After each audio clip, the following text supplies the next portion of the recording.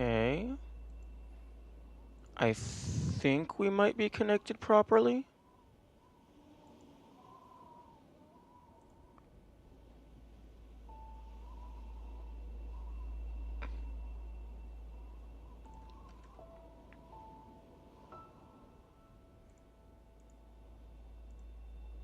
Okay, gonna be desynced in the VODs slightly by like a few seconds, but that's whatever.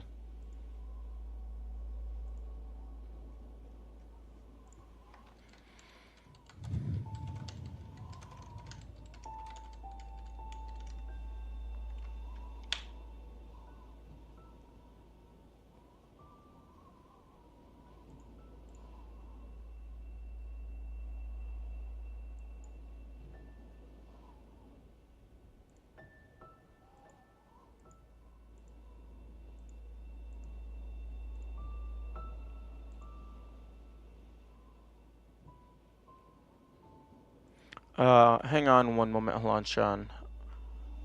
I need to reconnect my YouTube to my streamer bot so that I may have my proper chat viewer.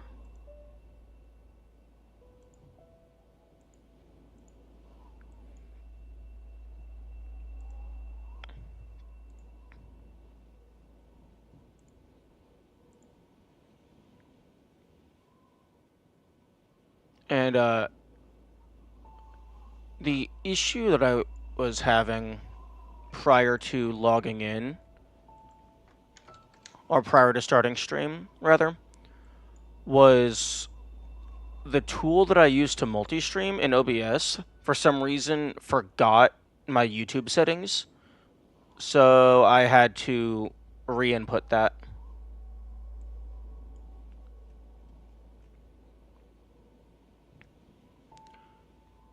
Okay.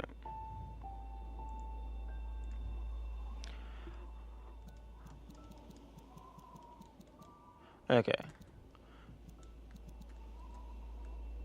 Now, as for free cam, no, I don't know anything about that.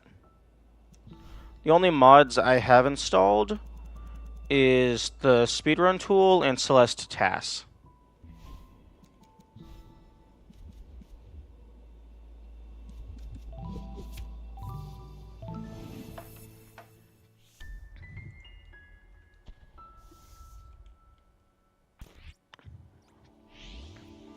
Okay,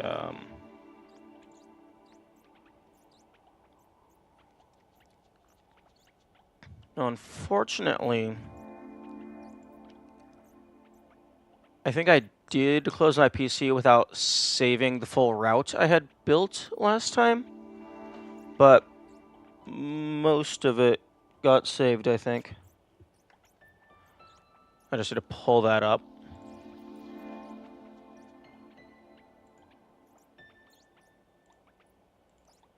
Game maps, Celeste.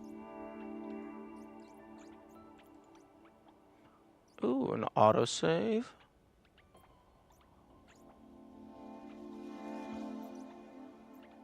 Wait, yo!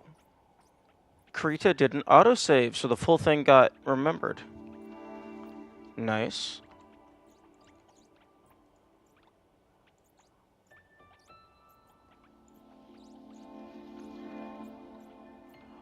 Oh, amazing. It's a default debug mode thing on the map. Looks somewhat similar to what you had going on. I might have pressed a hotkey, but I don't know what I pressed.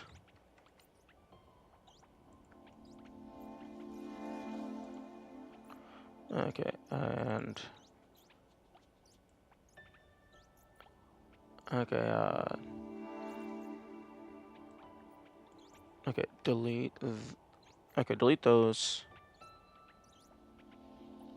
And where the heck did Everest go? Rather, Olympus. Okay, open up Lone. So file, open. 3A. View. Disable triggers.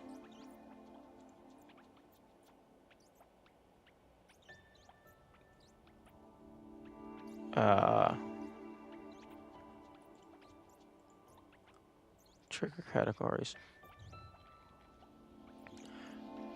Disable background tiles, maybe? Nah, I'll leave the full... Okay, so what I'm doing right now is, I realized that I actually just have a vector map tool, so I could use that for making the routing. So I would have crisp line segments as opposed to the pixelated stuff in the Krita art program. Not sure if when exporting the map image, if I should have like background details that like are not a part of the actual collision and stuff. But I think I'll leave everything except for the triggers for now. Or it's space to activate and move with WASD and mouse.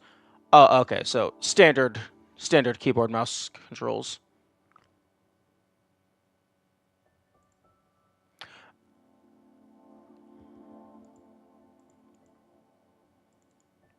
Okay, map, save map image. Game dev, game map, Celeste.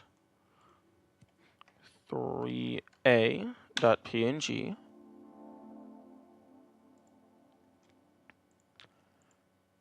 Interesting.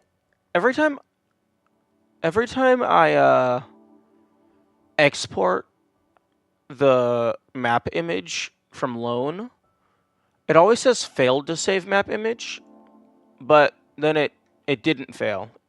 It succeeded. Very weird.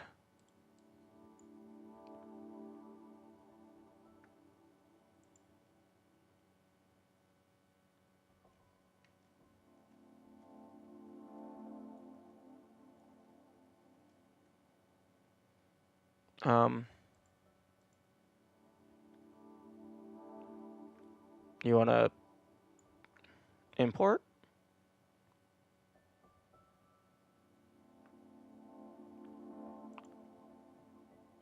Ah, okay.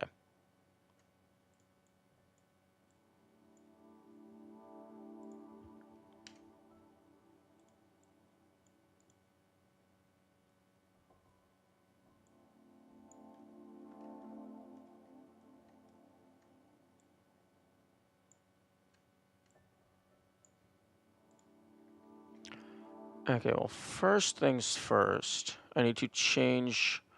Oh, well, first things first, I'm just going to go ahead and add a window capture. There we go.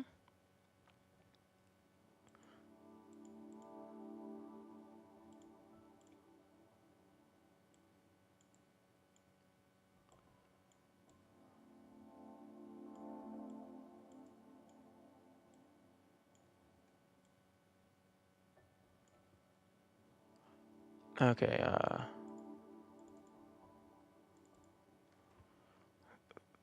3a map. Image properties. Rendering pixelated. There we go.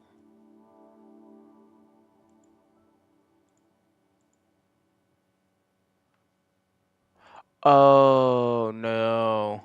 It imported the line as an image file, not as a vector.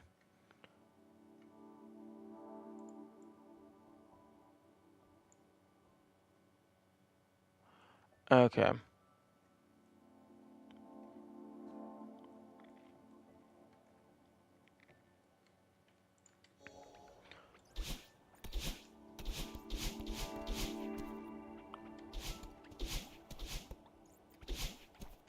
Huh? Why are you set to hyper?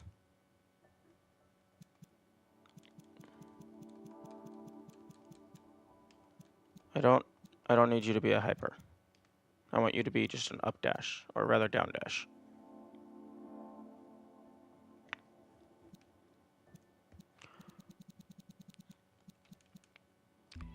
Okay. Also, interesting thing that I found, the dash and the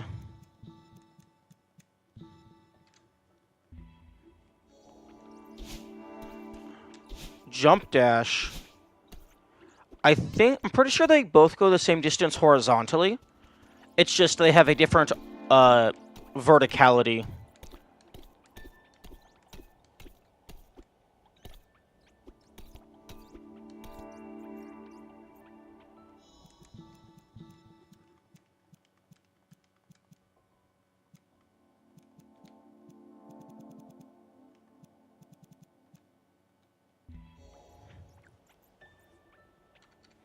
Okay.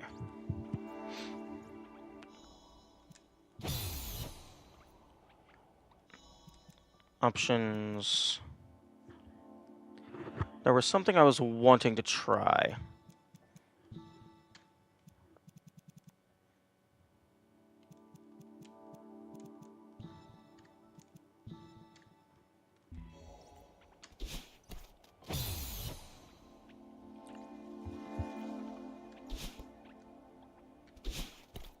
Okay, so single right dash into hyper also gets you across.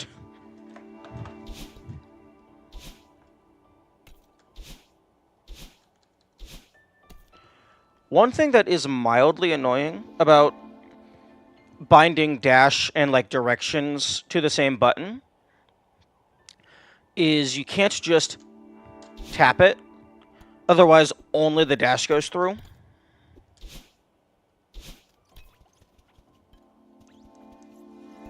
You have to actually like hold the individual button down for like at least a couple frames, it seems.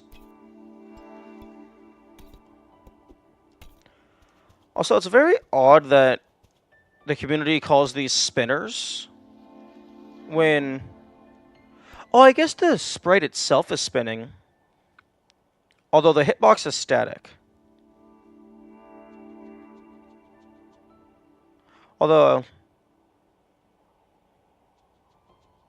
I'm not really sure if that's spinning.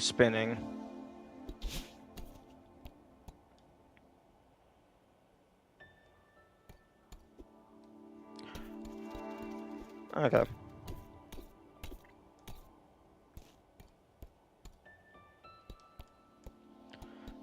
It's also very interesting that visually, it's exact pixels, but then there's actual like decimals for the position.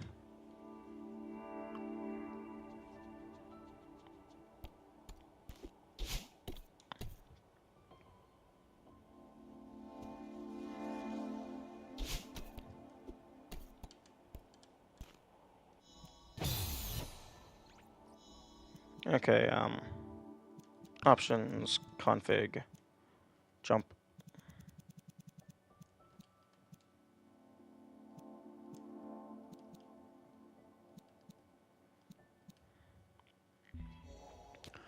Okay, it seems I'm going to have to...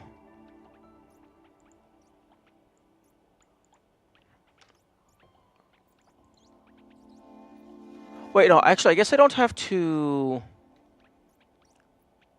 completely redo the, I don't have to completely redo the routing. I can just draw over... Where's the line tool in this thing? Pin tool, draw Bezier curves, draw freehand lines. Oh, no.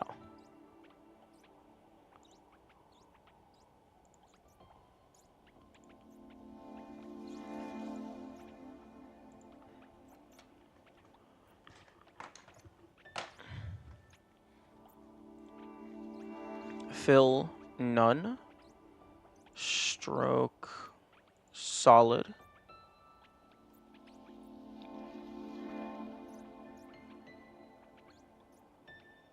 Stroke, style.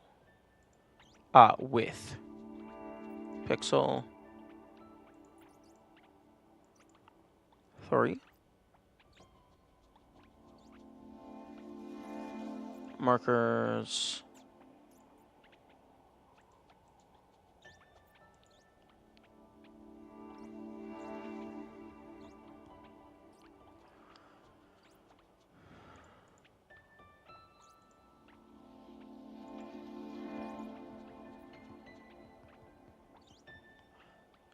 Interesting.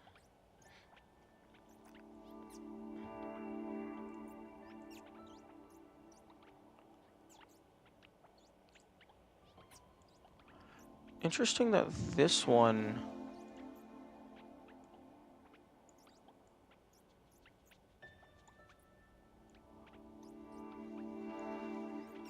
okay. Madeline going ham on the sneezes. Yeah, I heard of that in the background, and I was a little concerned.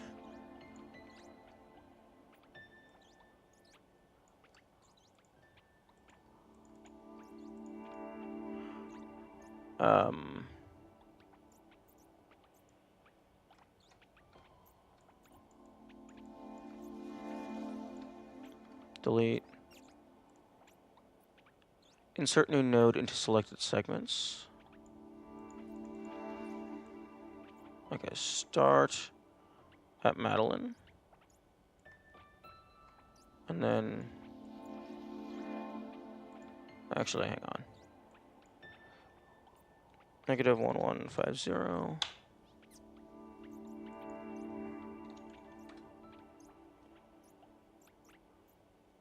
Actually, let me go ahead and... the map. Let me go ahead and set your position to 0, 0. And then 0, 0.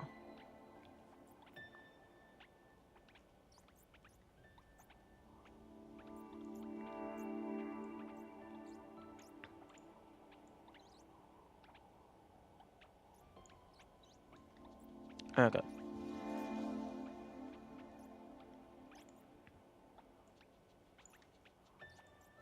You know, I'm not going to bother getting nice number coordinates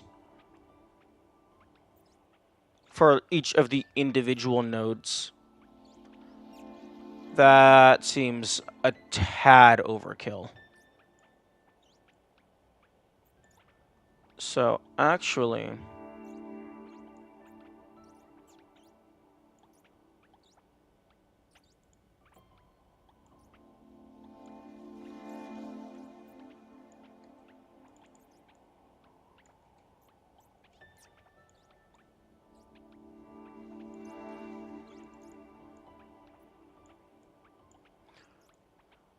I find it weird that,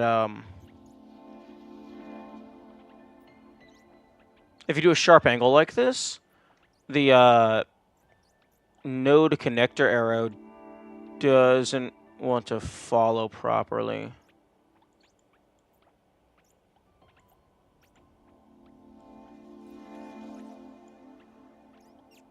Also, why...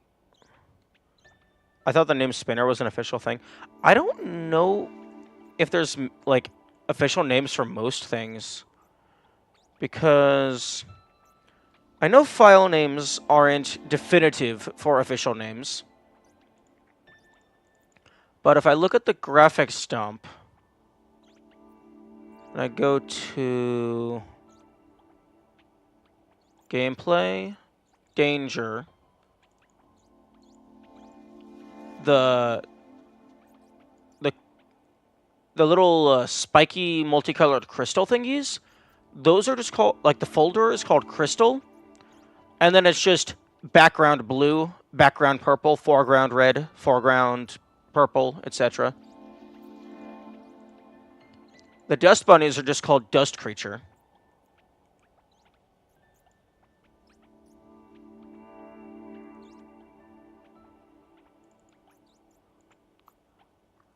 Although, I would assume that the graphics dump is pulling the raw file names, but I could be wrong because I don't actually know how that was accomplished. Although if I search spinner, searching for spinner returns nothing. But also, the seekers, as you call them, the file name for the sprites is actually Predator.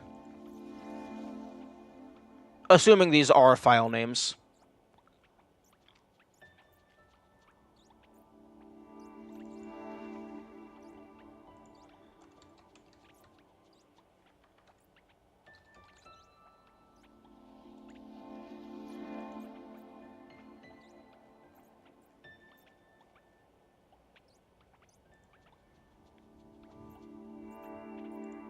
I never realized that the birds make sound when they hop around.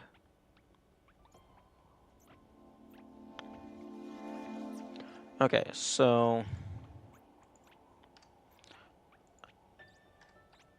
Okay, I think I am going to end up just having to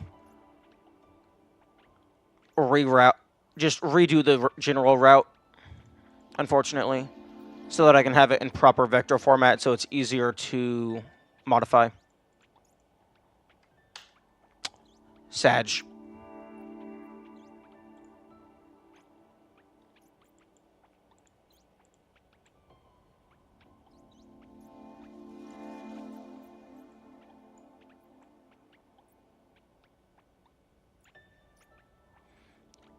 Okay.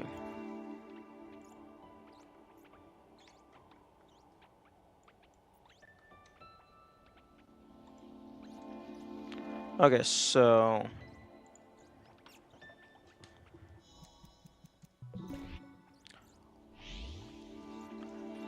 Now, when I'm doing the actual runs, I'm just gonna actually just play the game via skill and intuition.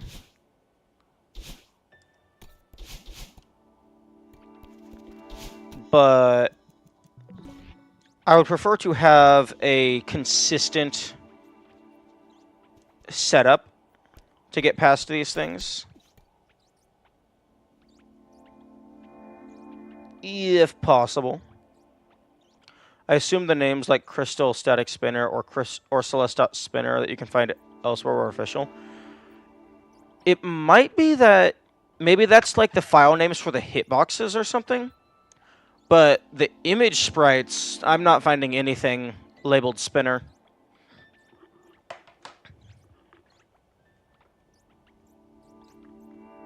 Okay, so create layer prefabs.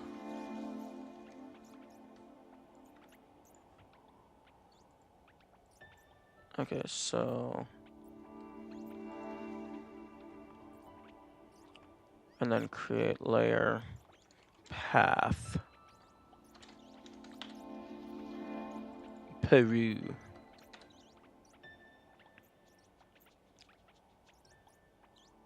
Okay. So create Bezier curve.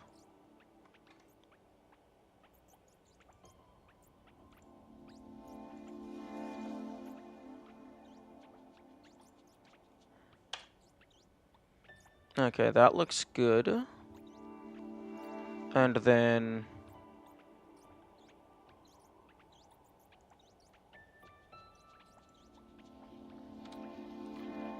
this path, copy paste into the prefabs. Like with this test tools, you can select things, and it'll say dust static spinner for selecting the dust guys here. Yeah, I'll check that.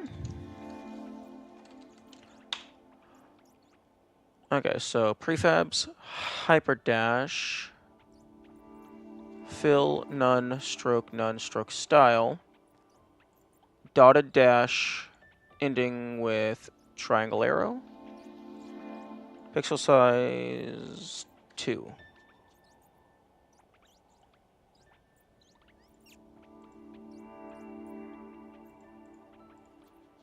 Pixel size 2.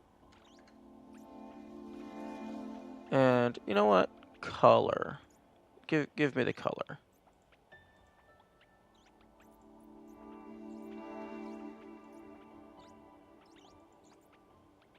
Okay, RGBA. FF00. FF? FF. Okay, there we go.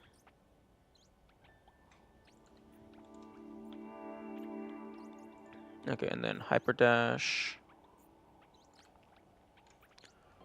Pink can be the default color. Okay.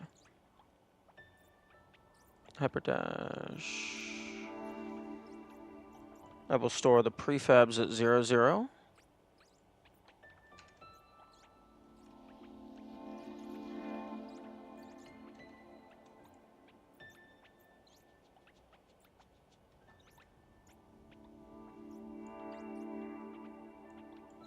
Okay, actually, let me go ahead and...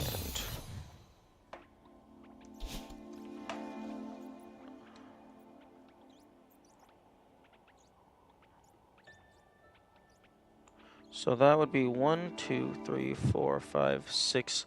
Slightly past the 7th. 1, 2, 3, 4, 5, 6. Like that. 2, 3, 4, 5, 6, 7. So that would be roughly the length of the dash. So 15. And let's make that a 5. No, 5. Excuse me? Why is changing the height? Oh, for fuck's sake, pixels.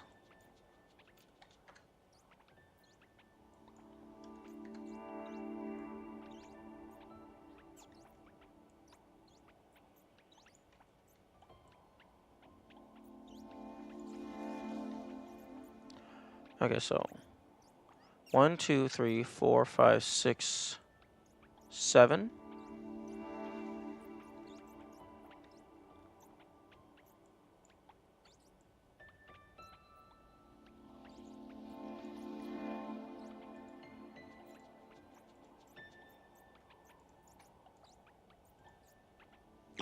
Oh, right, because pixels. Right, because I had this set to a funny pixel count. Okay. Let's change that back to be the same size. Okay, so...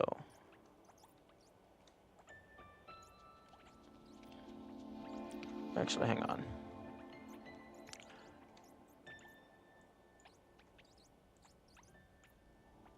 Okay, so let's put the U here, roughly. And then 1, 2, 3, 4, 5, 6, 7. Actually, no. I would need to, because I'm comparing against the front pixel of Madeline's foot.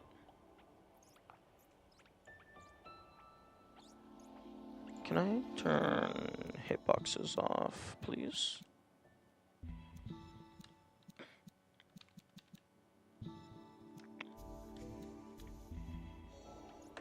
Okay. Okay, so the black tile is the pixel immediately after the 7th line. Or rather, 8th line. 7th line of your 0 indexing. So 0, 1, 2, 3, 4, 5, 6, 7, 8. So like that.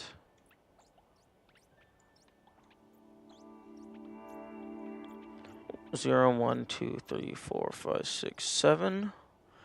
0, 1, 2, 3, 4, 5, 6, 7. Okay. So the width is 54 pixels.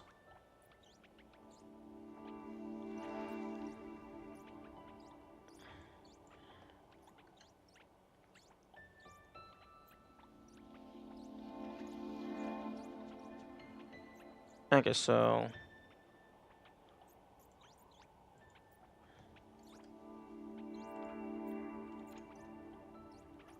Okay, so now I have the proper...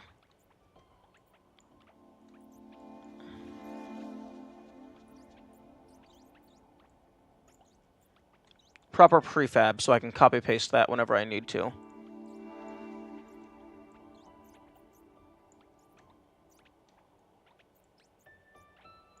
I can put that there.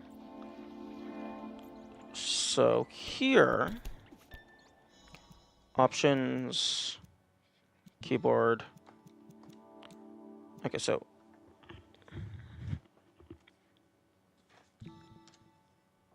Okay, I'm going to set jump to the same as right dash. Hold down... Right...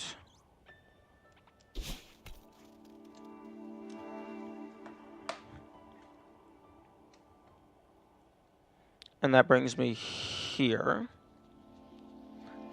I really wish that Lone had the ability to export with scene transitions indicated. Or like the room separators.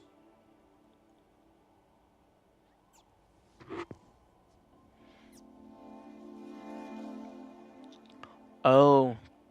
Although, interestingly, due to the way that the hyperdash macro works, you don't actually follow the duration of the dash because you jump instantly. So width should be 0. No, that's the wrong width.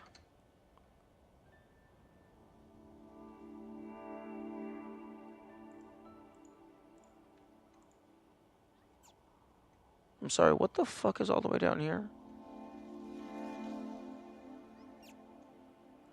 No, I would prefer it to actually be like just an arrow in that case with no lines.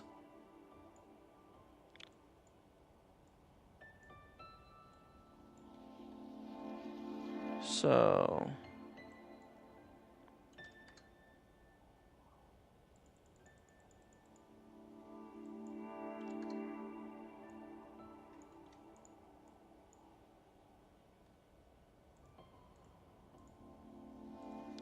Okay, so in that case, fill,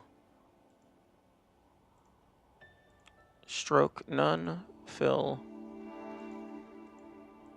Okay, so no, it is the stroke that has the arrows because of the stroke style.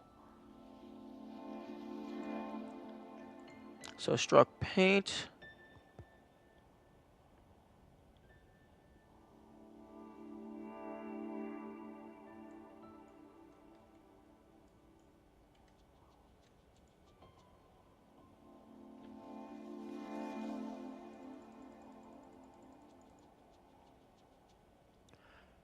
Interesting that not sure if it's possible for me to get the oh, there's the line segment back.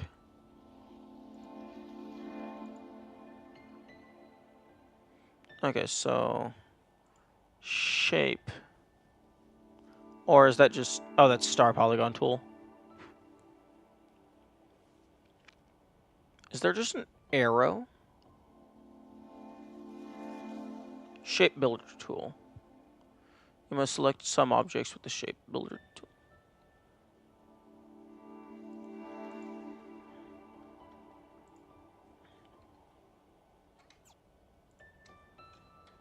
Okay, I guess I can just have a Bezier curve with 2 points.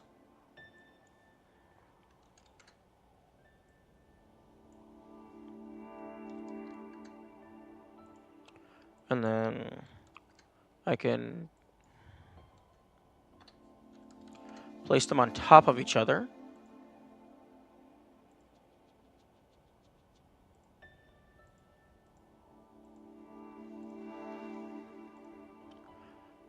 Okay, that'll give me just a flat triangle.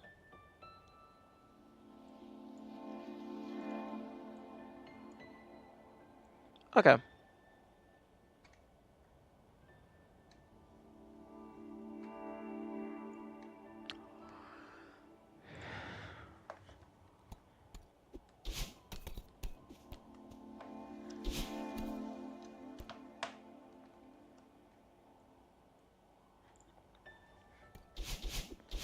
Okay, wait, so where do I first... That was the wrong button. Excuse me?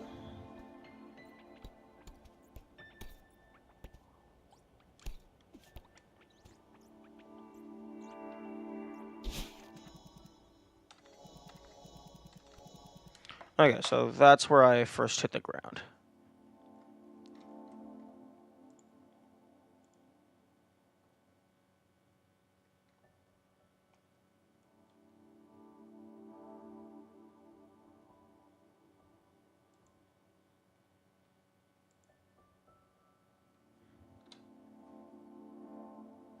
And I am getting bored of routing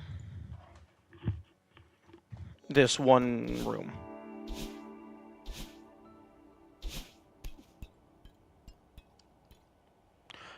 What? How do you do the task tool click thing?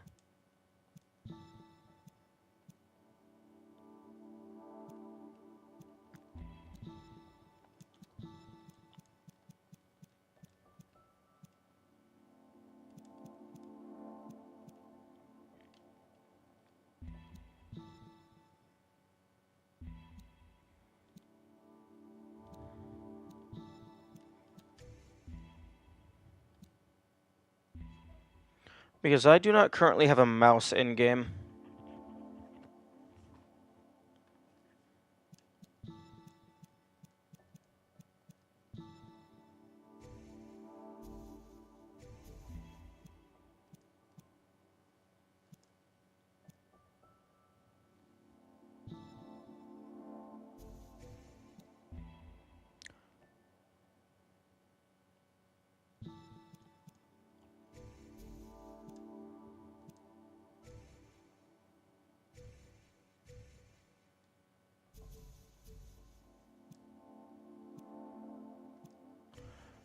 Watch entity?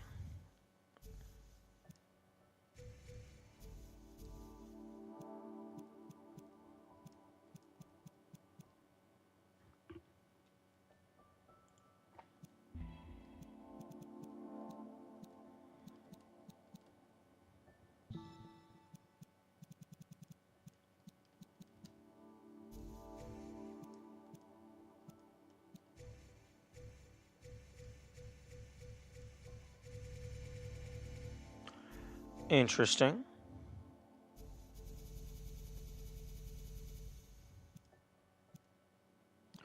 This feels like there's something wrong with the spacing values for solid tile style. Because that's a little too wide. I mean, I guess there's summit no snow.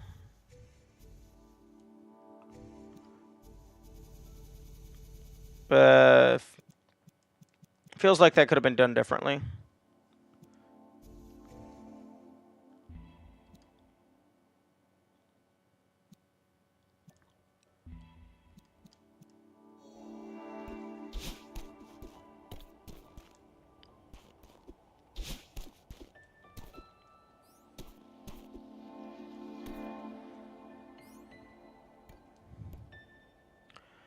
Interesting.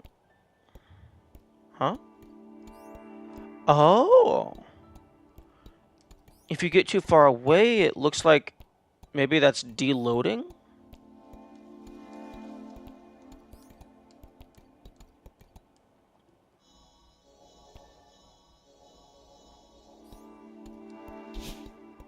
Interesting.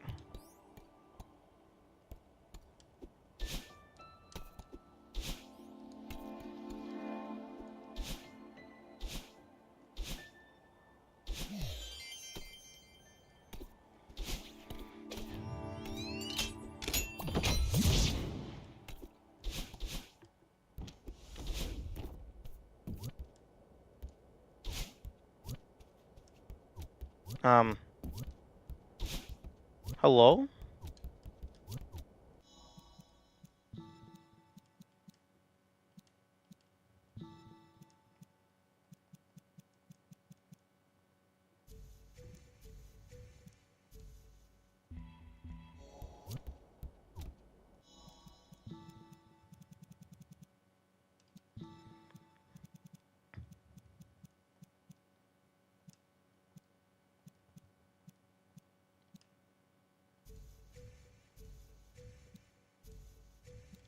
I think something is.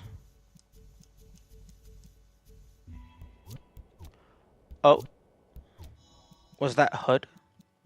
Maybe.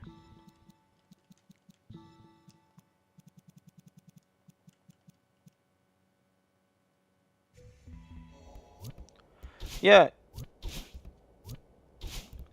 Okay, that seems like an issue. Yeah, if you have HUD disabled in simplified graphics, it makes it so that you can't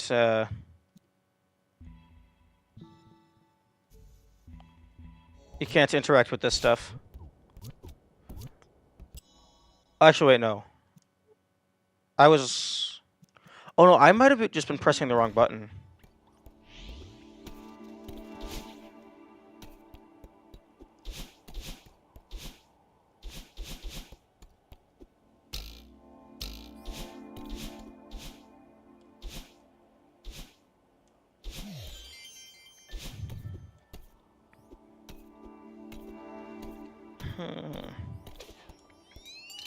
That's cool.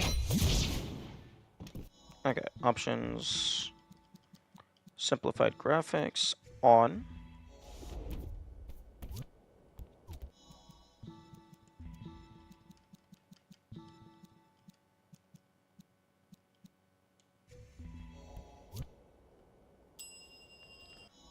Okay, no, it does work. I was just pressing the wrong button.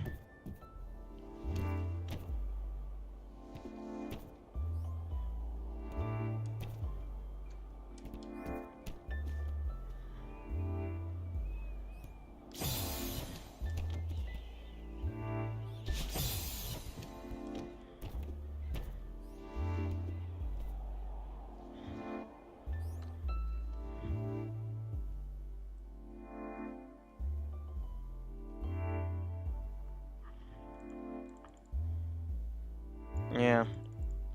Clicking it, like, I can move the rooms around for whatever that's worth. But just clicking it does not warp me.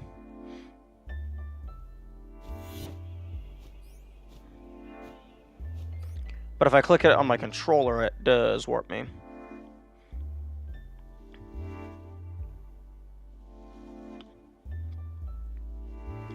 Now, where the... This was the, This was the room. Actually, I think I'm going to disable, simplified graphics so that the room is in a state that it would be in while I am playing normally.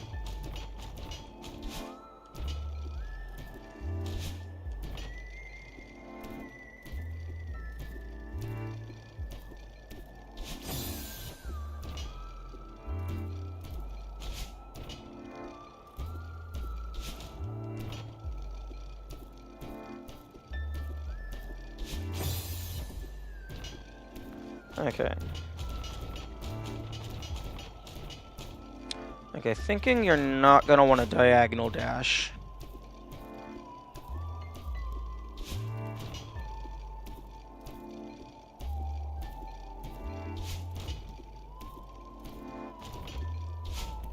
Okay, and then that one is free.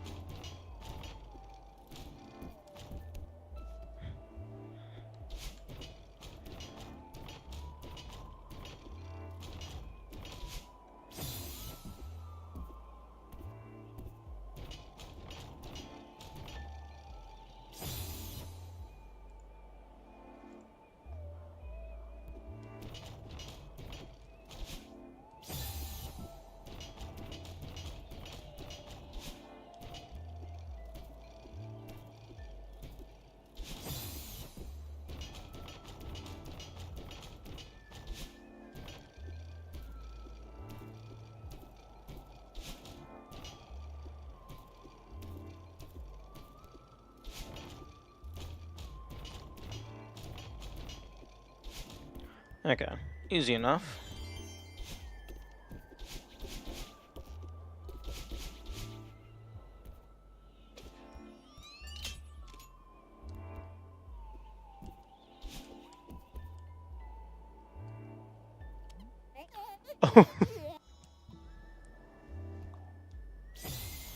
Oh.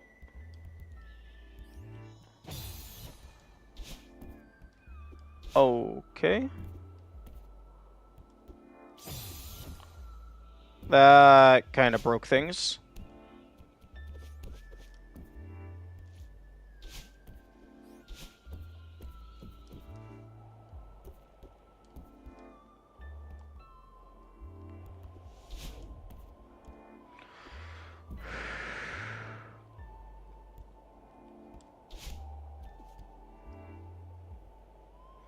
Hmm.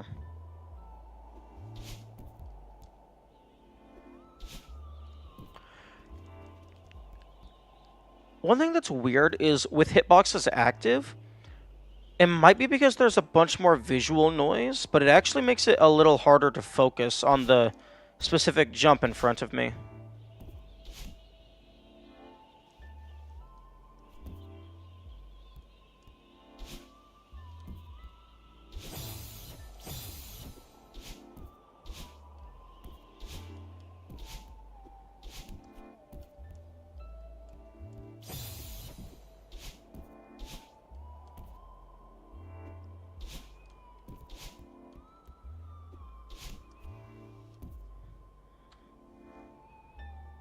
Huh? Why the heck? I thought those animations were disabled.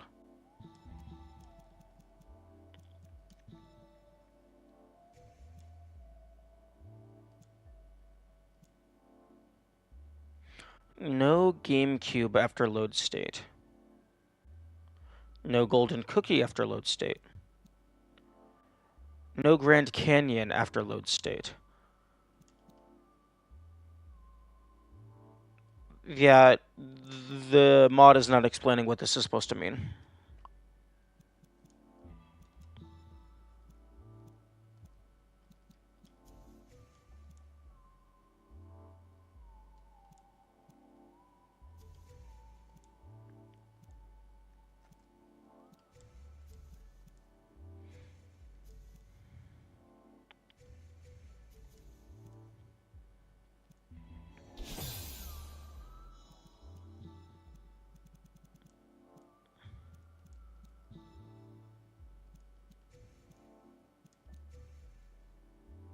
Oh, interesting. So you can make it exclusively just hitboxes.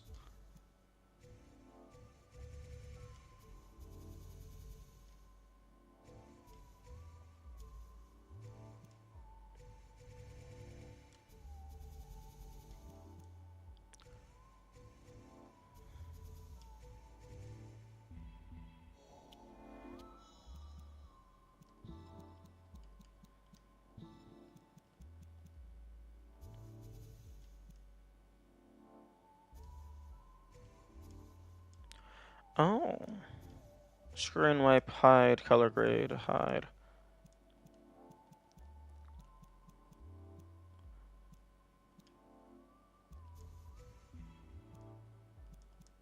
Forward speed.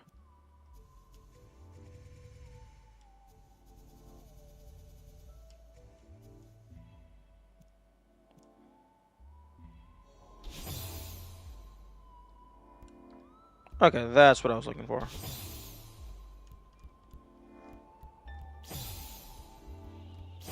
Oh, come on.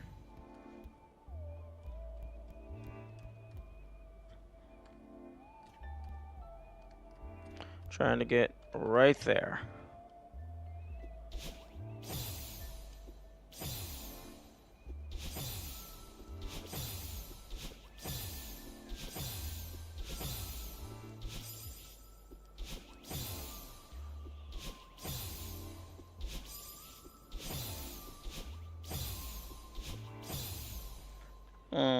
I think...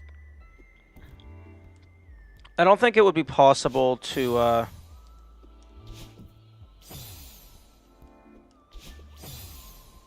to get a wall bounce to go up through that hole. It looks like it's big enough for you to go through.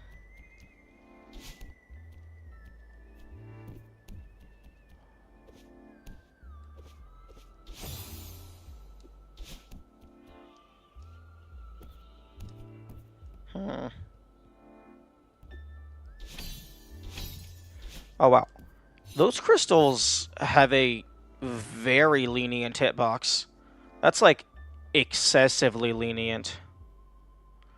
Like, you don't even have to touch it at all.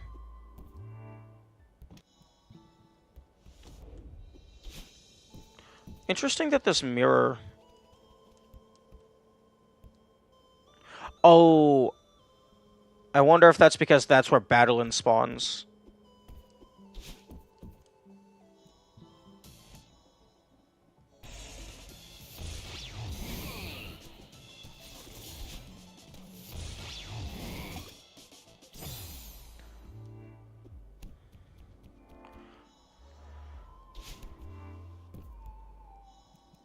Okay. Let's... State. Autoload off.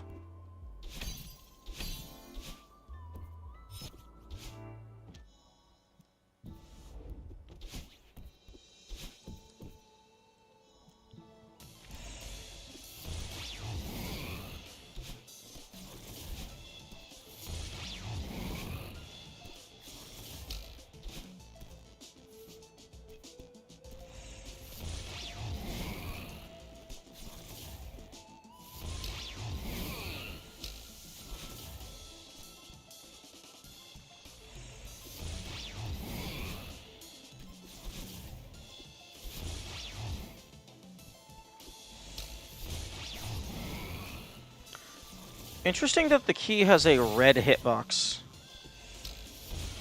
That's usually referred to... It's usually reserved for the death hitboxes.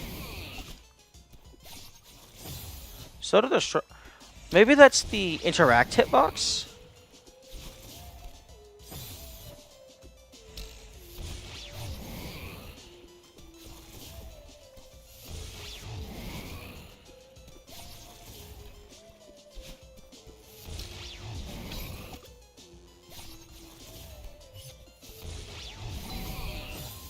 Fuck.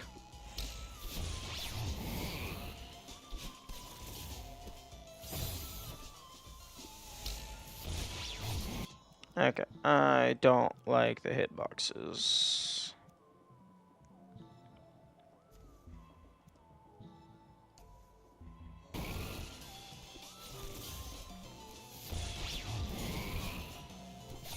Oh.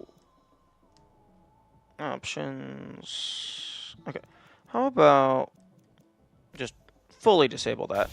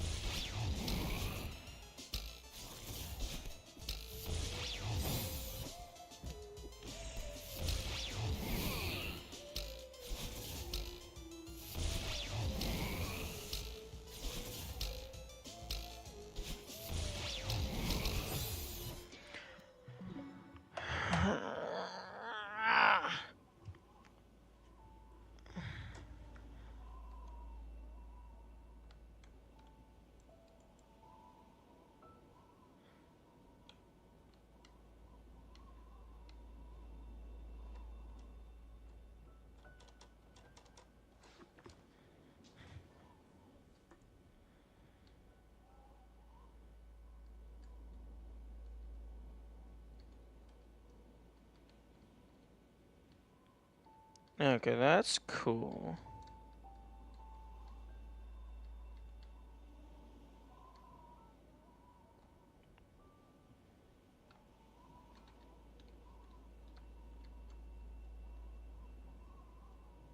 Good morning, Vog. Q and Z for going up and down. Very odd. I would have figured it would be shift.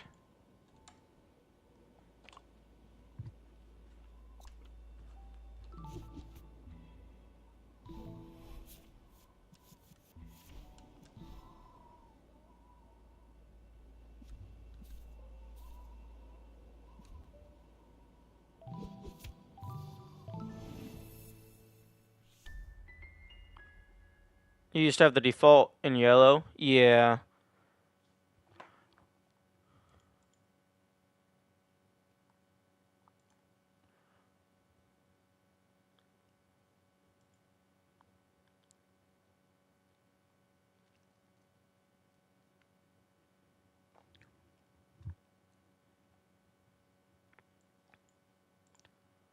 Yeah, although I've been getting a bunch of people trying to come in and advertise art and other stuff, and I really don't want that.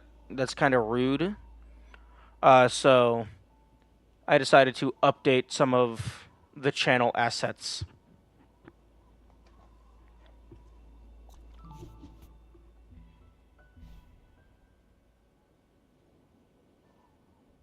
It's mostly bot accounts.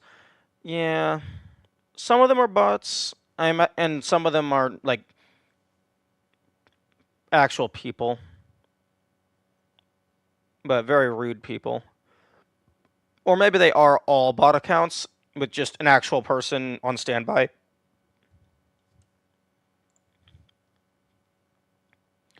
Okay. Okay, well, first things first. Why is my music so damn loud?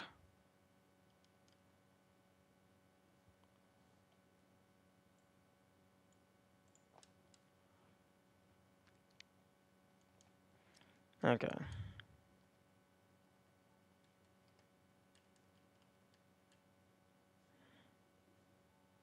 Okay, so... No, but seriously, why is this music so damn loud?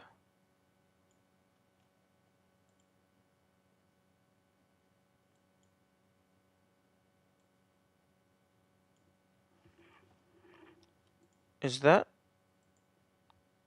not going through OBS?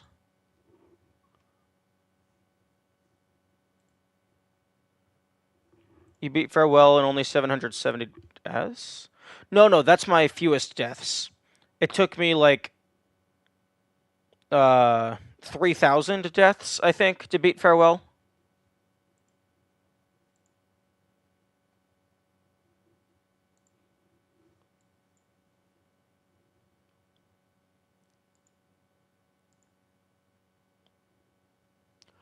Okay, so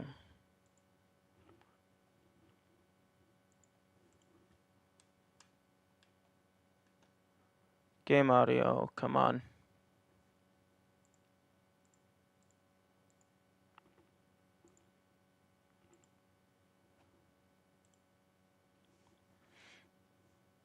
Okay, game audio is... Okay, device, headphones, high definition audio device. Headphones, high definition audio device.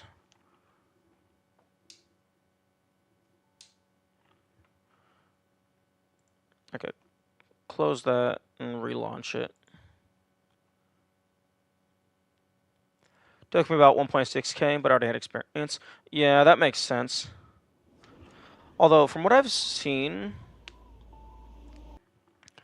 from like what I hear about other people playing the game, I think I'm actually generally on the lower end of like time and deaths in order for like for a first time clear anyway.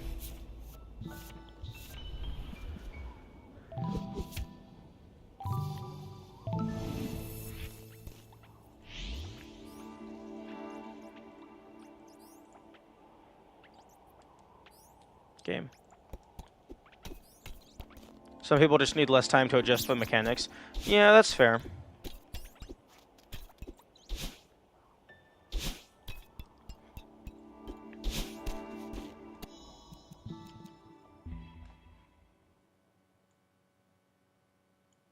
Although, it did take me 4 hours to do the final room in Farewell. Okay, that's a little too quiet. Still a little too quiet. Oh my goodness. Audio mixing is annoying.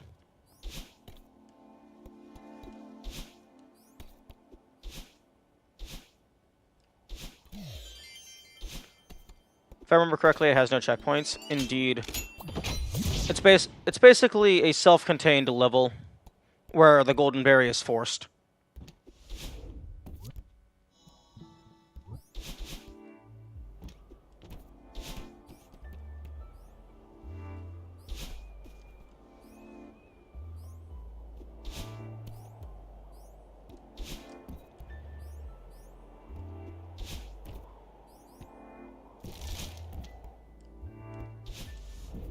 So will you be going for all the berries now?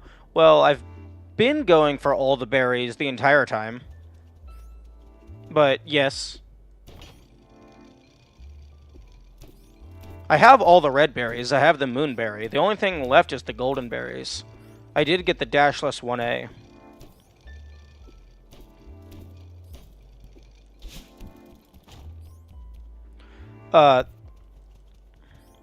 How did you find out about the moonberry? Unfortunately, before I was like properly playing the game, like I just watched videos about the game because it was a cool game. So that I did have spoiled for me. Although I did not have it spoiled as to like how to get it. So I did have to find that out on my own, which was fun.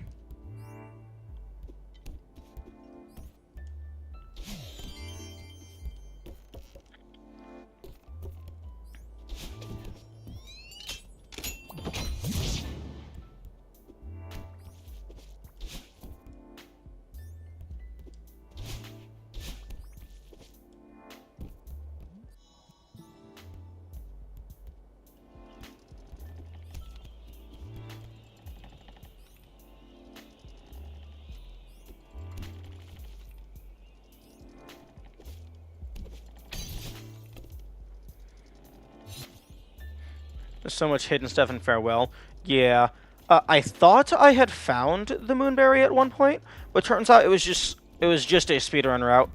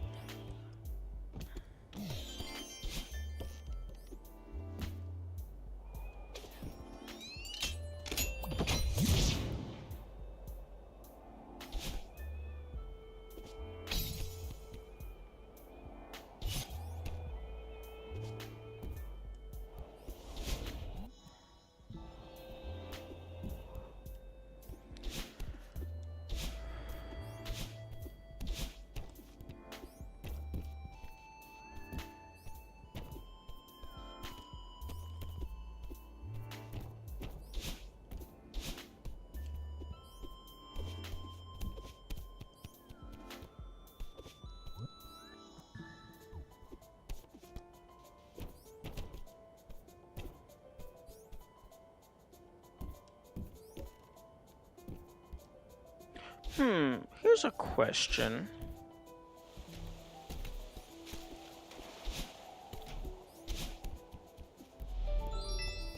Although, to be fair, I don't think there's a way to find out about the Moonberry unless someone told you or you went through the game's files. No, there's absolutely a way to find out, because in the Farewell Room, during the segment where you're floating up with the jellyfish, you can see all around you in the electricity that there is a bunch of debris, like just miscellaneous platforms and stuff. And then at the end of the level, you get rid of the electricity. So it's just you have to make the logical connection that, oh, that stuff might be accessible now. The biggest hurdle is remembering that it exists.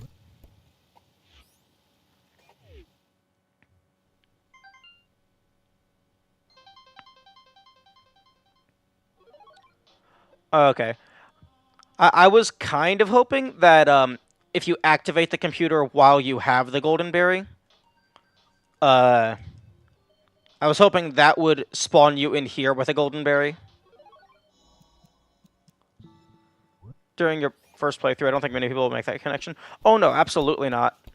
Especially given that the majority of this game is not puzzle-oriented.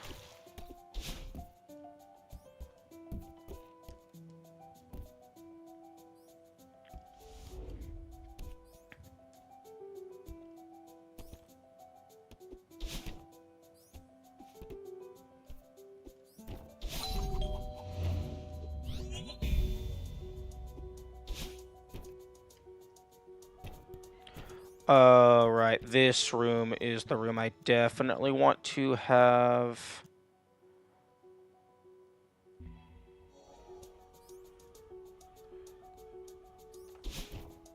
That. Every puzzle you encounter is completely optional, and it's mostly about the crystal hearts, which you don't really need. You would 100% need the crystal hearts. If you don't get the crystal hearts, you can't unlock the C-sides. And if you don't get the crystal hearts, you can't do core B-side. So you get locked out of, like a little less than half the game if you don't get the crystal hearts.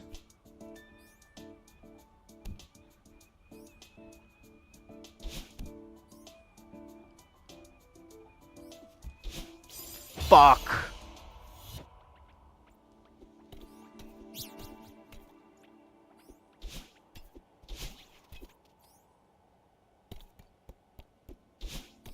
You only need 4 for the core? No, you only need 4 for core A side. If you want to do core B side, you need all of them, except for B side and the C sides. So you need all of the available ones. B sides are optional? Not really. How are they optional? You have to do all the things.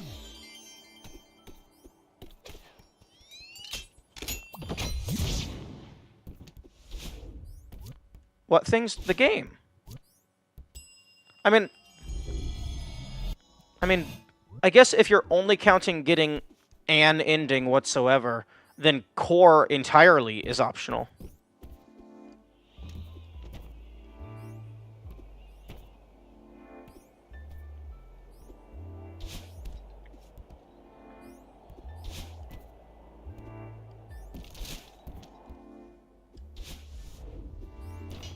I mean, true ending?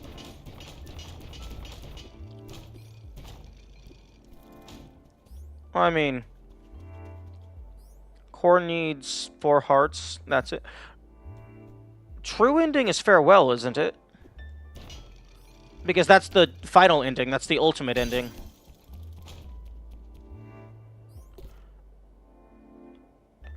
And for the casual player, farewell needs 15 hearts. Because the casual player isn't going to know how to skip the pillar.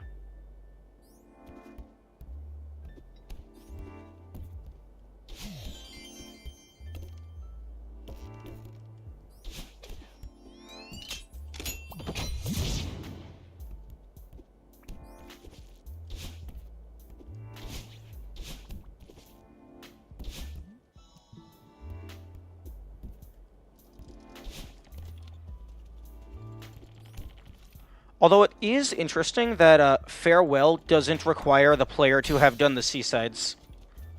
Farewell also doesn't require to have done core B-side. Which is very interesting. Given that, chronologically, it comes after them all.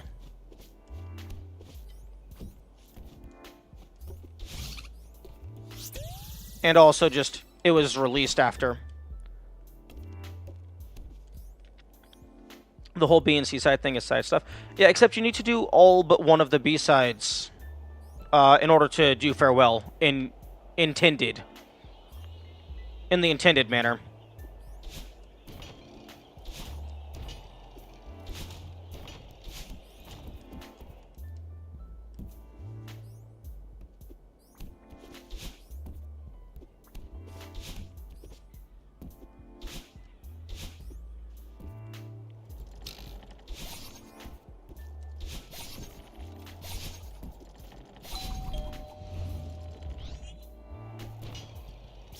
Oh. That room is very scary.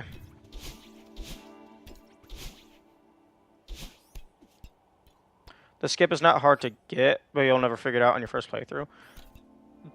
In order to do this skip, don't you need the wave dashing tech that it teaches you after the pillar?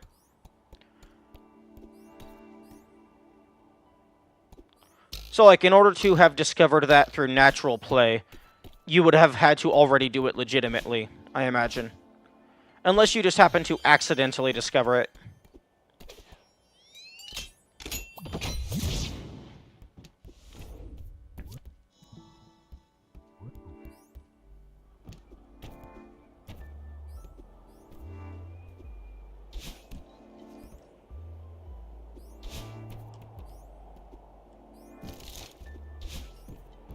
You'll never figure it out in your first playthrough. Yeah, that's fair.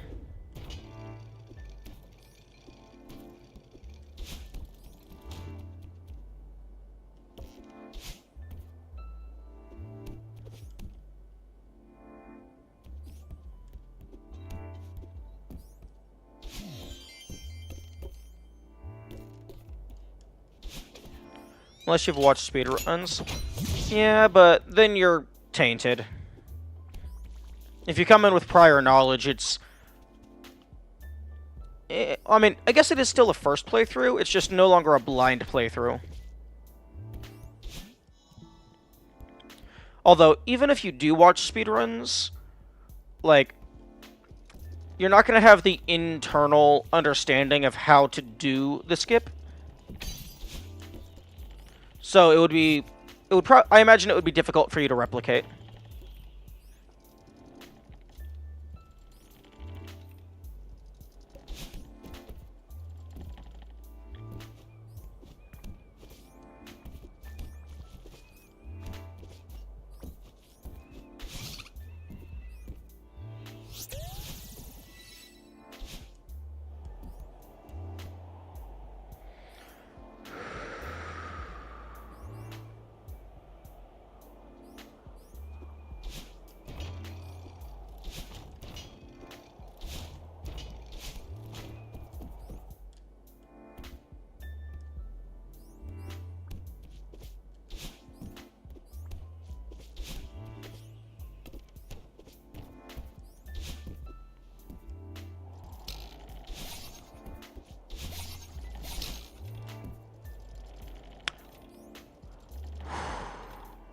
Are you also going for all achievements?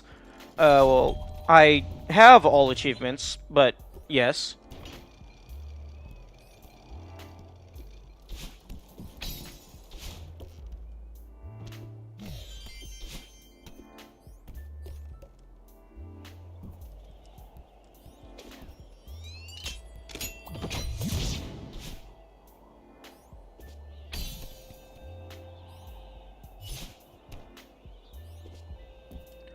You did the berry chain thingy? Yes. I did get the extra life. You know what would be hilarious? Is if you got the extra life with the golden berry, if it actually gave you a single time use respawn if you die. So it doesn't bring you all the way back to the start. Like, it would kind of go against the whole point of the golden berry, but I think that would be an interesting interaction.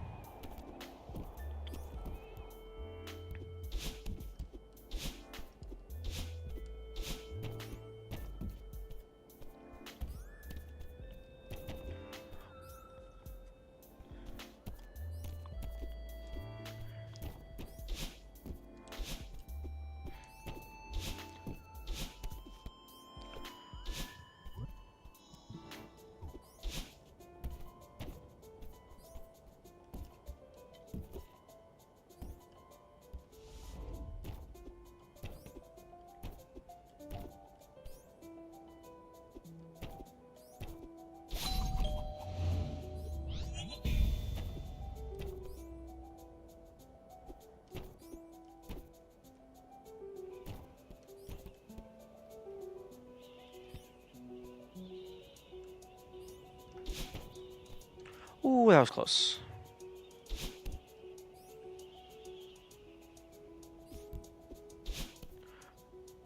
There's an interesting skip in this subsection.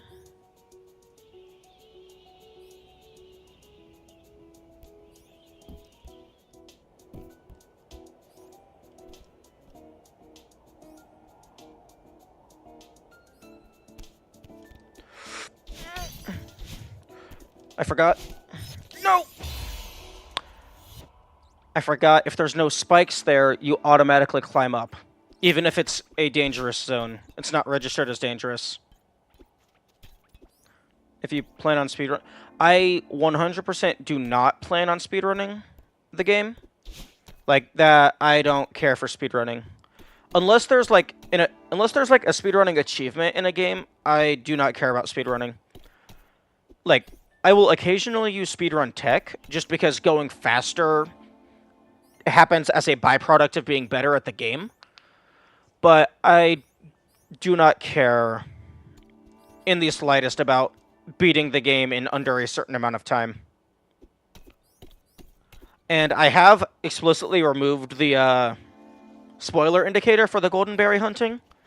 So, like, if you do know of tricks in order to help make the golden berries more consistent, I greatly welcome them.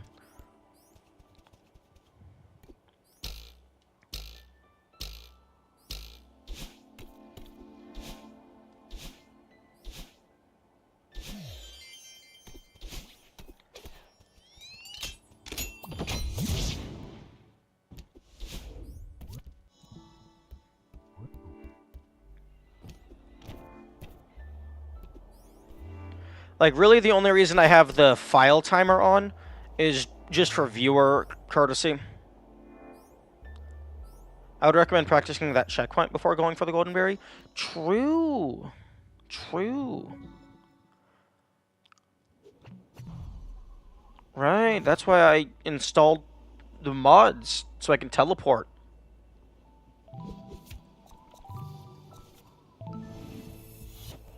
I say as I proceed to not use the mods to teleport.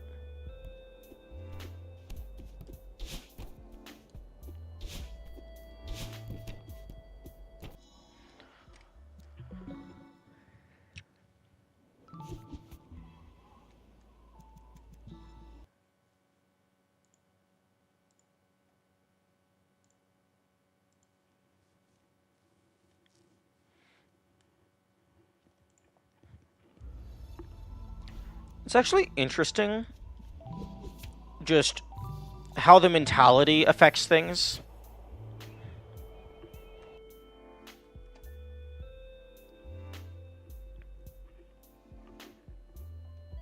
Okay, so drop down here.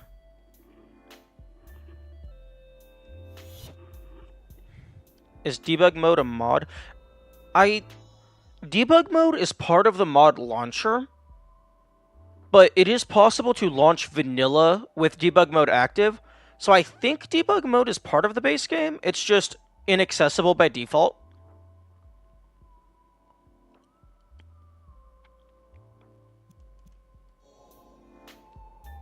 Okay. What happens if I do a wave dash here? I die. Good to know. And my audio is borked. Monitor off, monitor on.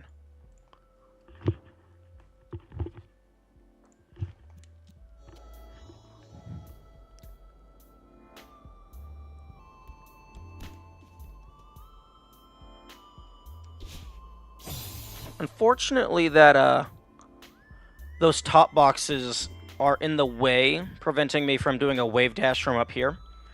However,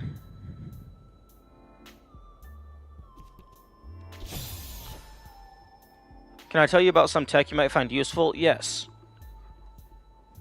Yes, please. Like, normally I do have a rule where spoilers are not allowed in any capacity. However, currently I have that rule disabled at risk of spoilers that I might not have interacted with. So if I get spoiled right now, or just at any point while the spoilers are disabled, that is on me, and I accept responsibility.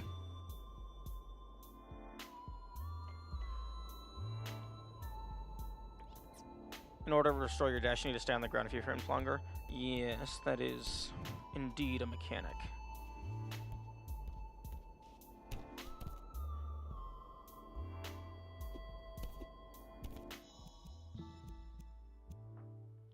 When you don't have enough room to perform a regular wave dash, you can do a reverse wave dash. Oh, I'm aware of those. Thank you for bringing them up, though, because I do often forget they exist. What I was trying to do is, I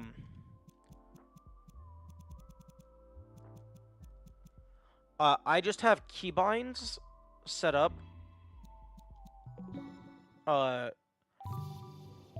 Basically what I was practicing the other day is I set up keybinds for, static value dashes.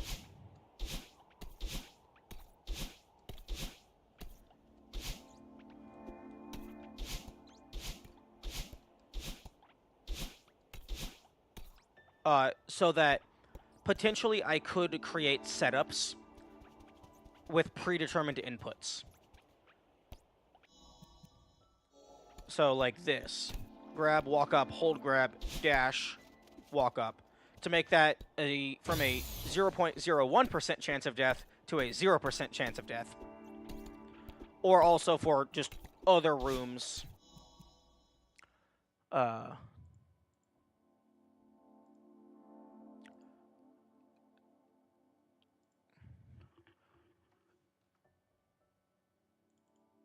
Inkscape? Why?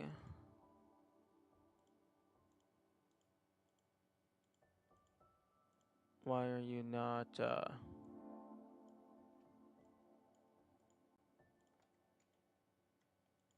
Inkscape, why are you not visible?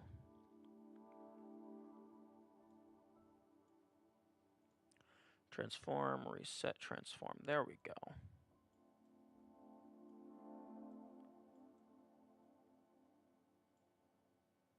So, what I ended up doing is I've gone through this level already, and I've routed out ways to make rooms more consistent.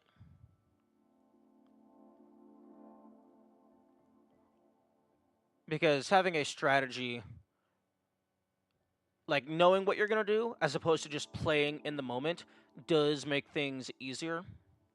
Because then you can actually practice, as opposed to leveling up your base level skill.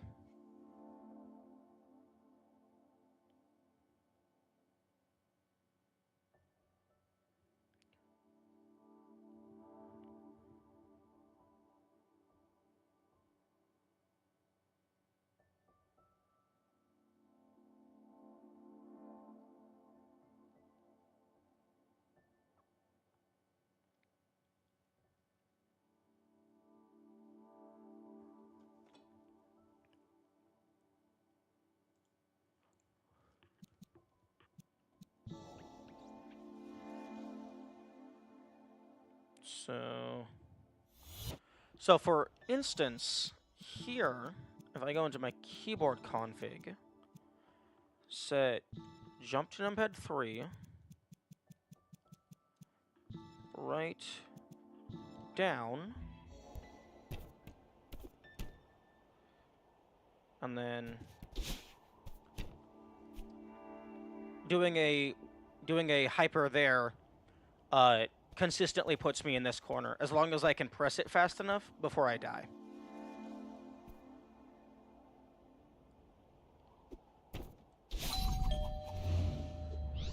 Unfortunately, I don't think there is a similar setup here for the second half. You just got to be good. Here, again, I believe if you're right on the edge, and you just wait for that guy to go up, that's also consistent. As long as the clothing is here, which is why I do this room first. I mean, I do boxes first.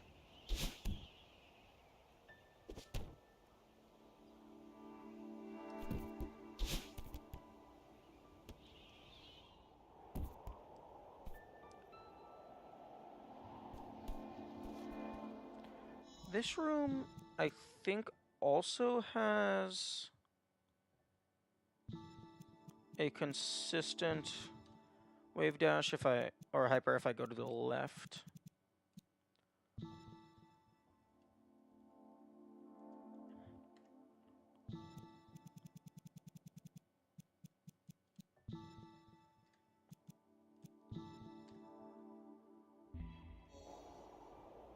So if I hold grab, yeah, that puts me right here. Unfortunately, that isn't 100% safe, because in order to make it all the way, I have to hold down the button for the entire time. But one of the buttons is the down button, because hypers require you to press down.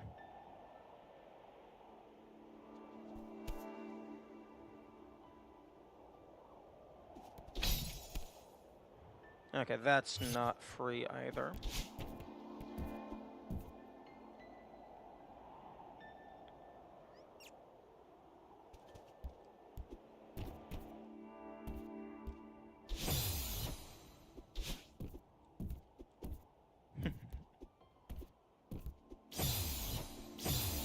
Actually.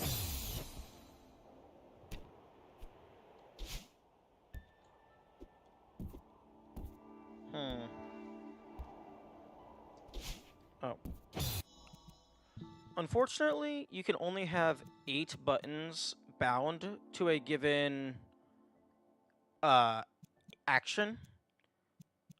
So I have to go in here whenever I want to enable or disable dash jump mode.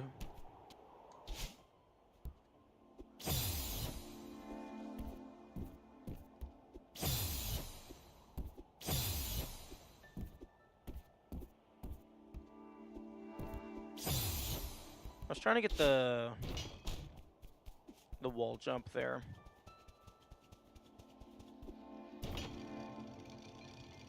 Oh, interesting. That goes all the way down. Gotcha.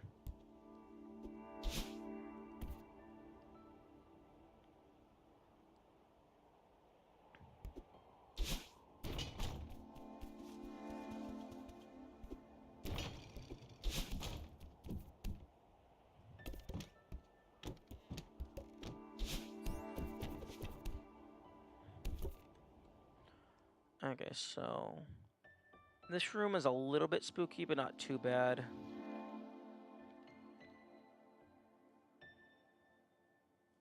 Same here.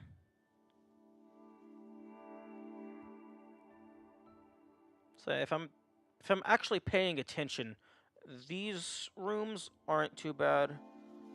Basically free. Actually free.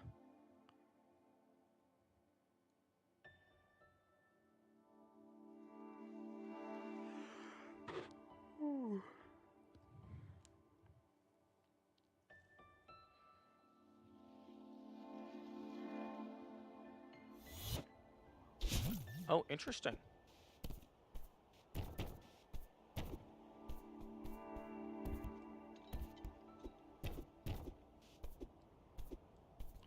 Oh, right. That makes sense.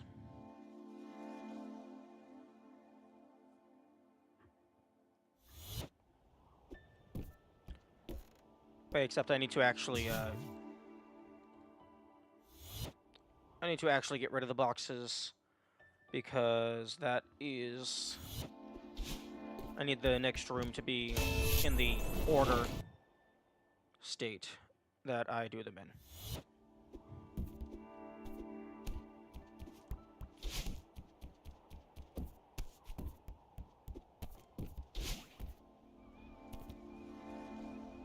And I believe this one is also, you can just wave dash. These terms are way too confusing. Because I keep wanting to say wave dash because that actually flows off the tongue better. But a wave dash is jump into down dash, not just flat down dash.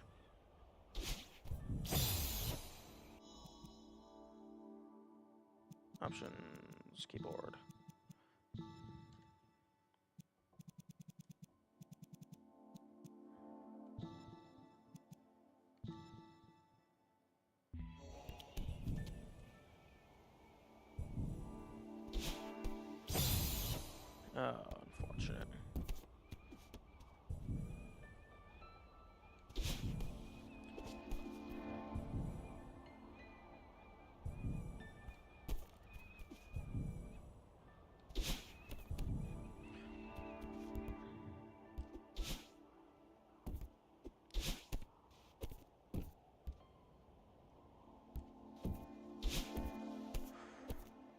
Okay, so maybe don't do the wall jump on this side.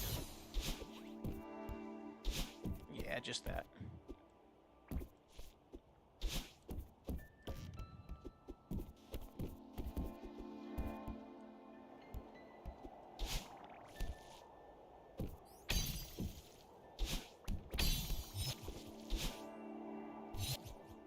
And then this right here is the main reason why I do clothing last.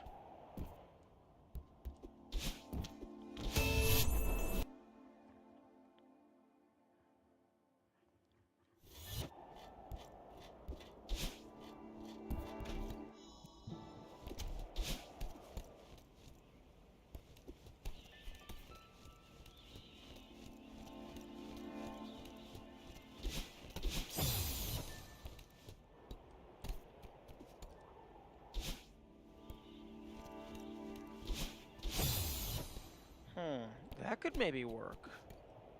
So dash to the right.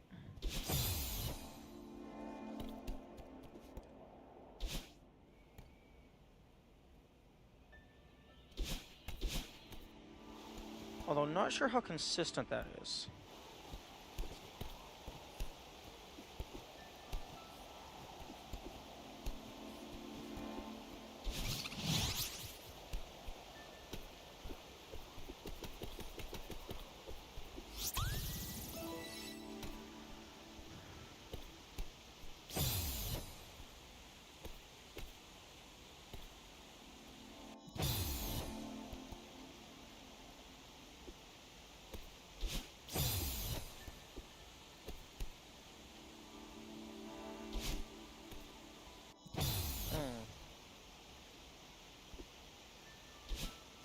Oh, that could be a thing, although that's a little spooky.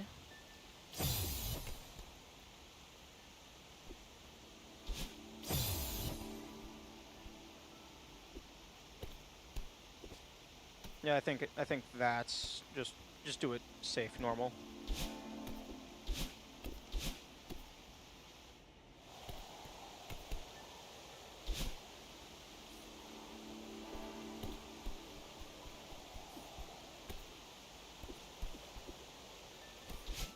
Okay, yeah.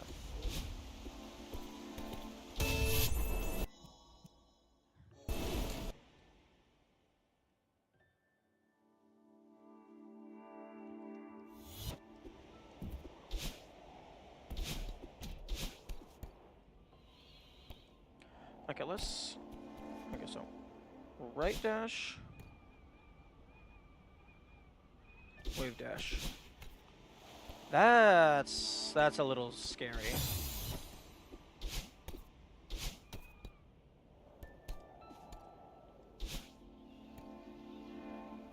Two. That might be consistent.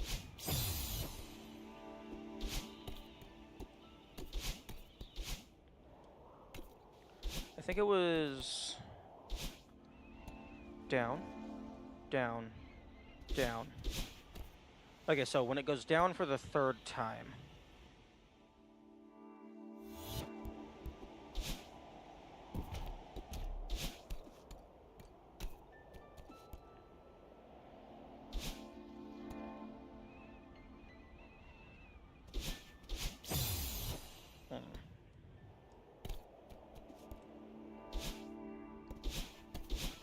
Ooh, or I can just go immediately.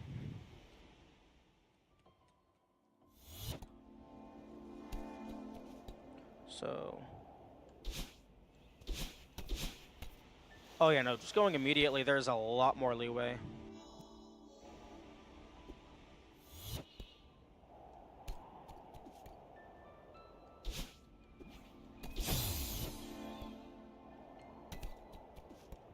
Although you still have to give yourself enough time to properly go.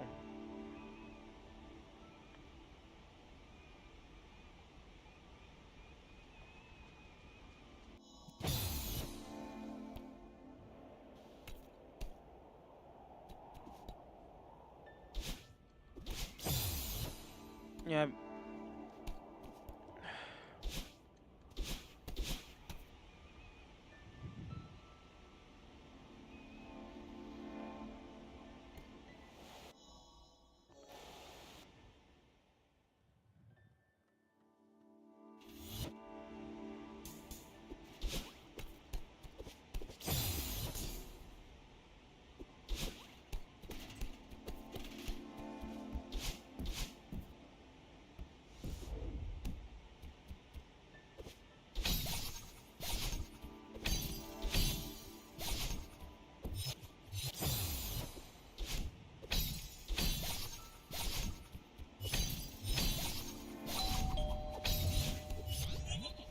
that room's easy as long as you don't fuck it up.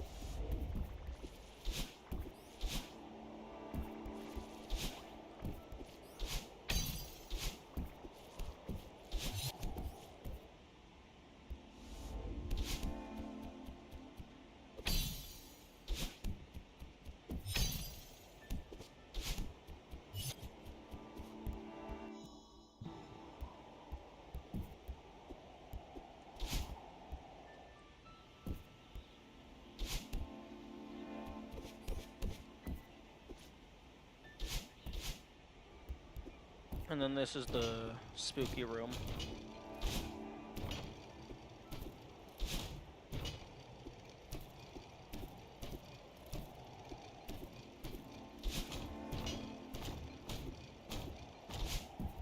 Okay.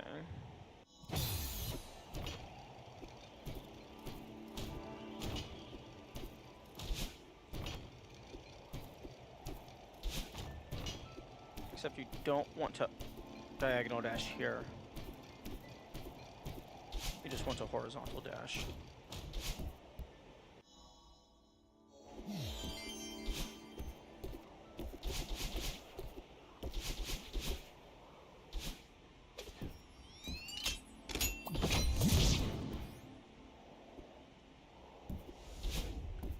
And then this room isn't anything special, I don't think.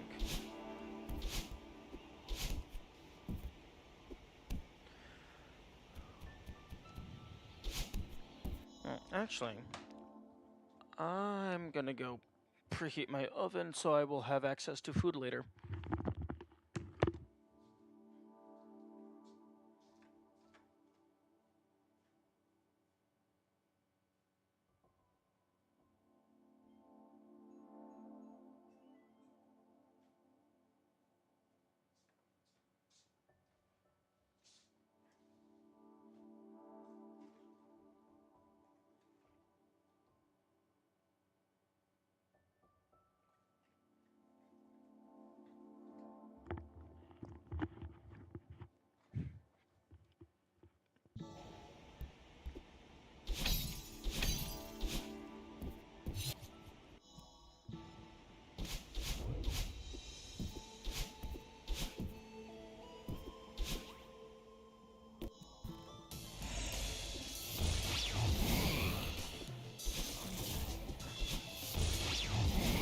And then I don't think these rooms are too terribly bad, because there's quite a few areas where you can just wait and stall him out.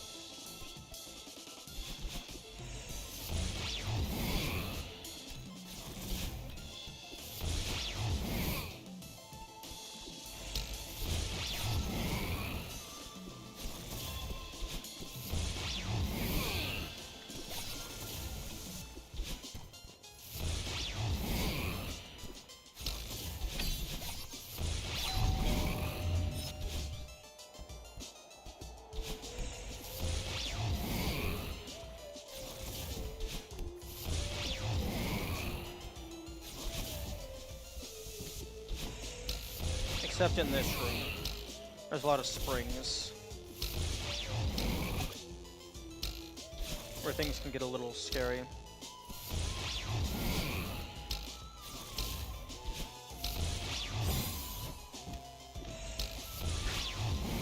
Okay, so what do we do there?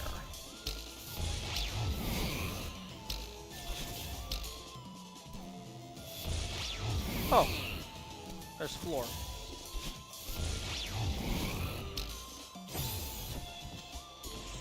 Okay. I think I need full momentum on that segment.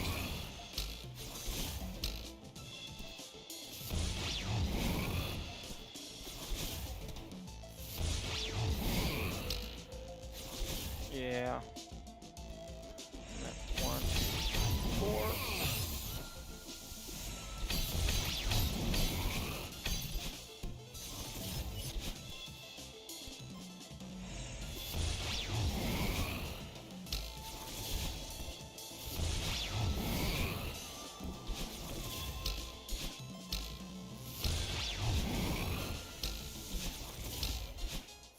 And then this is the easy segment, because you can take all the time in the world to jump over him.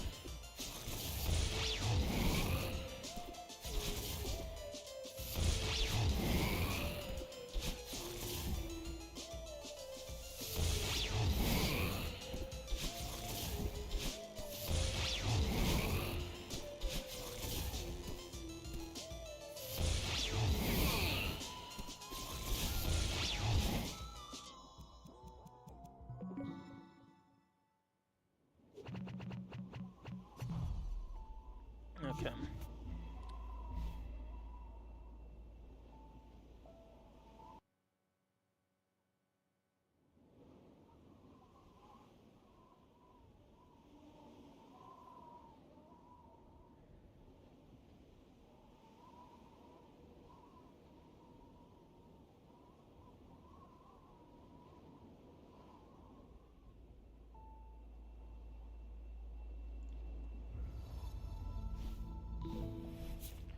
Okay. Interestingly, every time I relaunch the game, my OBS audio gets all wonky.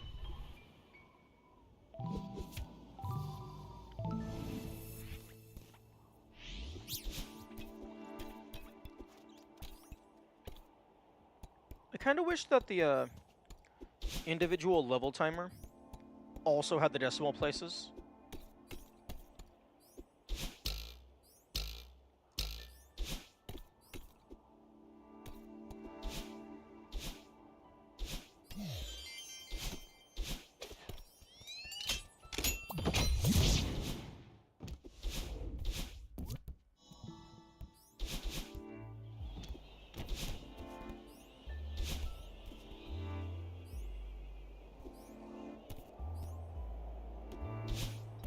Ooh. Actually, I just realized something. Once I have the route for a given level,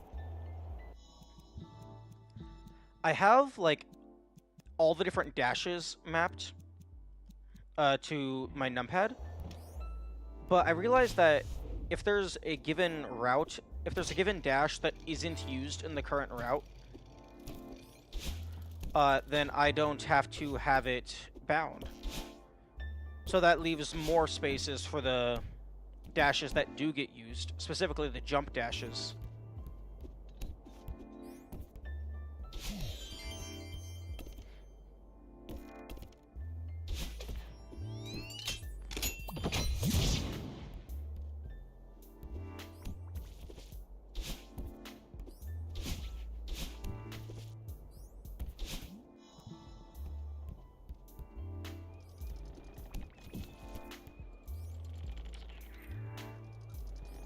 Mistakes have been made. Fortunately, it did not matter.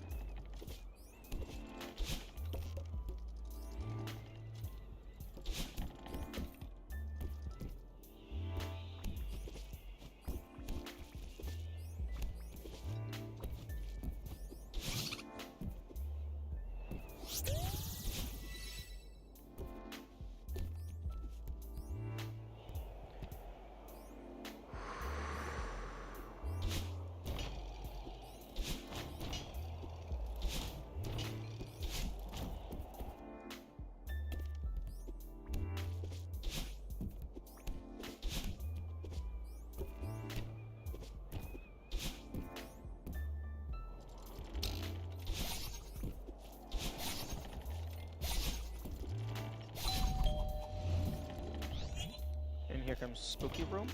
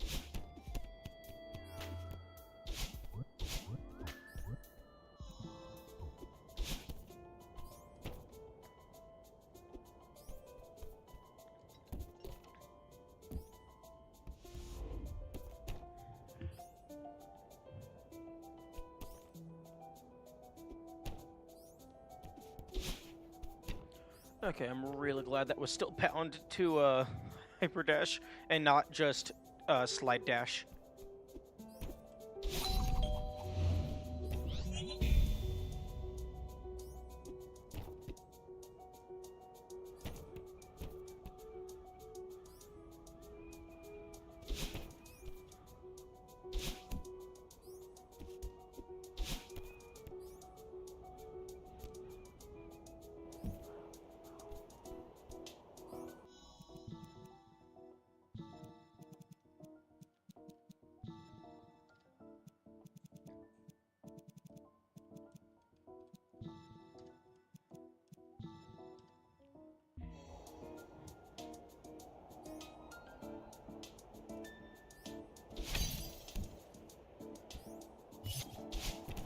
And that's one spot where you got to be careful, because if you let go too early, then you just fall to your death.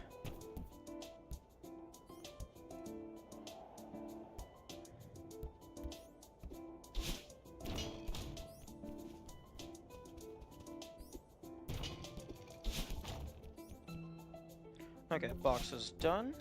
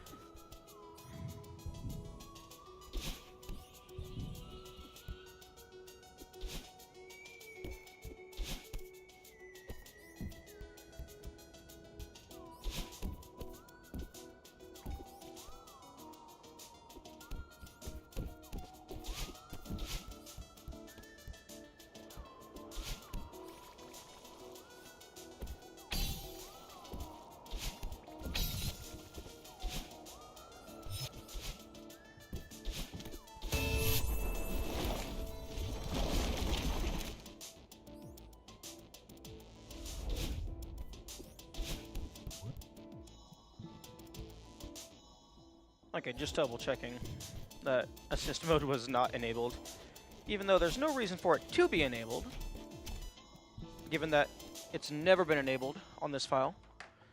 Okay, oven is ready.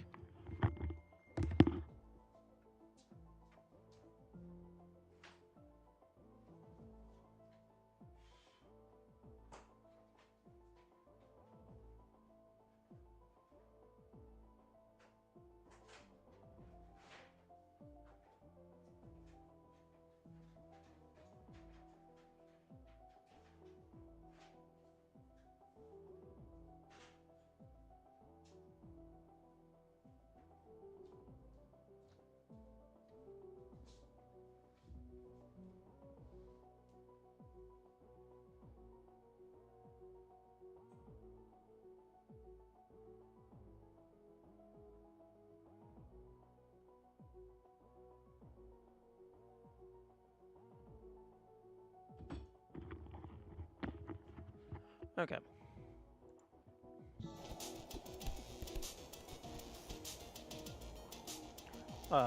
Timer is set for food. There we go.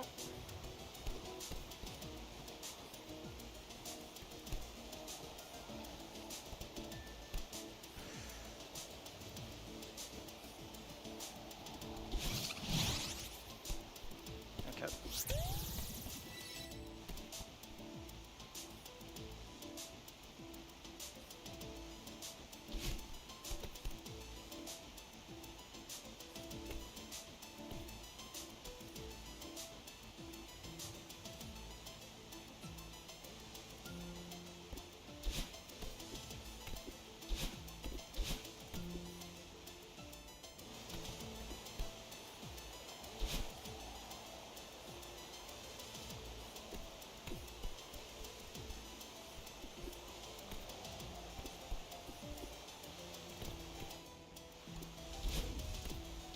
Chapter 2, or rather, checkpoint 2, complete.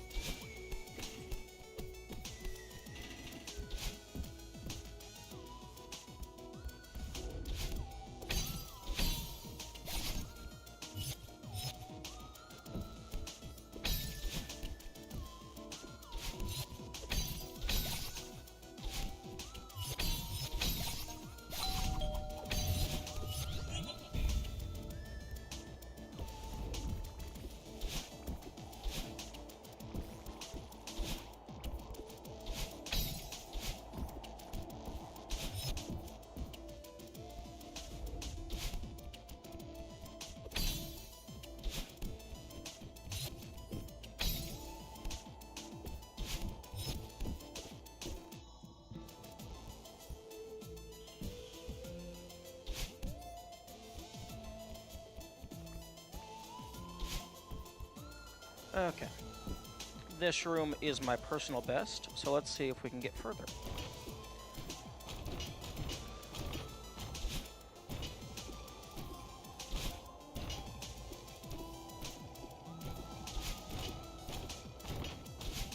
Ooh, that was very close.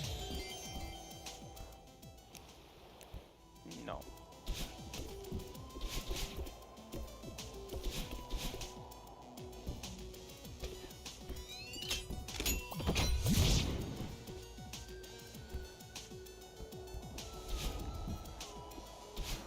Man, not being able to die makes this into a very different game.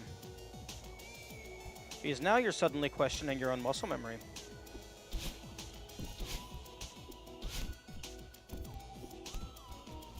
It's like, oh wait, can I actually make that jump?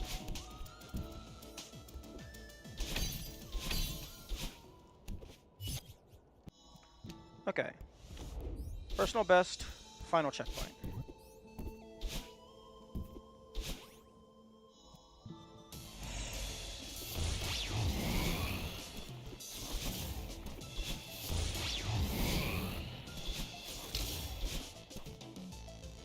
Now let's just take things slow. We have unlimited time.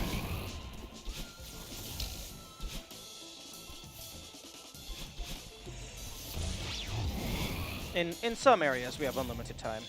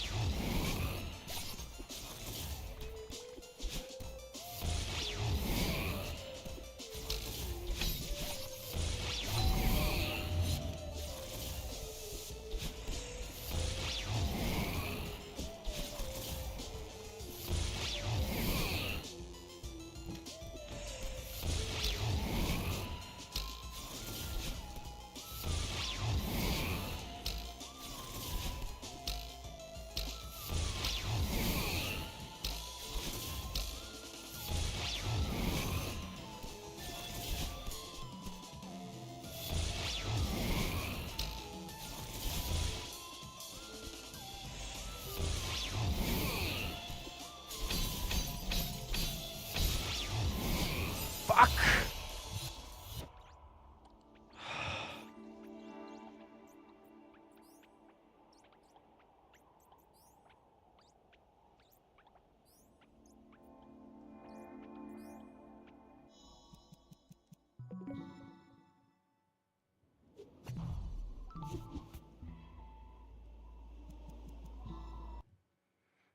Okay, and relaunch.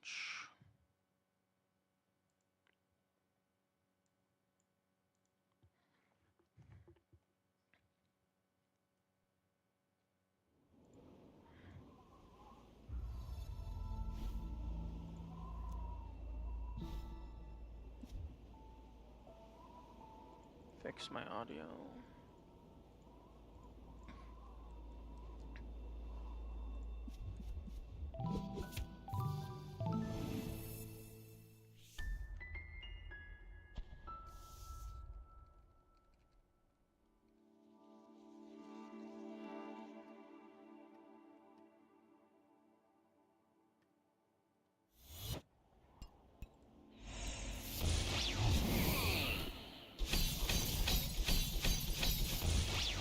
Okay, so if I...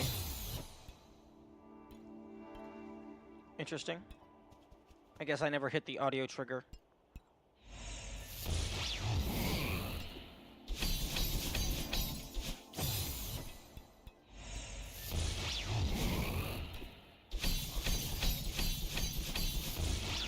Okay, so if I have good timing, I can let him go through.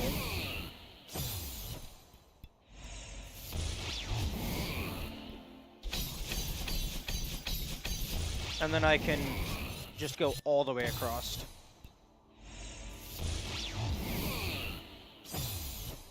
Just don't miss the jump.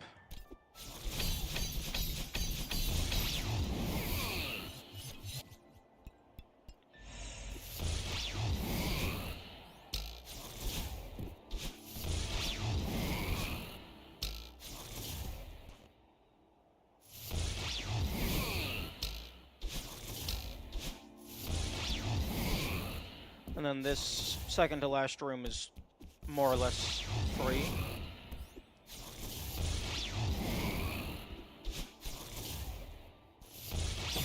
Okay, so no, you can't just walk off.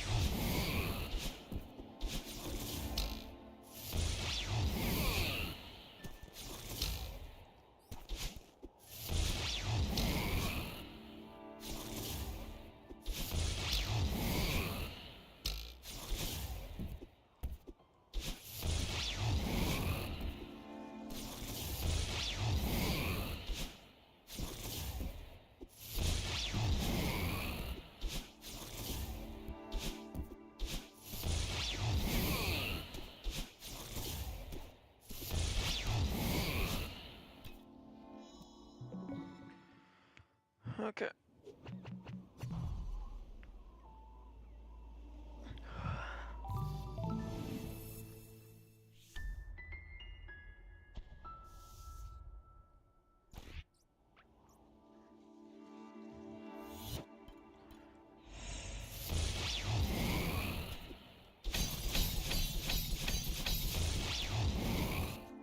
Okay, so yeah, just let them go through, and then you just dash all the way across.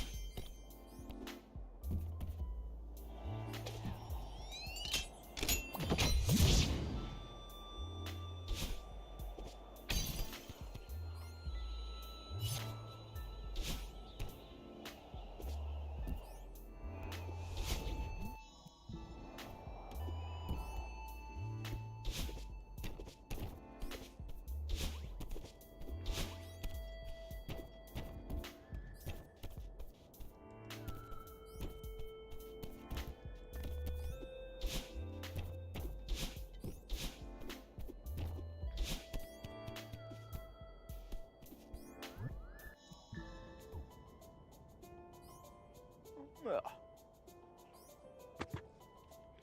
It's dust on my eye.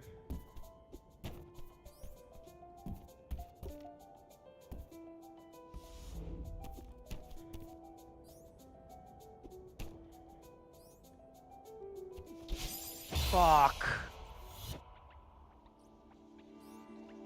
What is wrong with you, brain?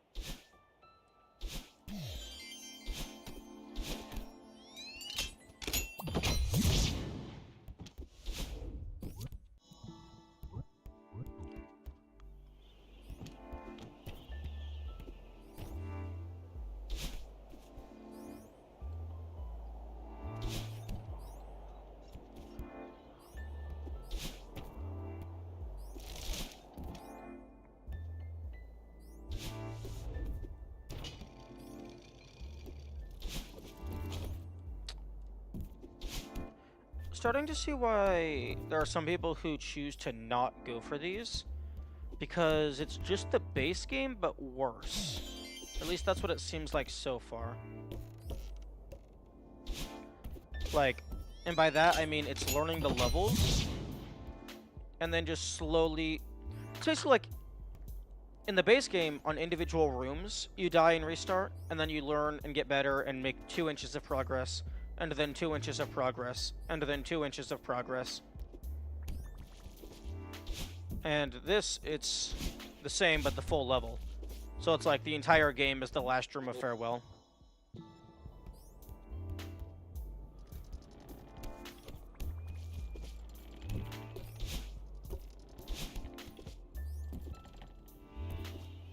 But every time you get better, you learn a little bit more, you find slightly faster routes.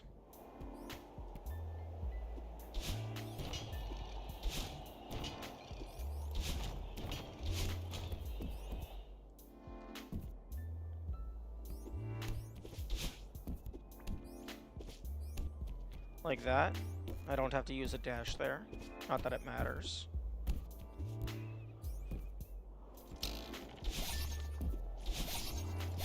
What?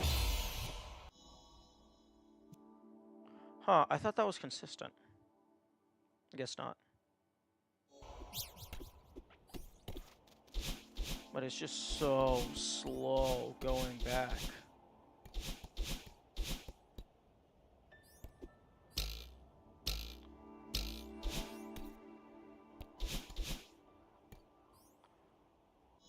And Brain is now sick of Goldens.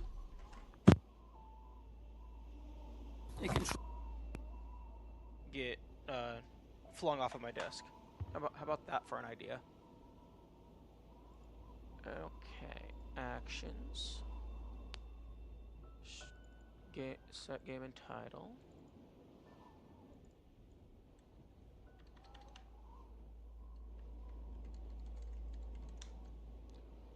I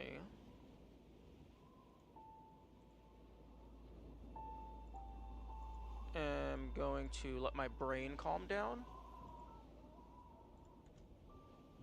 and mess around with some shenanigans.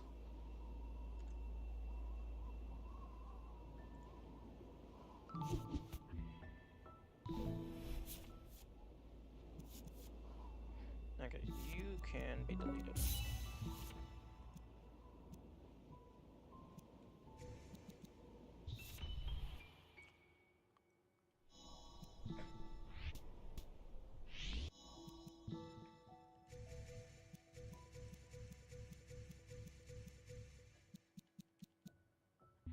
This ought to be pain.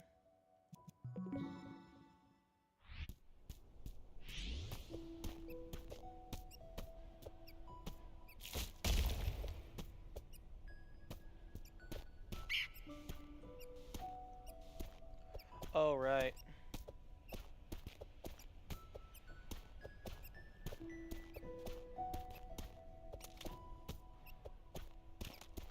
Oh, I don't know the timing for this. Wait a minute. What? Options, keyboard config.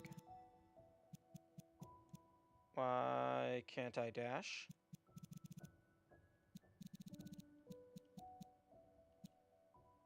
Oh wait, controller config. Why can't I dash? Oh, right, because it's the tutorial level.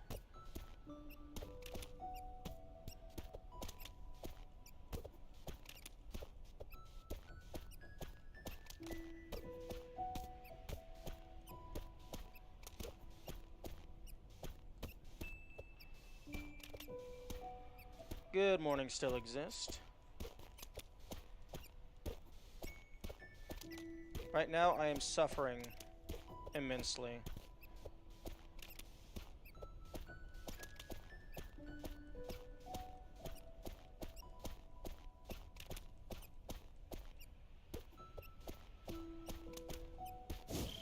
Okay, there we go. Oh, I have to do it again.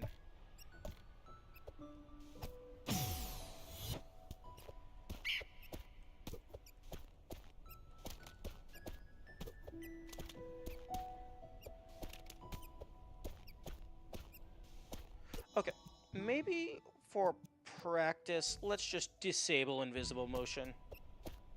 Oh, I forgot. I also have hiccups.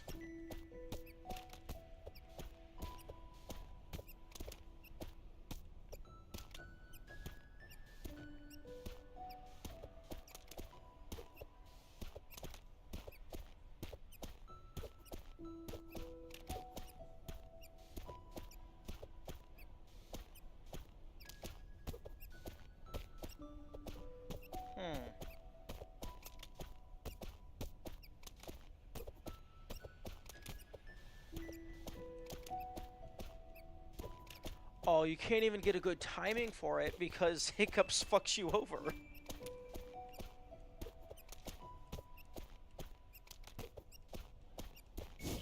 Because if you have any momentum, the hiccups just eat it.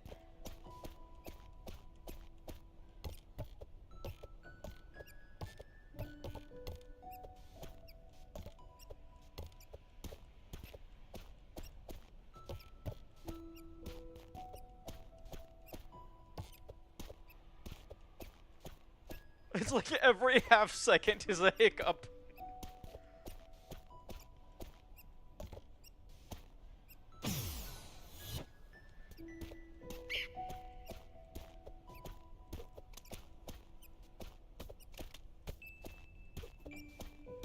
Oh, this is bullshit.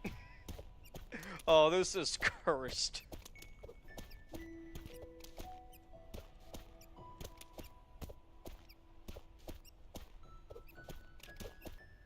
Are hiccups random or do they have a rhythm? I think it's random, but with a range. Because it roughly has a rhythm, but yeah, it's not consistent. I think it's random within a range. So it's like, just for example, like the next one could occur after half a second, the next one could occur after 1.5 seconds. At least in base time flow.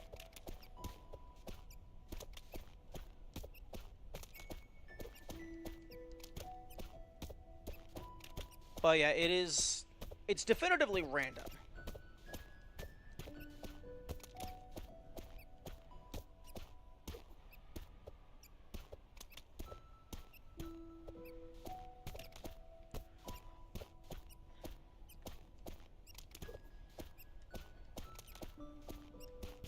Okay.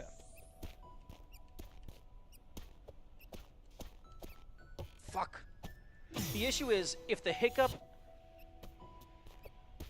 happens while you're on the wall, it throws you away from the wall.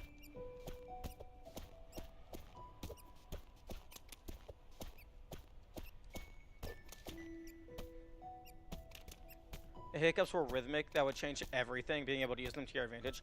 Absolutely. If hiccups were rhythmic, like a consistent duration, then you would be able to intentionally use them for double jumps more consistently.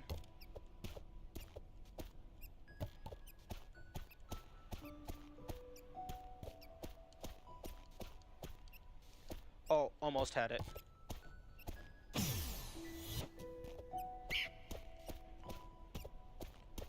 But if hiccups were rhythmic, then it would be less cursed.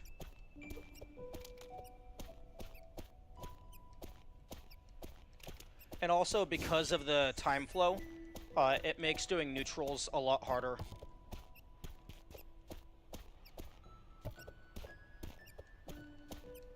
Oh, there we go.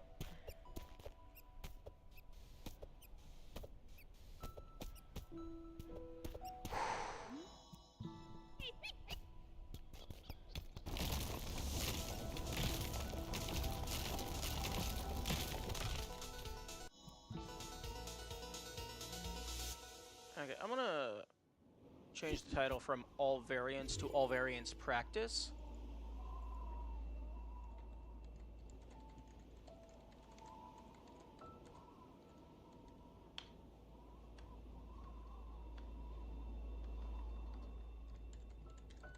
Because I don't have invisibility active.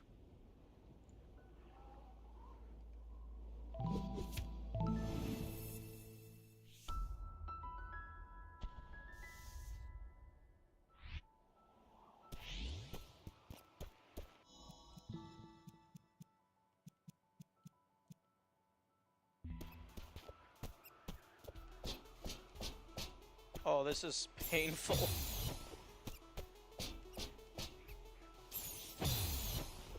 Honestly, like,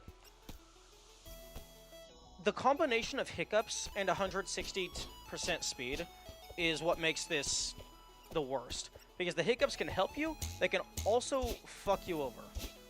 Oh wait, I have super dashes.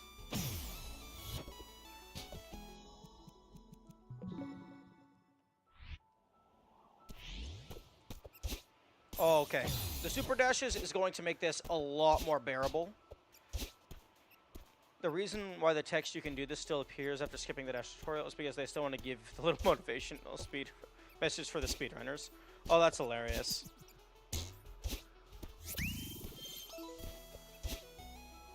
Okay, and because I do have 360 dashing enabled, I will intentionally be using the analog stick for just all movement.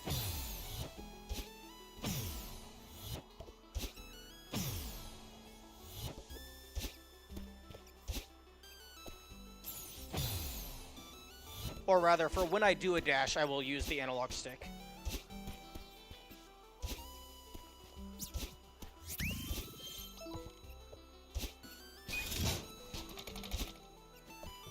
Wait, yo, I wonder if getting a hiccup at the end of a moving platform can give you the physics launch.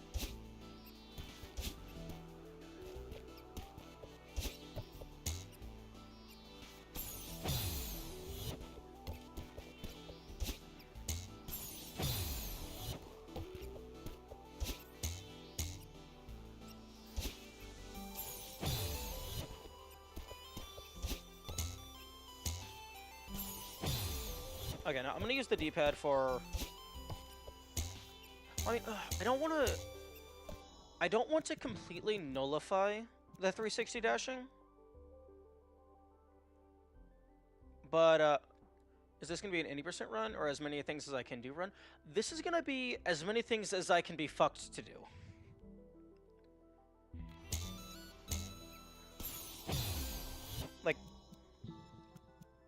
Like, I'm gonna try to do things, because I like pushing games to their limit, but some of this stuff is gonna be so cursed that I don't have the mental fortitude to actually go through with it at the moment. Like, I don't want to completely nullify the 360 dashing, because it is one of the variants. But I also don't like doing platforming with the analog stick.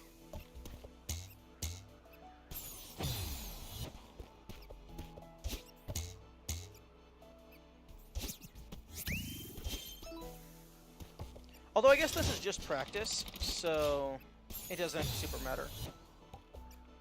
Although I guess you still want to practice in the stage that you're going to do the actual run.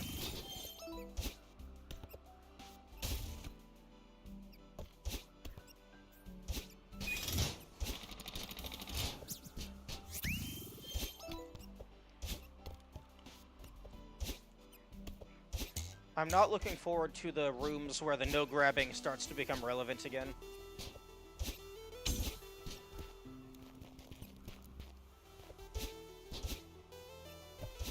Wait a second.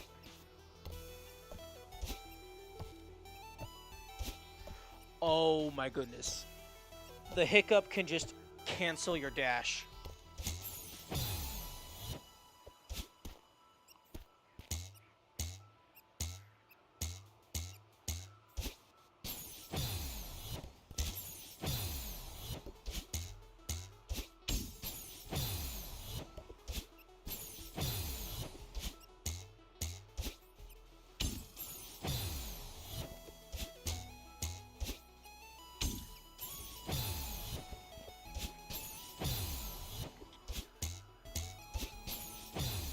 Okay.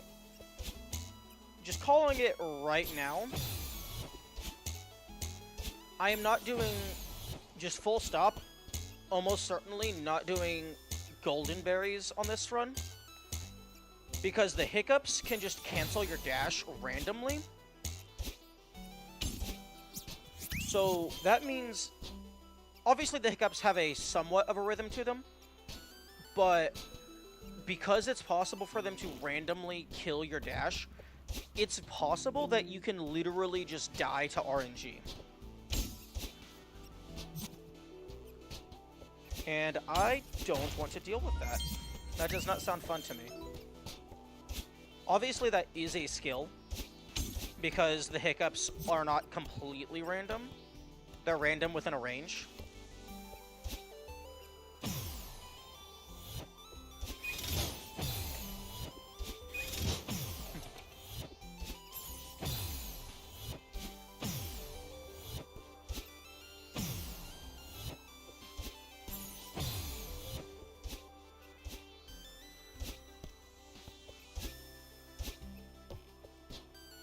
I mean, I guess that works.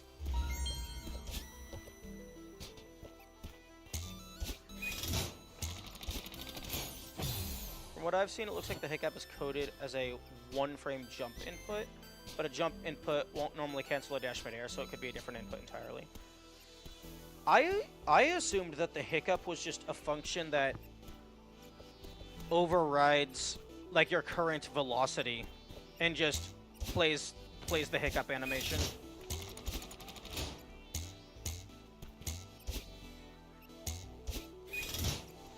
And also, in any percent run or as many things as I can run, I guarantee there's going to be some things that are impossible simply due to the no grabbing.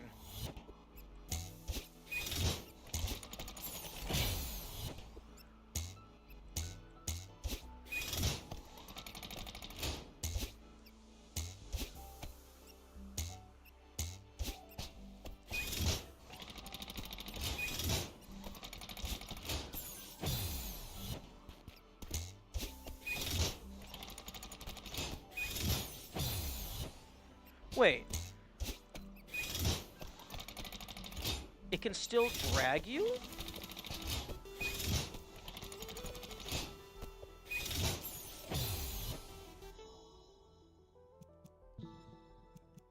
It feels like it can still... What the fuck did I just do? Like, I guess maybe I did a dash input. Okay, yeah, no... Okay, no grabbing is really poorly named. Because it's still... You're still grabbing the thing, it's still dragging you.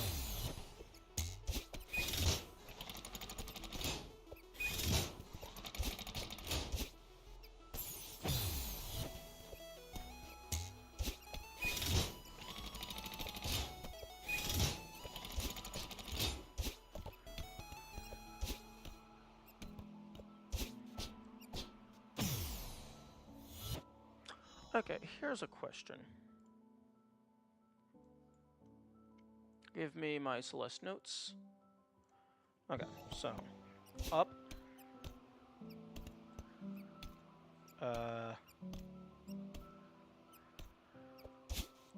Right. Down left. Fuck. Up left. Right.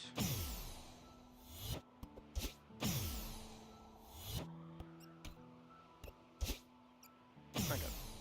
If the hiccup doesn't interrupt me... Okay, there we go. Up. Right. Down left. Up left.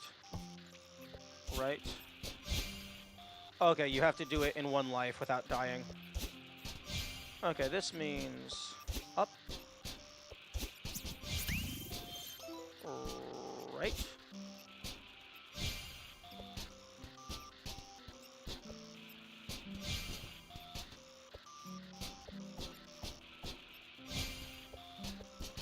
Okay, upright, down left, up left. Fuck. The one time I wanted the hiccup. Up. Up. Lasagna.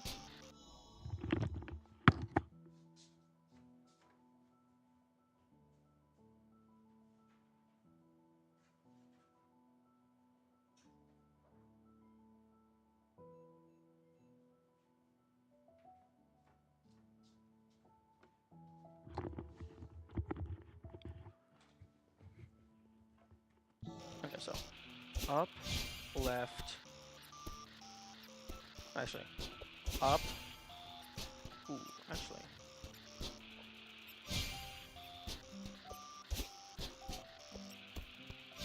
Right.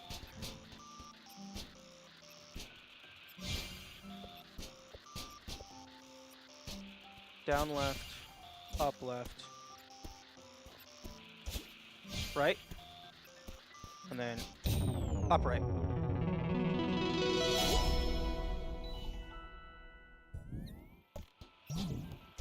There we go.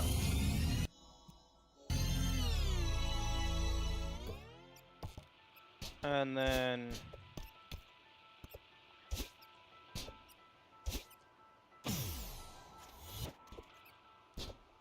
you have to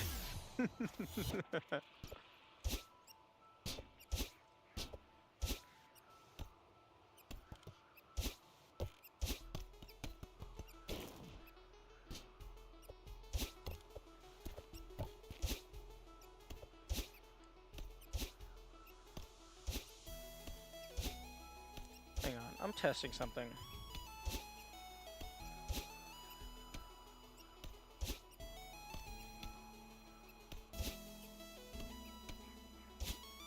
Okay, yep, definitively. The hiccup can just instantly kill your dash at the very beginning.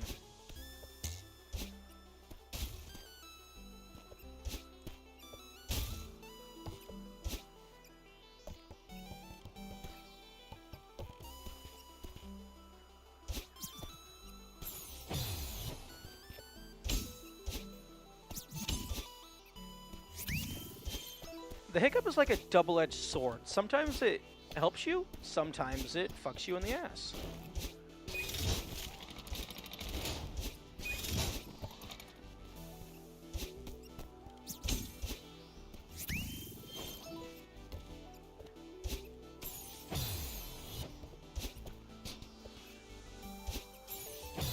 Oh my goodness, this is horrible.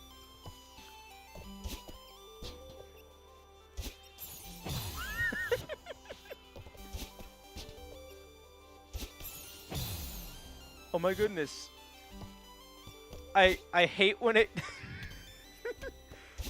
I mean, I hate when it eats my dash in general, but I even more so hate when it eats it frame 1.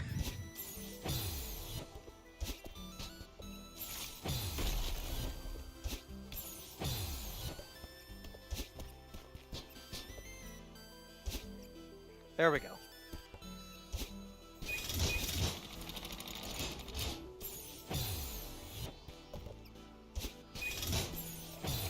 I guess I can still hold grab to slide down the wall slowly. I just can't hold onto the wall. Ooh, actually, instead of no grabbing, this should have said no climbing.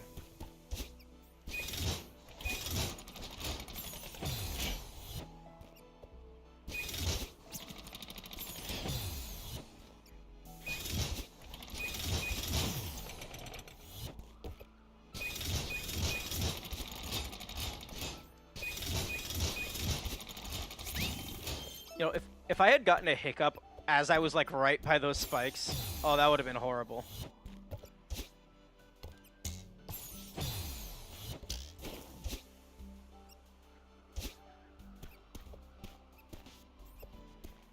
Ooh.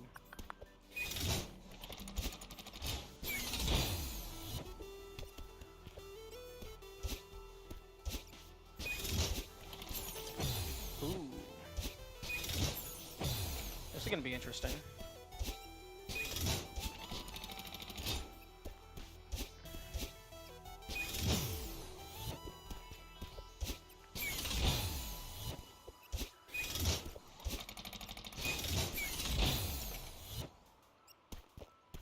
Hiccup single-handedly making the challenge way worse. Indeed. Because, like, there's very, very few things in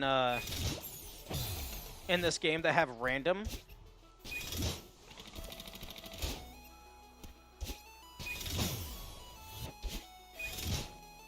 Oh my...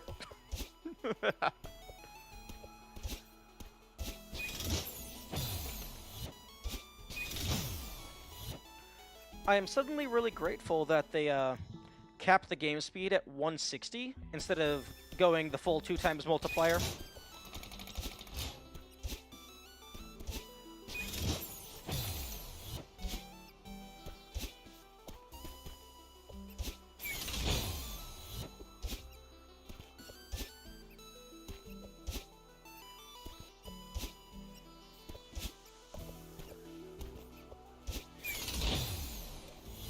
You know what? I can get that strawberry later.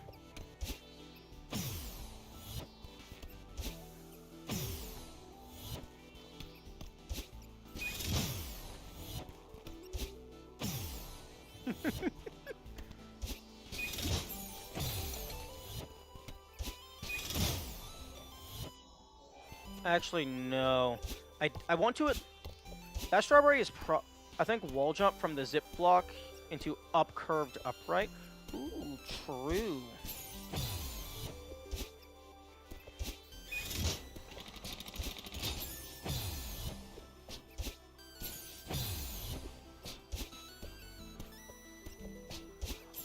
Ooh, actually, do you think a corner boost across that would get me all the way over?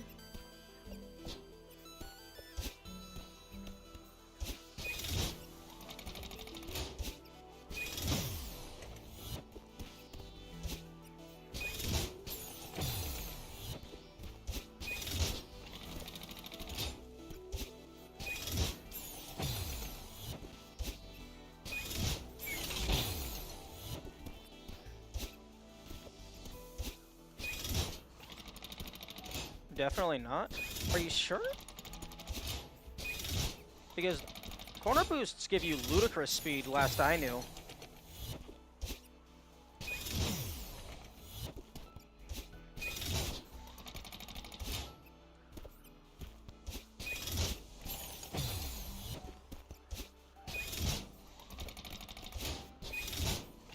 If I can even get it.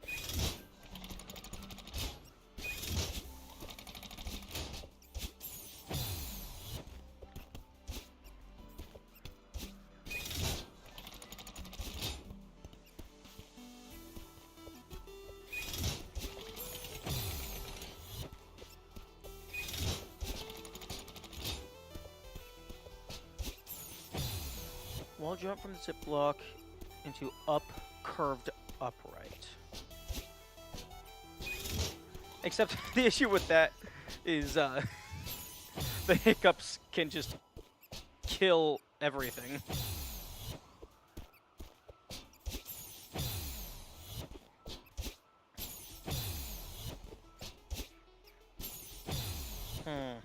Maybe if I can get a wall jump here on the upper zip block.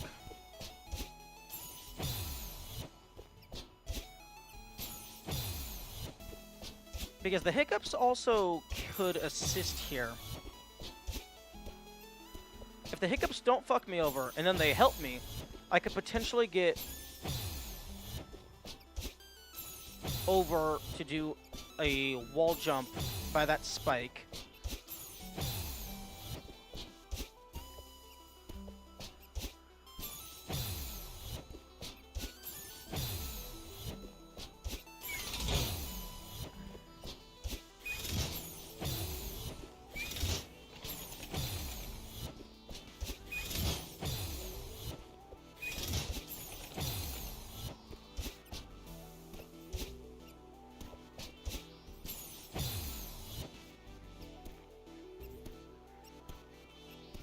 And then if I can get all the way over, I think either a wall jump to the left or maybe even just holding left after the spikes would be enough.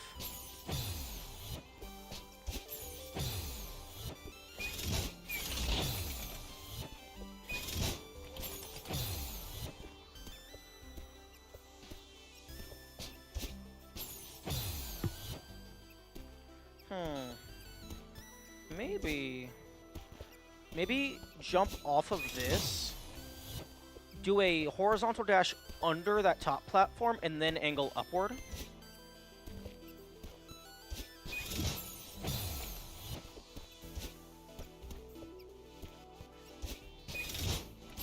Like that.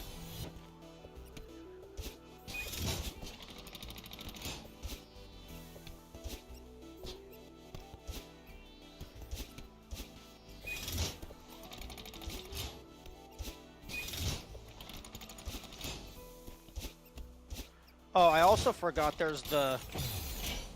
Ooh, interesting. I also forgot there's the low friction, which means slow acceleration and slow deceleration.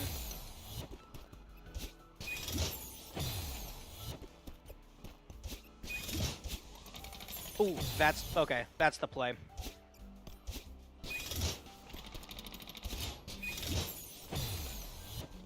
Okay, so... launch up, dash, get a hiccup, and then wall jump.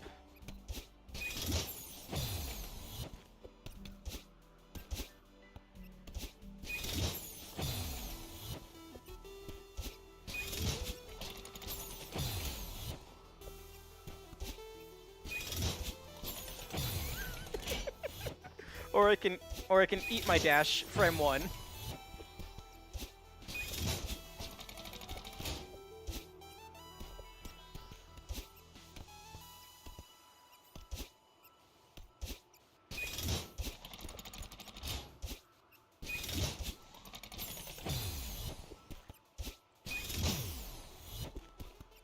And in theory, everything that I do in this practice should be possible with invisible motion. Because unless there's something that requires a visual setup. But even then, oh, fuck you. Even then, a visual setup technically doesn't need a visual setup. Because the inputs could still work.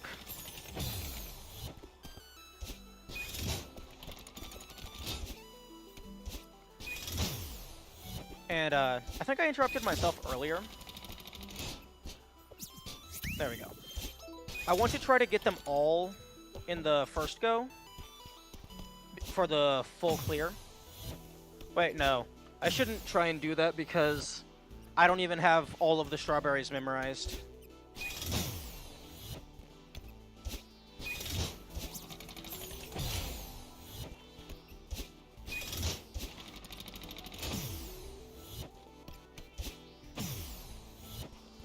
So I should just go for the ones that I see.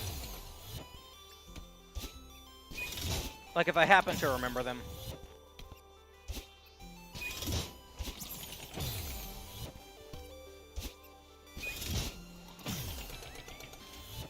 Yeah, the hiccups are definitely the worst part about this.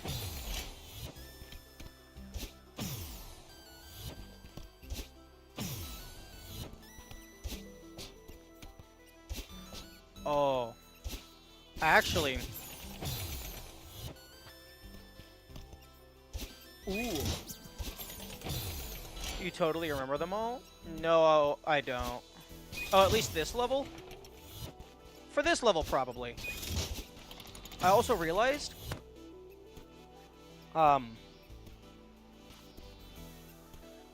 it might genuinely be impossible to... One, it's probably impossible to get all of the berries, just because no grab and, like, super dash and stuff messes with the physics of the level design. But it wouldn't surprise me if there was some spots where the level itself was impossible, because the rate of hiccups is just too high. So, like, you might be forced to just, like, it might make a certain path impossible.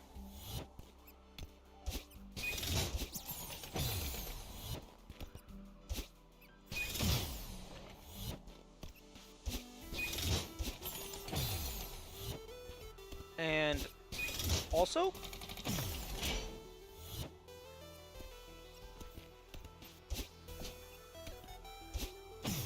even if everything is possible, it's going to be a long time before somebody 100%s all variants. One, because of how horribly cursed it is, so nobody in their right mind is actually going to want to do this. And two, because the random nature of the hiccups, it's just going to make statistically improbable. Getting all golden berries is statistically improbable. It's actually true this time.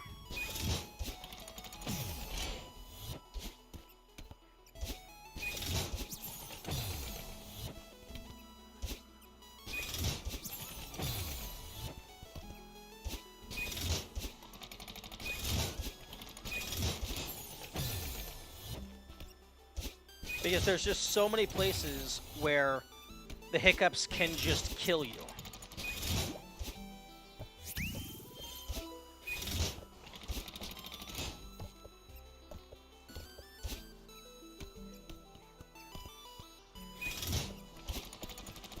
Okay, I'm going to just reload this.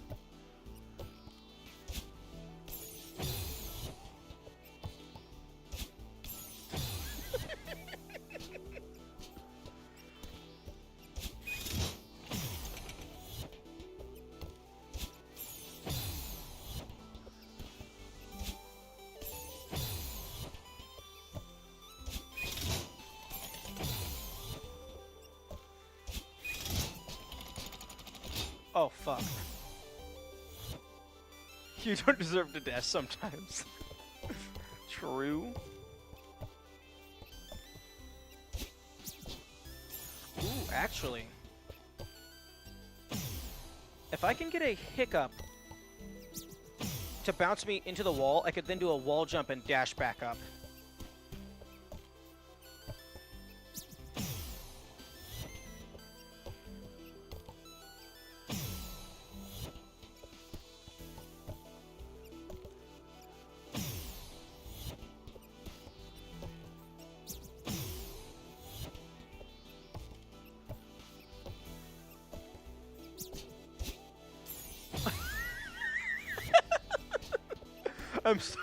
Hiccups are like, I'm sorry, you were saying something?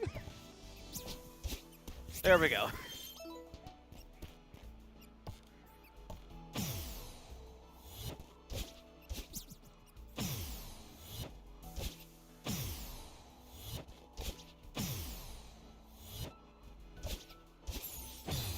Hiccups giveth and taketh away. Oh, Truer words have never been spoken.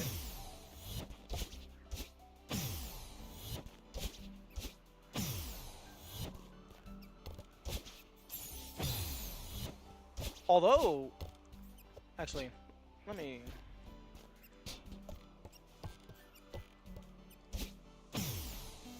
It looks like the Hiccup was actually able to increase the duration of my hyper dash because it increased my vertical elevation without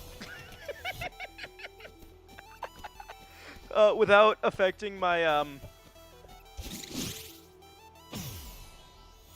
my horizontal for some reason.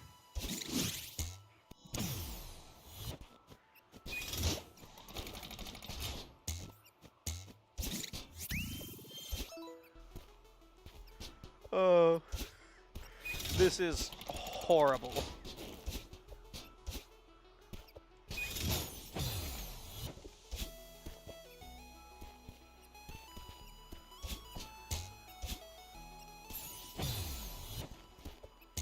I love it so much.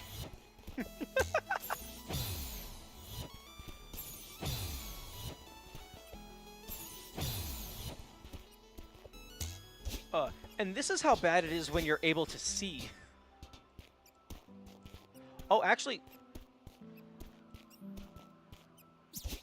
Okay. Okay, that one, I think you just need to time the hiccups. Never mind. Yeah, I guess that one you need to time the hiccups. The curved later part of the super dash often acts like a dash in the curved direction. Like, you can start a dash going right, curve it down, and hyper with it. That's interesting. That is very interesting. Like that. Interesting. I wonder why it seems like the hiccup sometimes kills my horizontal momentum. Oh, maybe it's if I'm not holding a direction, it kills the horizontal momentum.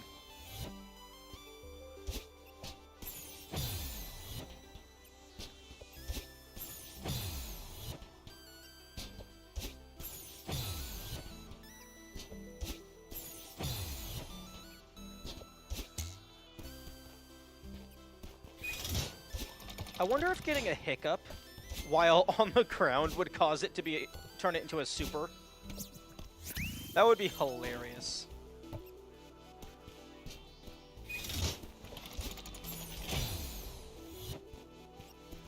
Interesting. I figured I would have respawned up top.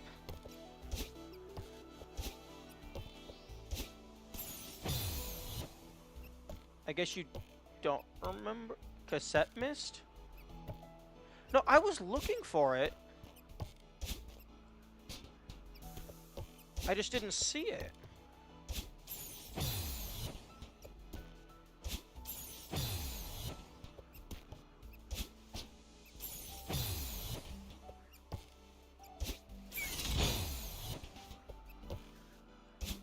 But yeah, I guess you don't remember. True. I don't remember where it was.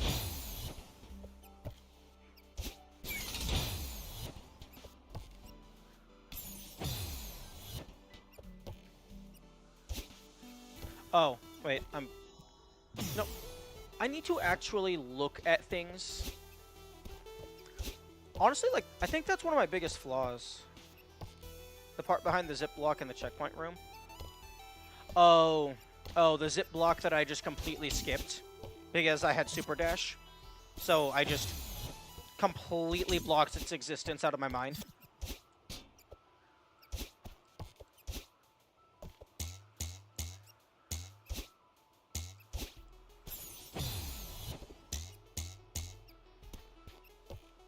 You can...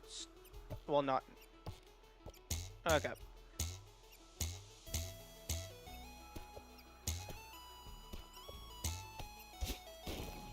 Oh, well. It's fine.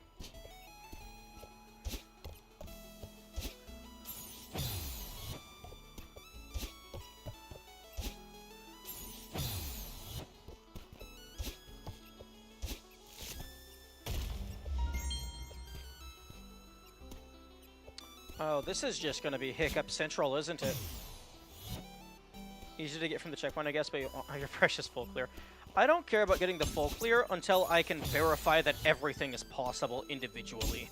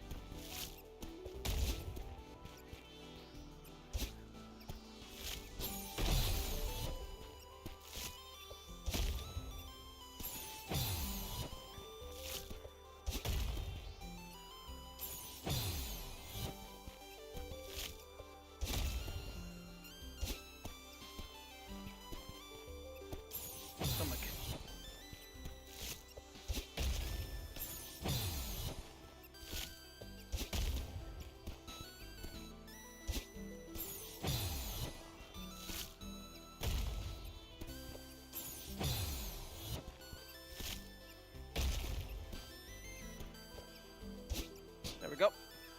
I know you're not going to do it, but I'd probably be reasonable to sub in the hiccups for extended variants, consistent non-RNG hiccups. That would definitely make the challenge more fun. That's for sure. Oh, fuck this room.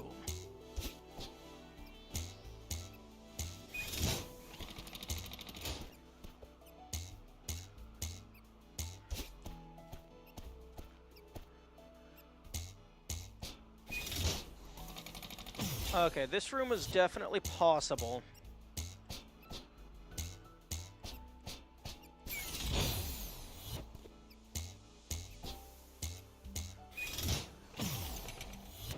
I think what I'm going to need to do is get up past that, do a bunch of hiccup-induced verticals, or hiccup-screwed-over verticals, and then get a dash.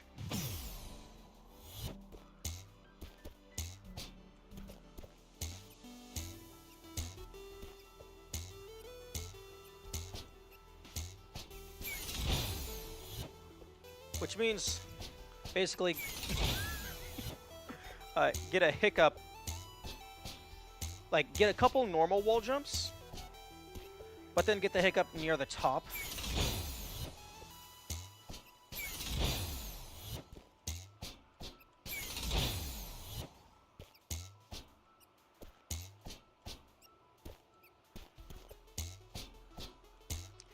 Oh.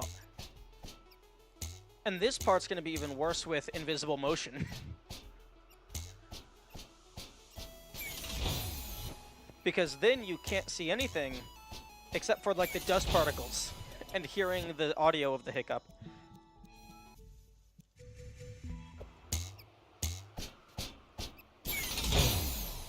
Honestly, turning off music might be a viable strategy.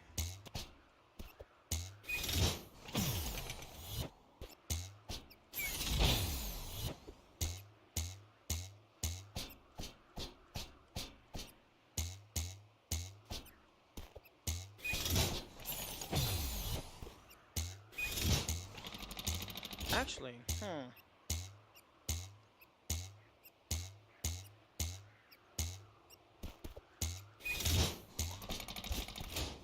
Ooh. Ooh, that might be better.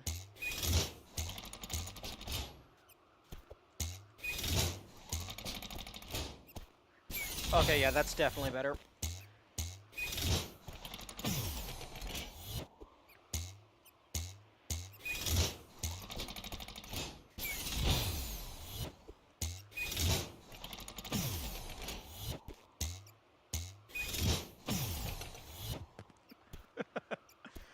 Oh, this is terrible. Okay, well, at least I got all the strawberries. Oh. Oh, hiccups are gonna... Actually... 1A dashless might not be doable. Because you have no grab and no dash.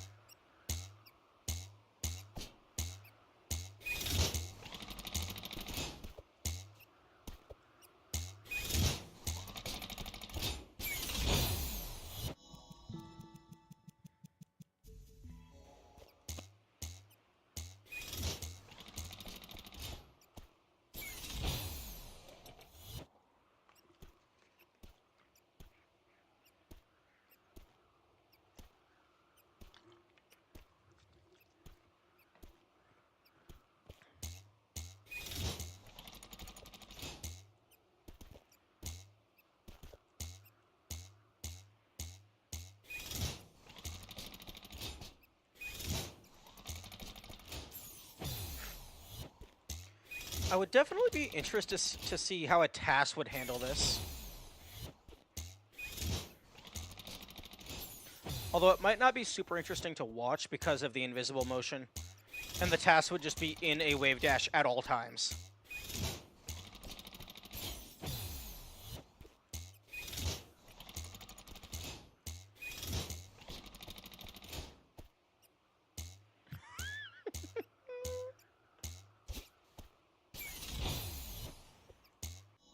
Okay, I'm going to give myself 2 air dashes just so I can practice the second segment.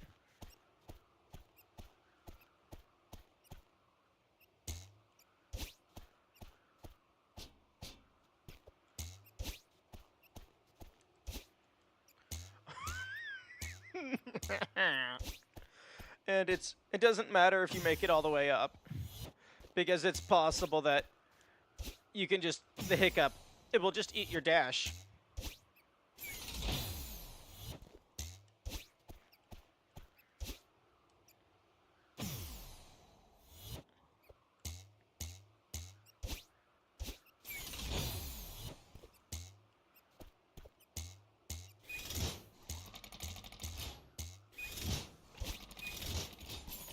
Oh! Hiccup's TAS would be funny, but they try to use it to mitigate it. Given that they already have wave dashing for like insane speed, I'm not sure if there's any places where a hiccup would help.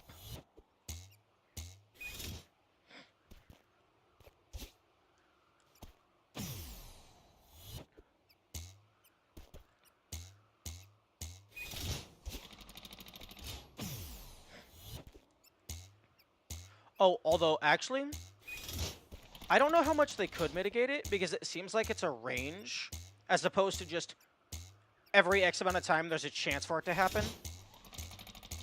But the hiccups would constantly be interrupting their dashes.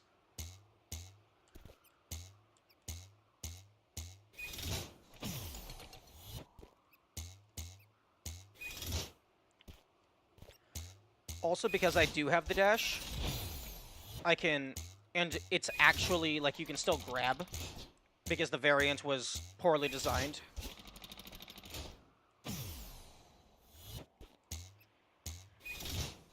I can do this.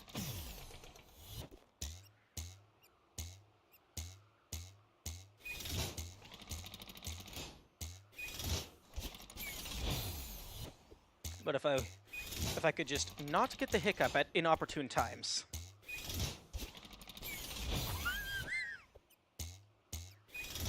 Oh, it's horrible.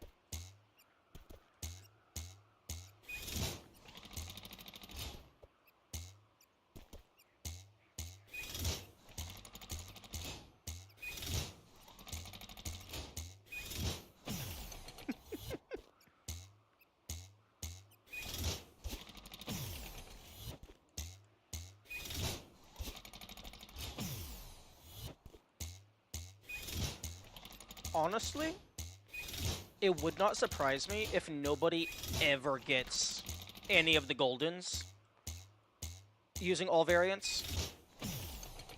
Like, the only way I ever see a Golden happening is if you manage to convince enough people to all grind a single level that is determined to be the easiest, just so you can brute force it through the law of large numbers.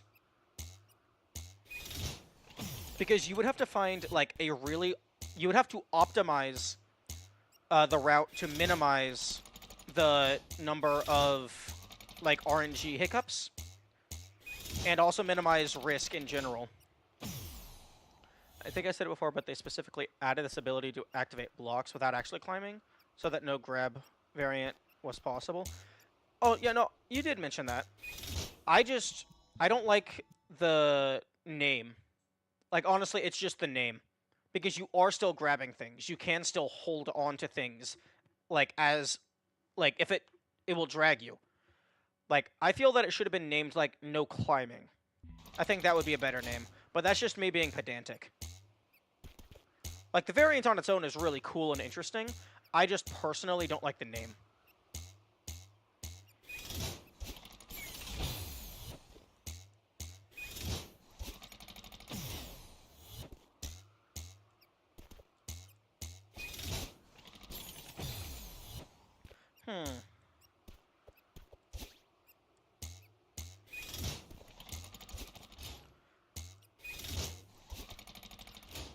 if a wall bounce could help here. Nah.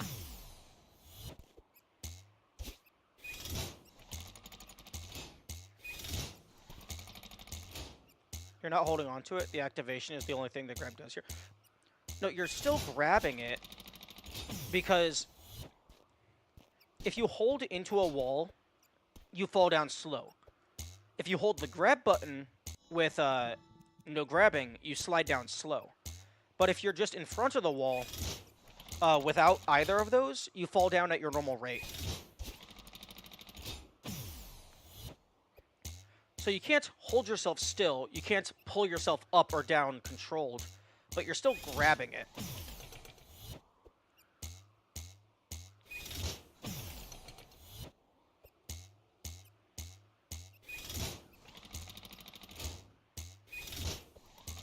I think I need a hiccup to activate while I'm on it in order to give myself enough time to get into the full speed.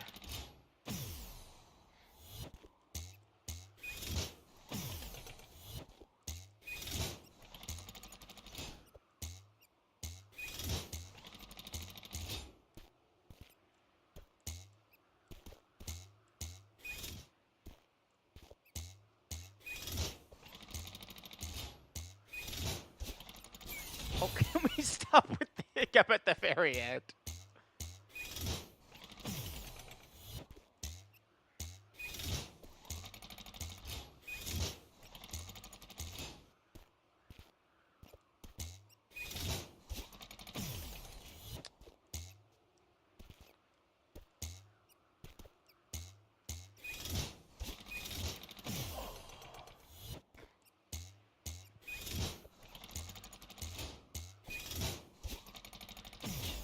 And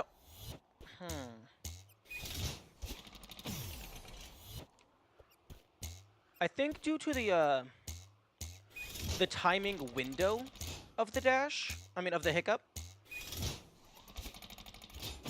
I think I might have to delay my dash so that I can allow the hiccup to go through.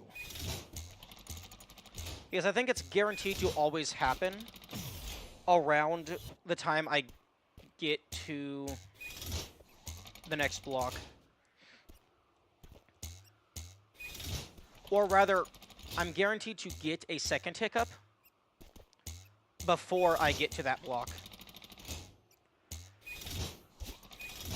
There we go.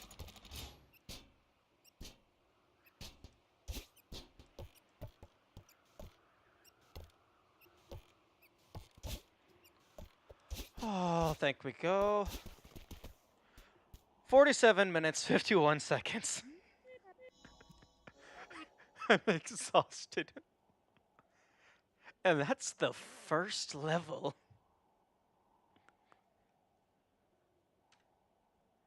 At least I got all the berries.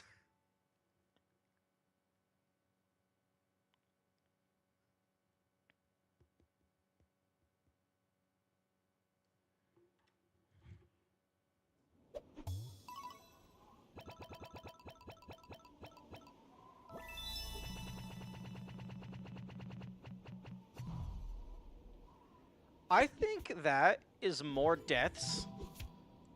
Chapter 2 sounds like it's going to be easier. Possibly. I think that's more deaths than I had the first time I did 1B.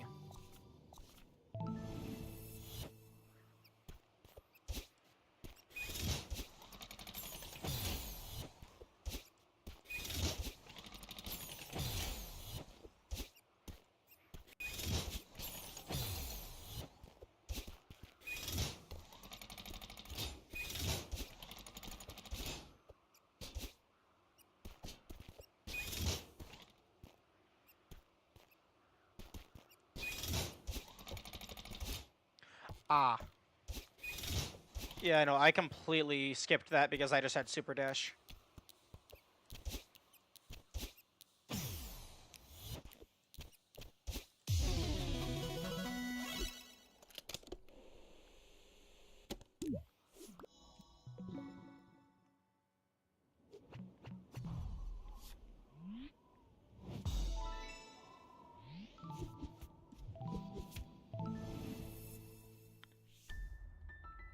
Strawberries will impress your friends.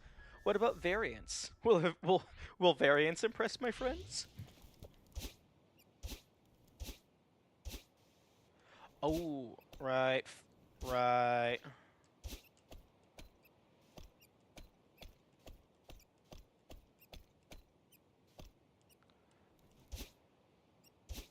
But actually, hang on.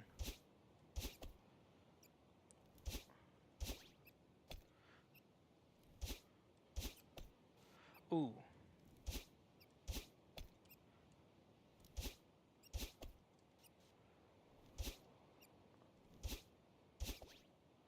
Oh.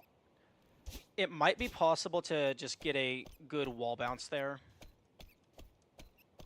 Also, I imagine, yes, the beat blocks are going to be sped up.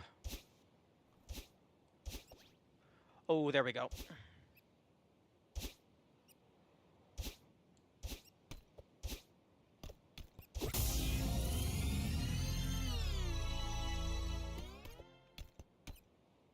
Ooh.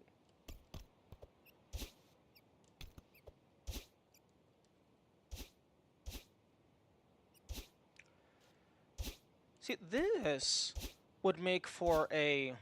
If I turn hiccups off for a second.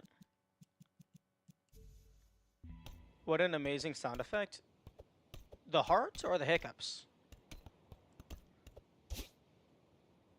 But, this would definitely be a prime location to hide a secret, for, like, requiring super dash. But I'm pretty sure there's nothing up there.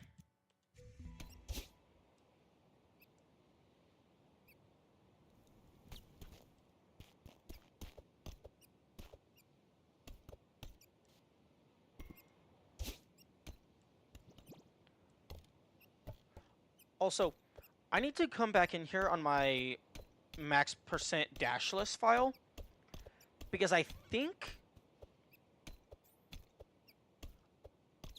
I don't know how the hitboxes work, but it might be possible for me to... if I can get crouched and then get a hiccup, I could jump through those spikes.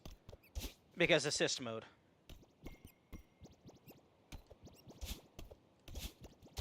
And that would potentially add an extra berry or two.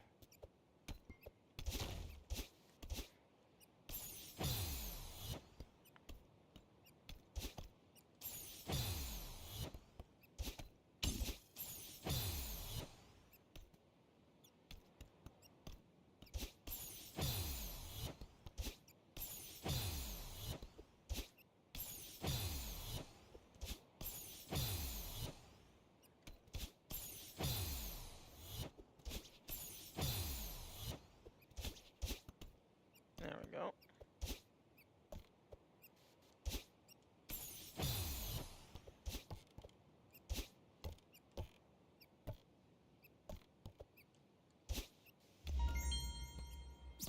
I'm really glad that that's just a hole in the wall and it's not a break wall.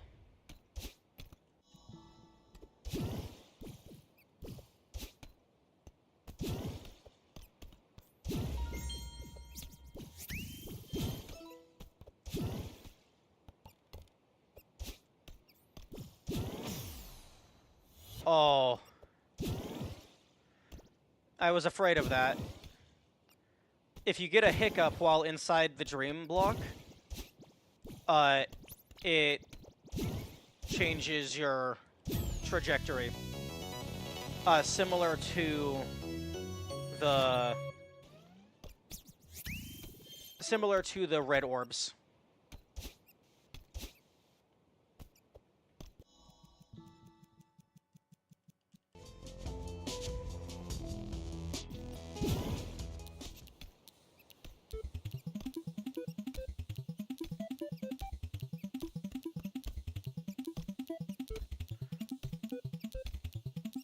I think it's out of sync.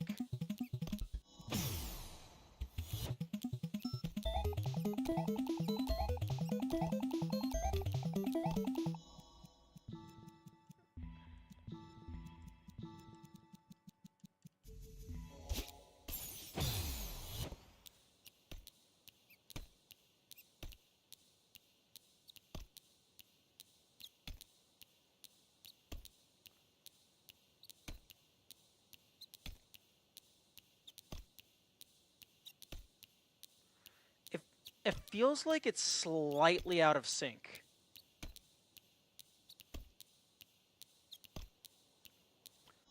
Although, I could just be mishearing things.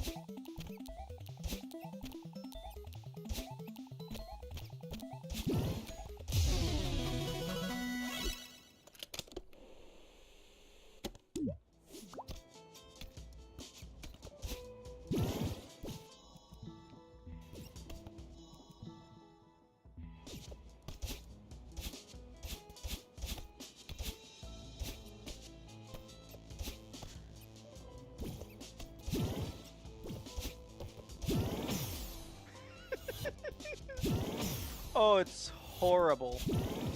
Although, I wonder if a hiccup would allow you to get a diagonal shot in a place where that's not traditionally possible. Oh, it 100% can. I mean, you could do a diagonal shot there, but that proves the theory.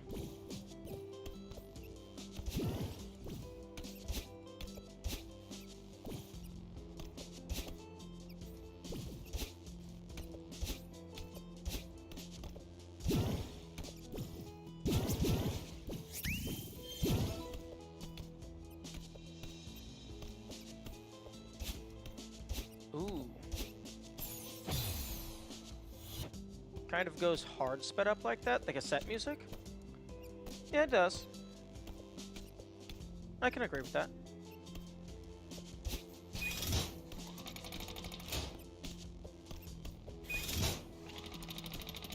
Ooh. This would be very interesting dashless.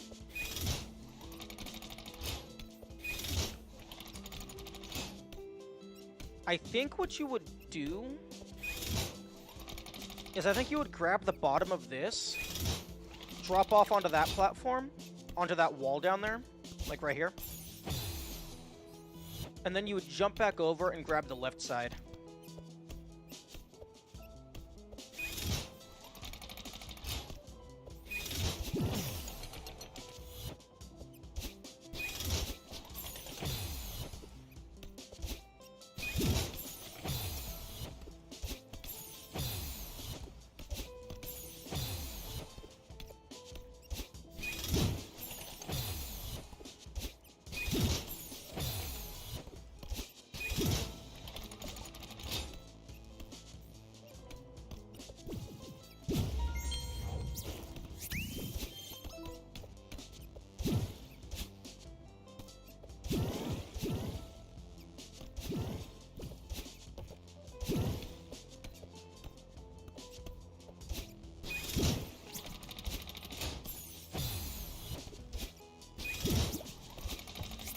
There we go.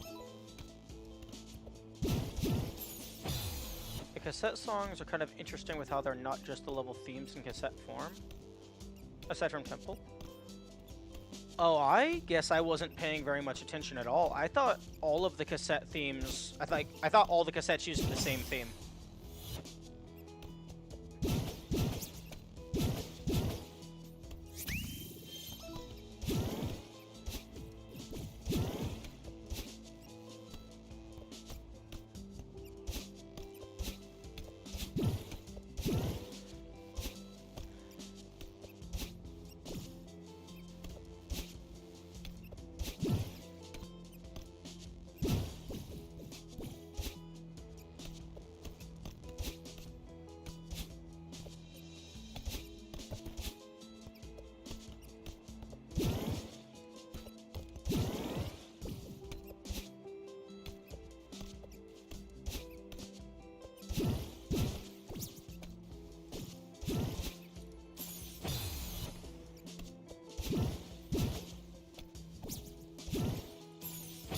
Okay.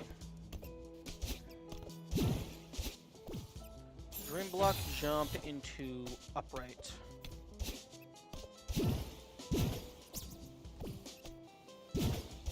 There we go.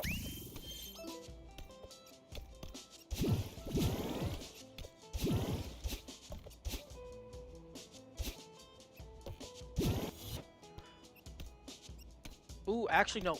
A hiccup TAS, would do a dash in here with a hiccup in the middle so that you would get an upright left angle to go directly to there. They would do that.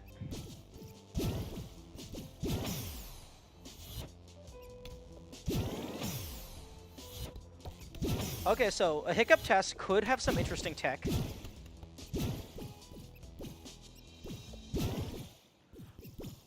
Okay, I don't know if that happened because of the hiccup.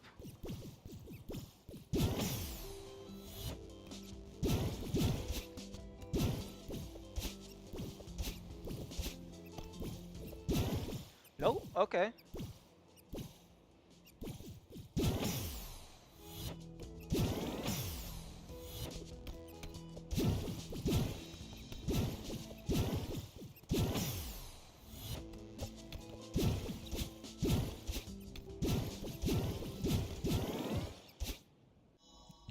Okay, now it's time for pain.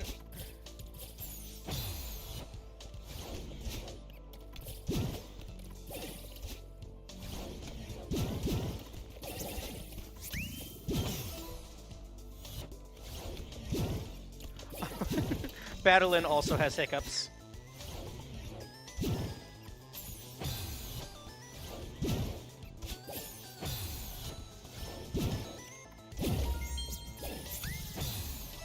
Yeah, go ahead and kill me, see if I care. I got the berry.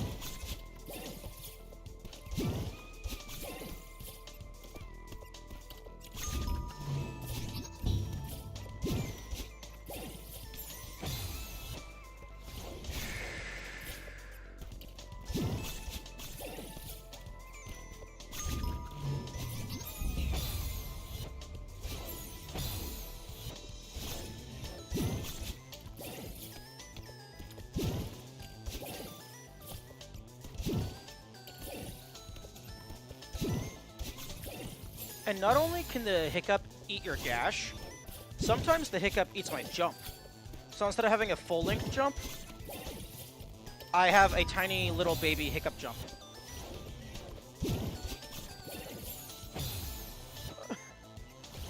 It feels like Battlein is faster than she should be. Oh my goodness, the hiccup counts as moving, so it triggers Battlein to start.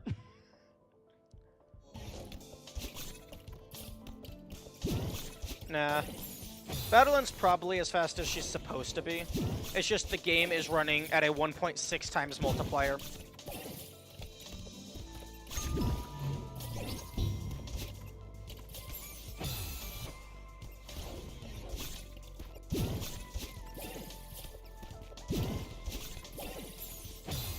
And then the hiccup can sometimes throw me up into Battlein.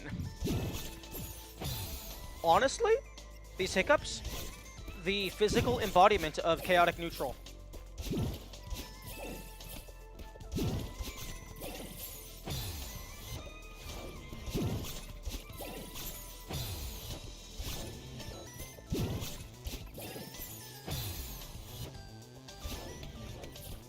I know the game speed messes up some interactions. Interesting.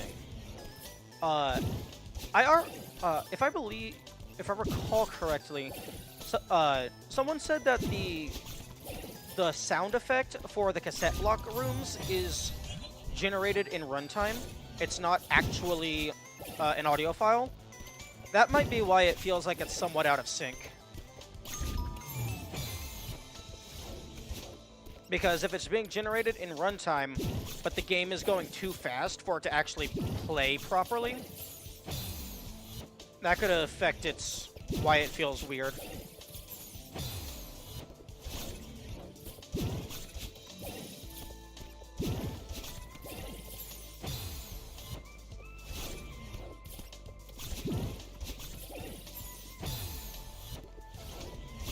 Okay, I think I want to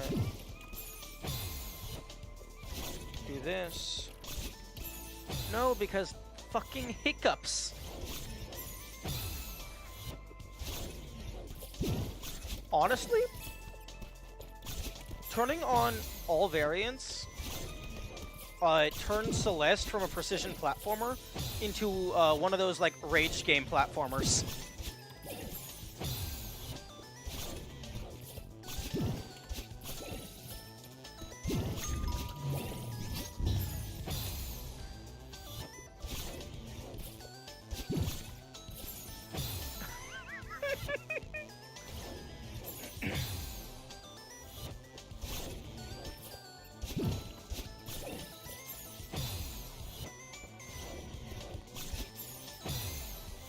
Because it's just randomly, you can just get fucked over through no fault of your own.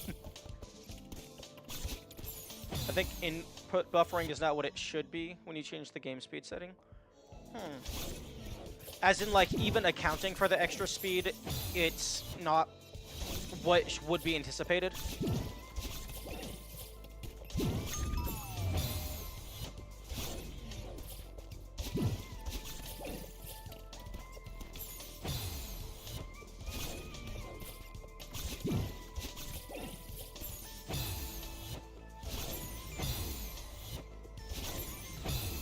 Oh my goodness. Fuck off, hiccups.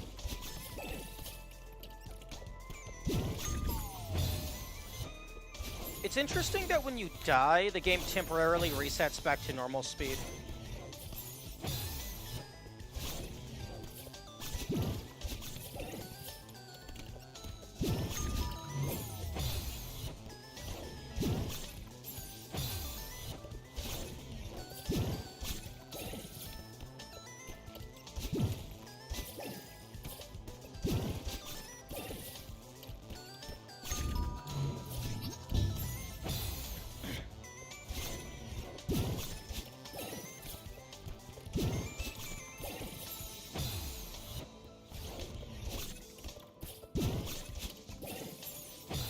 Not sure what the exact problem is. Maybe it stays the same as it is in normal speed, so it's not what you expect for 160. Yeah, how many frames is there to input buffer? Because you would be removing 40% of the frame. Wait, no. Actually, I don't know what division you would have to do to determine how many of the valid frames get removed. Woo!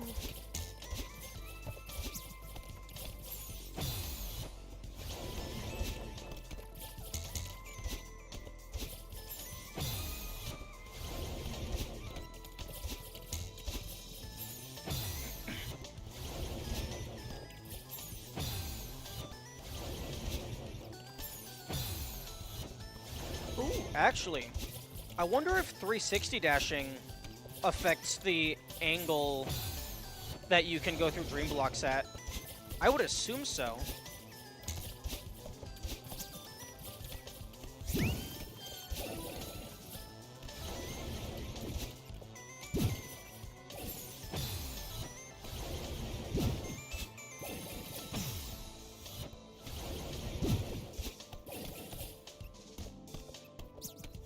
There's some kind of inconsistency with it, so the inputs that work in normal speed might not work in 160 speed by just speeding them up. I would hazard a guess that that's due to the frame rate of the game staying the same. It's just the game is being processed at a faster rate.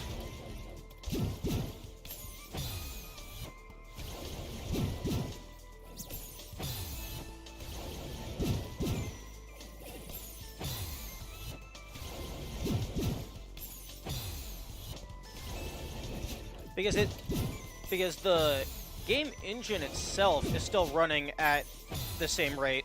It's just the game is being overclocked effectively.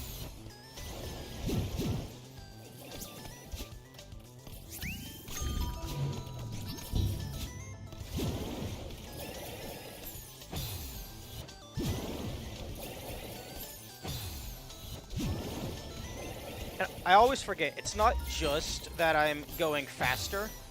There's also the low friction, which messes with things.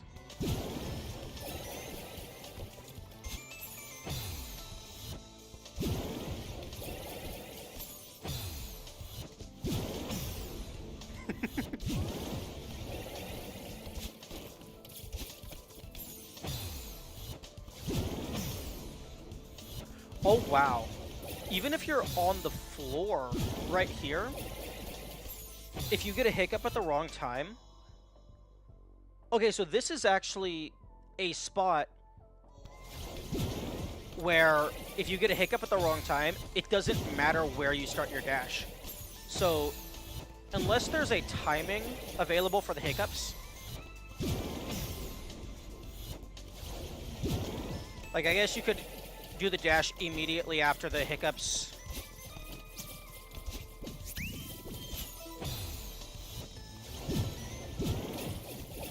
Like, do the dash immediately after a hiccup in order to ensure that it can't kill you.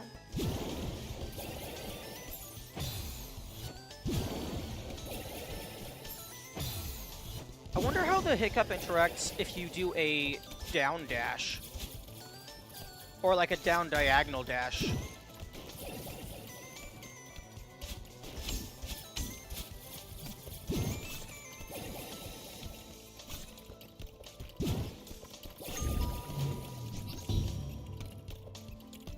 Because, yeah, if you're falling down, the hiccup normally just fully cancels your speed.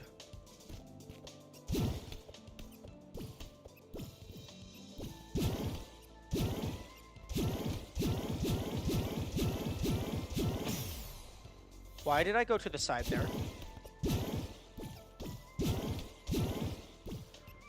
I'm sorry. The hiccup can send you horizontally?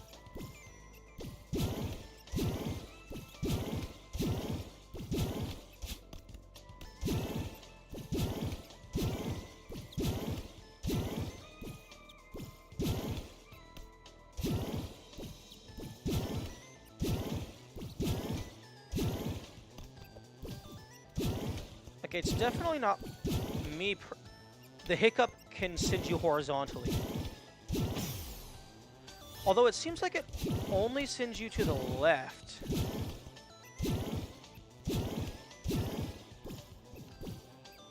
I wonder if it's sending you to the left because this is the default state of the game object. The one that I'm standing on right now. And the hiccup sends you up. I wonder if this is rotated 90 degrees counterclockwise. So the up direction is to the left.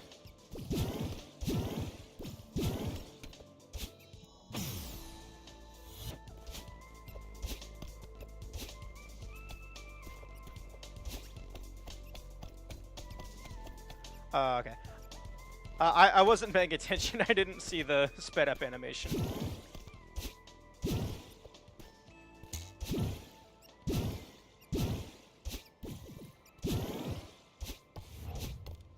Oh, interesting.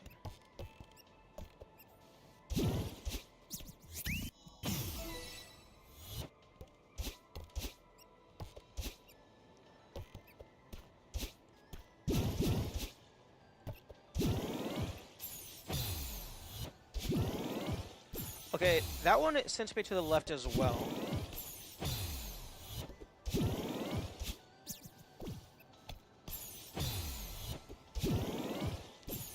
Oh.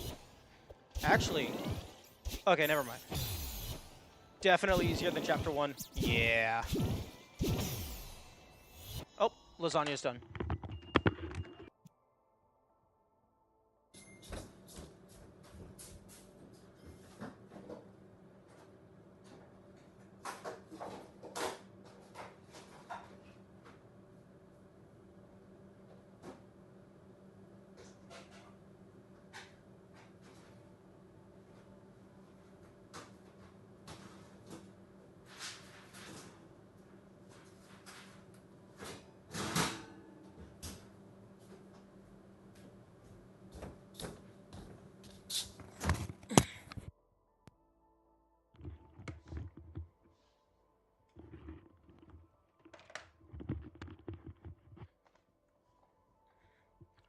Okay, I am going to go use the restroom real quick. I will be right back.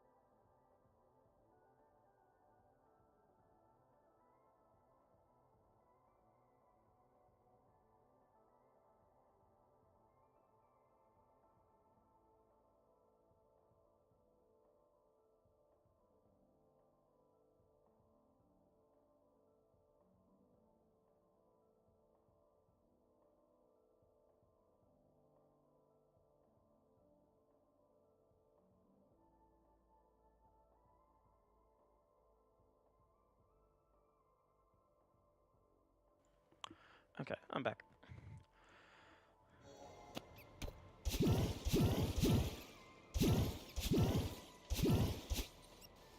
But yeah, that was definitely easier than Chapter 1.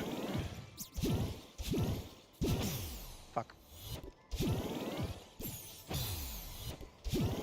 Okay, yeah, if you happen to get a hiccup going straight up, or if you happen to get a hiccup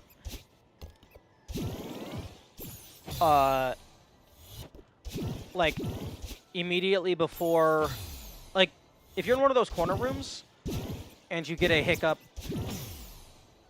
you're dead because you can't recharge your dash. Although that was weird. I got the hiccup, but then it still let me go through.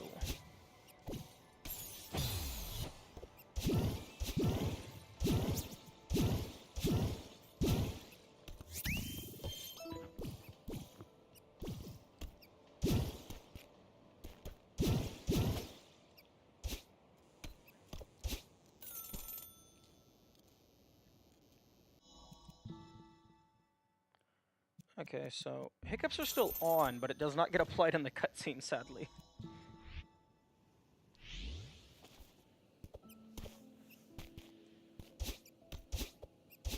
Also, unfortunately, they don't have... I skipped it, so it wasn't visible, but the sprite sheet where Battlein picks up the phone doesn't exist. And also, it seems waking up from being asleep doesn't exist for Other Self. Also, actually, interestingly, Other Self and Part of Me, I think that's the only two official labels that Battlein has. No! Oh. Oh, it hurts so much.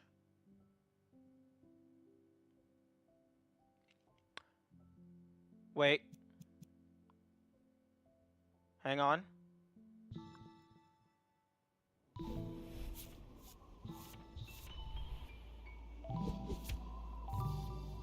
Oh, no. Wait, no, that's the wrong file.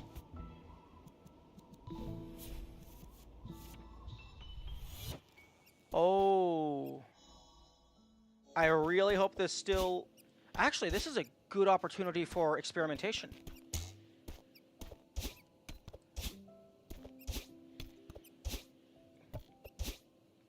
Because I think a save and quit still counts as a full clear.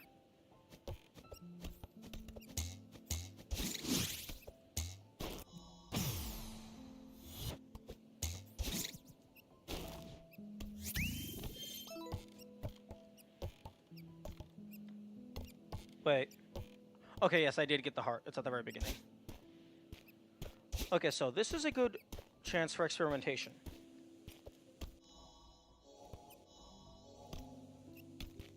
Because a save and quit counts as a death.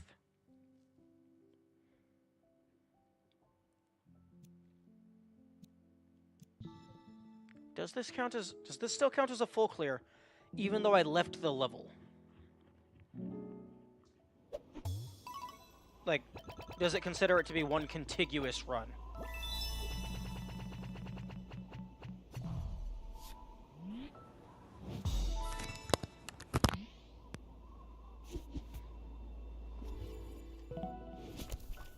It does. That's interesting.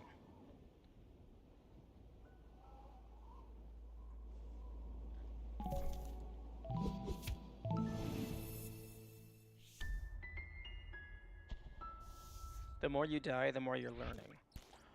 Or, alternatively, the more you die, the more you're hiccuping.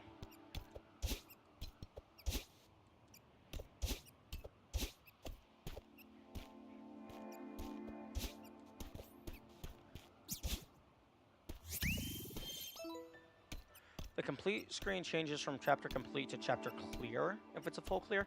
Oh, I never noticed that.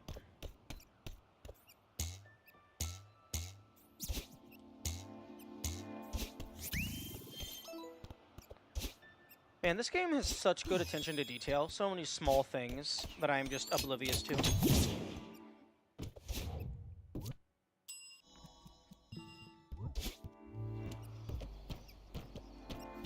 Oh.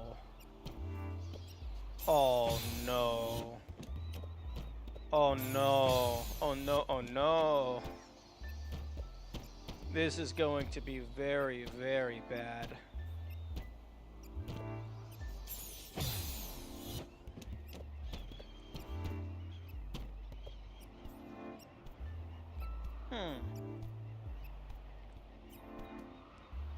I should stay crouched.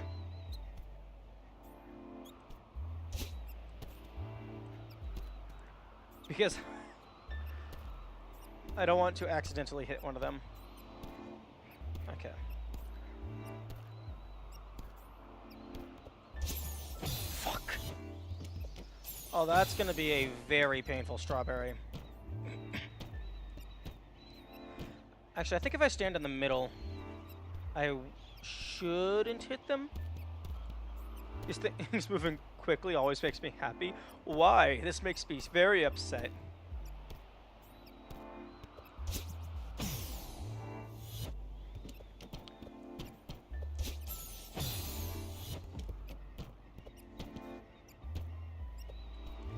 Now, I'm not going to bother doing Pico 8, because the only variant that gets applied to Pico 8 is Mirror Mode. Although I will want to do that eventually.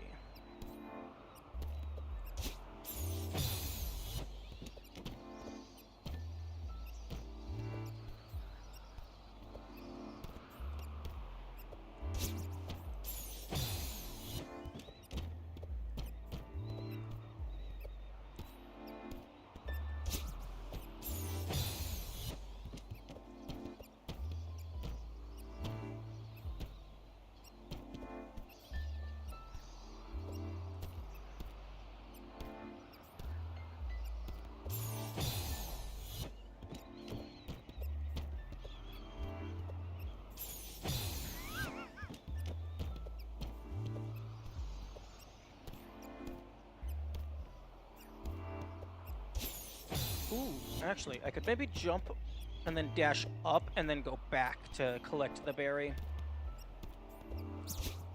Like that.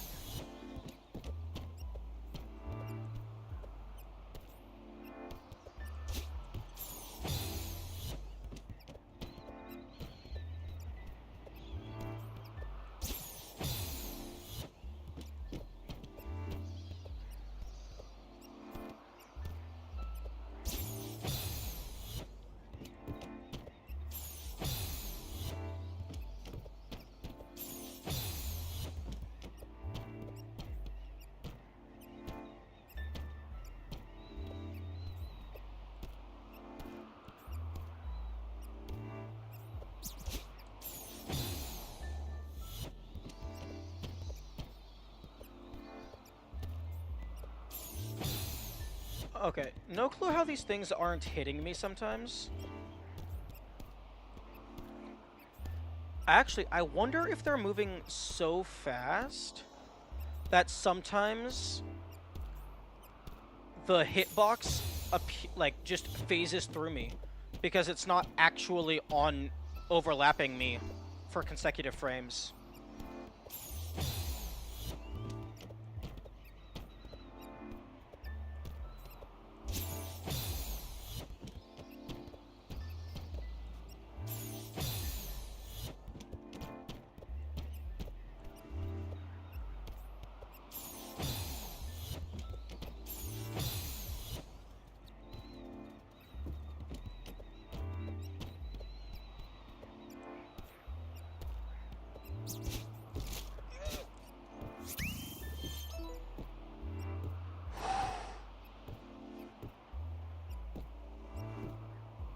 Okay.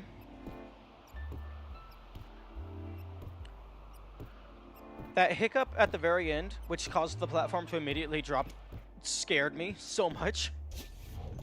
My theory is that spinners are called spinners because they first added these spinning guys and then used the same hitbox for the stationary spikes. That would make sense.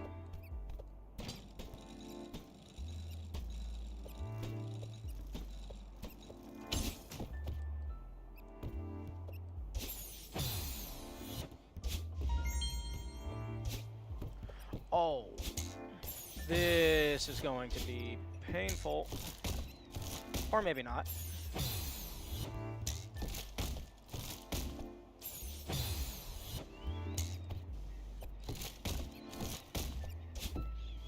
Ah.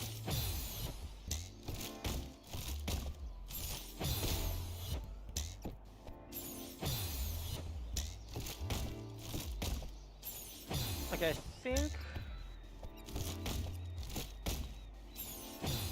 I think I can get a hiccup. Or I can just do that.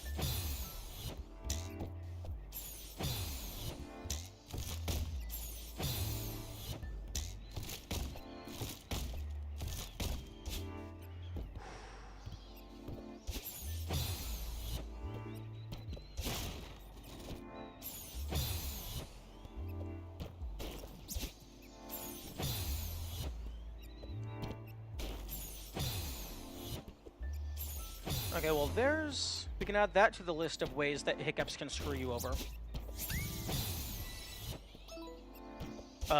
They can cause the drop platforms to trigger instantly.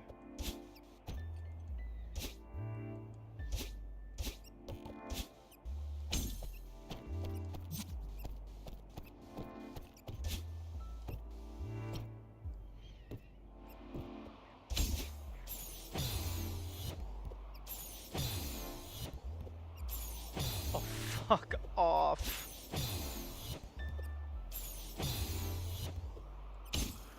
The thing is, I don't think the hiccups activate, or it feels that if you get the hiccup while you're already moving upward, it doesn't do anything. Except it can cancel an upwards dash.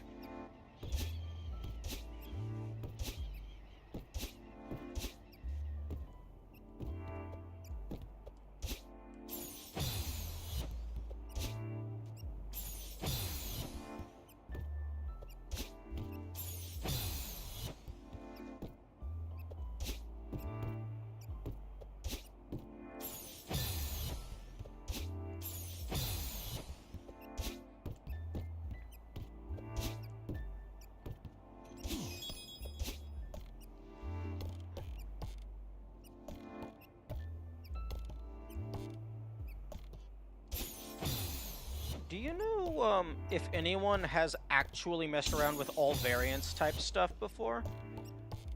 Because this, like, especially if you add in invisible motion, this feels way too cursed.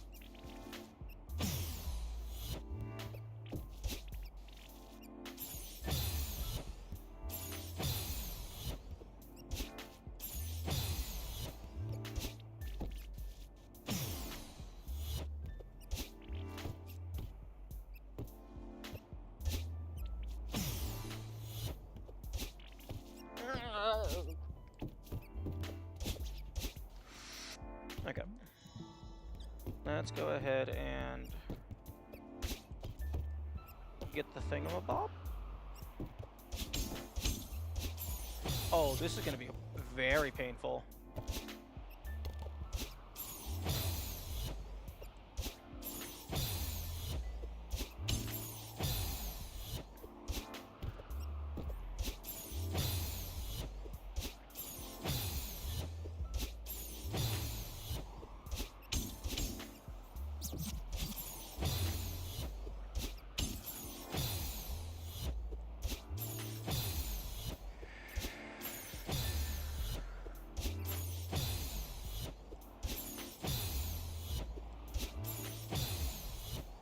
Ooh, I wonder if/how the hiccups affect the feather.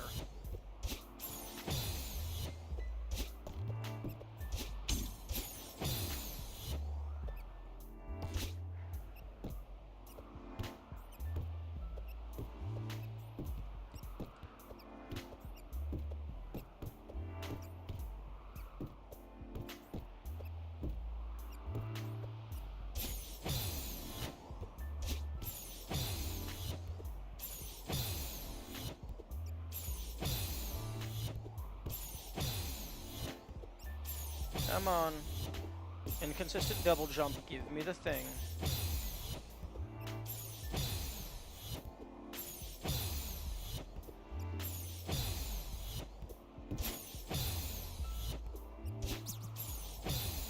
Actually, I don't think going that way would help because I wouldn't have a dash anymore.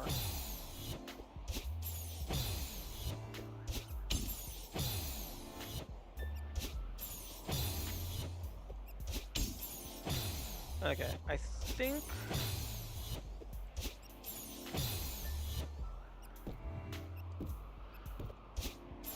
I need to get that one, drop down slightly, do an up left dash to get that other crystal, then fall down to get the berry, and then dash back over, all the while not getting fucked over by the hiccup.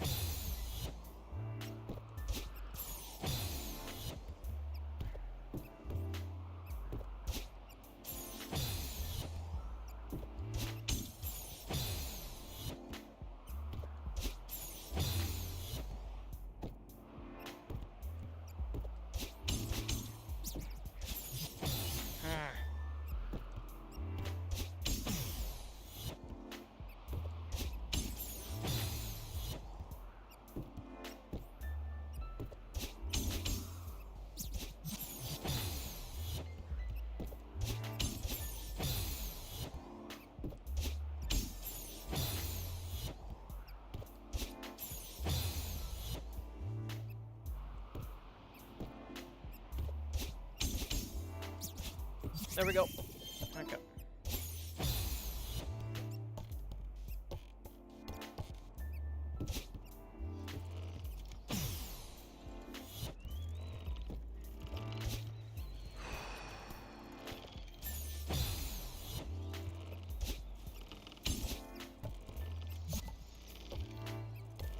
Oh, that's very scary. The hiccup can reposition you. Ooh, actually. This berry might not be doable.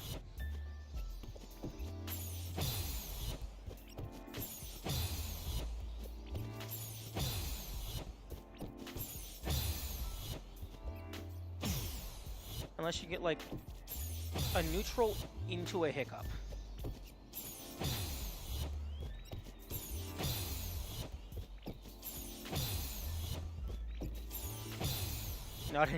Not the hiccup at the same time as the neutral.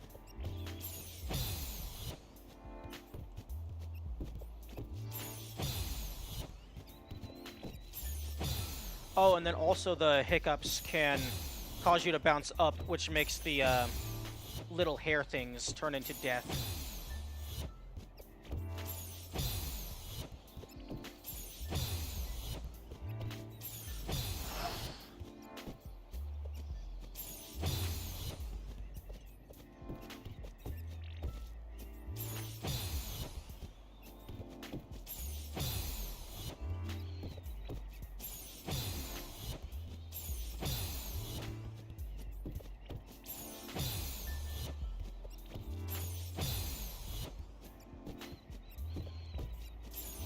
Oh, that was almost there. But then you would have to do it again from an even lower Actually, no. No. For that second one, you could get a wall jump into a hiccup, into a wall jump, and then you're clear.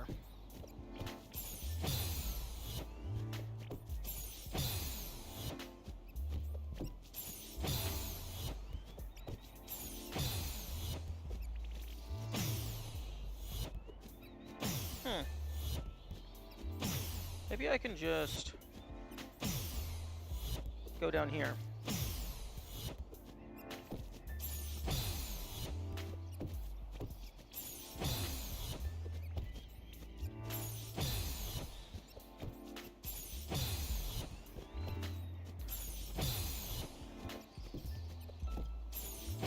Actually, if I wall jump off of this... Okay.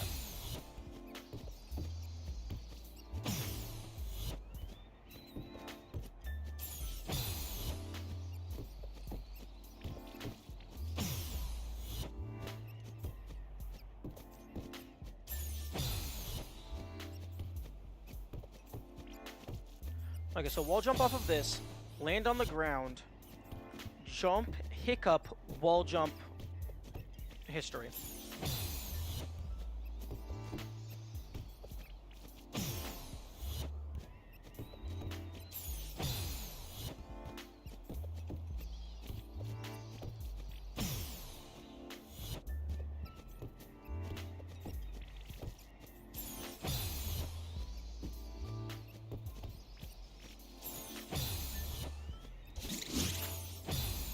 Oh no, that thing is gone. You do a dash and that thing is just out of there.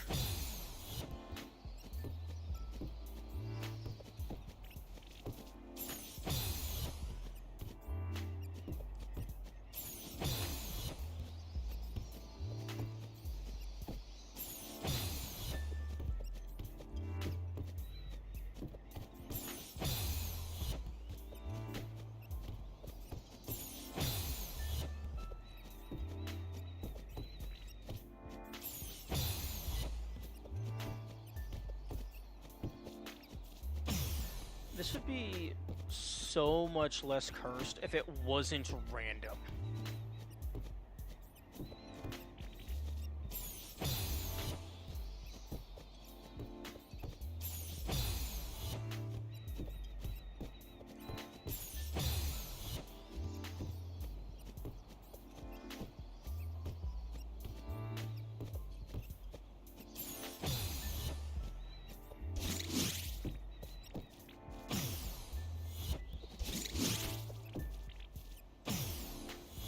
I'm just gonna test to see if you could even get past this next area.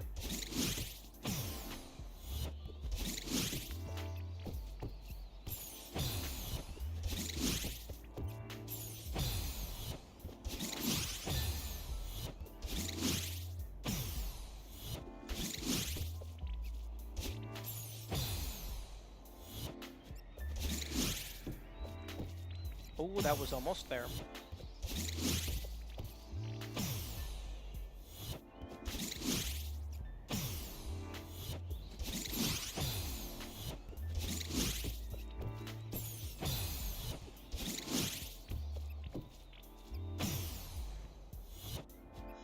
Okay, I think I'm going to take a small break to eat some food. My stomach is yelling and screaming and throwing a little fit. So I shall be back when consumption is finished.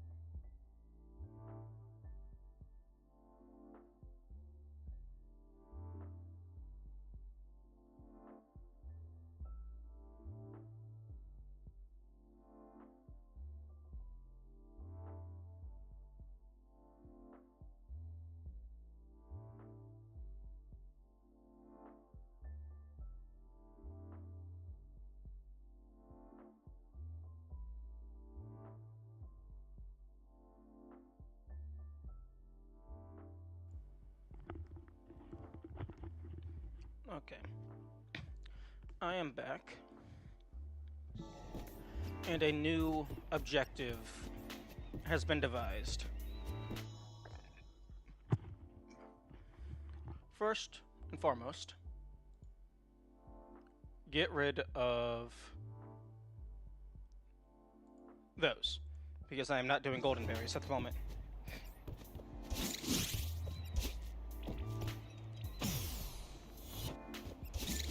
There's not really any point in me going for the berries other than practice, because this is not the actual full variance run.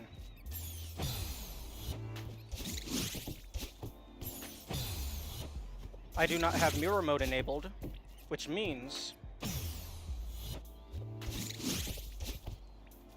that the only thing that this run is good for is practice. I mean, I don't have invisible motion enabled. I do have mirror mode enabled.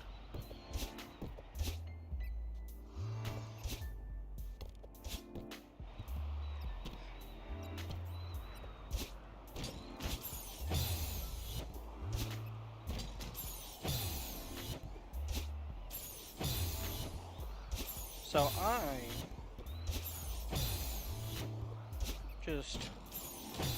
I suppose a better way of phrasing it is we are shifting gears towards any percent.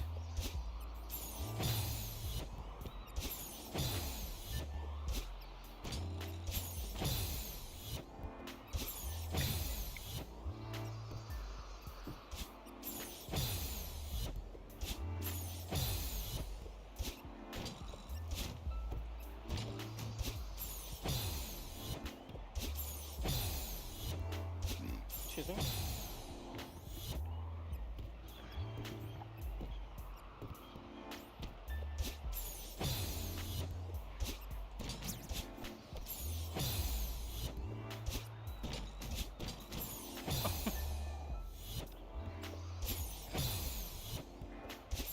I hate the hiccups.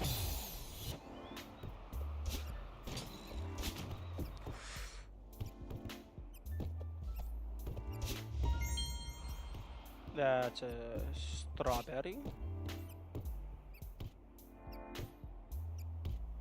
Huh.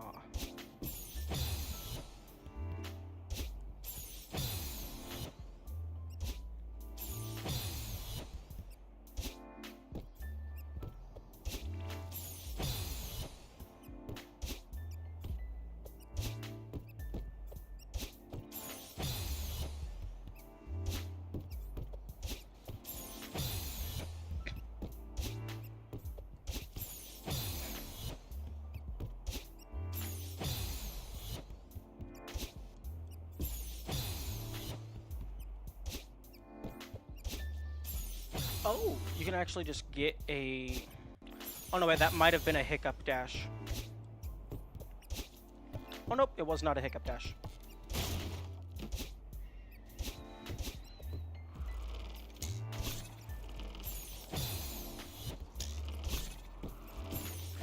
Right. Hiccups fuck you over. Remember that. Never forget. Never forget, if you have hiccups, you're screwed.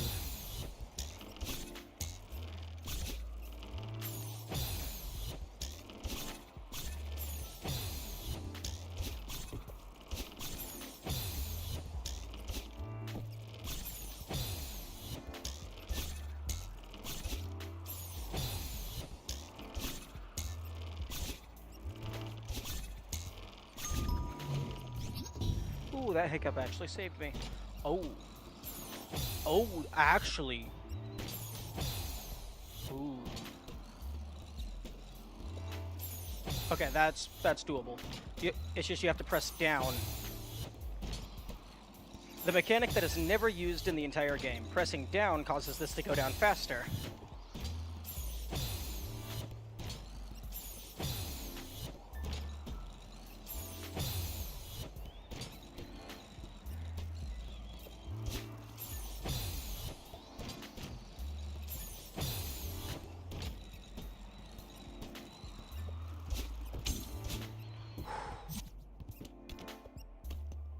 Excuse me? Thank you.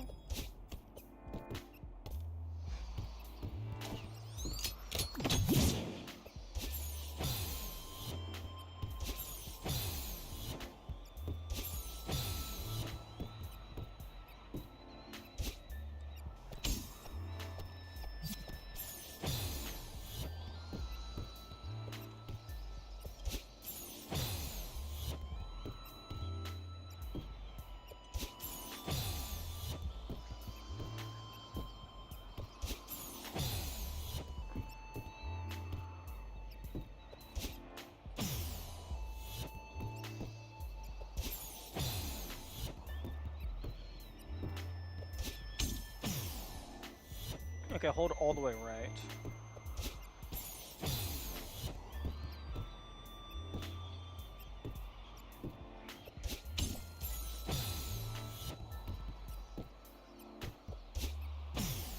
Or you can get the hiccup to kill you.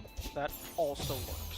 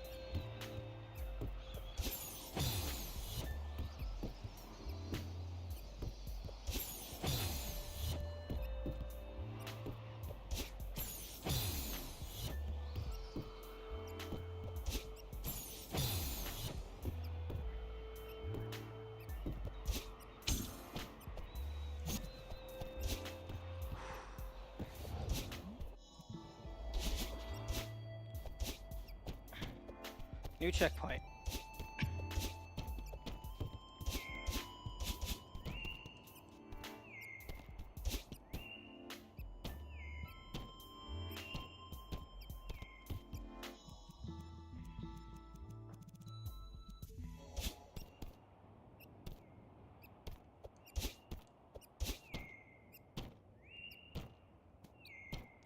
Oh, Shiro, why are you whistling?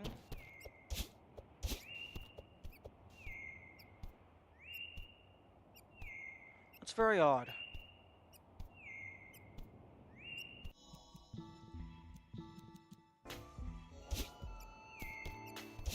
I never noticed that before.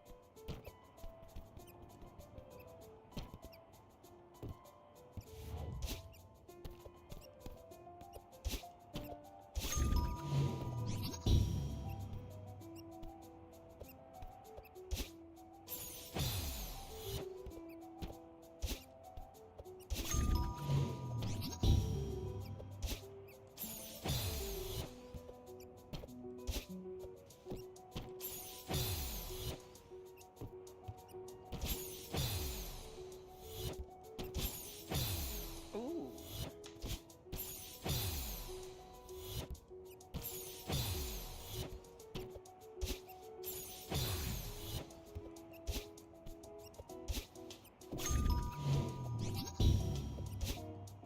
There we go.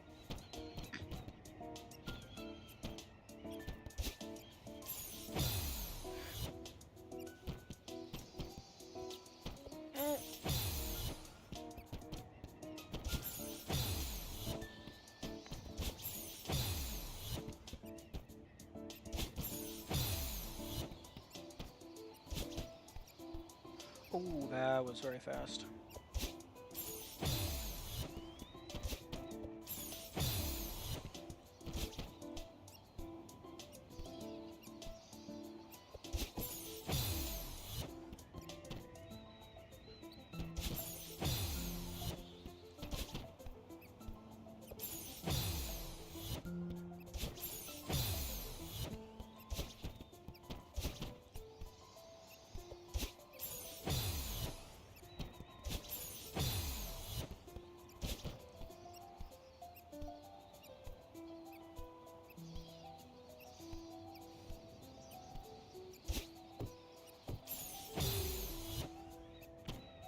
Actually...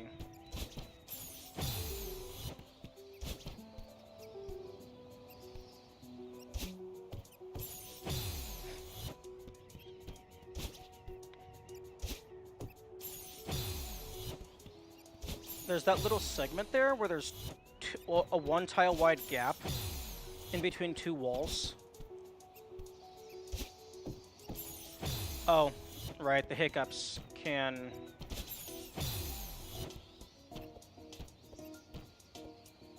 Actually, no, the hiccups can't throw me away.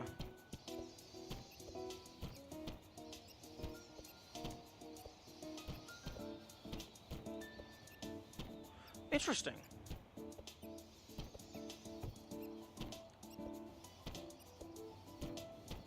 The hiccups can't throw me away from a wall?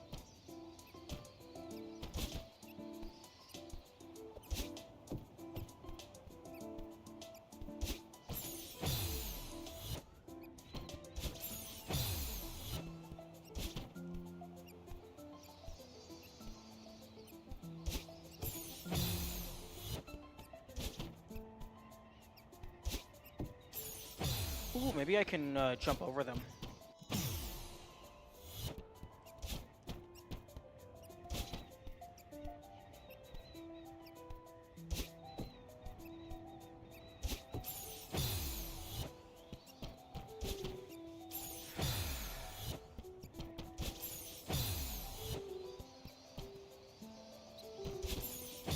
Okay, this is... Brain is starting to enjoy this less.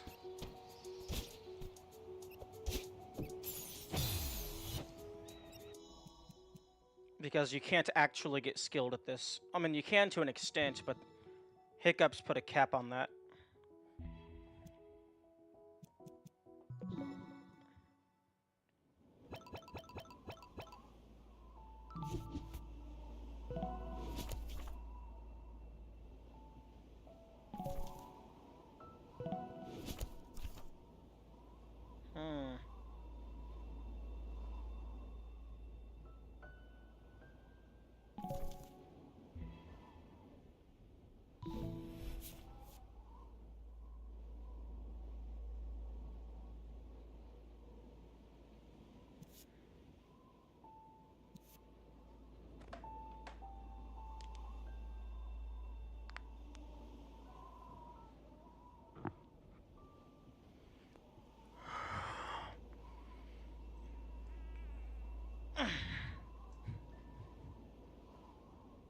Oh. This save file is almost to just a fuck ton of sixes. Okay. What to do, what to do.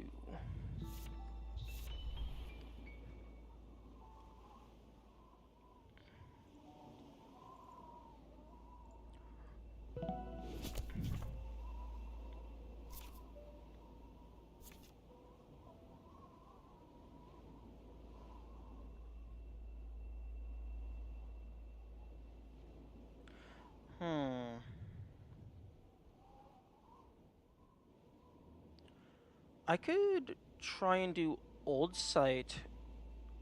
I could probably do 2C golden.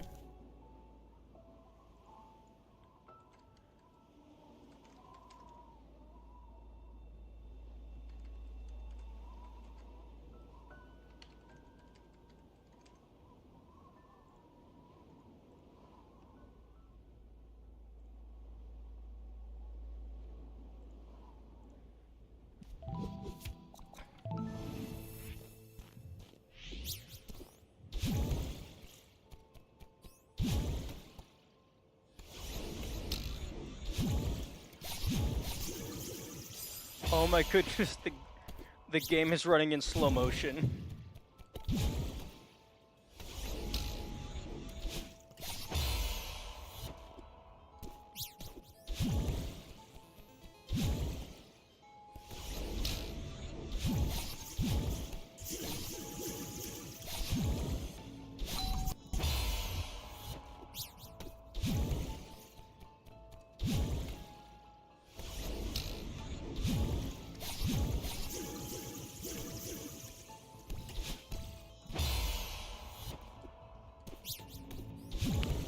Honestly, that's actually a pretty good idea. Do a bunch of practice on high speed.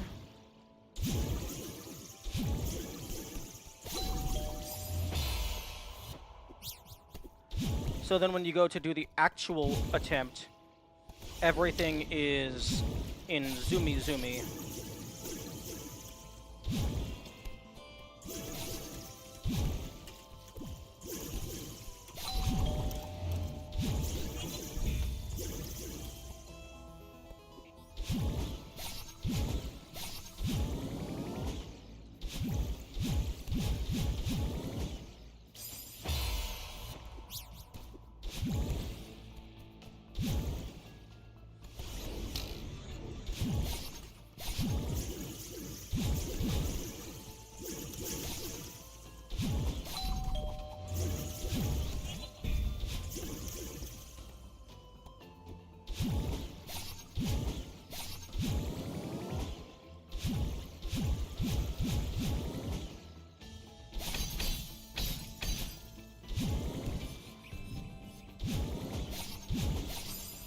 What?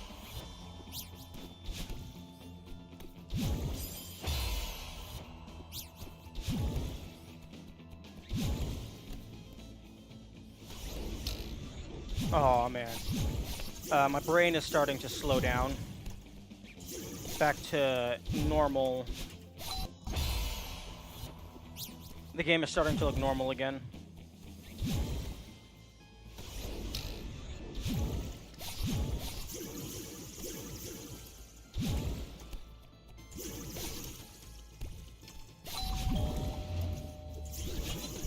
Which means, it's starting to look hard again.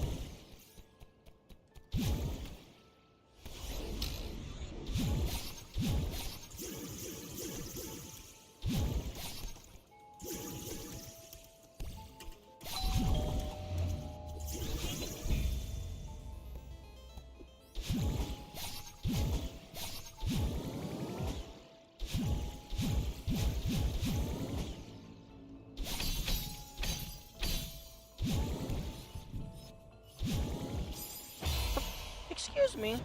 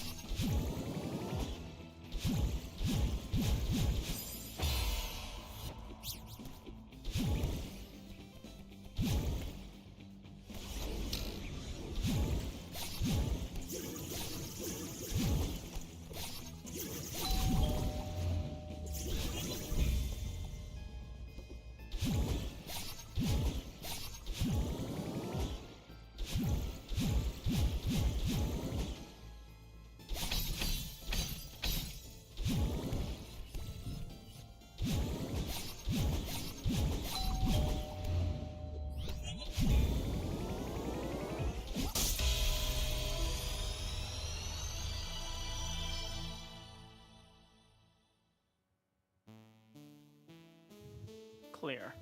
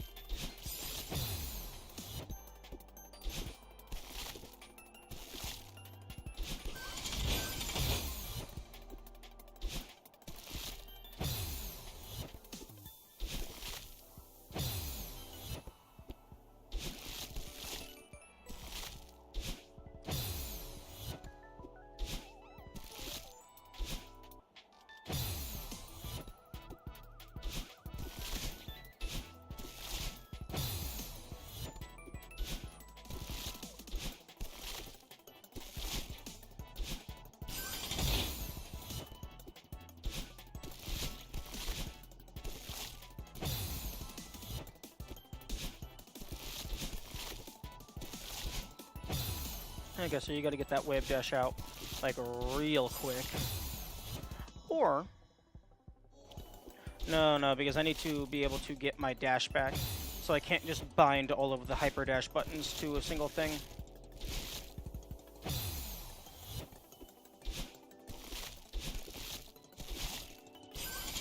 Because that would be more precise.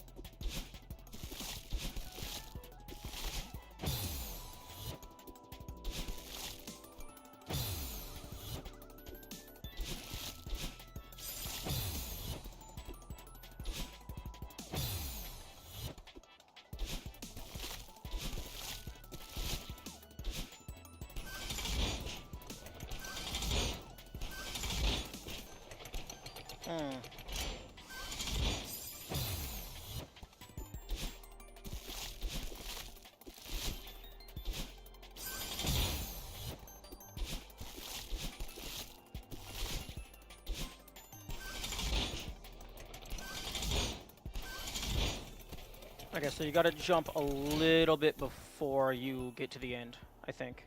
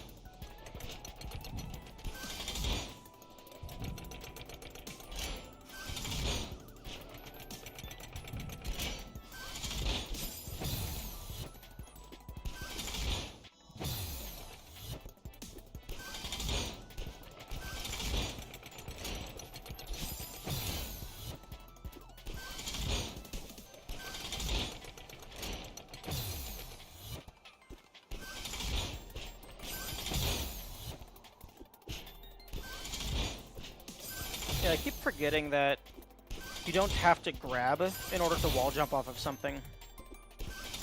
So you can do a wall jump without doing that to preserve stamina.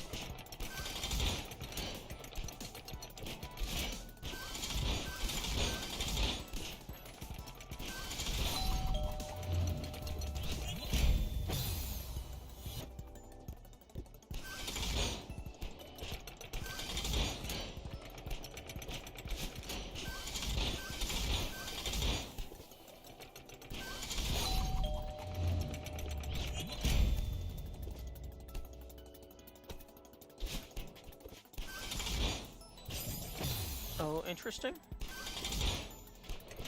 You carry the momentum hanging from behind it.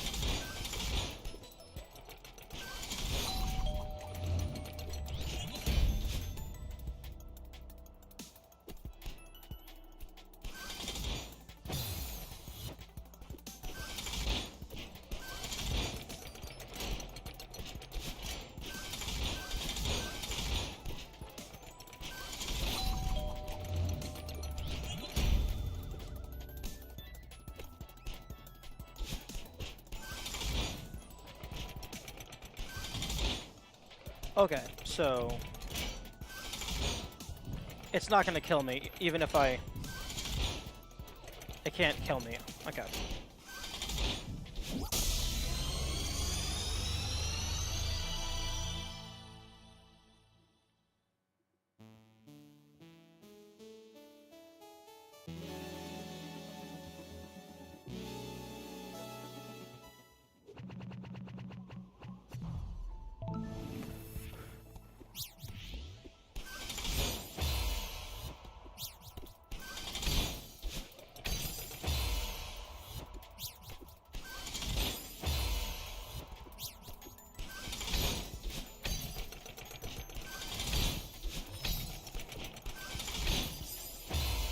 Ooh, that's an interesting point.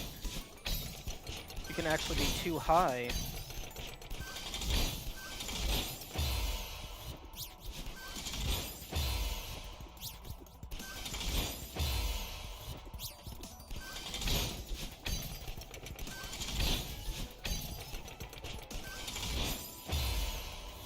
Wah. Oh.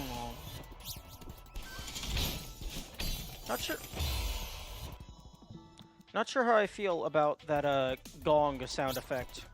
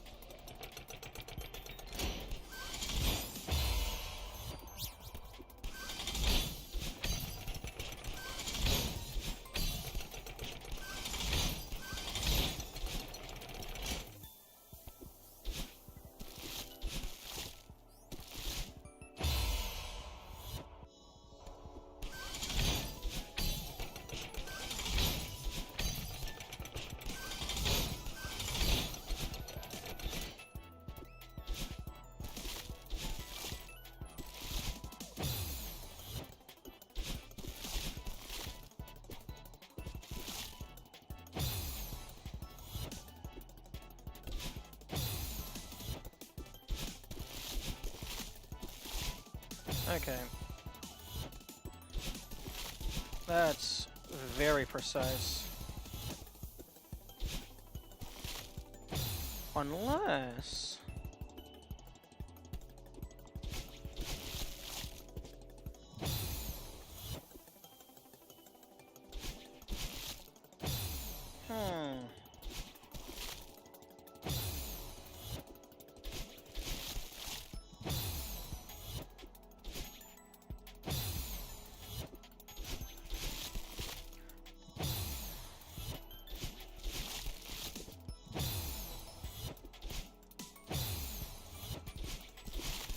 You're not... Hmm.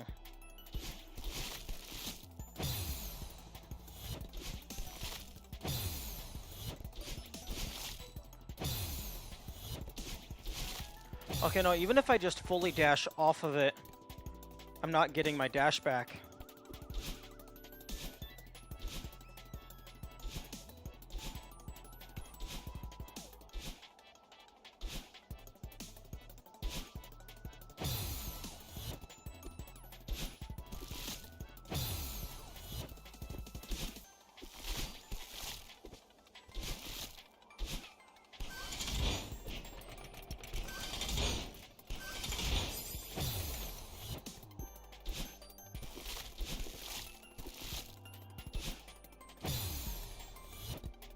Oh, wait a minute. I might be stupid.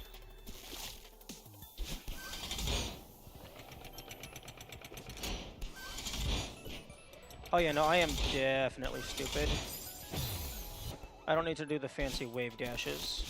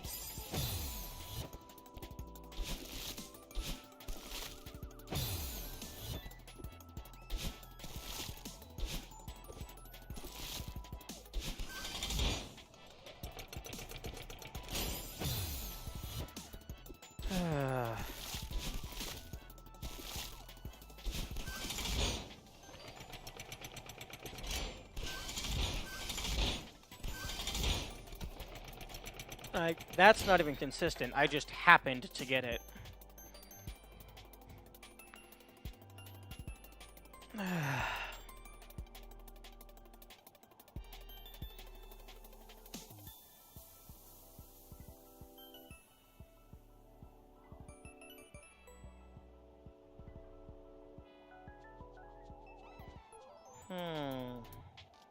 I am now conflicted. I want to get all the golden berries because I want to do all of the things. However, I do not find this to be very fun. This is tedious and grinding.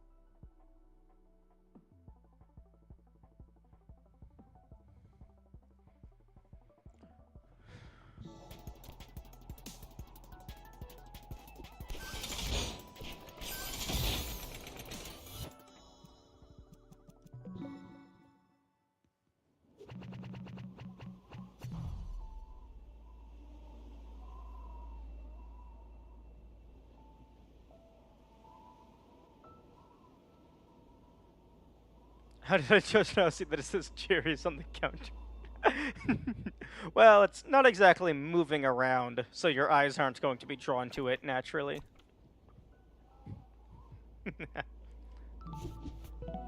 Hmm.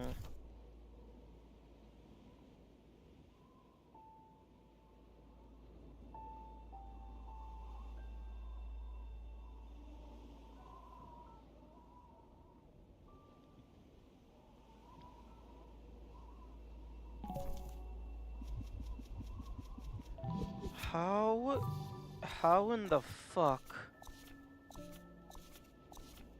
Just how in the fuck are you supposed to do this?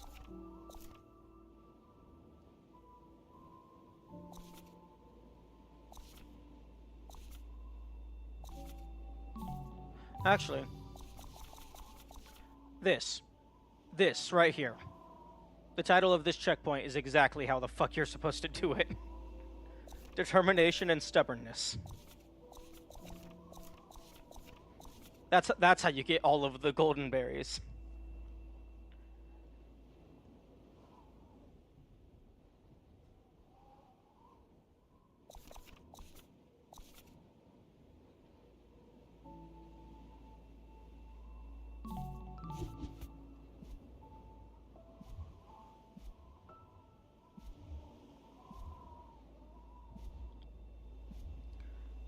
But I kinda don't want to. Hmm.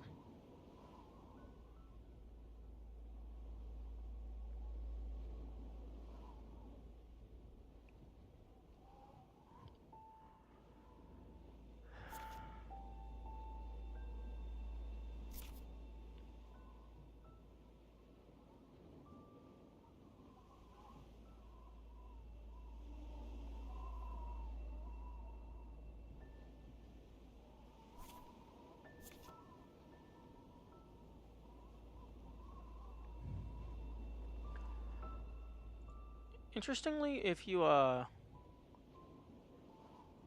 might be able to find the information on Steam itself, but if you go to the Steam database, page for Celeste, you can actually look at your own personal stats for the Steam stats.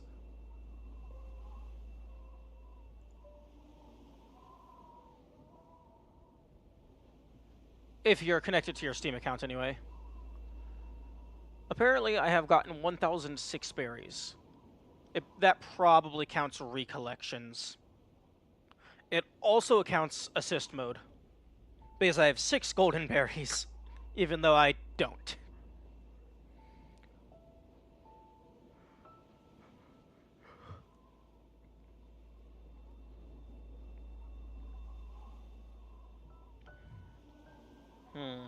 You got any recommendations for something that I could do? Because I think my inner self is telling my outer self that golden berries are not a worthwhile endeavor. Oh, there's a 202 berries when you have 1,006. Yes, indeed. Yeah, I found the secret sequel and the DLC to the secret sequel.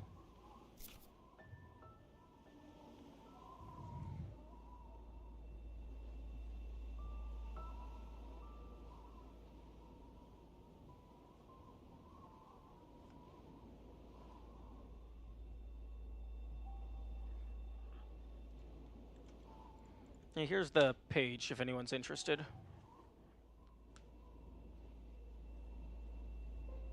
You just scroll down to the bottom below the achievements. Although the achievements do implicitly have spoilers, so just be careful.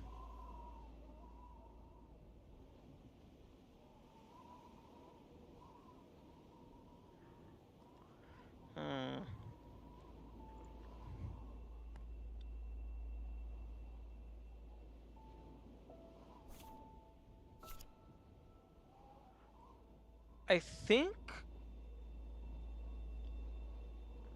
I don't know for certain, but I think one reason why I might not like the golden berries, why they're like rubbing me the wrong way per se, is because it's just doing the same thing again.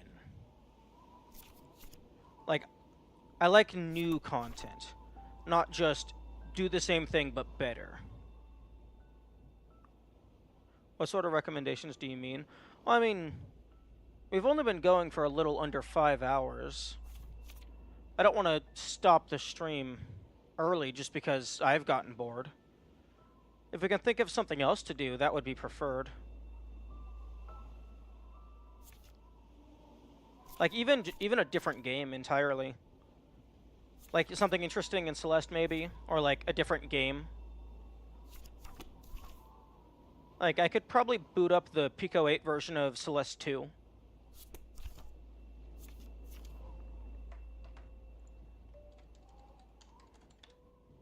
I don't think I ever beat that.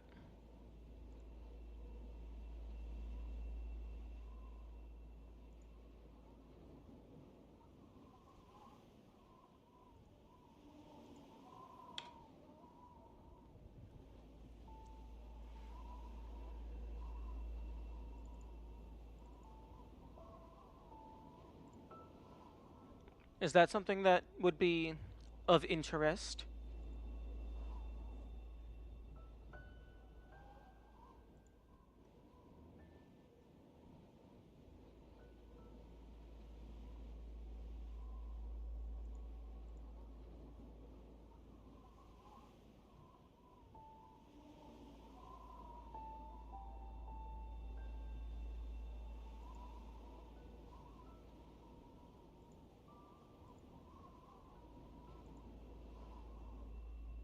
I've never seen that, actually.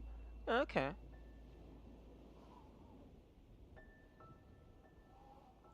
Then allow me to close the game.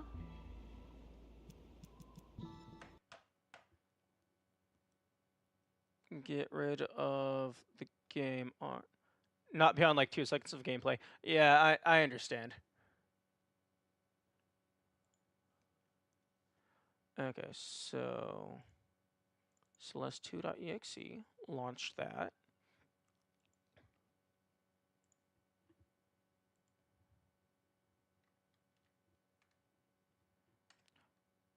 Okay, first options, full screen off.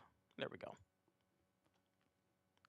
Game video,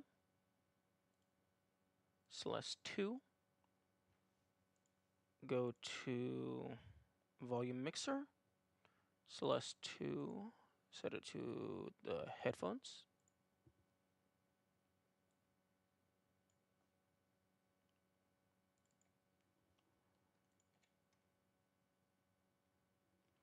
Okay, so game video. Zoom that out.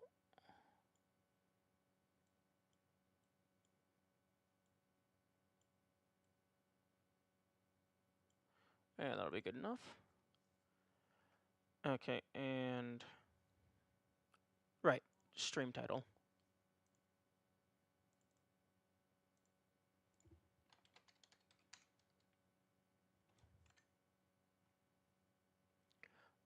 Okay, it looks like Celeste 2 does not actually have a category on Twitch. I mean, there's Celeste Classic. There's 3 Celeste Classics. Interesting. I'm just going to leave it on Celeste.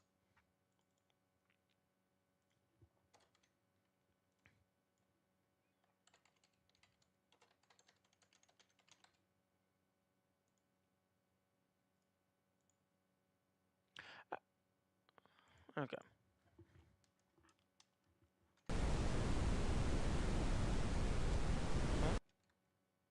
Options, controls. It does not one. Okay. One joystick's detected. Okay. So play.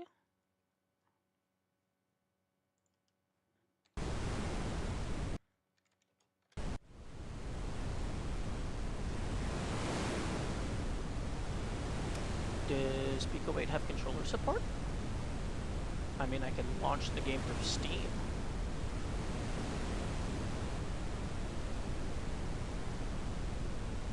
Browse, downloads, Celeste 2.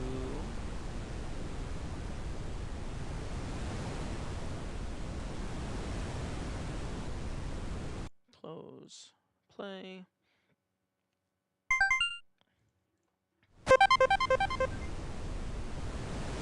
Ah, here we go. Reset card. Options.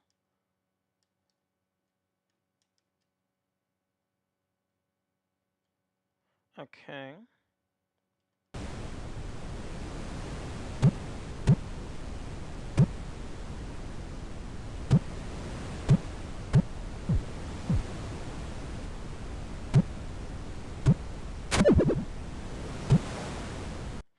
Oh, yeah, actually, hang on. Game audio. Just to make sure that it's refreshed.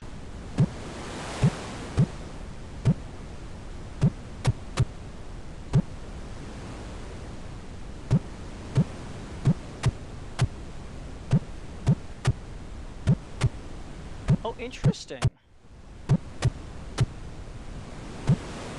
The neutral jump is what makes you go further in this version, or rather this game.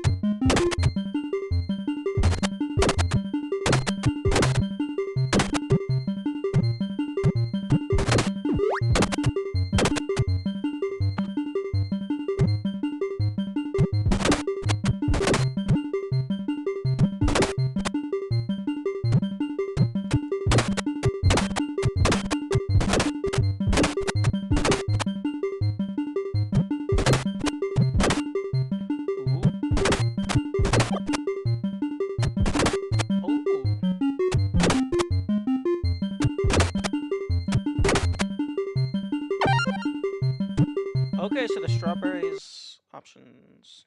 Okay, I can turn the sound down myself.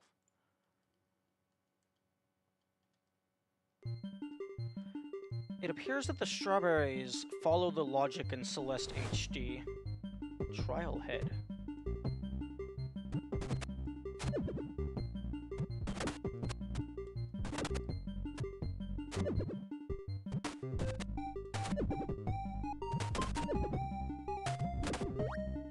Okay, that's what I was expecting.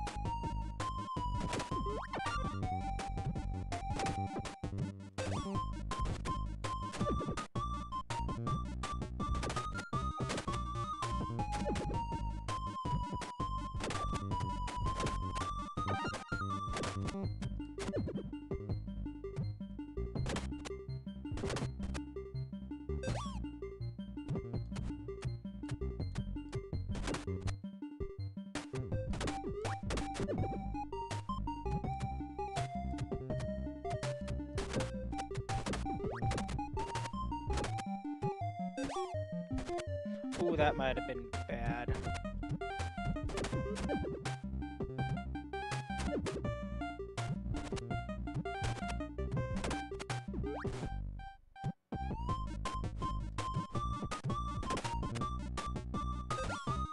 Okay, so I can change. I can go back and get the checkpoint again.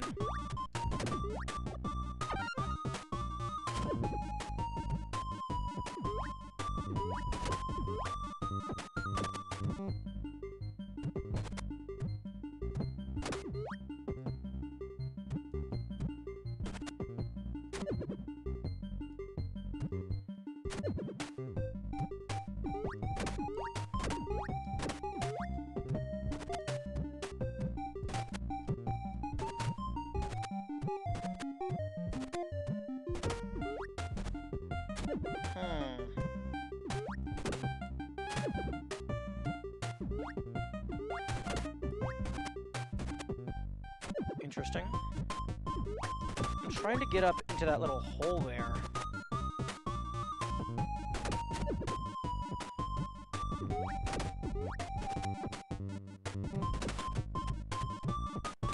Maybe I'm missing an item.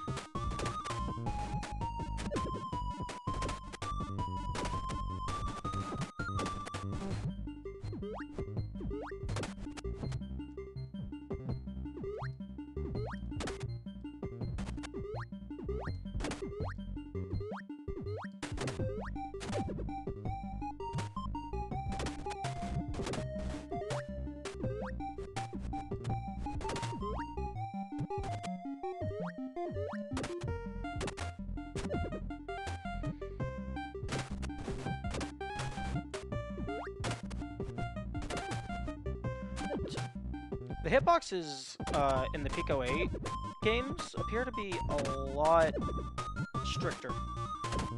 Like, you have to actually touch it visually.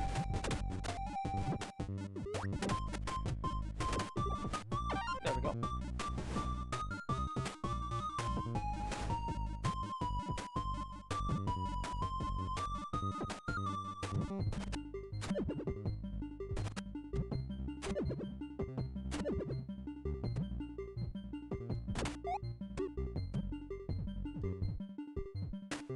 Oh.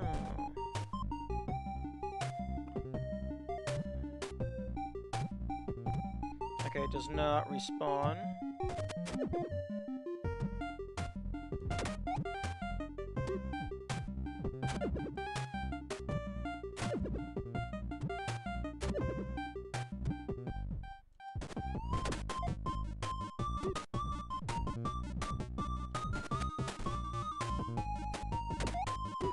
Oh. Oh. That's very interesting. Also, mistakes have been made. I forgot. Pico 8, no checkpoints, no save.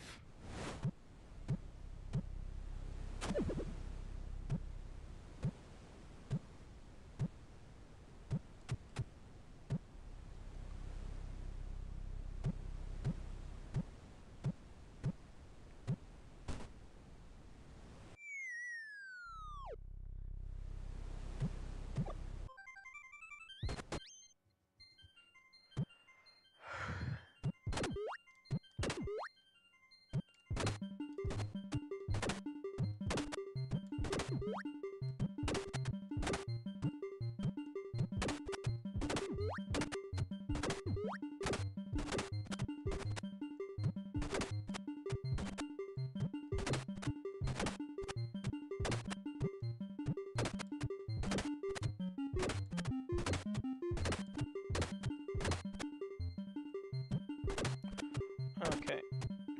Now I know that you can grab those springs and take them with you.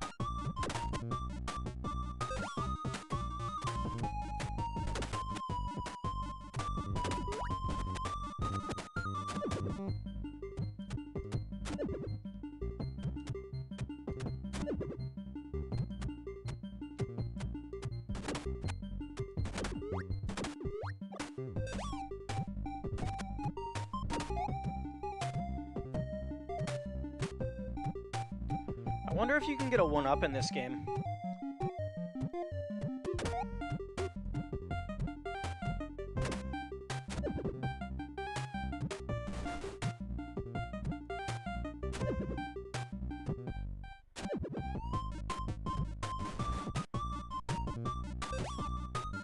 Music's a banger, as usual.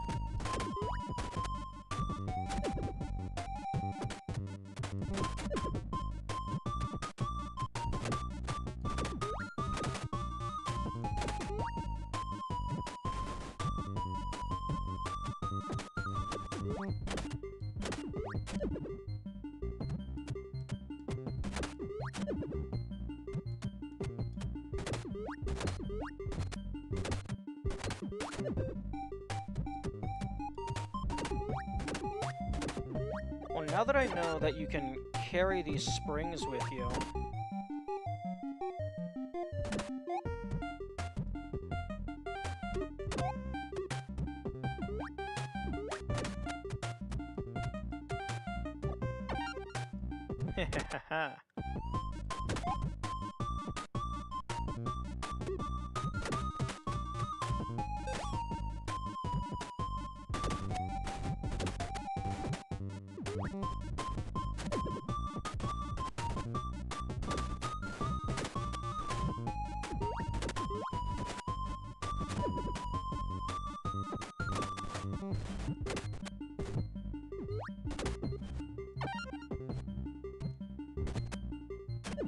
Oh?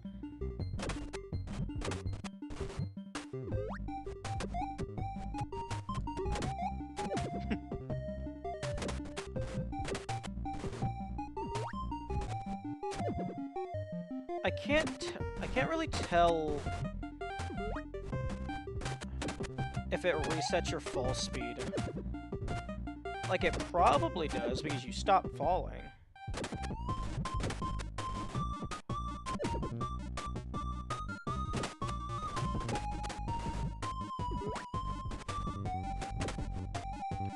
Interesting.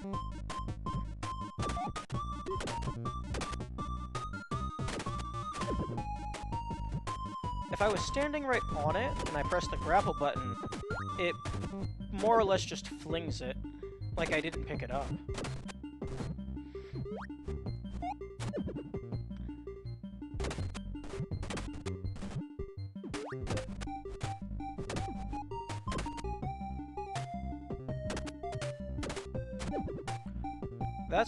That's an interesting speed mechanic, although it is a bit annoying if you're not trying to actively do it.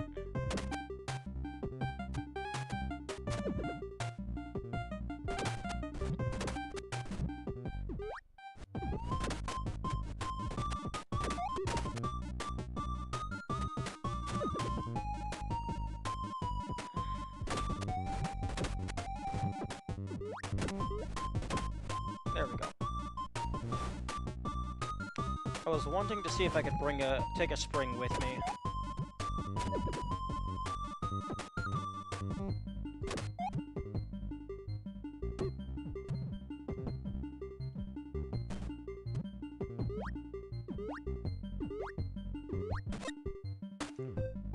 Oh.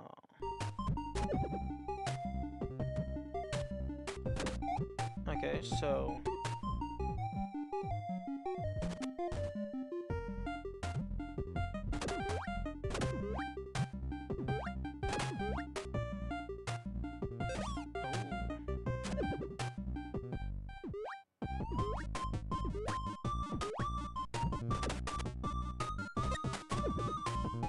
Okay, so you cannot grapple onto ice.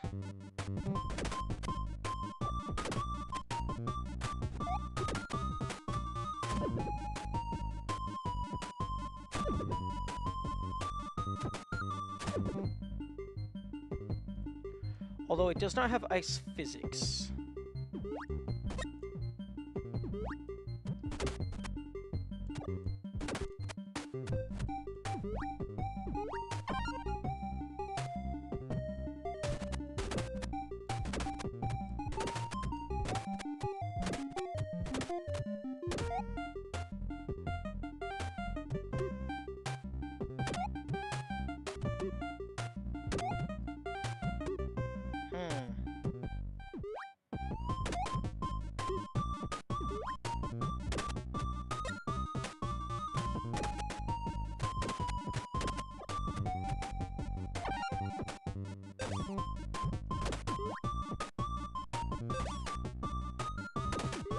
can't tell if this is bonus or not. This feels like bonus.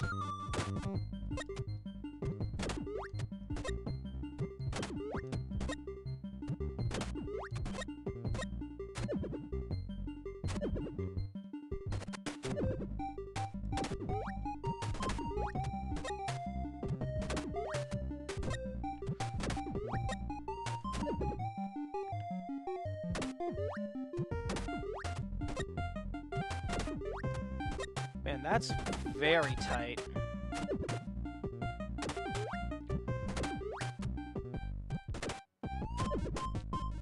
Okay, so that's what one would expect in a glacial cave. I'm sorry, I'm not sure which thing I said that you're referring to.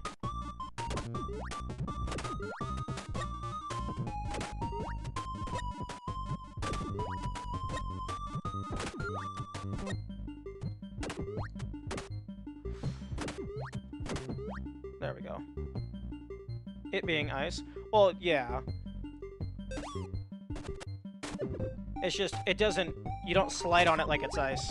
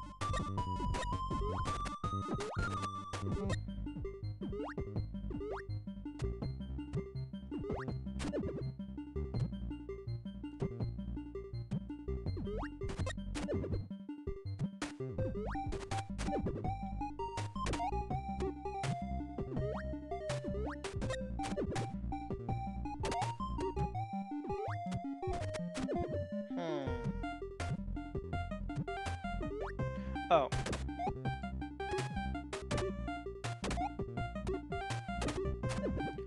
I'm sorry, excuse me? Okay.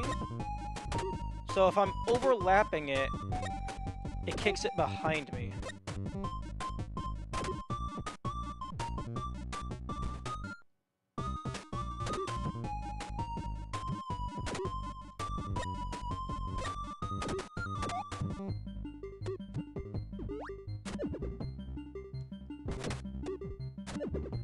I do find it very funny that the snowball can kill you. Okay, so I think it's...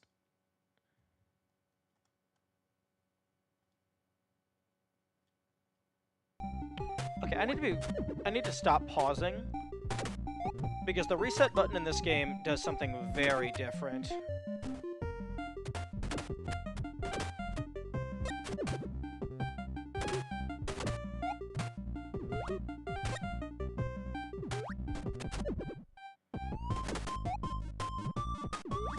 One, two, three, 4, 5, 6. Okay. Okay, so it bounces 6 times.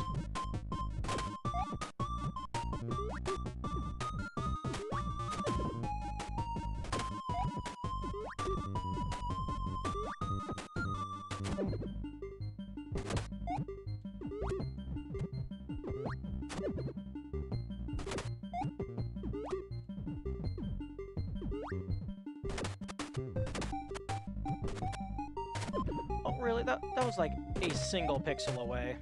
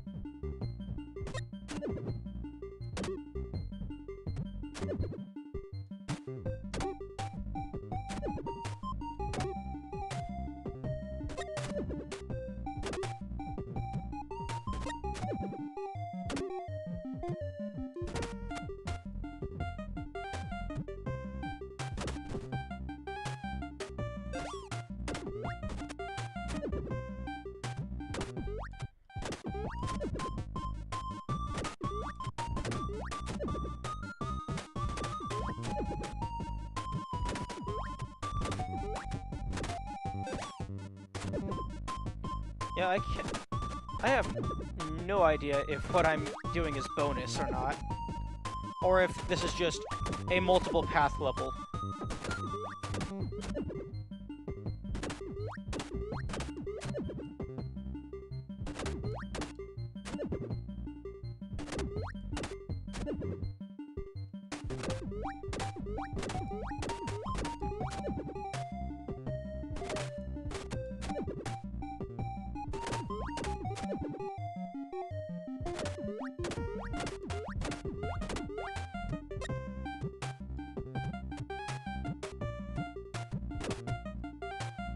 Okay, that feels like an exit. Yeah. Okay, so I think this was just an alternate path type thing. Because there was that entire area to the left. Unless that was bonus that I missed out on.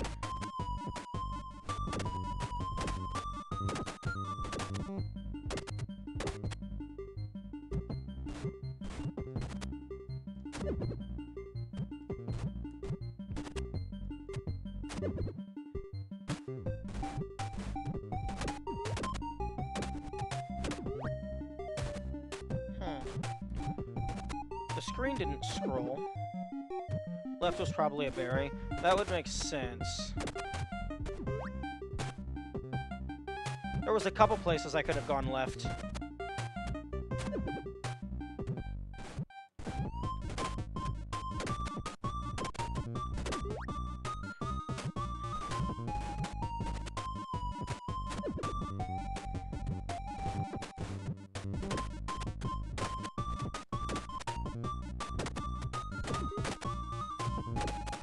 Okay, nothing up there.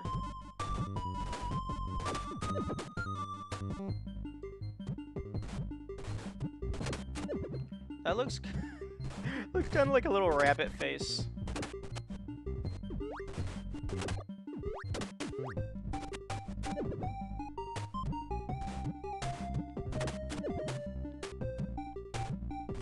So I probably missed at least 2 berries. Because I can remember 2 places where going left was a possibility.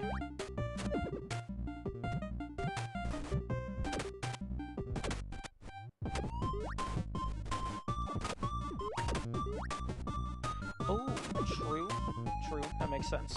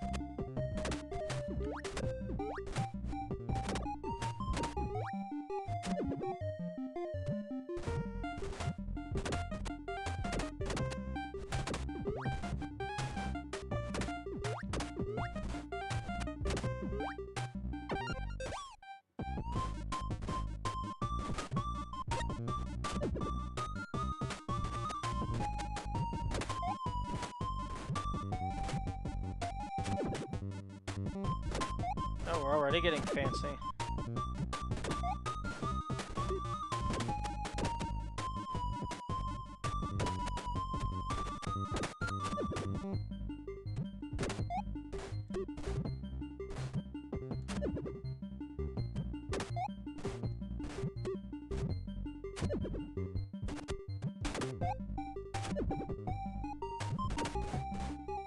Oh.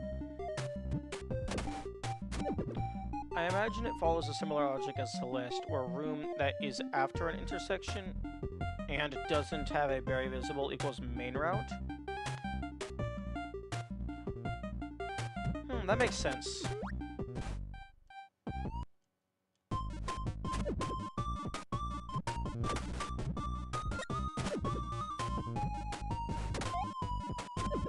Ooh, okay, that's an interesting interaction. Using your grappling hook to grab something fully cancels your current momentum.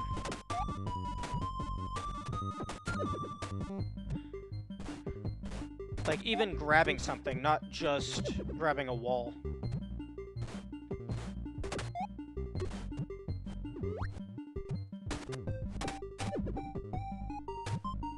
Also, I keep overthinking everything, thinking the game is asking me to do something super crazy, when in reality it's just like, no, just bounce on the springs and grab the next spring.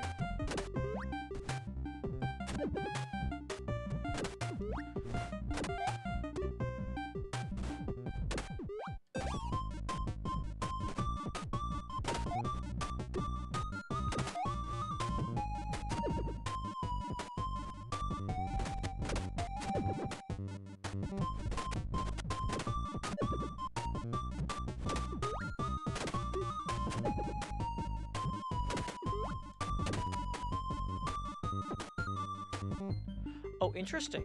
The snowball spawner is no longer in existence. So I should probably let it spawn a few.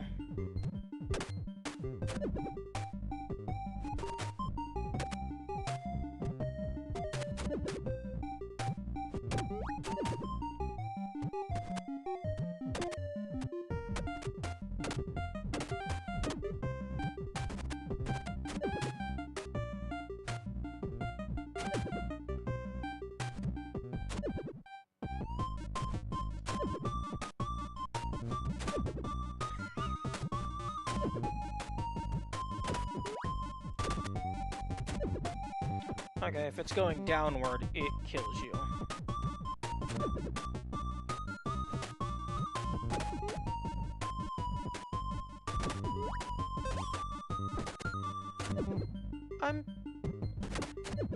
Excuse me. What is this B-side level nonsense?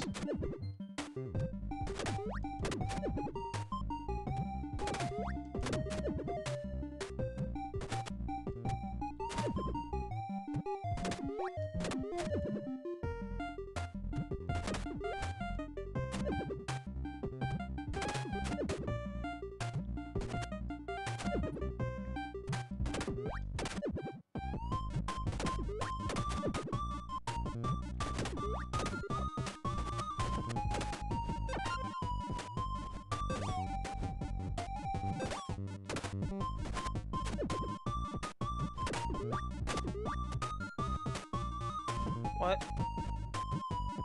What? Oh, this one... I think this upper one was placed for the berry route.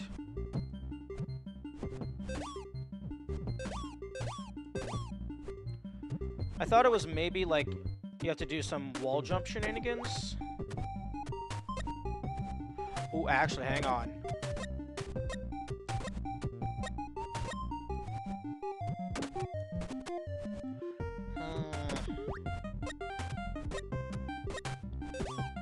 I don't know.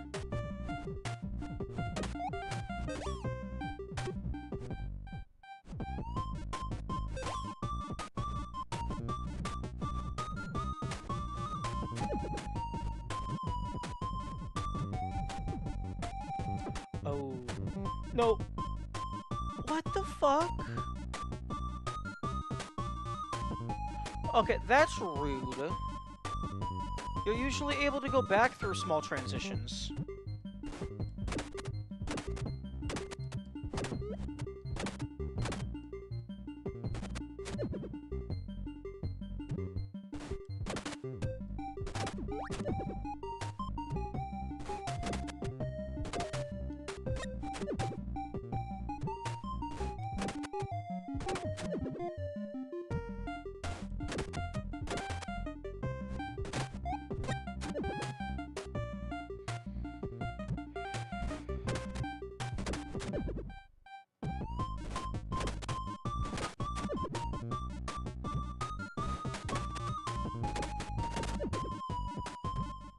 Oh, interesting.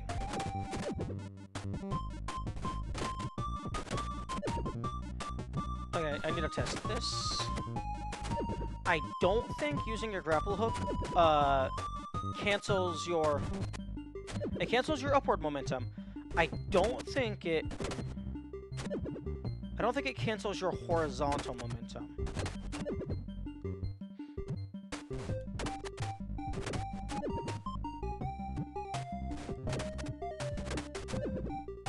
So if I can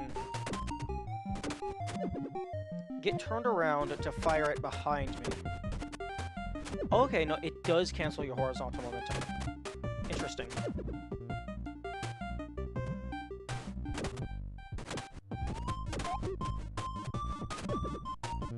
Okay, it does not look like there's any neutrals in this game.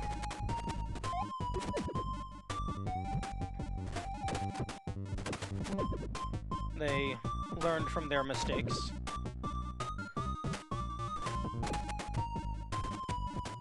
Although,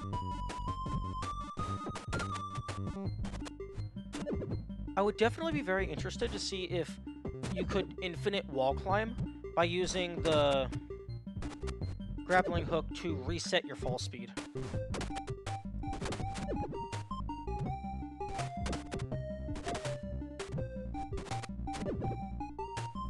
And this is very precise.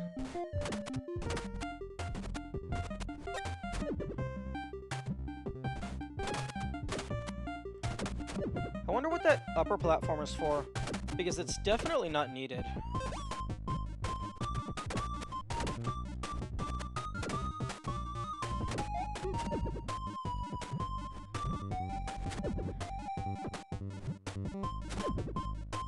Come on, game. You're not hiding this from me. What? That's not bonus?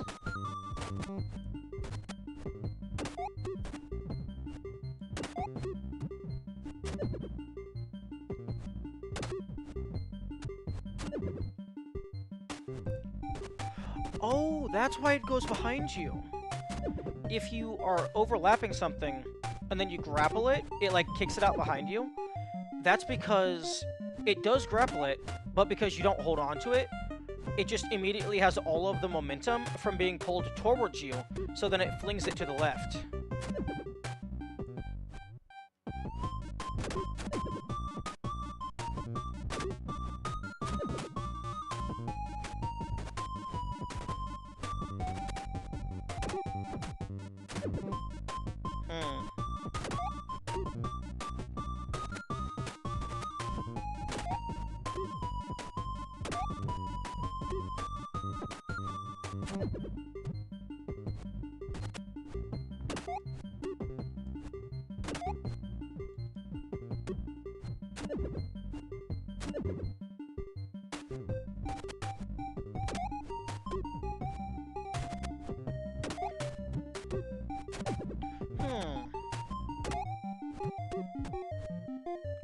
No infinite pillaring for you. But I can definitely get a, I can definitely get an air bounce. Don't think that's what it wanted me to do. But if you use your grappling hook to... Oh, that one's gonna be real mean. If you use your grappling hook to reset your fall speed, the snowball continues to fall, and then you can bounce on it in midair.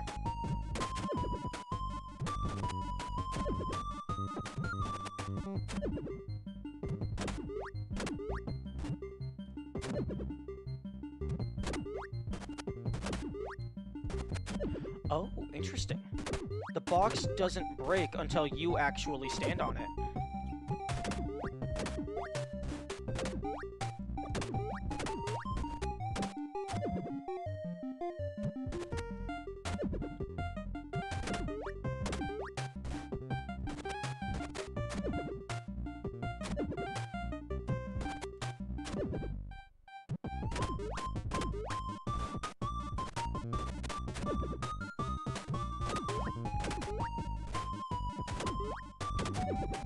You know, I really like the strawberries in Celeste.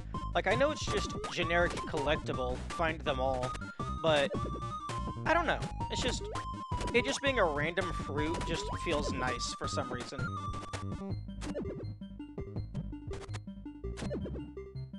But now that I've said that, like, I don't necessarily know if I would want to do that in a game, because then it would feel like I'm just copying them. Even though it's just using good ideas.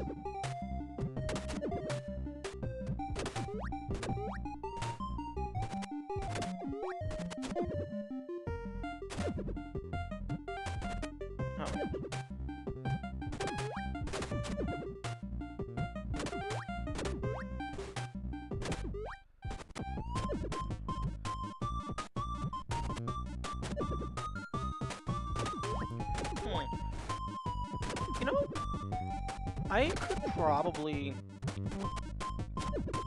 just as practice, do what Celeste did and make a Pico 8 game before making a full game as practice. Come on! Fuck. Because Pico 8 seems like it's a lot lower end. What? I didn't get the strawberry.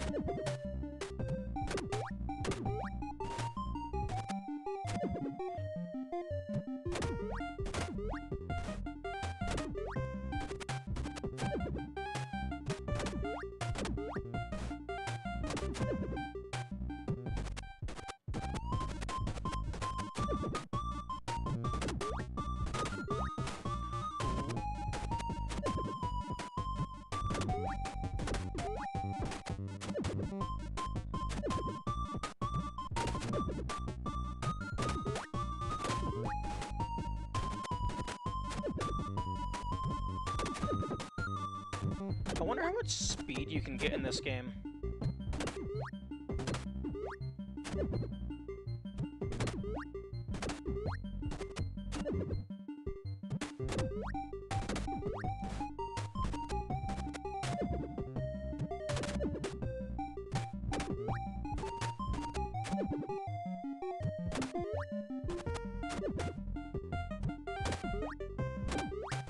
Because it does have the corner boost thing from Celeste.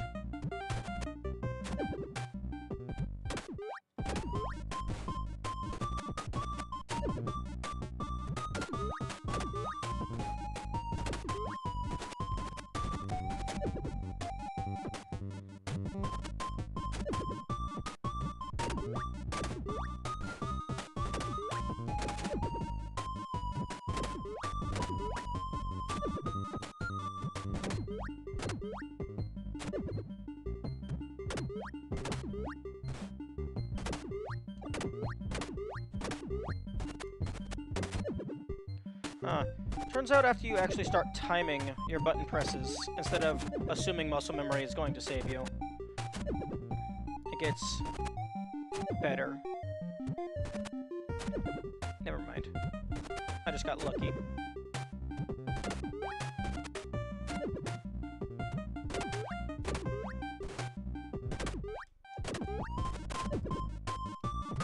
Okay, I've already missed some strawberries, so I kinda don't care about that one anymore.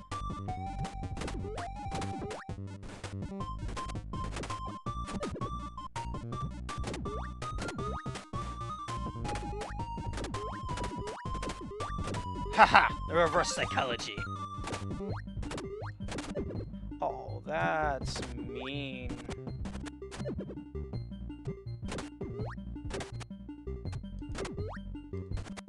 Huh? You can't do that. Oh, okay. You have to, like, start from, like, the very end of your rope.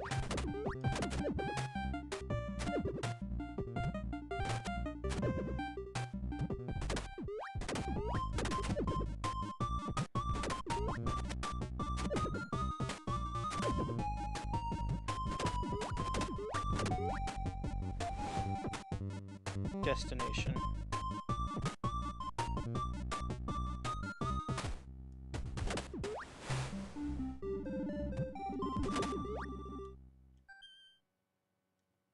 Oh.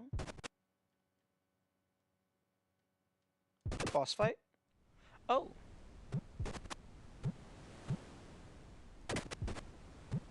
Okay, 317 deaths, 12 berries. Interesting. Okay, I'm gonna look up how many berries there are.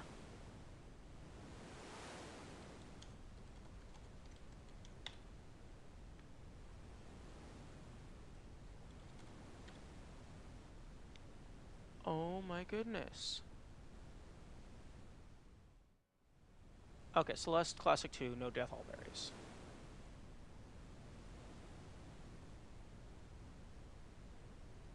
Okay, so there is 16 berries.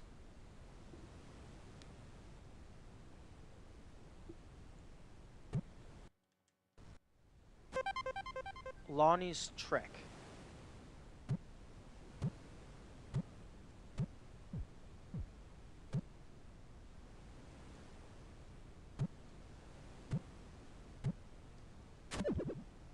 Ooh, can you make that? Ooh, you can maybe make that. Although I don't think you can. Ooh, that is so close to working.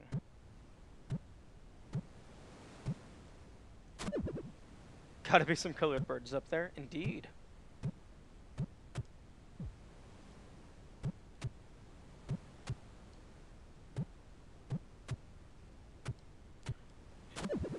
I don't think there's any. I don't think there's a button to.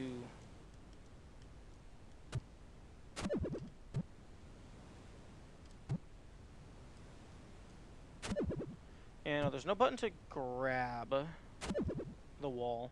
I don't have the grappling hook yet.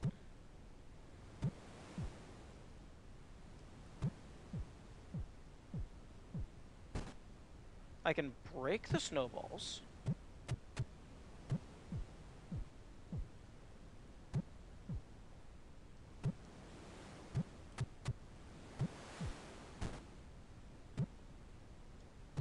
Ooh, maybe I can do a wall jump from there. Okay, well, I definitely would have hit a trigger if there was one. And the screen didn't scroll, so I don't think there is anything up there, unfortunately. Oh, actually, yo, this is, after Madeline came through.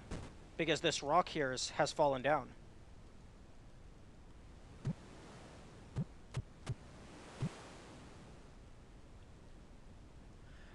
Ooh, I wonder if Celeste 2 takes place, uh, before or after Granny's death.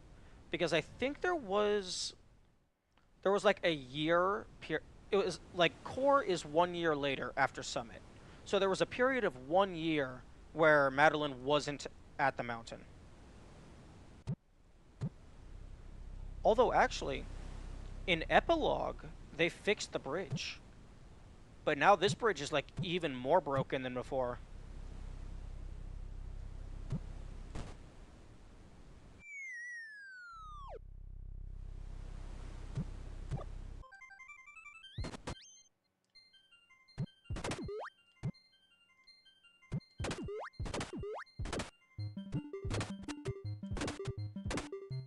No.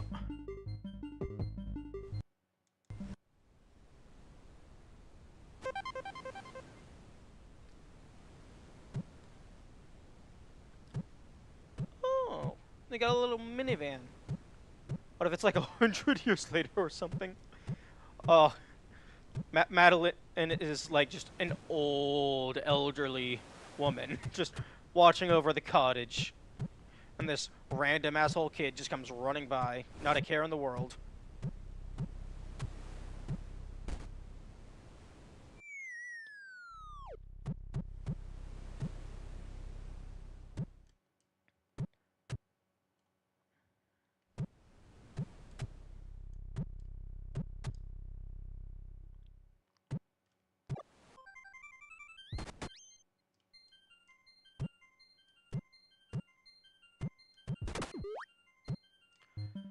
Hmm. One moment. I would like to check a thingamabob.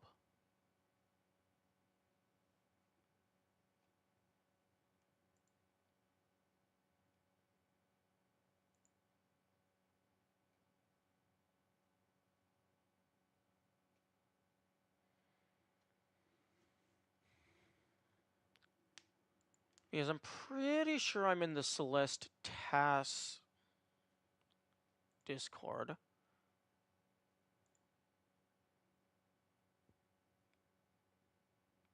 Like, not the Mount Celeste Climbing Association. I think there was a separate Discord that was like just tassing, not like the general community.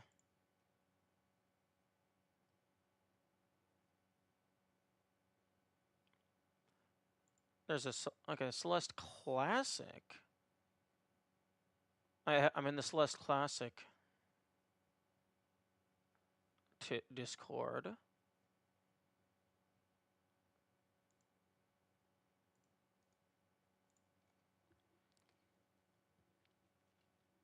I wonder if anyone has done minimum grappling hook uses.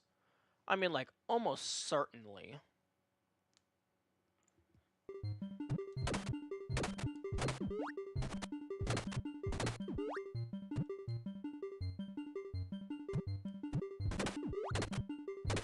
Although, given that this game has limited checkpoints and, like, no saving whatsoever, if I wanted to mess with that, I would definitely just do it in tassing mode.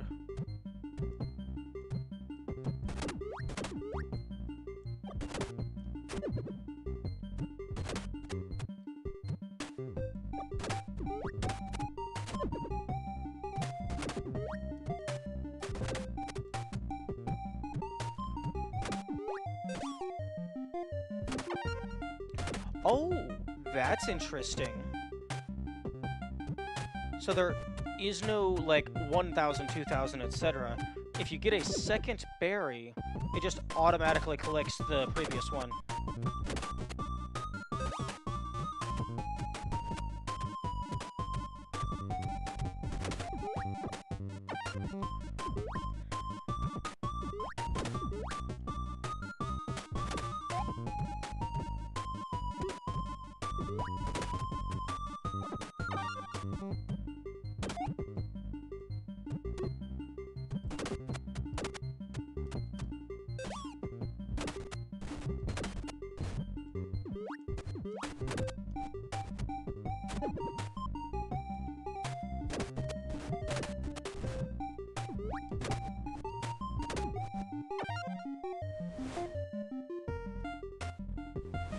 You also probably couldn't carry them through these loading screens.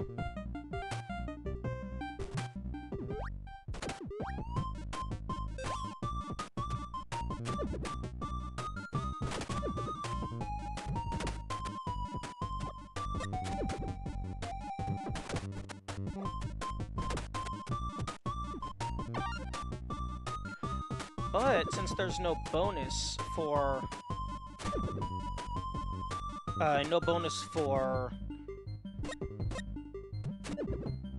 getting like a full chain or whatnot, that means I can just get them with no regard.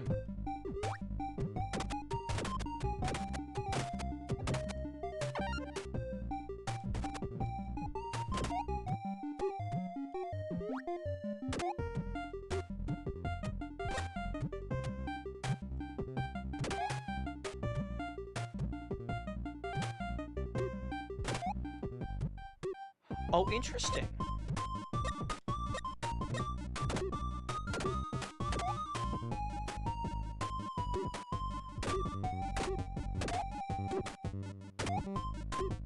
Oh no, wait, even if you're there's a lot of interactions here. So, if I'm overlapping it, even if I continue to hold it, it just kicks it behind me. If I'm facing a wall and I let go, it doesn't let me throw it until I turn around.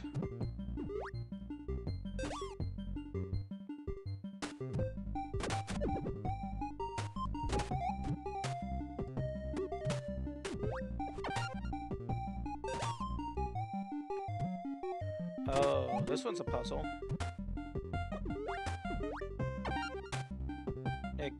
Except it's not. I mean, I guess it's a puzzle if you want to get out with 0 deaths.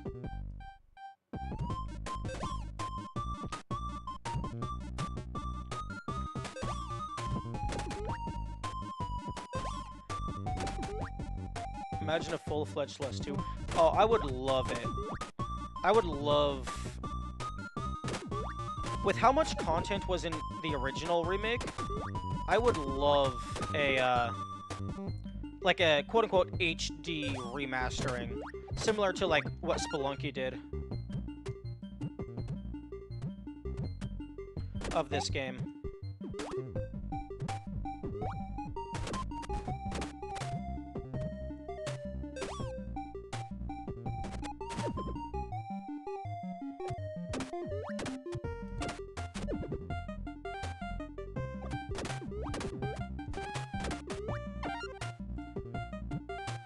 Okay, those three that I missed. That's not too bad. I just went the wrong way.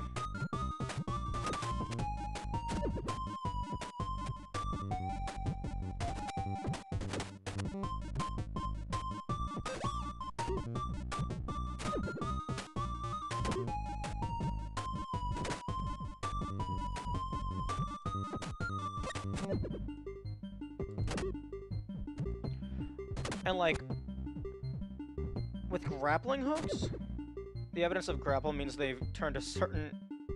Yes, haha. Ultra kill reference. Funny.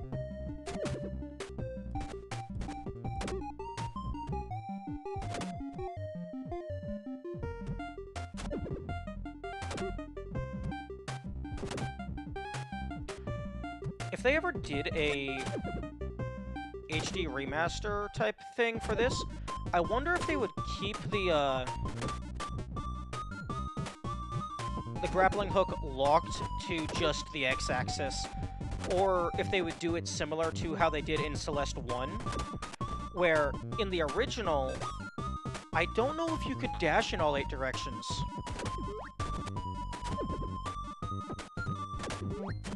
I know you could dash in the cardinal directions. I can't remember if you could dash in octagonal.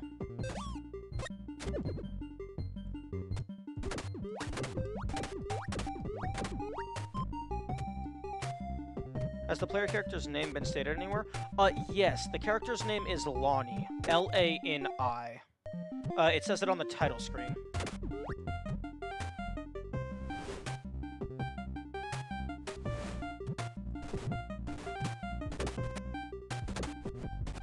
I think it's like...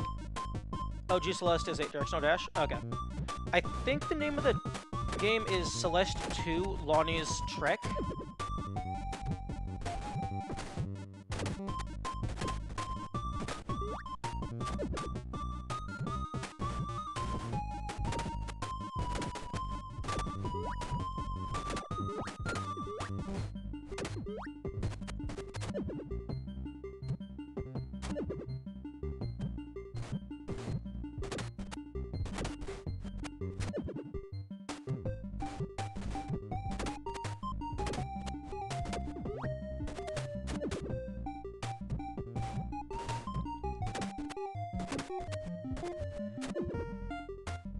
I think I recall someone saying that they don't plan on making... Can't tell if this is the same mountain, but it's close. It is the same mountain. In the intro, you follow along the same path that Madeline did, except once you get to the bridge, you fall down instead of dashing over. Hello, just those guys. Welcome to the stream. Thanks for the raid. Hope you enjoy pain and suffering. Although, this game doesn't have as much pain and suffering.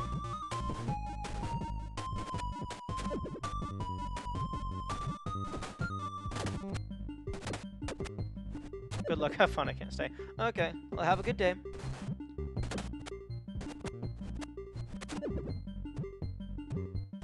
But yeah, this is definitively still Mount Celeste. Although it is unknown where in the timeline this lies.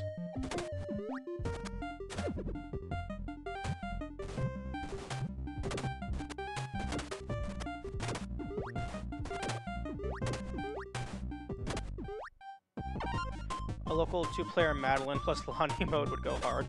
Not sure how they would do that. It would probably require, like, entirely new game mechanics and level design. But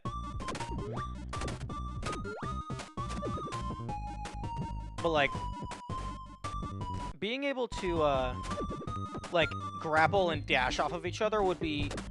It would be insane. It would make for a wild task. That's for sure.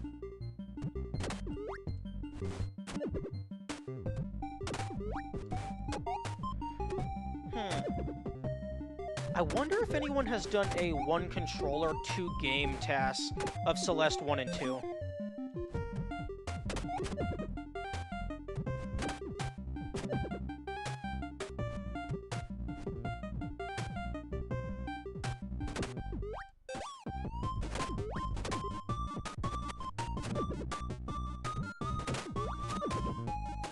Although, not sure how you would do that.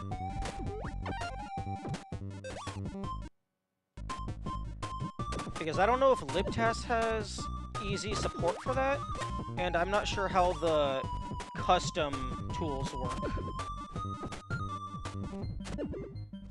Like the game-specific tasking tools.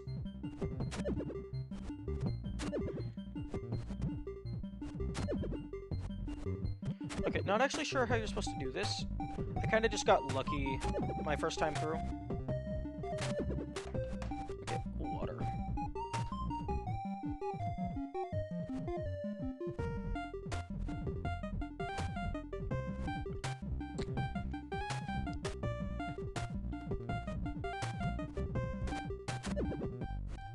Oh.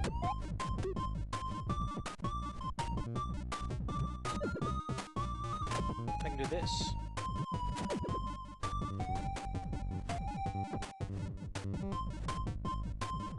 So this is where all the snowballs Madeline bounced off go to. Indeed. They fall all the way down here and screw over Lonnie.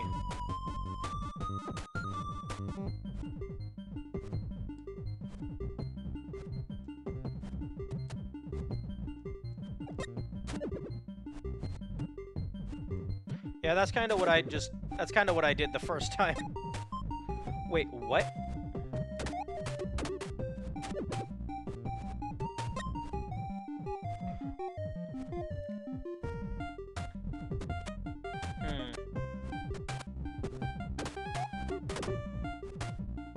It would be cool if you could get the strawberry by throwing a snowball at it.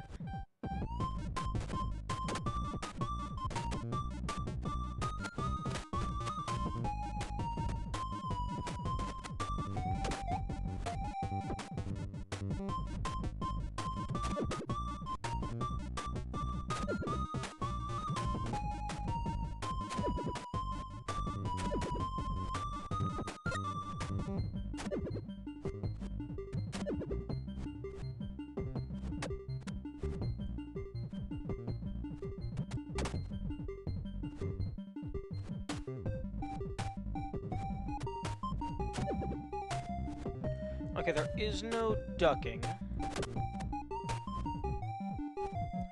Would have been funny if there was a boss you beat by throwing snowballs at it.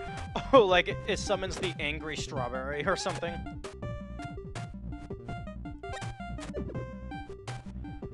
Okay, I actually can't remember what I did to get this strawberry.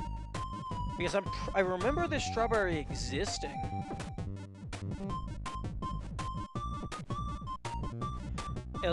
It looks like you're intended to bounce off of a snowball.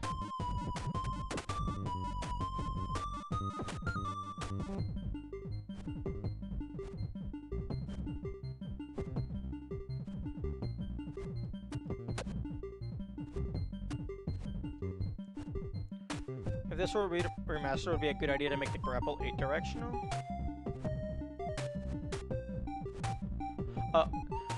I would prefer... I think it would make for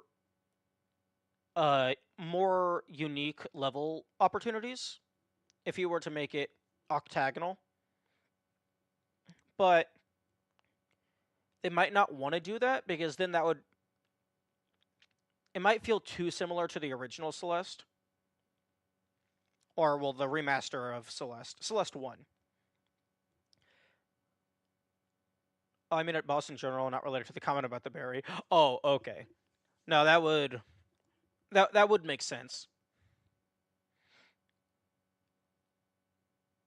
Instead of dashing into your other self, you throw snowballs at it.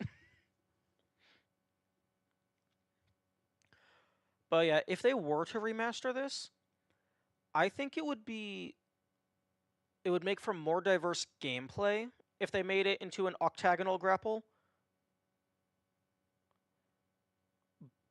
Because only grappling in two directions is very limiting.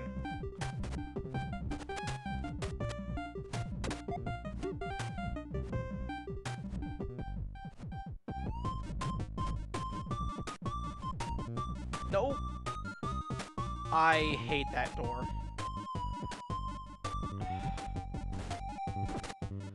That door is, I think it's the only door in the game that is a small door that is a loading zone.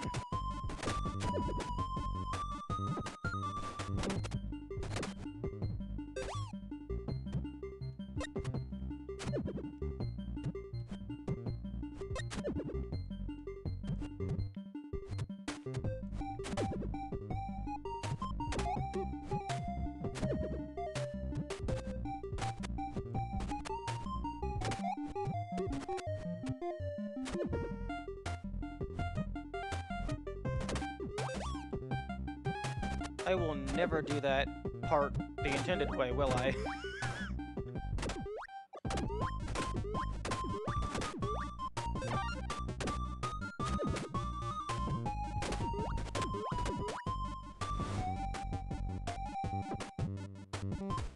Oh, that was the one strawberry that I missed.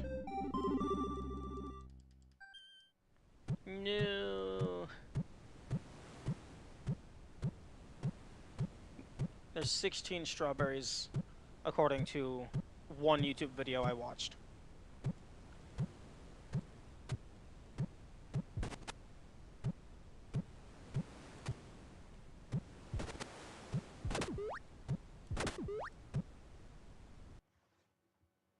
Ooh. Interesting. My chat just broke.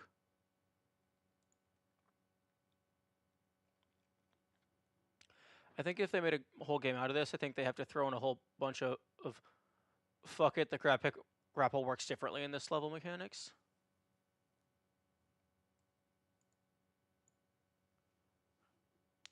I wonder what issues Lonnie had if she needed to visit the big magic rock therapy. I don't know. Yeah, okay, Celeste 2, Lonnie's Trek.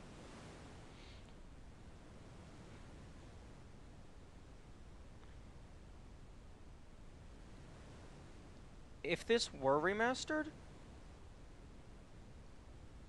I would hope that they would add physics-based grapple.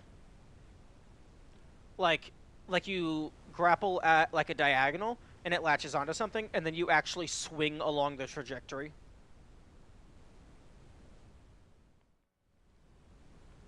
Or maybe there could be like different types of grapple hooks.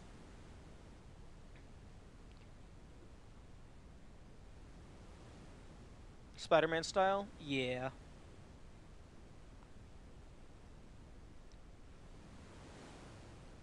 And then, like, when you get the upgrade, like the double dash equivalent, and you have two grappling hooks, you could just hang from them. Like, shoot one, hang from it, shoot the other, and then, like, maybe, like, reel one in while you're letting the other go out, so you could, like, slowly go along the trajectory.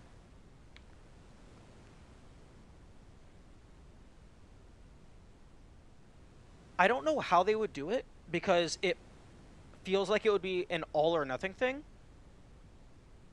But I could definitely see some level designs where you have to like shoot the grapple through a thin, like a hole too small for the player, but the grappling hook can go through in order to like hit a switch or like grab a berry. Although you couldn't make it to where you could grab all berries with the grappling hook. Otherwise, you couldn't have any traditional style collect it with your body type puzzles. Or challenges, rather.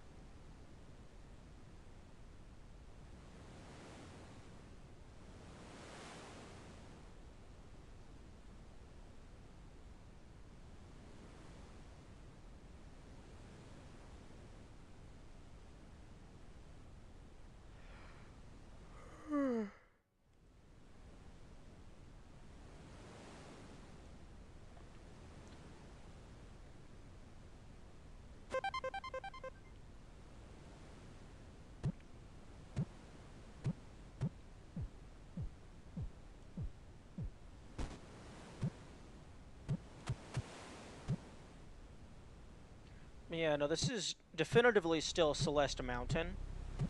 And this is actually, this either takes place a long time after Madeline has dealt with all of her nonsense, because in the epilogue of the base game, they have repaired the bridge. So this is either, Lonnie is either here while Celeste is climbing the mountain, while Madeline is climbing the mountain, or this is a long time after.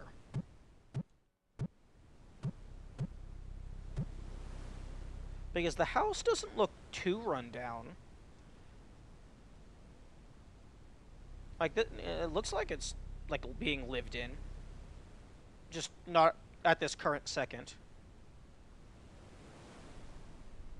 So, I feel that this is either happening simultaneously with Madeline's journey, or it's happening a long time after Madeline's journey.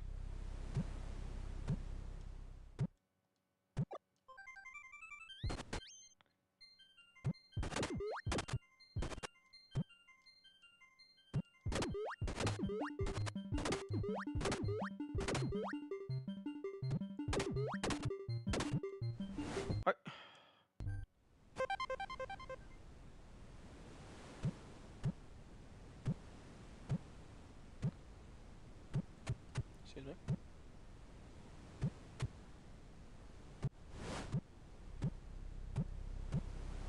Interestingly, I think I did mess around with LibTAS a while ago. I'm pretty sure it doesn't matter how well you time your jump. I'm pretty sure those platforms you just physically cannot jump on.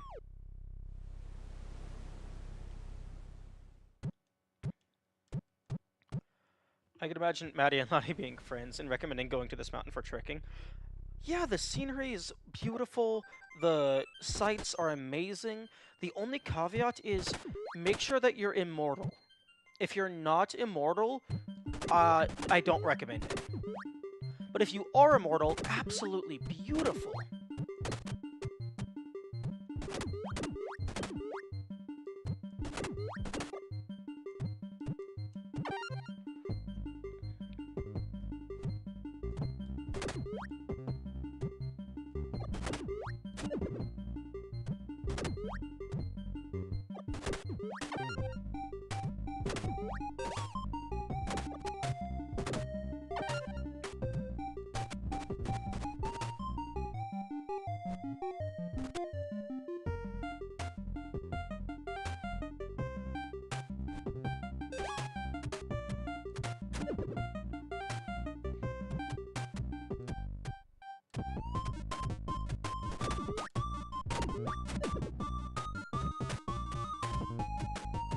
Assuming that Lonnie doesn't manifest an evil alter ego, she'll be relatively fine. True. Lonnie's evil alter ego having a whip of their own. Or grappling hook, rather. Except they can fly and use it more as a hook shot.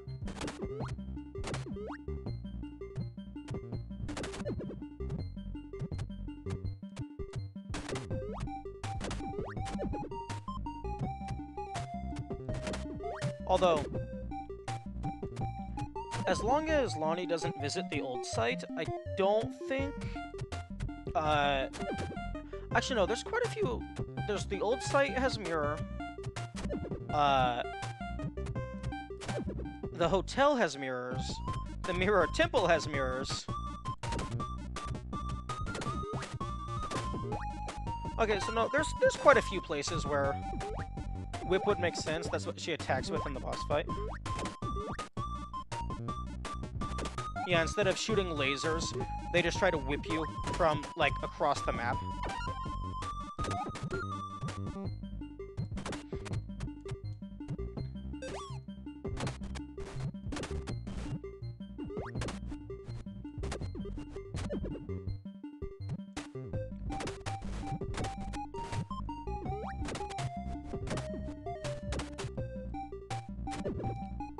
And also the orbs that they drop when they die is yellow.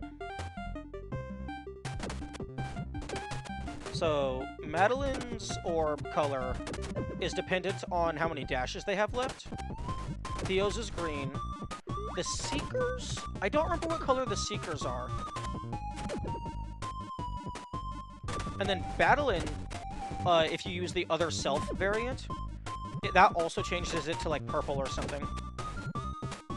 I wonder if that's the color of your soul.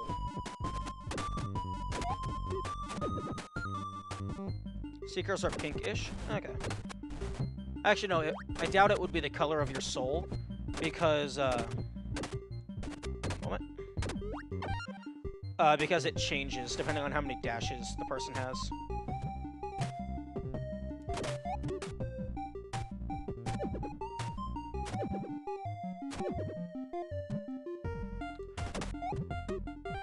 I'm not going to complain too much, because Pico 8 is intended to be a more, like, retro-style console.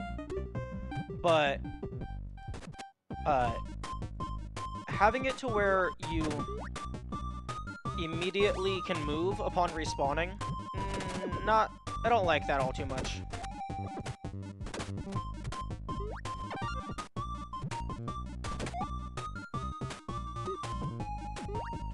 The snowballs be acting like Cooper shields. Yeah. They have 6 bounces. If they hit, like, if they bounce off of a wall 6 times, or perhaps you bounce off of them 6 times, that causes them to break.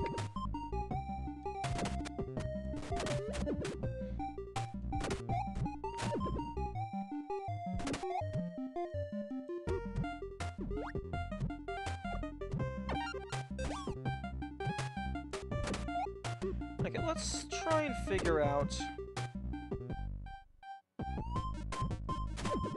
Let's try and figure out how to do this without dying.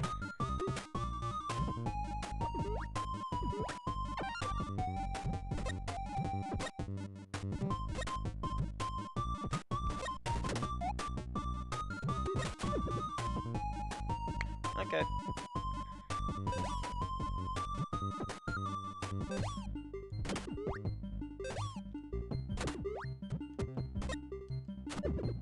Celeste 2 Goldenberry win. Never.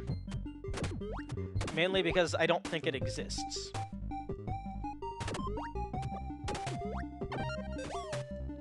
Also, interestingly enough, if you have a berry following you, and then you collect another berry, it immediately collects the first one. So there is no one-up type thing, to my knowledge.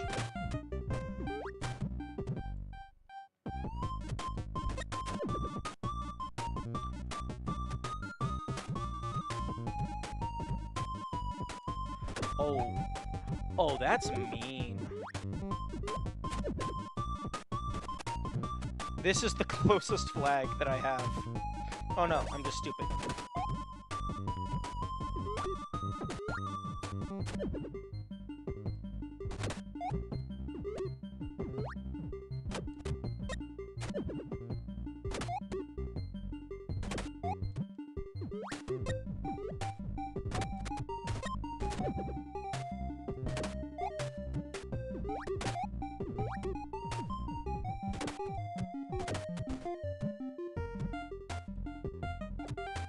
Also, there's a flag here.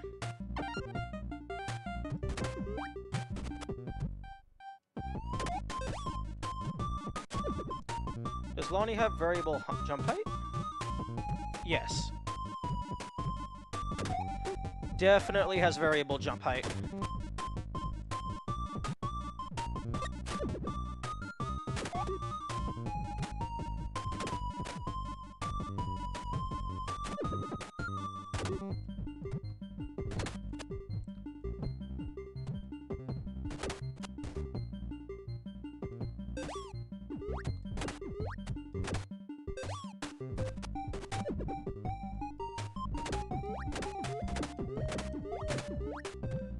It's actually kind of wild, that, like, it can take you, like, dozens of deaths to get through the first time, and then, like, the second and third, fourth time, it's, like, completely free by the time you get there.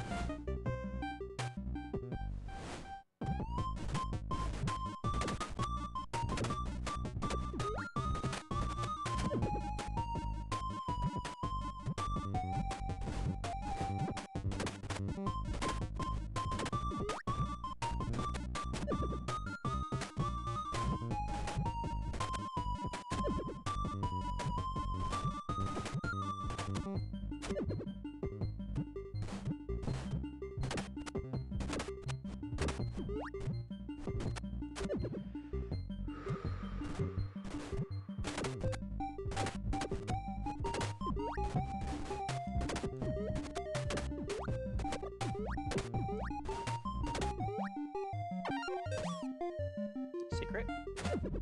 Death. The secret was that you don't get to live anymore. It's not a very fun secret. Gotta go now? Have fun celesting? Okay. Good luck with whatever you are going to do.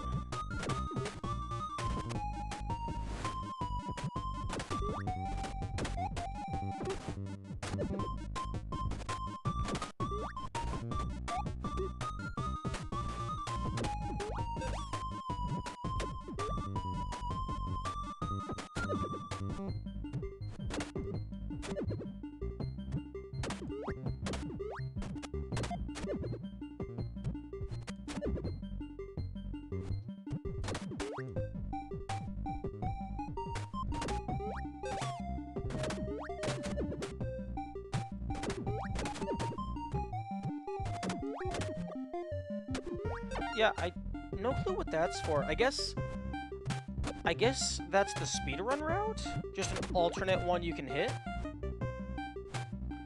Like, because you could shoot your grapple out to grab that first. Ah.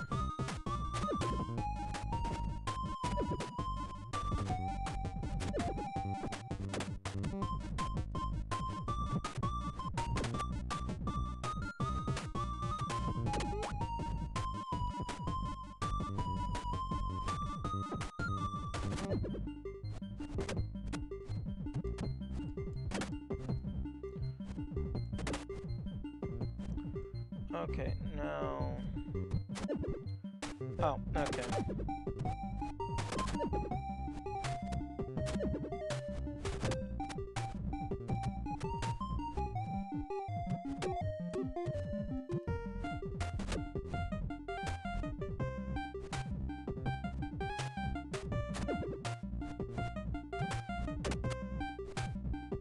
Maybe this was one that I didn't get before.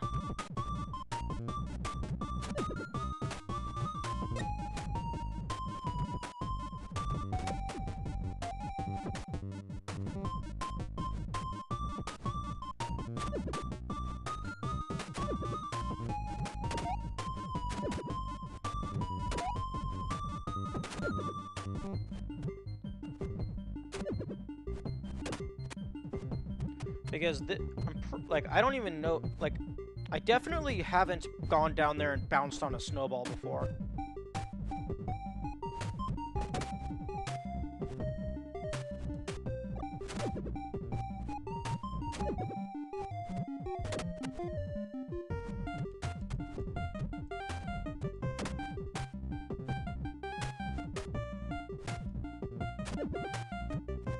Oh, you can't...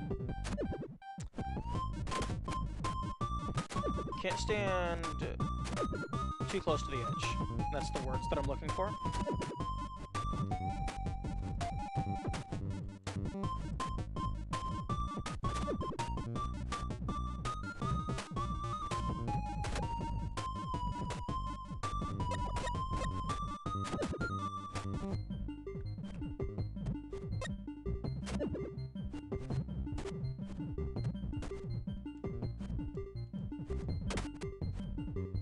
Oh.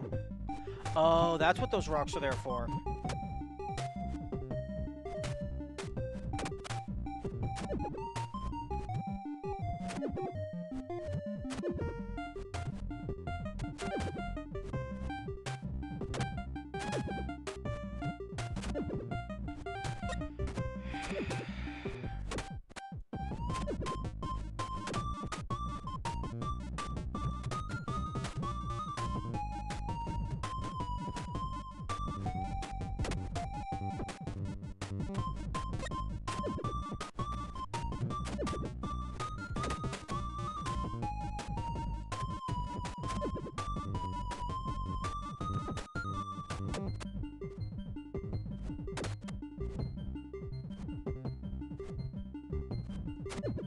Oh, fuck you.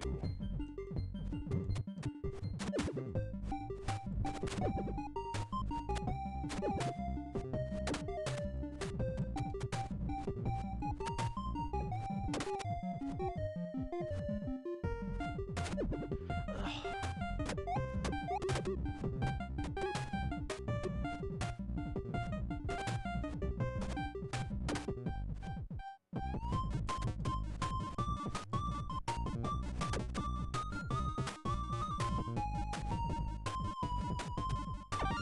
There we go.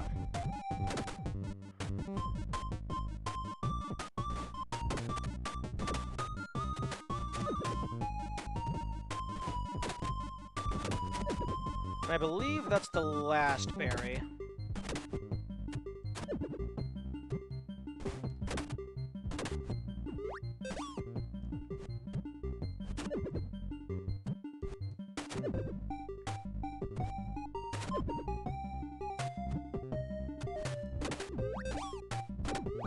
Oh no, it's not.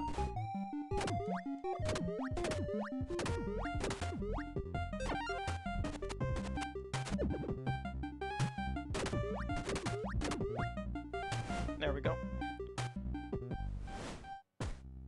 Oh, almost sub 15. 16 Betties. Very nice thumbnail. Thank you. Thank you very much. One day I will have an actual thumbnail. But it is a low priority.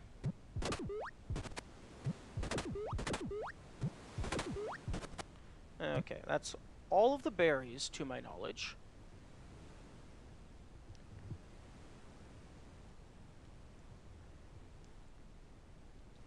Yeah, because there's this all berries video that has 16 berries.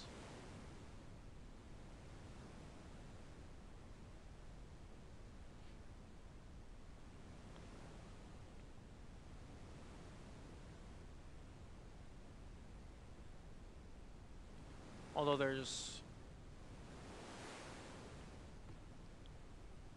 does not look like there's very much information on it. Celeste Wiki. Celeste Wiki.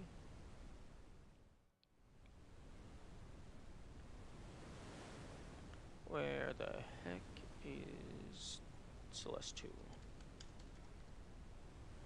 Celeste 2, Lonnie's Trek. Video game. 5 chapters. Different mountain climber.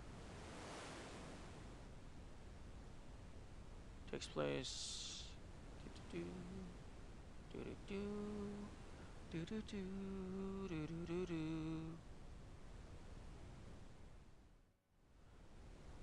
Items. Nothing about a moonberry. Oh.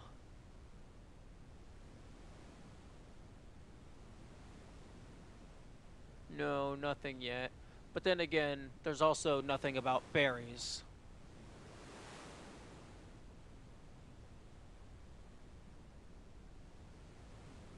Like on the Celeste.inc wiki, the page for Celeste 2,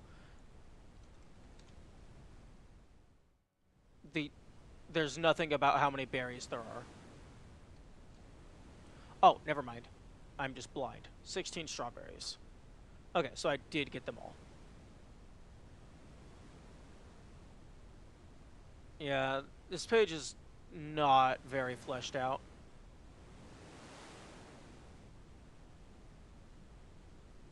Because there's like a segment that goes over the items in the game, but that also displays some of the terrain types and hazards, as opposed to just items that you can interact with.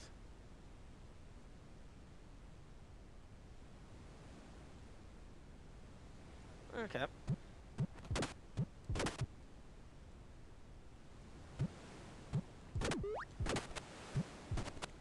Now, to see if I can get back out after triggering.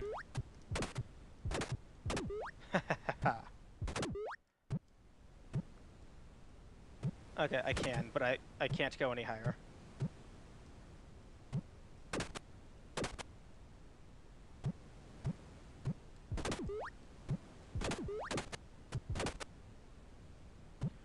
It would be really hilarious if the icon of the strawberry counted as another strawberry. So, like, you jump over it, and then you fall down and collect it, and the number changes to 17. That would be a really cool secret.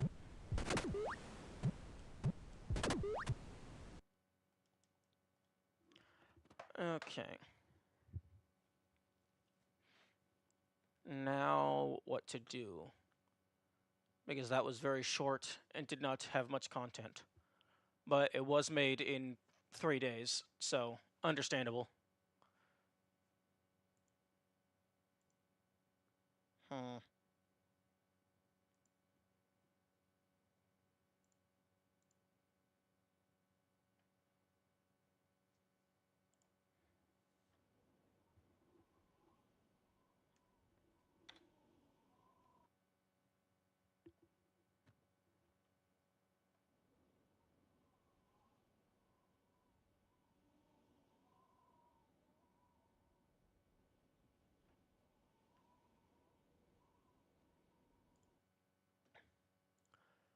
Hey, Olympus, can you please launch the game?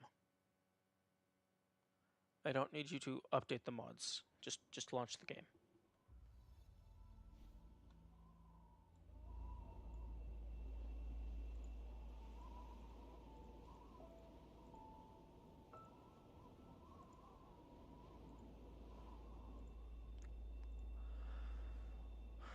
Oh, right.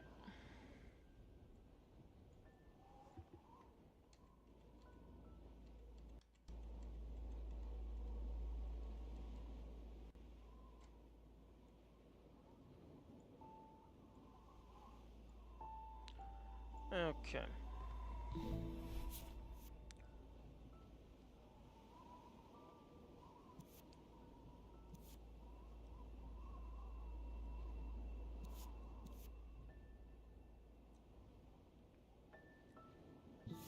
I don't want to do Goldens, because those just cause pain and suffering, not of the fun variety. I could do Mirror Mode. I could do Chaos Mode. Hmm.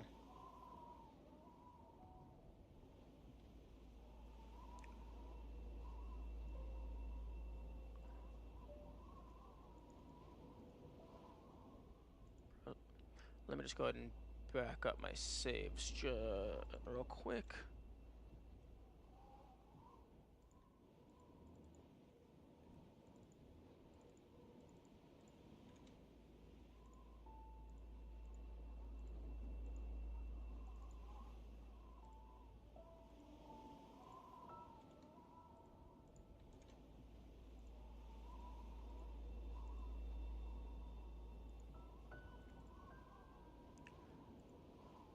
I actually think...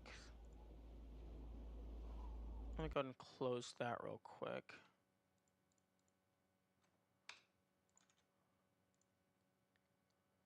Let's take another look at max percent no dash. See if maybe there's something that got overlooked.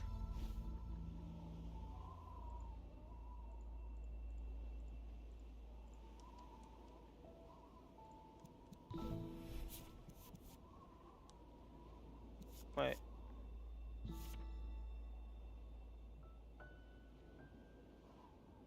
Um...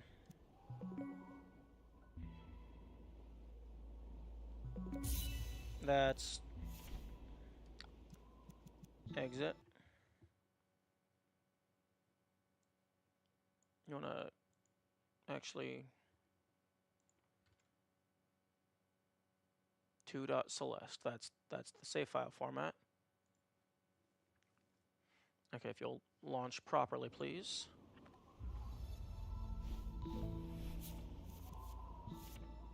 This slot should be 2.celeste. Okay, let's go ahead and have Steam verify the integrity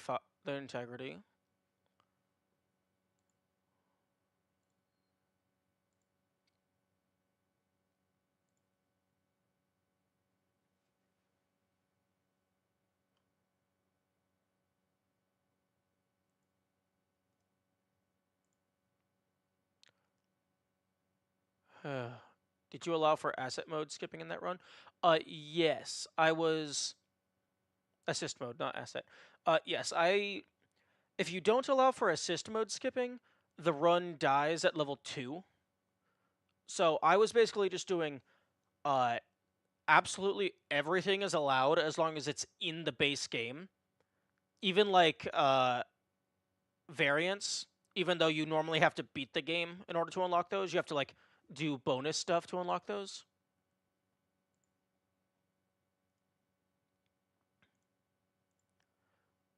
So yeah, I was just allowing absolutely everything and just seeing how much stuff you could do without dashing. Okay, I'm just gonna reinstall the game because apparently that's the only way to get rid of the modded stuff. Because Olympus apparently installs the mod data into your game folder instead of storing it elsewhere and then having a pointer go to the game folder.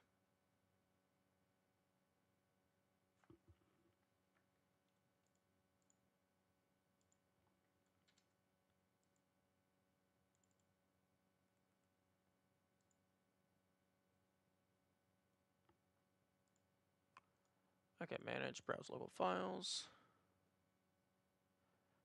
Everest. What? Bro. Manage. Uninstall.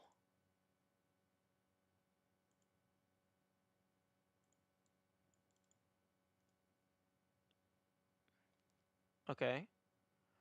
That should have uninstalled fully. Okay, let's just go manage browse local files on a different game.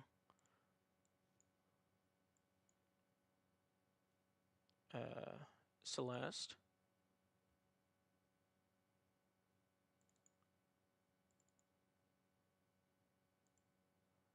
What? Why did the files are still here? Steam. Why did you not uninstall? It's open in another. What? Try again. Oh. Oh, it couldn't uninstall because I had the lone level editor open and it was using one of the files. That makes sense.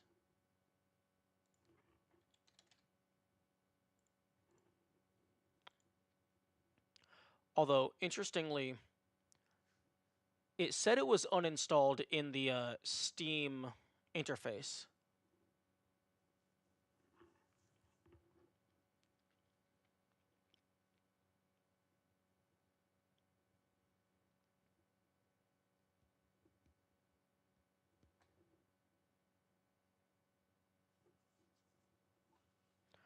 Okay, let's browse local files. That's what you like to see. Completely fresh, empty, no mods, no nothing. Okay. Now, let's go ahead and full screen off.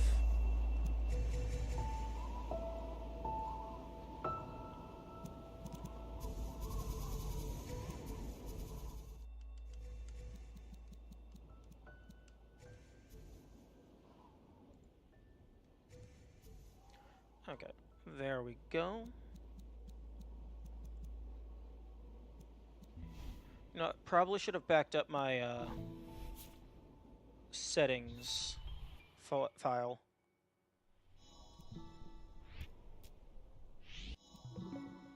Oh, wrong button.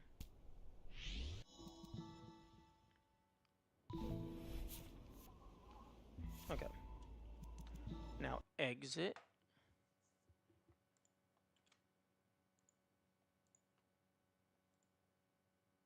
Manage, browse, local files, saves.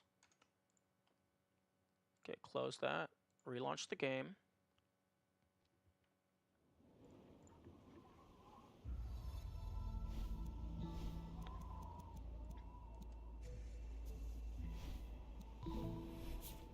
Here we go.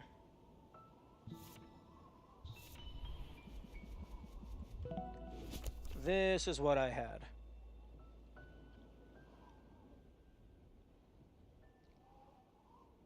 Wait a second. 17 out of 20. I believe that's accurate, because it's 16 out of 20 plus dashless 1A. 1, 4, yeah, 16 plus dashless. These 4, I believe, are impossible, because they're all locked behind dash blocks that you have to break.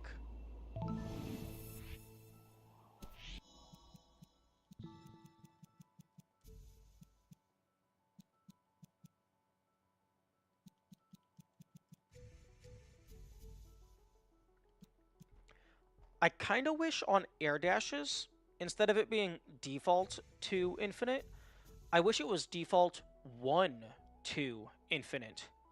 Or even default 0, 1, 2, so that you could make it harder if you wanted.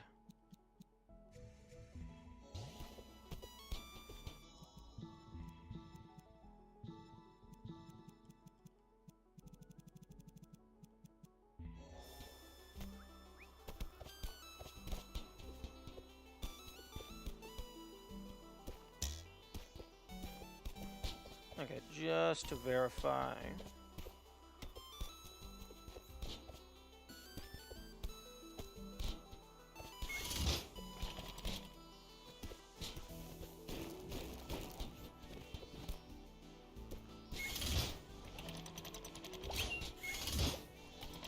Okay, yeah, this is the berry that you cannot get.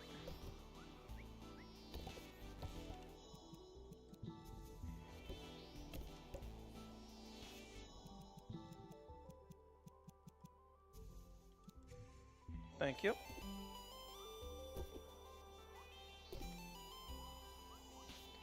Okay, you can get underneath of it, but that doesn't allow you to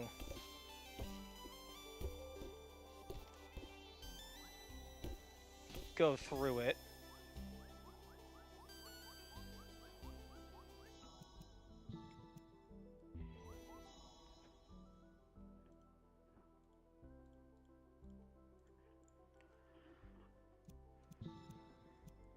But yeah, no, I'm allowing absolutely everything outside of just using external programs to, because that's obviously cheating.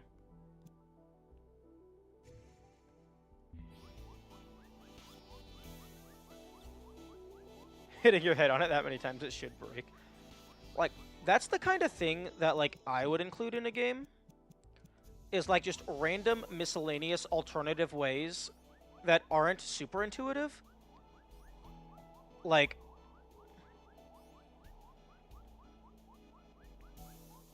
a good example is in Super Mario Odyssey, there's a type of metal block that you're supposed to break by throwing a bomb at it. But if you take one of the captures and you just poke it 200 times, it will actually just shatter. I don't know if that's like an anti-soft lock prevention measure, or like the devs were just like, people are gonna try stupid stuff, let's give them a bone.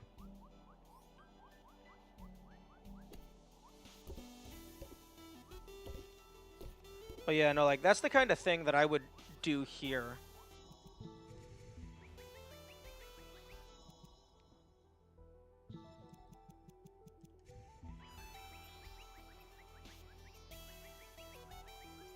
Like, just have an invisible counter in the background, and you bash it enough times and it will just break open.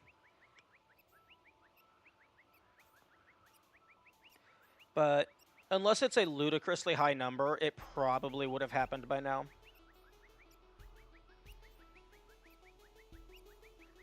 I'm gonna drink some water.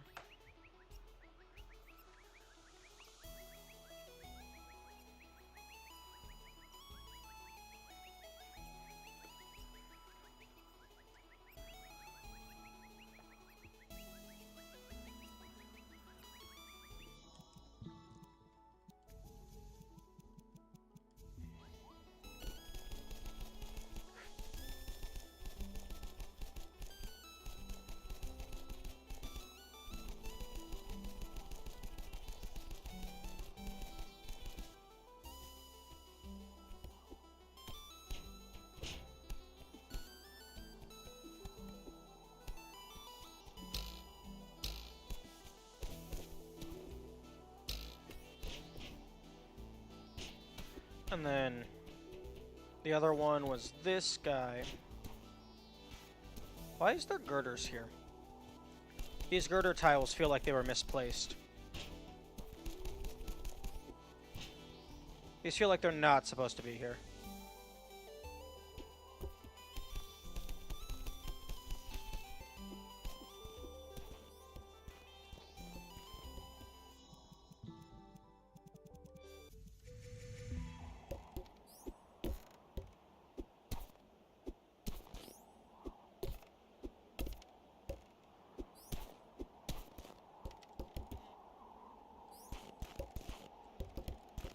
Also, I don't remember who asked. It was in a stream a while ago. But you can actually tell that there's a hidden plank here, based on the terrain type, based on the footstep sound.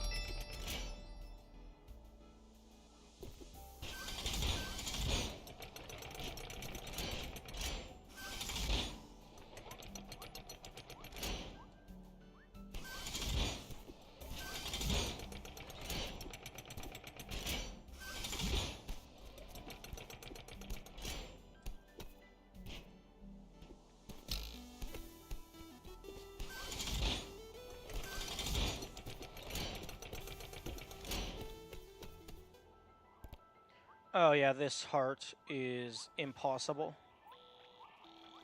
Because it just outright requires dashing.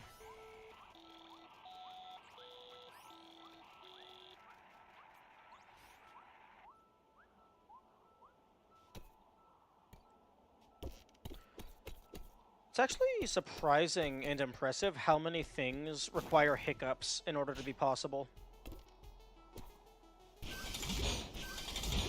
Because there's not actually all that many things that are possible, I would be interested in trying to make a video going over this.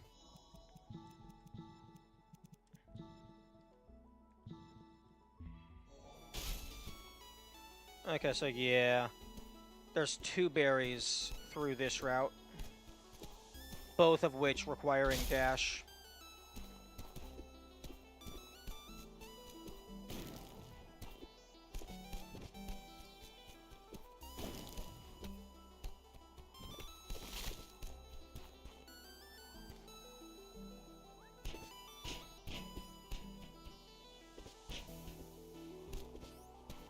Because I don't think you can go back up through this. All the ways to possibly hide a secret, making the footsteps sound effect different sure is one of them. No, I don't think that's... Like, I don't think that's an intentional way of hiding the secret. I think that's just a side effect of foreground textures not having footstep audio. So it's just, that is technically one way that you could notice. But yeah, no. There is... I don't think there's any way to get back through here from this side.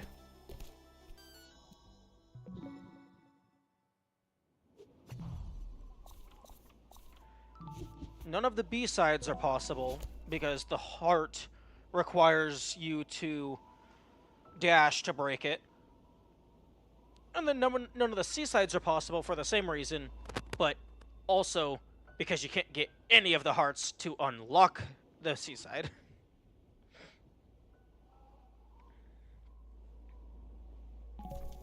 Ooh, old site. That's the one that I was wanting to look more into. I mean, for like a custom level, you sure could hide a secret with that being the only hint. True. Although, you can't actually drop down through these platforms, so I'm not sure how you would be able to, like, you could indicate a secret that way, but I'm not sure how you would have it indicated to the player that they could, like, how you would get to the secret.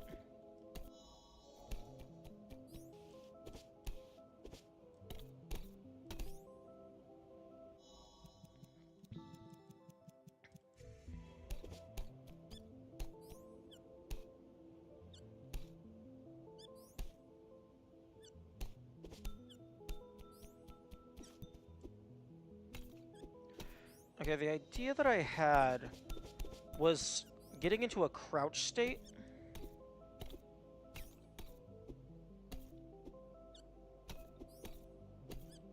And then somehow getting into there.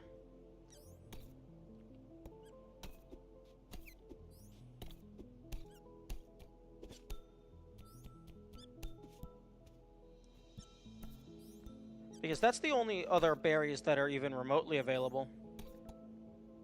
Because you can get this berry easily enough, but then you can't get anything else. Because wall.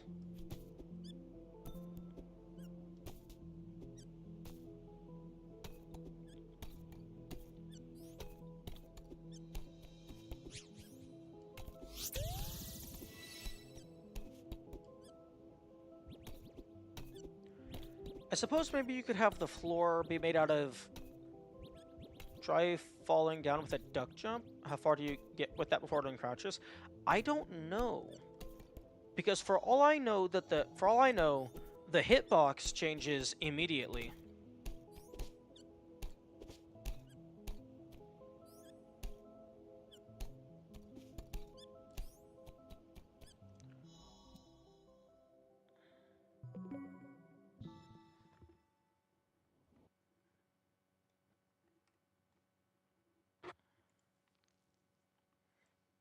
Okay, fine. I'll reinstall Everest.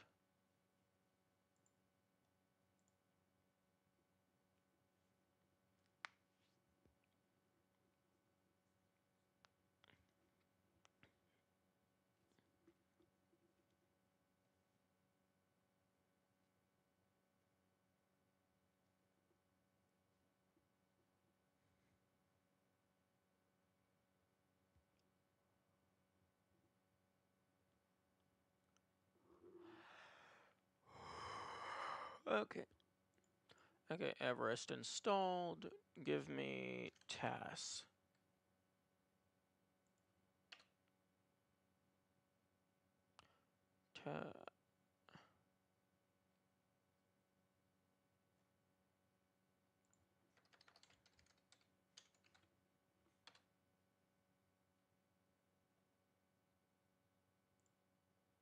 Okay, download the task tools. And then speedrun tool. And then launch. So I have hitboxes and I have safe state.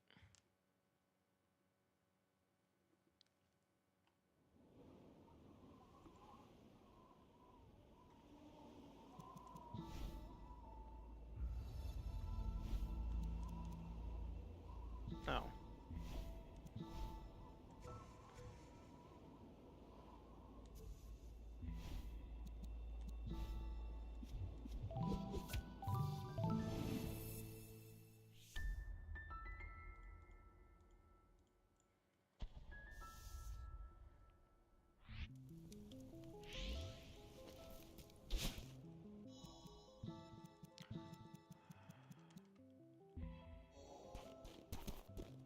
Okay, mod options. Hitboxes, on. Simplified graphics, on.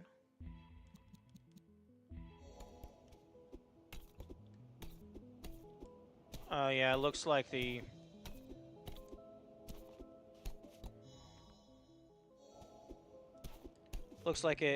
hitbox snaps back up as soon as you stop As soon as you start going down, rather. Also, debug mode does not have access to variants, which I do not like.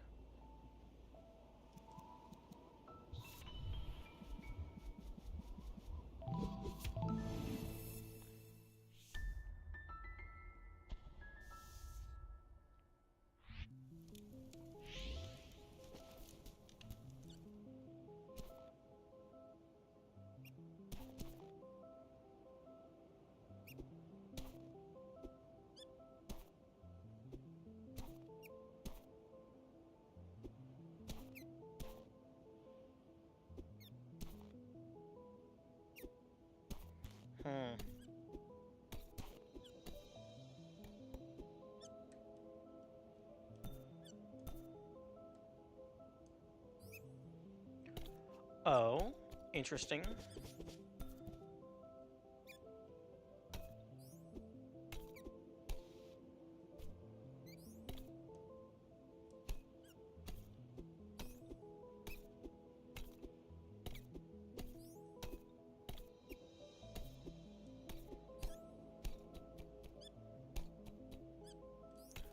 Actually, here's an idea. Okay, hiccups, go away. All.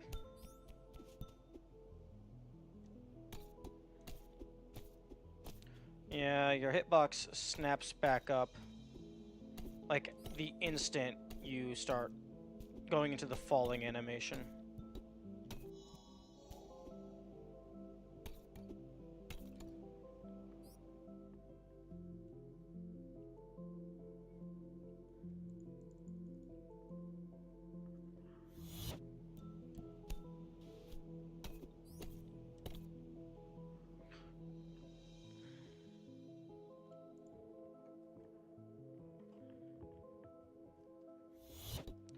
Okay, let's just see. Could we even get back out? If we can somehow get in...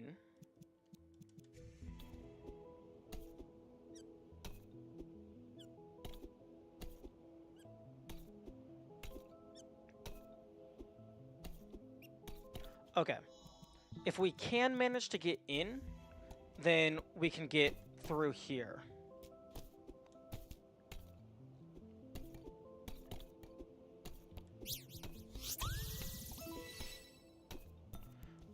No, that berry's off limits. And then that berry's off limits. Okay. So if we can manage to get into that cubby,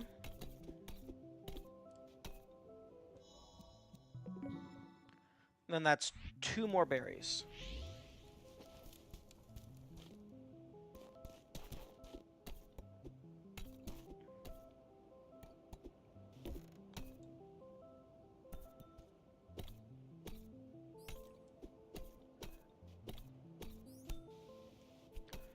I think crouch wall jumping might be a thing.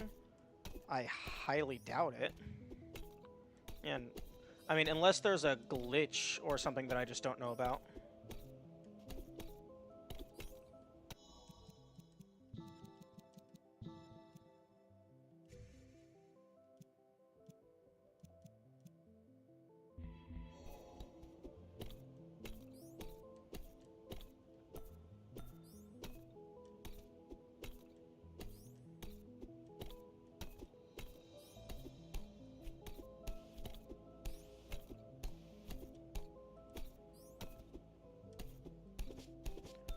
Similar to a demo dash, maybe?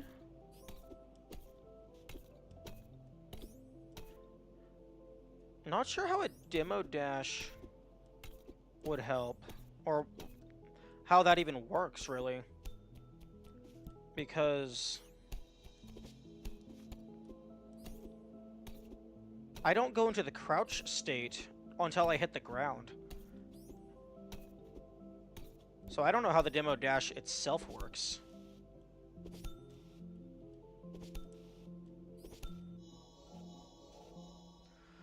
Okay, so... Okay, there's confirmation. The hole is 1 pixel too big for your default hitbox.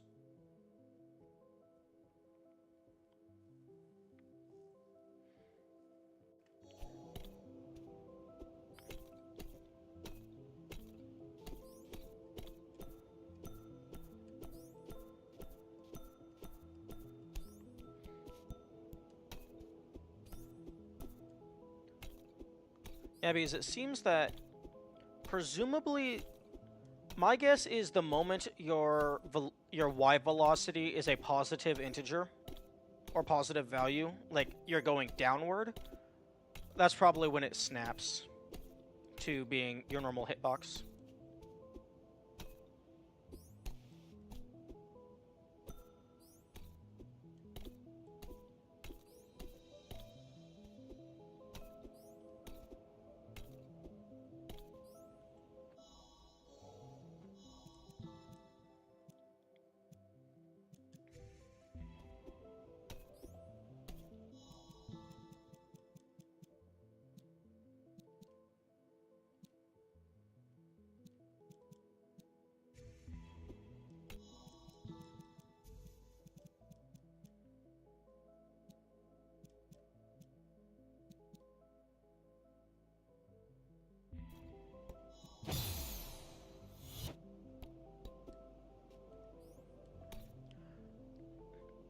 If you can confirm crouch wall jump, that would be very helpful. Alternatively, not sure where one would look that up though, I would guess the speedrunning section of the Celeste Discord. Alternatively, if I could somehow clip into this wall and hit that trigger to change my respawn point, I could teleport to the other side.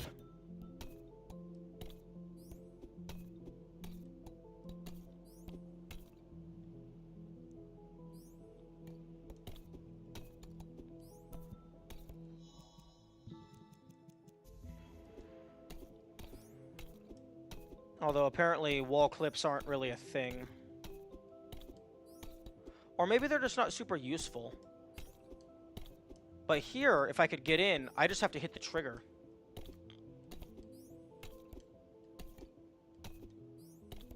I think that's what that green thing is.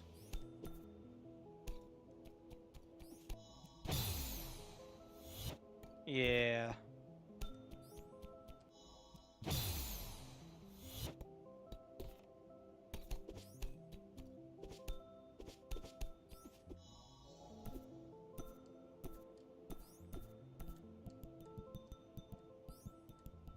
Ooh, in terms of hiding something behind foreground tiles, if it was a dream block, that has a unique sound, and you can dash through that. Crouch wall jump does get a bunch of results on a search in the Discord. Nice. I'm gonna go ahead and change the stream title. Namely because I'm not playing Celeste 2 anymore, but also max %0 dash no restrictions.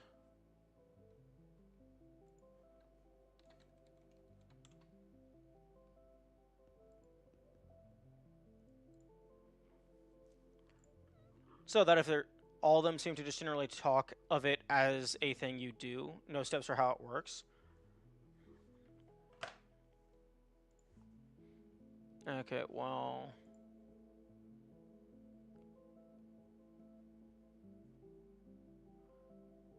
Where's this? Task General.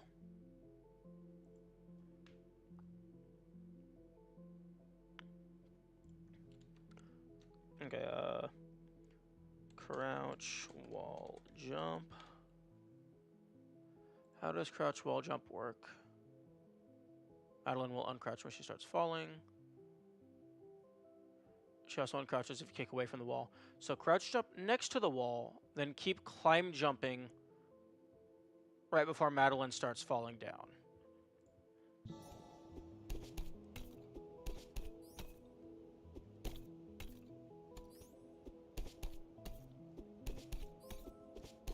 Oh?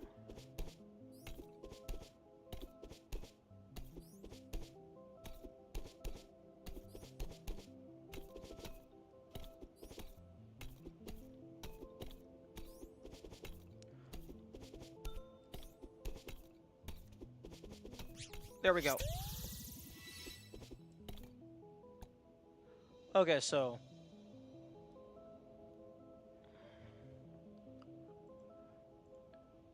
Okay, so the... I mean, like... Confirmed possible, indeed. This is just in this Mount Celeste climbing Discord, just in the main Celeste channel. Someone asked, how does crouch jump works? I can't understand. Madeline will uncrouch when she starts falling. She also uncrouches if you kick away from the wall. So crouch jump next to the wall, then keep climb jumping right before Madeline starts falling down.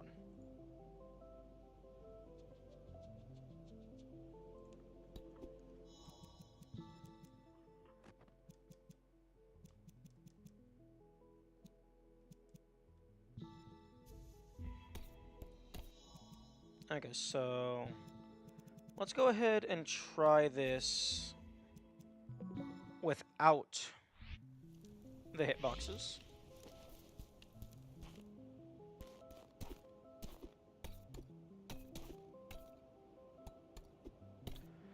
Although, now that I know that this is a thing...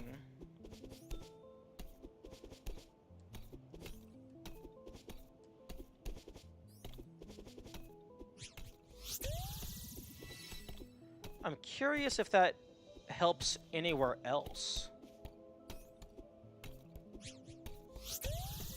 Okay, recollected without cheating tools.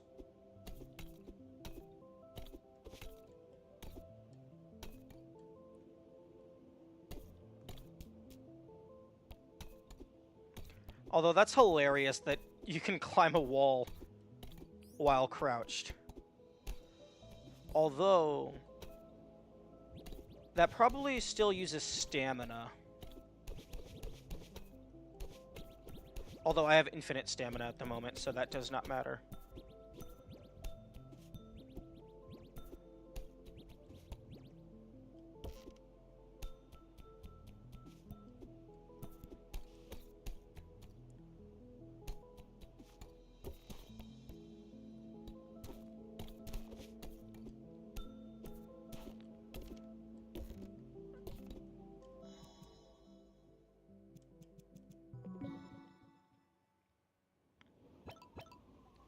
Nice.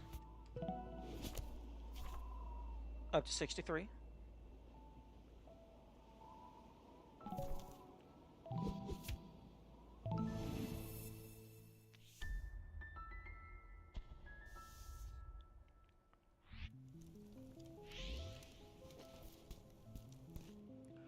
Okay, you can get up this by using hiccups.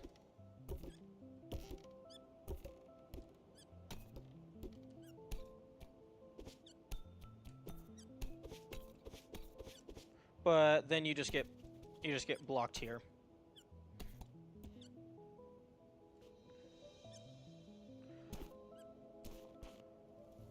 It wouldn't help because the heart itself requires a dash. But one thing I was wondering is if maybe there was some task level shenanigans where you could climb the barrier using hiccups.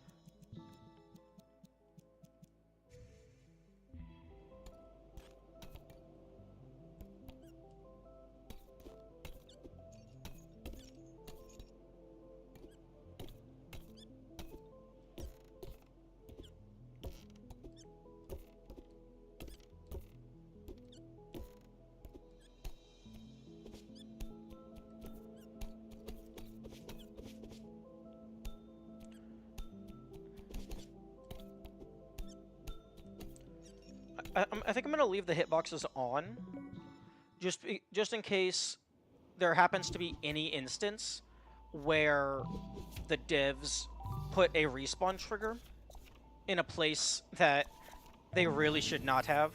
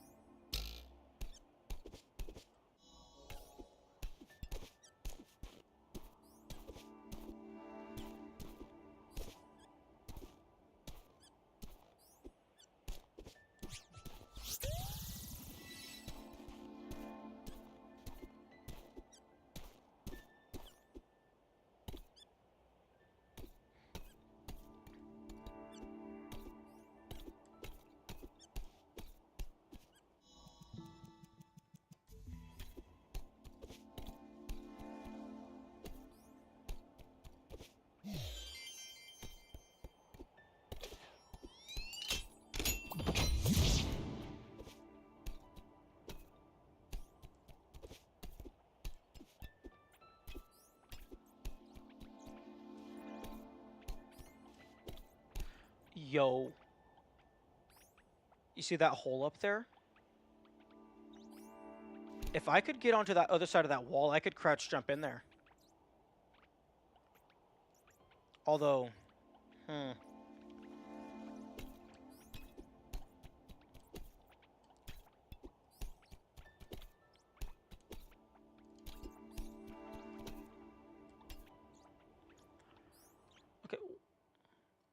That would... okay, that... Wait a minute.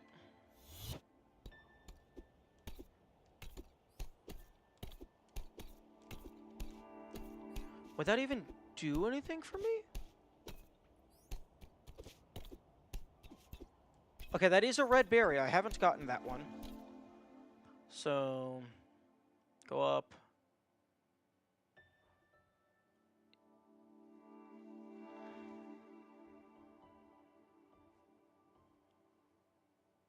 Oh, no, wait a minute.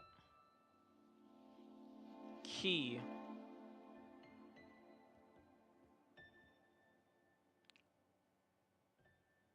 Which part of the level is this?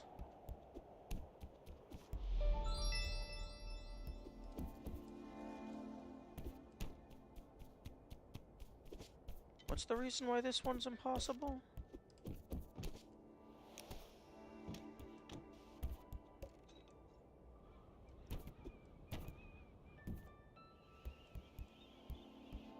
Oh, this one's impossible because it's blocked by a dash block.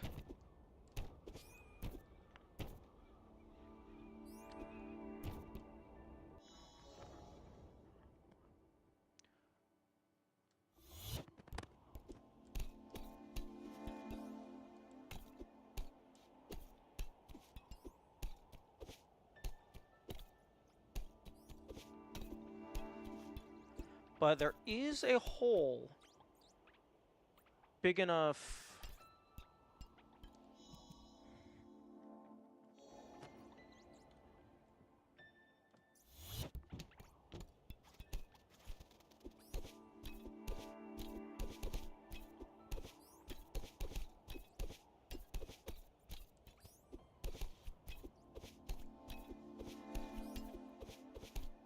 Ooh, actually.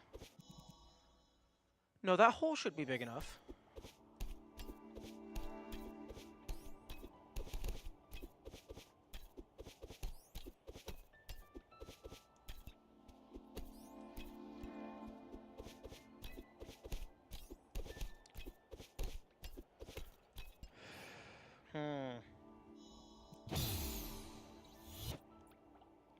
Let's actually go ahead and turn dashing back on. What? Okay. Controller. Variance. Up. Diagonal demo. Would work if the gap is possible. Oh, to test? Just to check? Okay.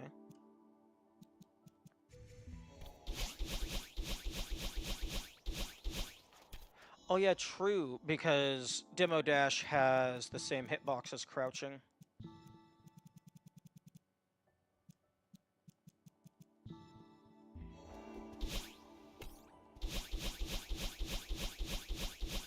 Huh, interesting. I wonder if it's because of the feet hitbox.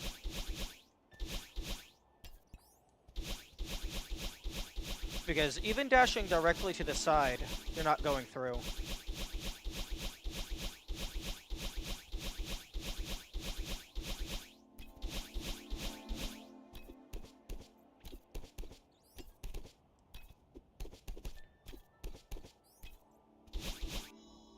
Although green is only hurtbox, not collision.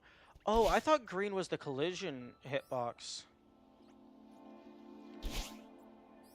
Wait, I thought... Oh, because people use the green hitbox to go through the spinners. That makes sense. So would the full collision be 6 pixels tall then? As opposed to 4?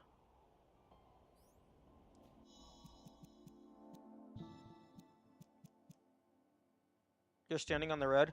Actually, you know what? Extremely valid point.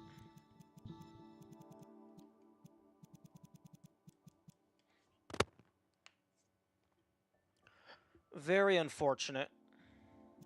Very unfortunate.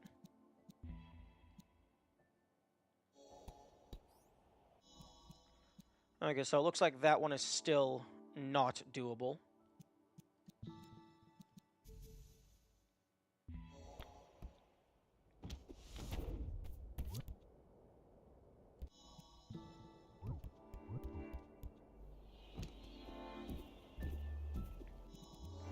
Okay, so it looks like the player's collision is, when crouched, is 6 by 2, 4, 6, 8. 6 by 8.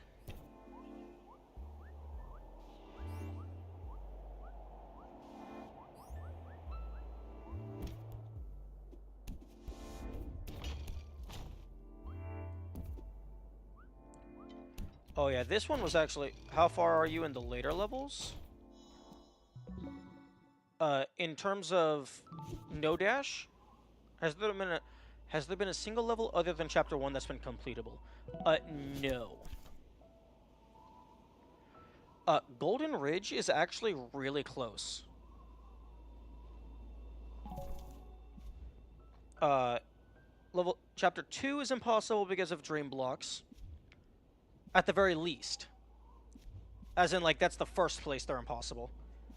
Chapter 3 is impossible because of the big mess. You have to dash into the clothing things. Chapter 4 is impossible because there's, like, one spot where the strong wind is just too strong. Mirror Temple. Only 2 strawberries? What was the thing that blocked this? Probably a dash block scenario.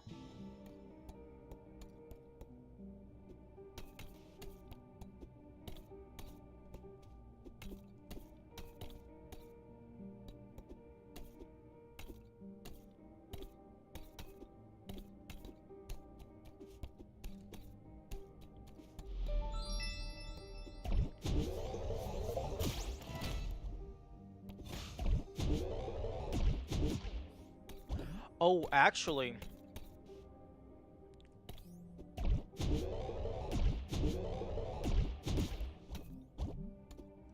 hang on. I remember what it was. The issue was... It's a dash switch? Yep. No, actually, no. Yeah, it is that dash switch down there. Because once you get in with the key, there's a respawn point there, so you can't just reset to die and exit. There's the dash switch in order to open it, but also... there's a one-way platform there, so you can't go back the other way. So you just get... It's not even that you can't progress, you just get soft locked.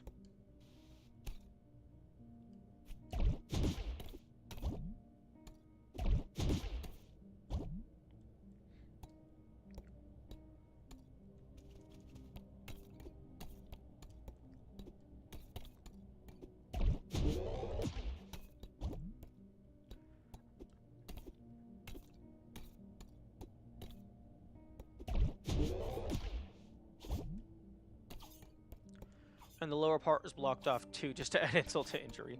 Yeah.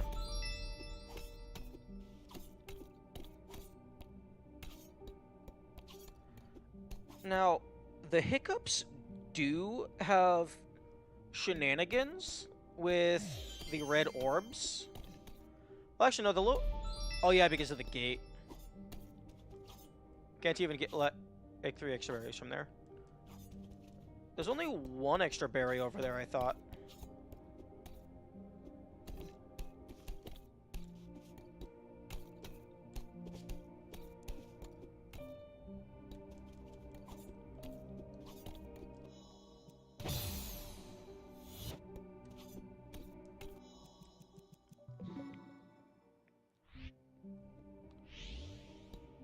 I'm pretty sure I got the berry that was down here.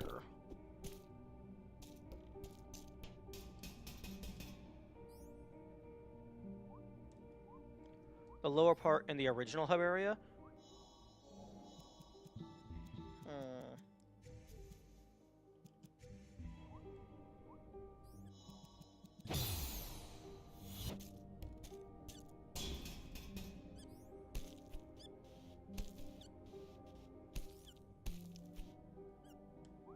Cassette also blocked by dash switch, I think. Possibly.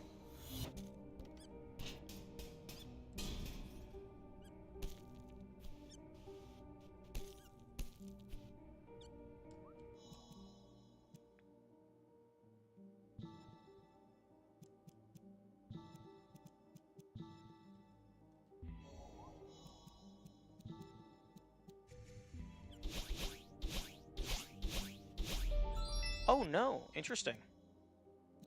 I did not get this berry.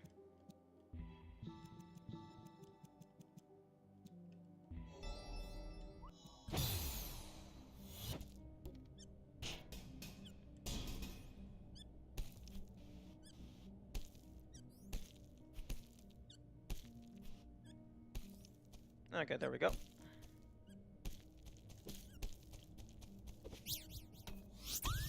Okay, there's 1 more.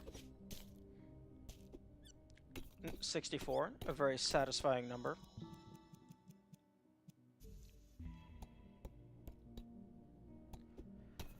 Once again, Hiccups saves the day.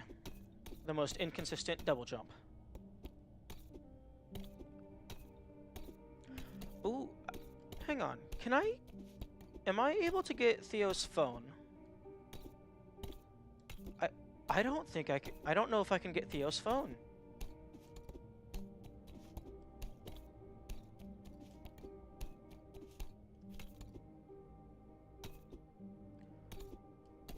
I don't think I can get Theo's phone. Oh, it's so sad. Actually, maybe? Maybe with Hiccup?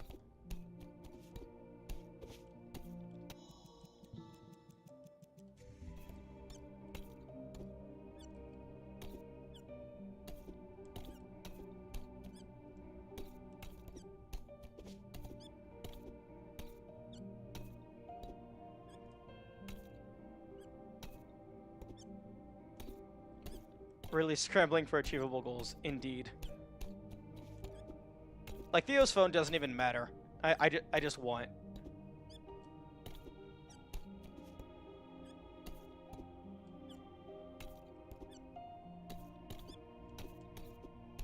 But I was able to get a couple more berries.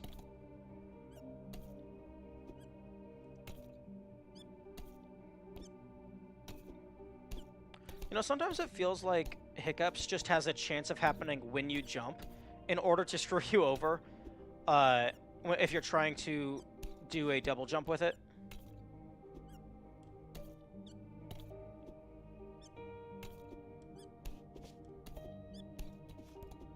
But we did find the crouch wall climb tech. That could potentially... Wait.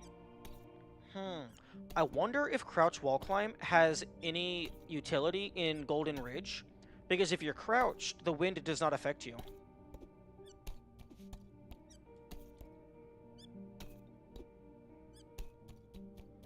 Nice.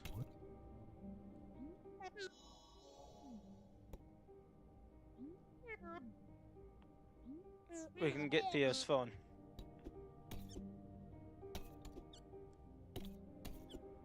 But yeah, I wonder if the crouch wall jump will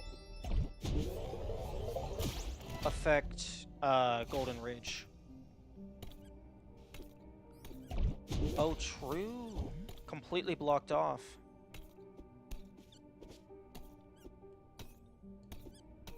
$64 berries plus phone.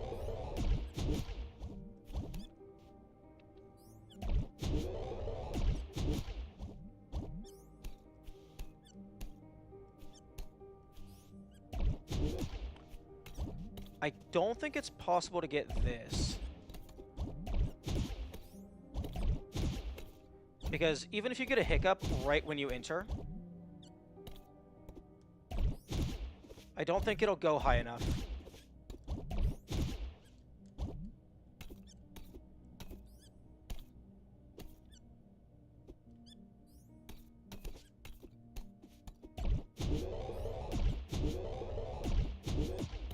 Maybe bubble retention? I don't know how it works though if you can without dash.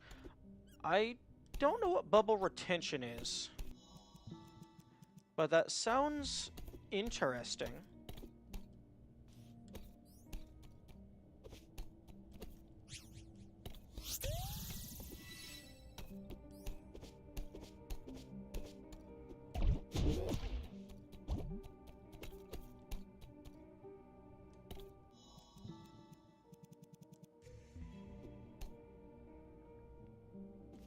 Okay, can't get up there because no dash.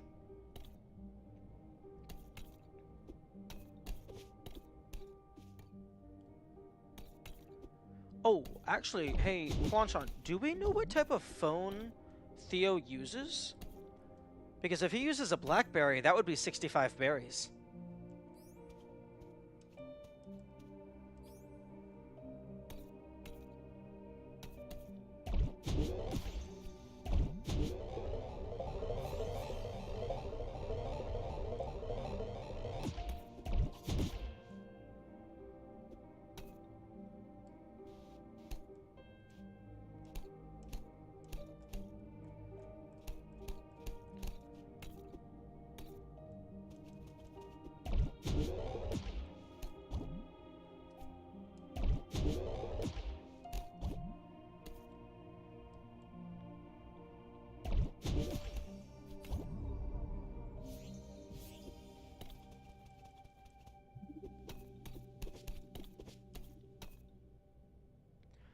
Okay, yeah, I think the only thing...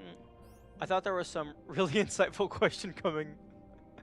Hey, it is an insightful question. We have to know what the maximum number of berries is, even if they're only in metaphorical berries. Okay, I think that berry in there might be the last one that's feasible.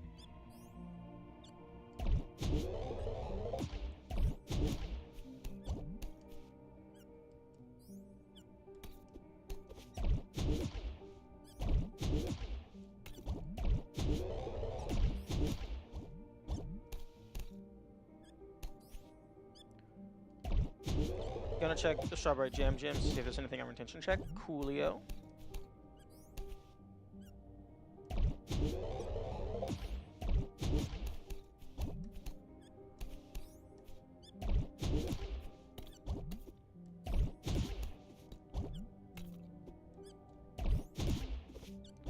Oh, actually, it doesn't look like the orb hitbox follows.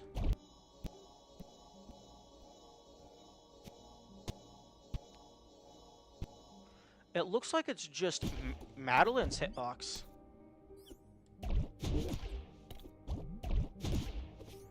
So if I... Ooh, actually... If I could get into that in a crouched state...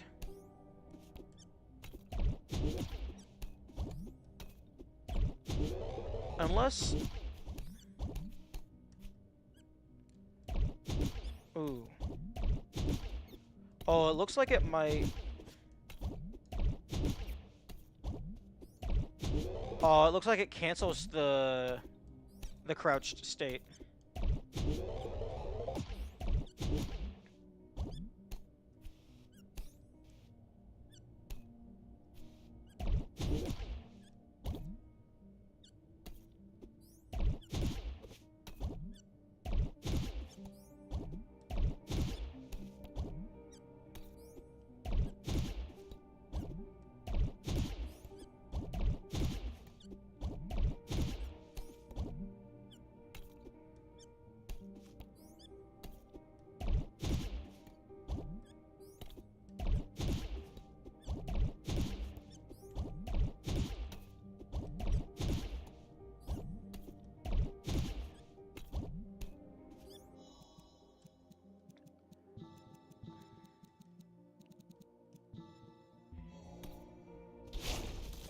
No. No. That is not what I wanted you to do.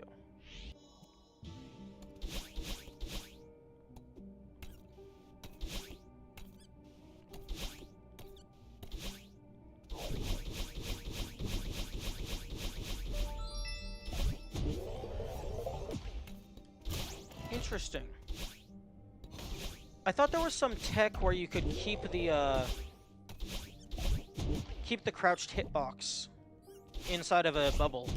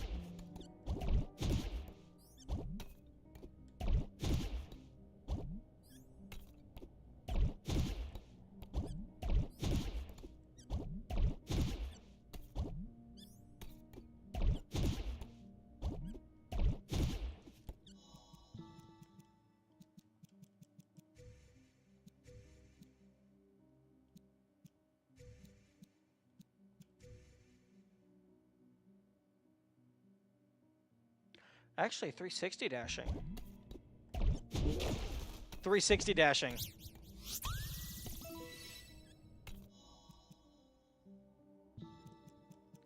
.360 dashing has a use.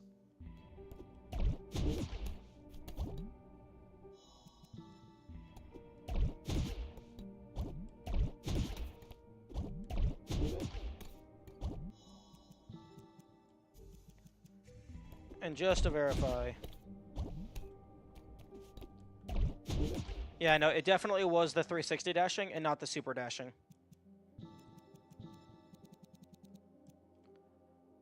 There's surprisingly no bubble tech in Strawberry Jam. Interesting. Okay, 65. Thanks to fucking 360 dashing. Actually, that means you have to own a controller. Or some other form of analog stick.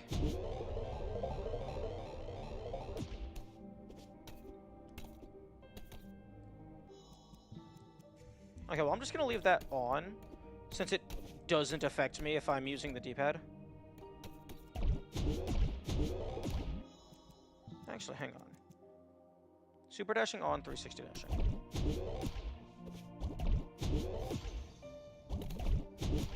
Okay, it looks like I cannot change my trajectory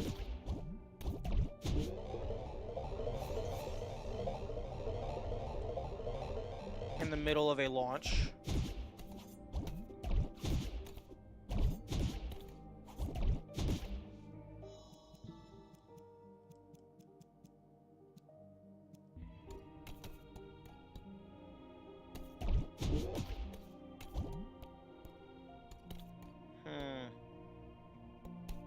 Okay, well, there's no shot that any of the bubbles are going to be able to hit that switch.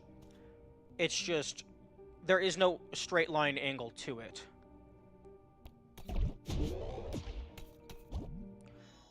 Although 360 dashing plus hiccups definitely has a lot of potential for shenanigans. Unfortunately, it looks like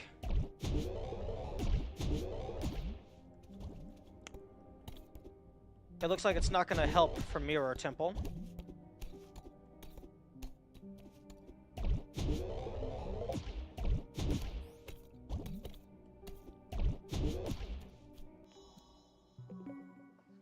But we got 2 more berries.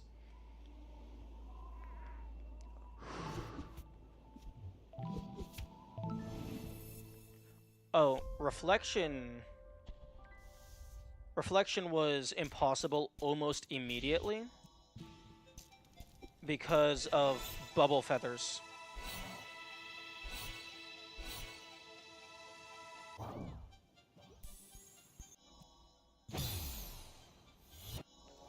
Okay, variance 360. Super dashing on, hiccups on, in case that helps me go up.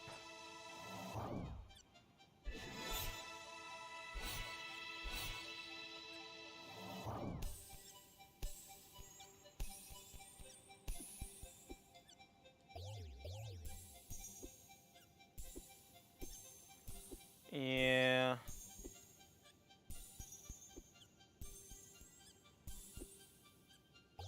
Unless there's like maybe some like infinite feather check.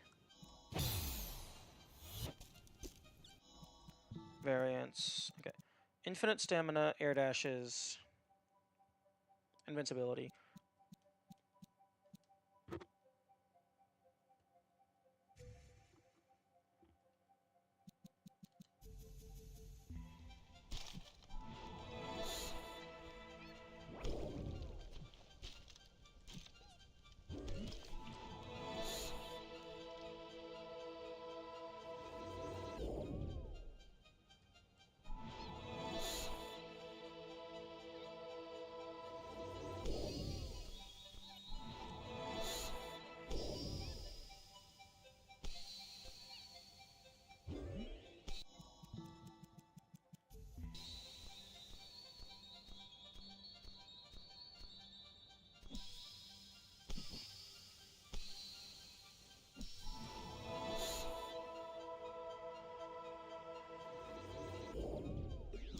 Yeah.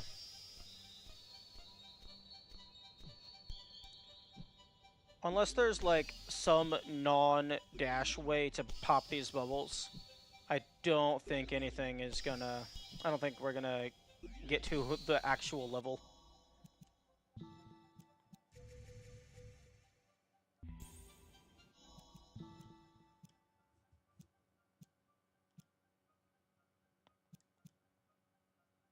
I was hoping super dashing would extend the duration of the feathers. It does not.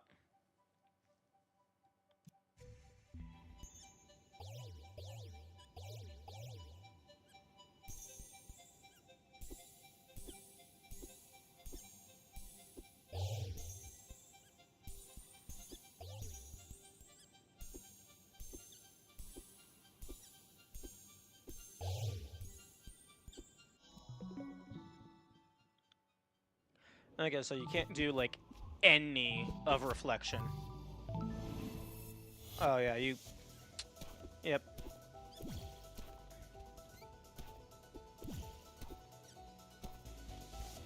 Yeah, this is about as far as I was expecting to make it. On Summit.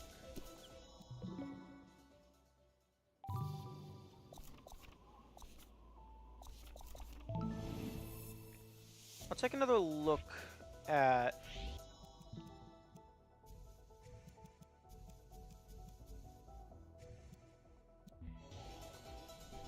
the first two checkpoints just to see if there's anything else.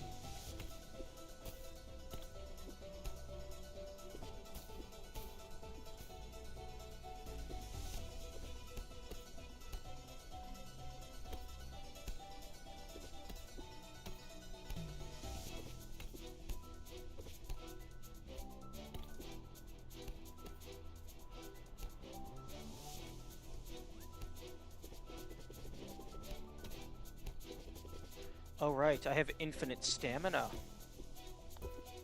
I can just jump up the walls forever. Ooh.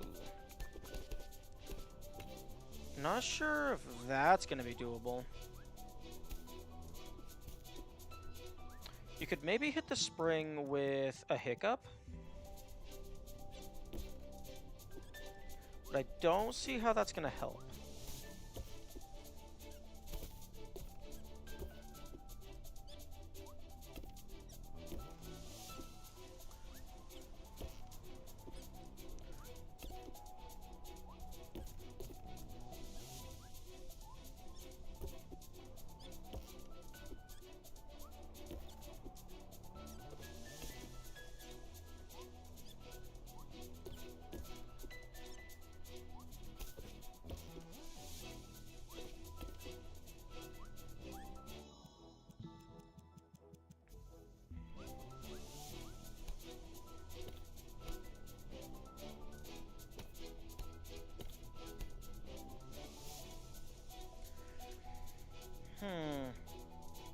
Actually,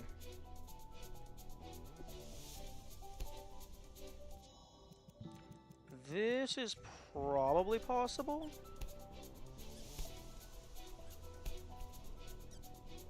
If I could drop down and then immediately get a hiccup, that would allow me to get back up.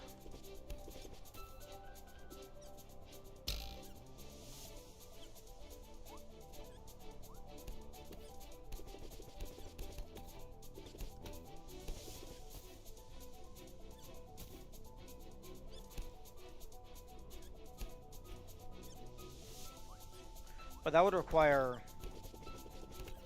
good timing and good luck.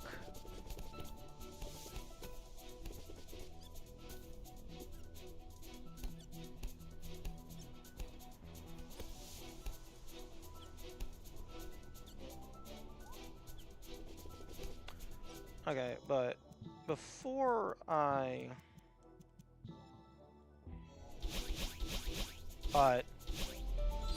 okay, I need to check if this in and of itself would be possible.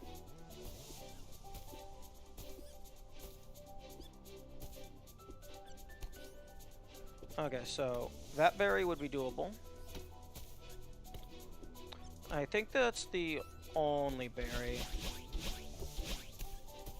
Yeah. Okay, so if I could get up in here, that berry would be doable.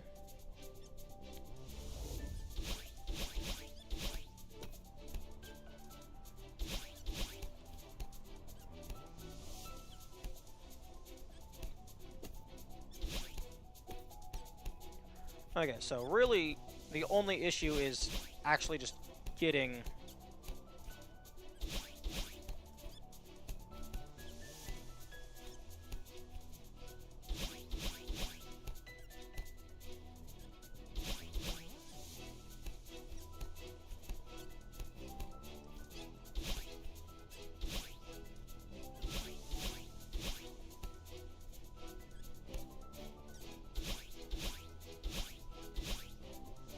Actually,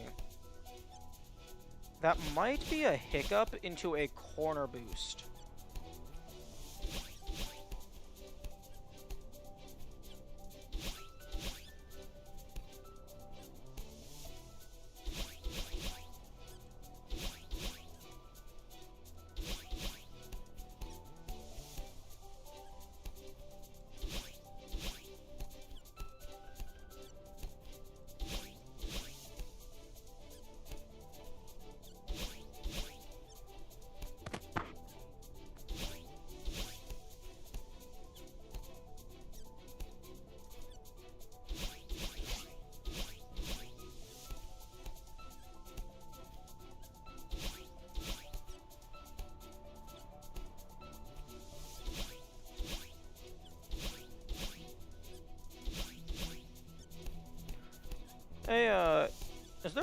mod that turns the hiccup into just a de facto double jump. Like, you press the jump button and it makes it do the hiccup. Because that would be really useful for practice.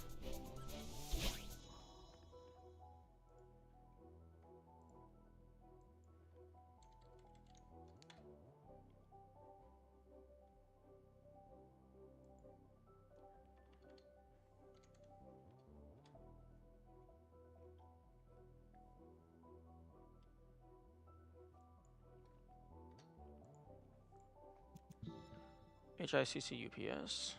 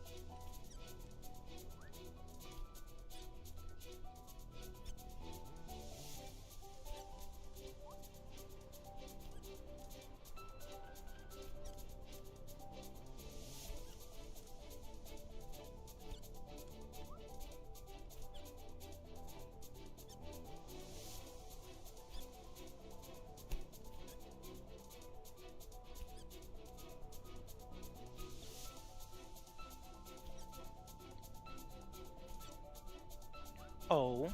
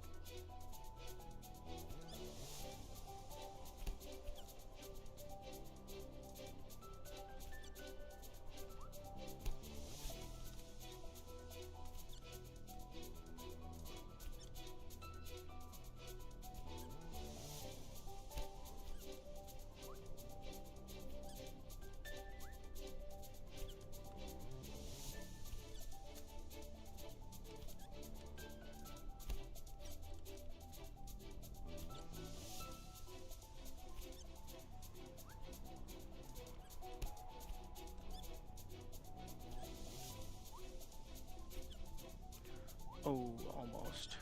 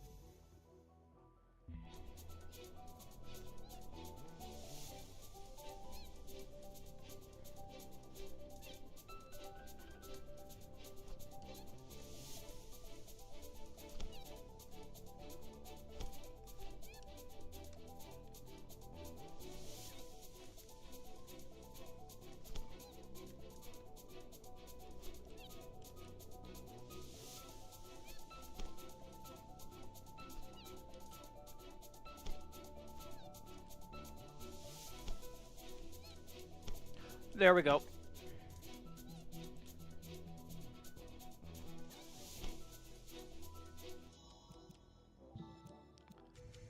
Game speed down.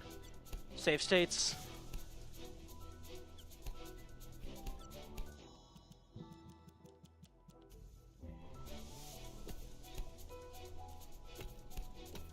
But it is possible.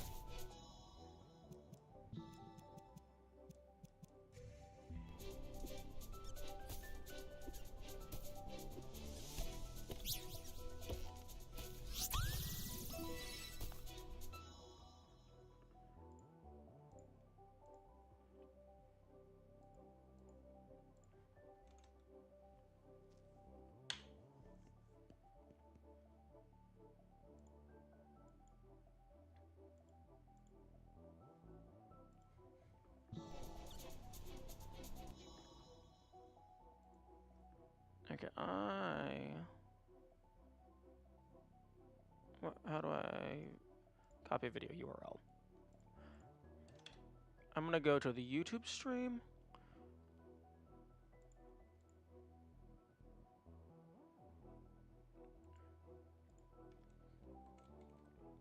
And I'm gonna just get it.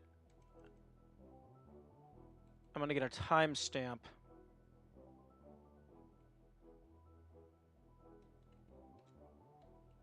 for when that happened.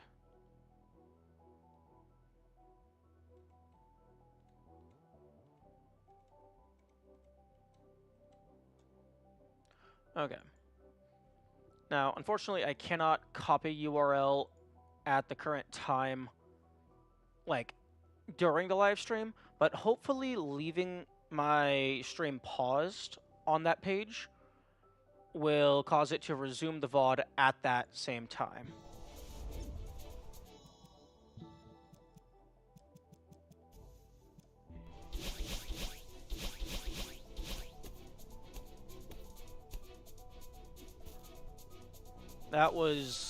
That is horribly cursed. And I don't ever want to do that in real time. Oh, right, this also requires hiccups. Luckily, each individual spring functions as a checkpoint.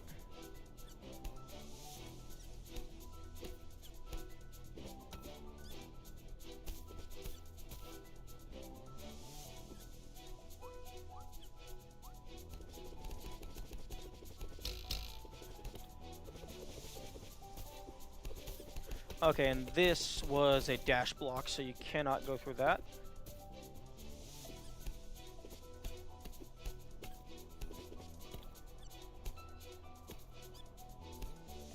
Wait, I'm sorry, why did I not get this one?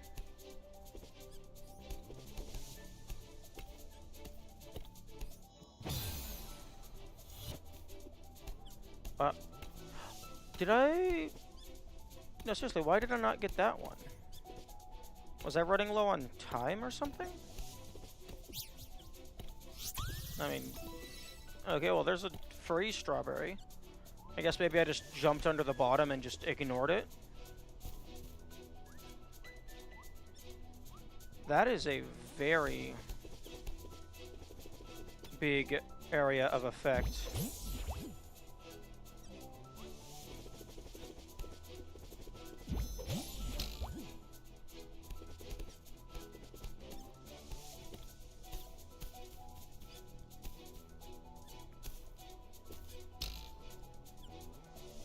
Oh, right. This one was pretty tough.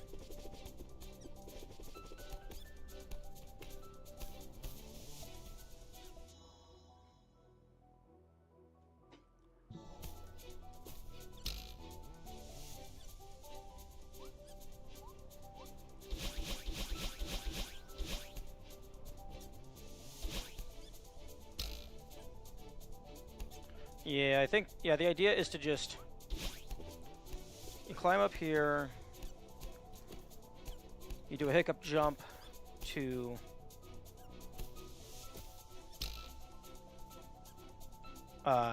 get higher on the spring, and then you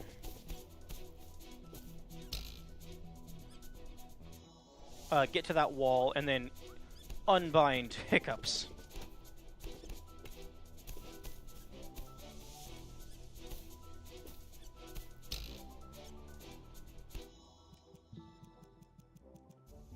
disable hiccups.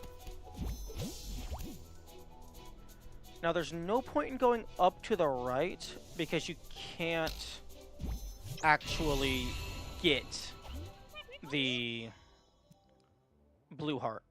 Or the fragments, rather.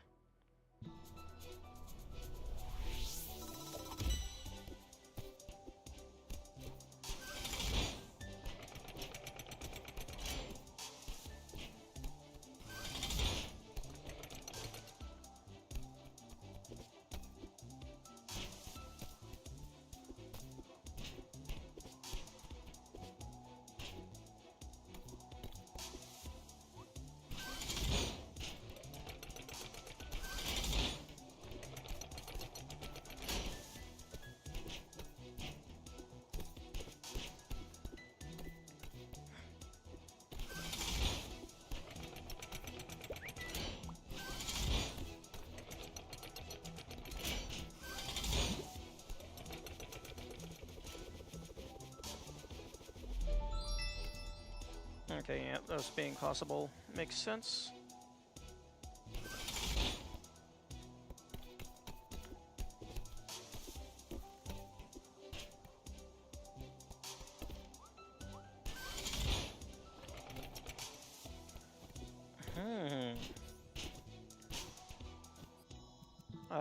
Yeah, I give up way too easily on a couple of these.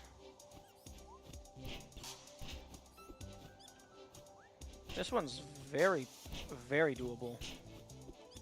You just need a well-timed hiccup.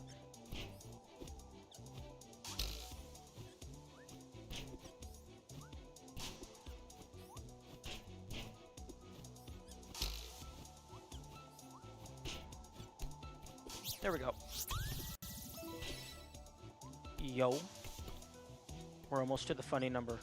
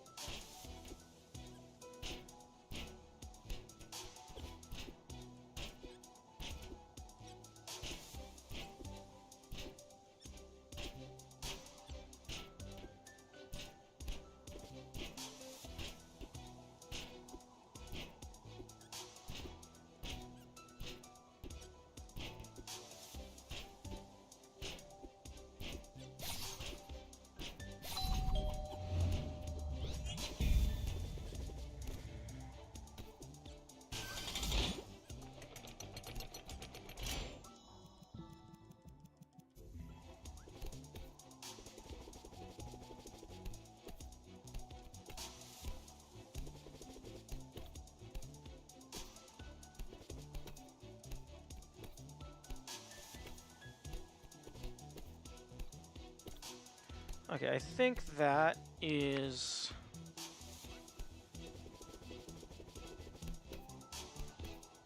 Actually...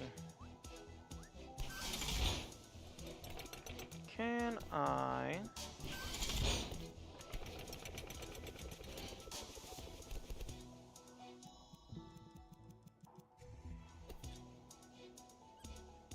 Nah. This is a climb up there. And then...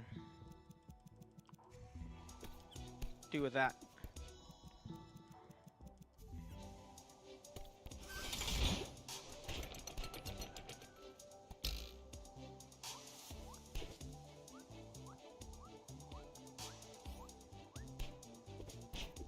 Yeah, just a hiccup up there.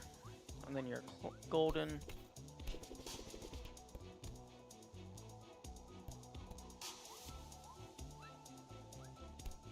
Yeah, the camera kind of freaks out a little bit here if you're bouncing on the death plane.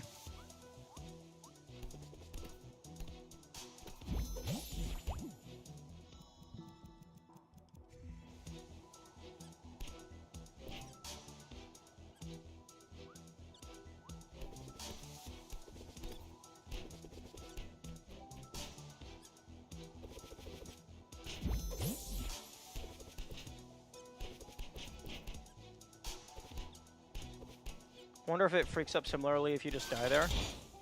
Probably.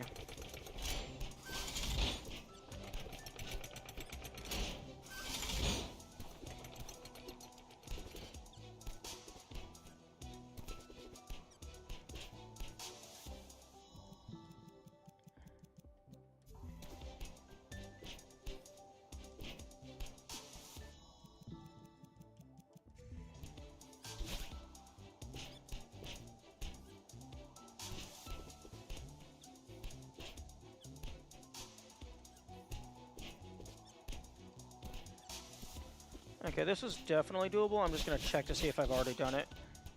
Yeah, I have. Okay. And then this is where Summit comes to a close.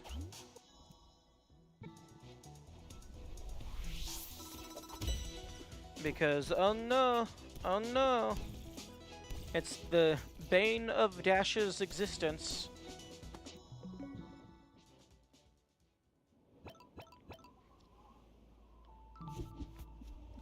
And then Core is entirely impossible because hearts. And then Farewell is impossible because the first room just asks you to go super high.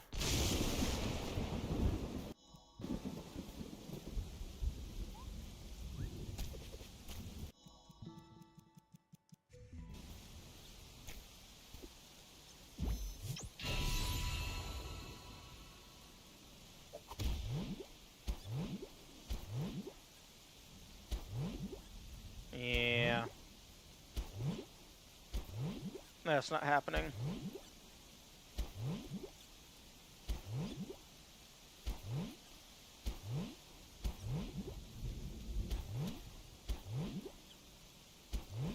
Unless there's like some cloud tech I don't know about.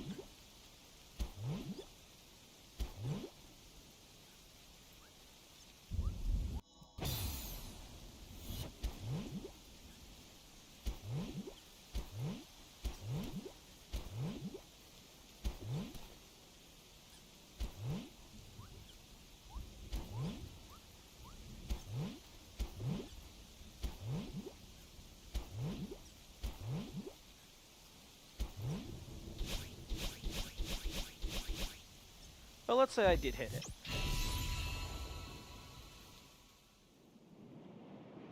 Like maybe there's some funky physics launch.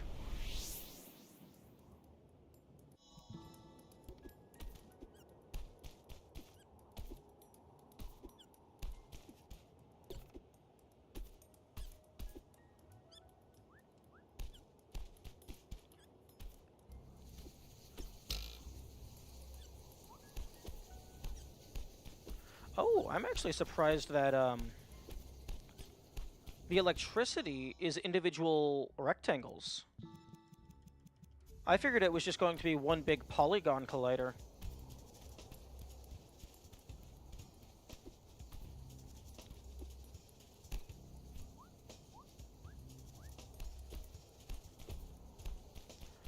Also, the funniest part is that the very last room in this level is probably trivial, no dash, because you can just bounce along the death plane.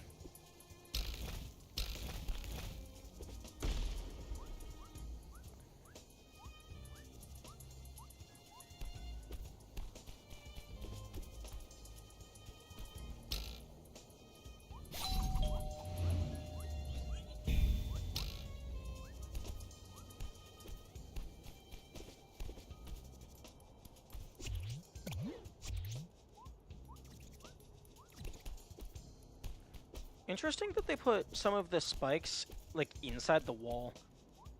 I wonder if that's just, like, personal preference, or, like, a consideration for something I'm not thinking of.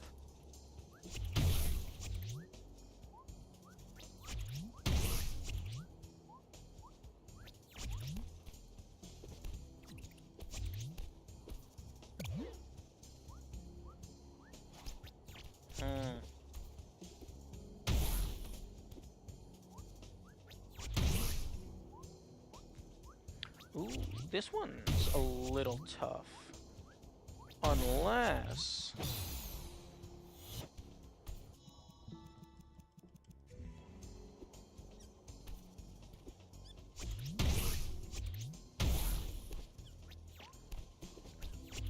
maybe a hiccup launch? No, not a hiccup launch, just a regular hiccup climb. Did a challenge a while ago, making a level in only 1 hour, and using the lightning as the spikes in that level because it was way faster to place. That is actually quite clever.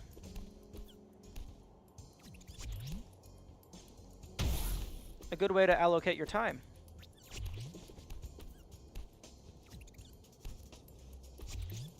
There we go.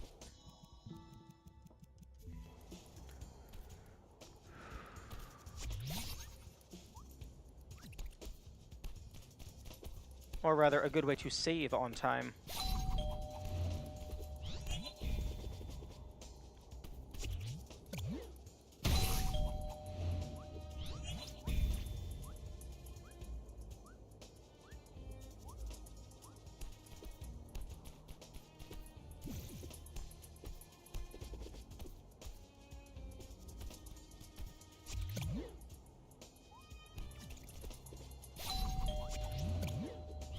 Oh,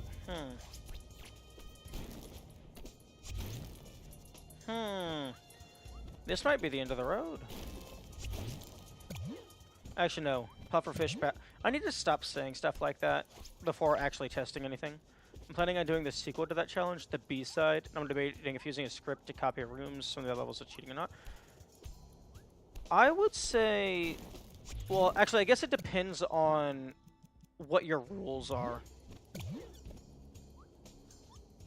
Because most of the time, like for game jam type stuff, isn't it like you can use whatever you want as long as the assets used in the final product were created within the allotted time period?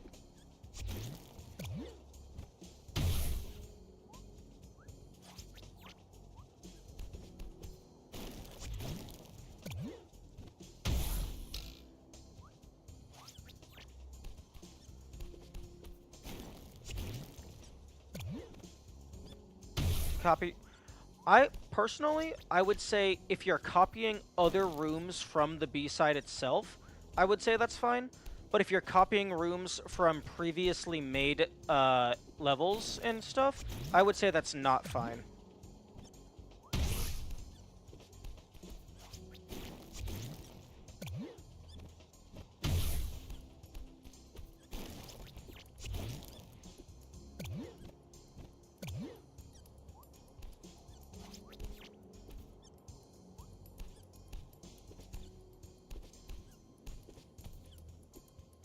Interesting.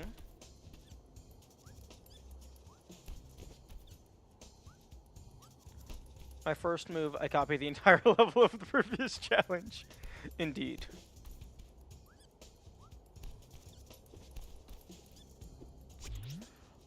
Okay. I think hiccups might have infinite coyote frames.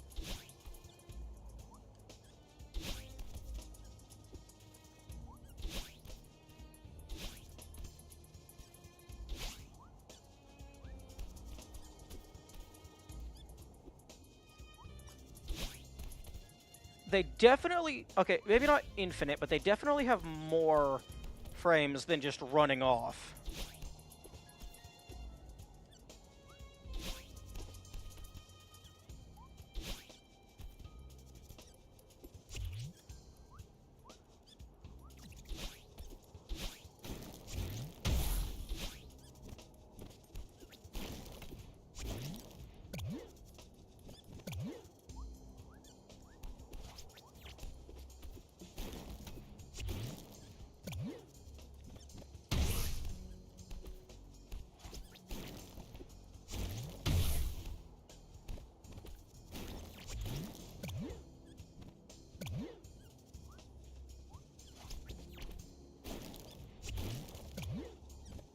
Oh, come on.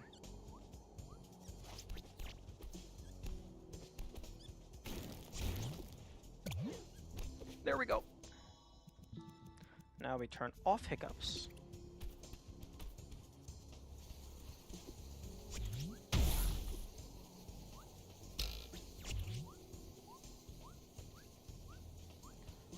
And we get back to the easy rooms, where you just bounce along the death plane. I mean, I already used copy-pasting stuff as a common tool in my usual level making. Well, I mean, yeah.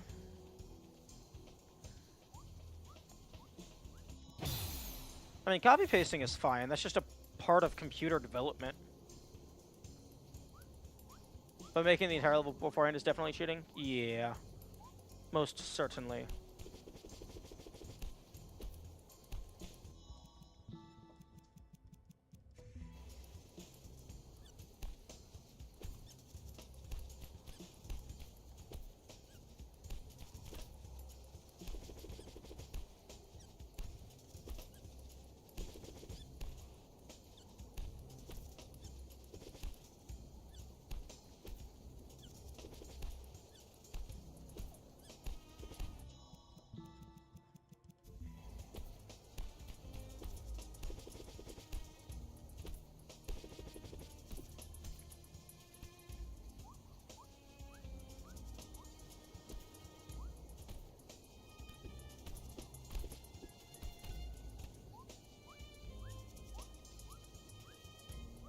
Oh, interesting.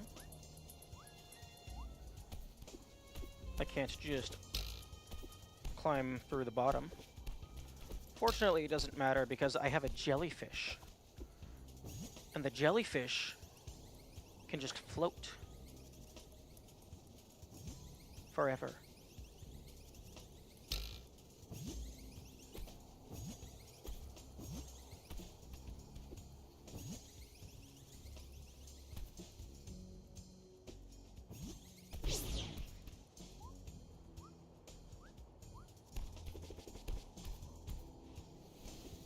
Oh, bird.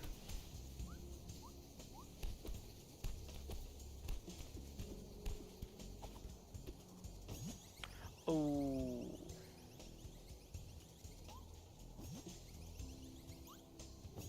Ooh.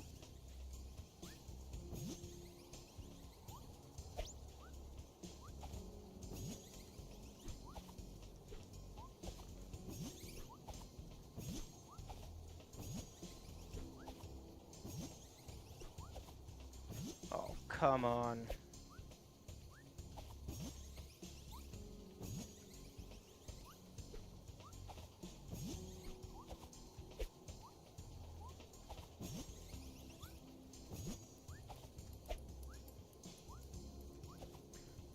Ooh. Still no pit where you're just soft locked with invincibility on? Oh no, there is one.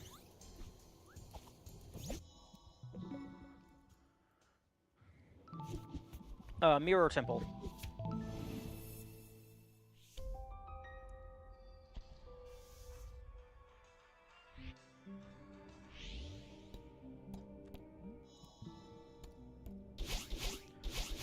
Assuming you don't have dash. If you don't have dash, this is a soft lock, and you have to hit retry. But if you do have dash, you can save yourself.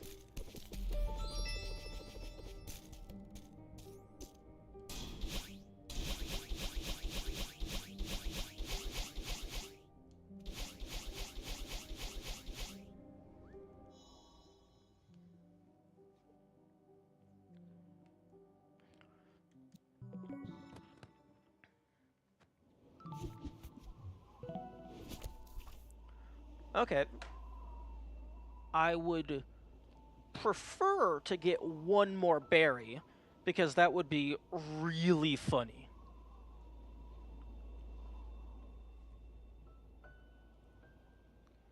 Okay, old site I think is done.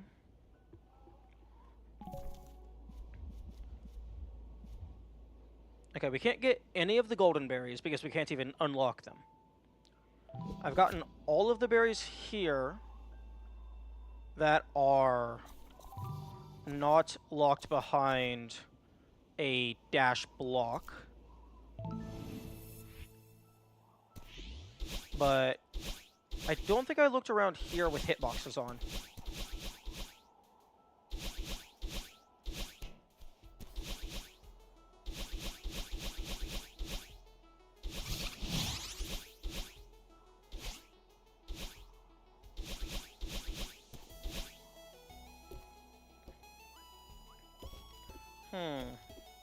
Here's a question.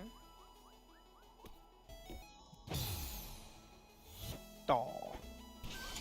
I was hoping I would be close enough and it would count.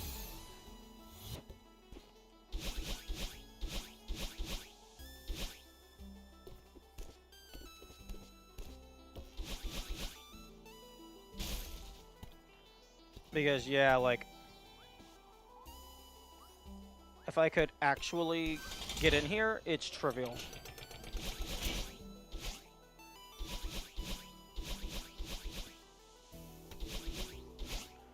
And then that one's easy.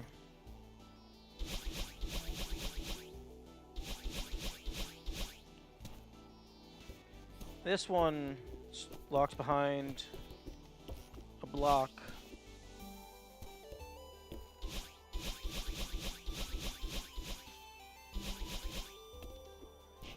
We were going through niche Easter eggs at some point.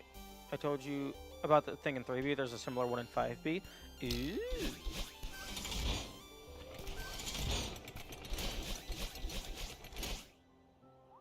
Oh, this is just the heart.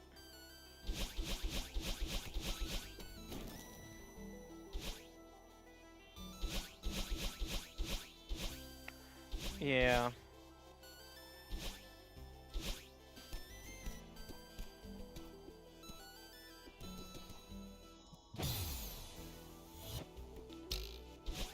Not getting in there.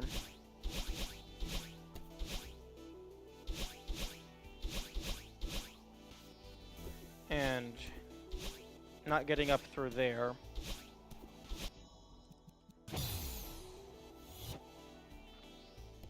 So yeah, I have all of the berries available in Chapter 1.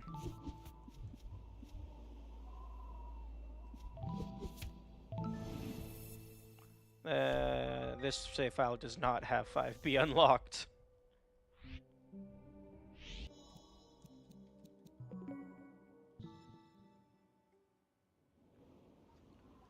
Okay.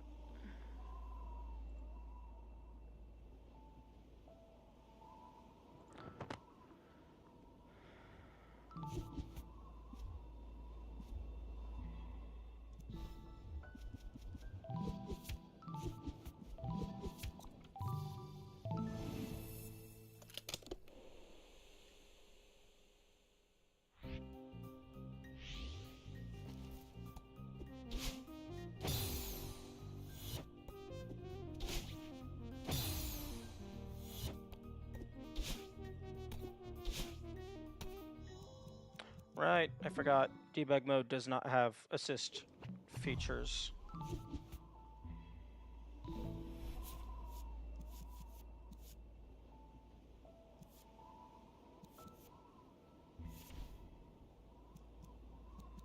Okay, well, I can just copy paste my primary save file, and that can work.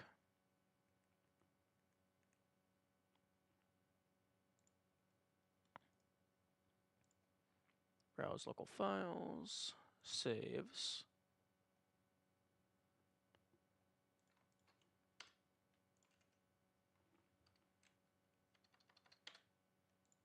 And launch.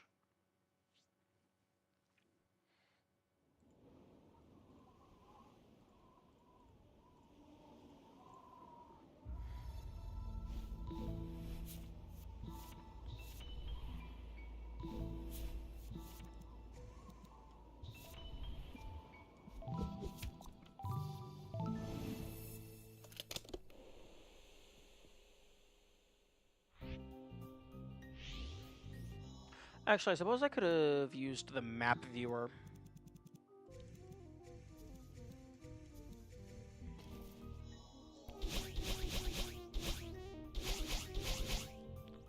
Oh? Oh, that's cool.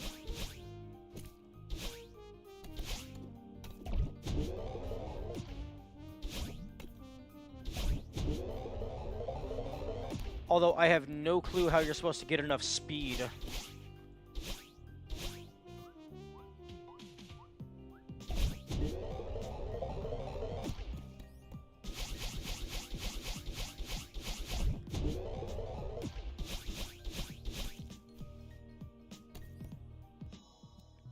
That's very interesting.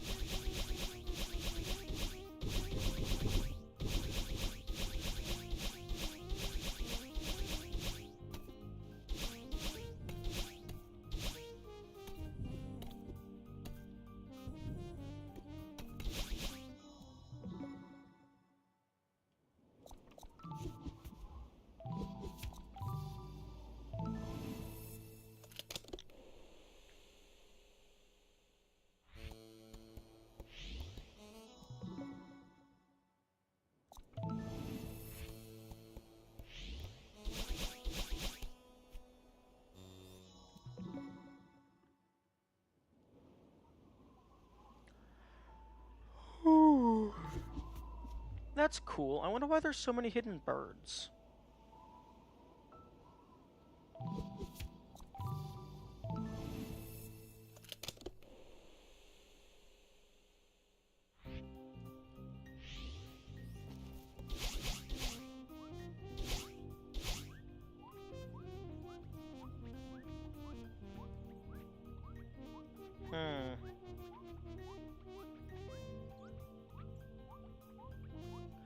Blue, pink, blue, blue, blue, pink.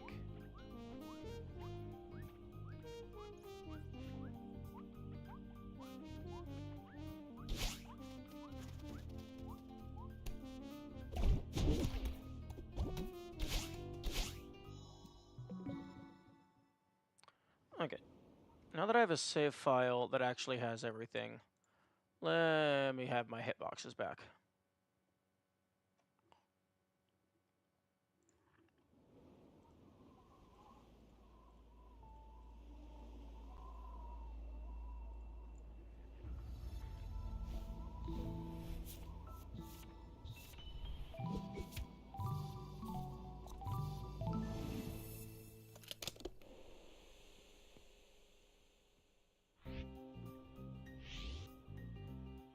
Okay.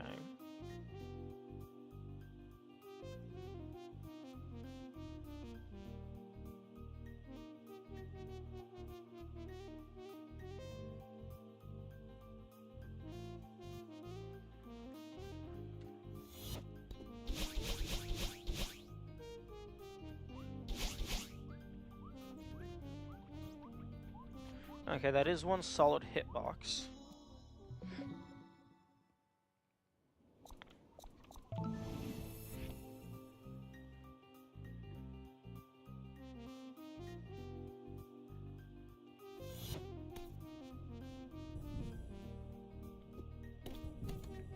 Oh, that's nice of them to give you a respawn to make it to the very end. Although, it's a seaside. If you get to the very end and you die to the spikes, or you bounce off of the heart, get good, I guess.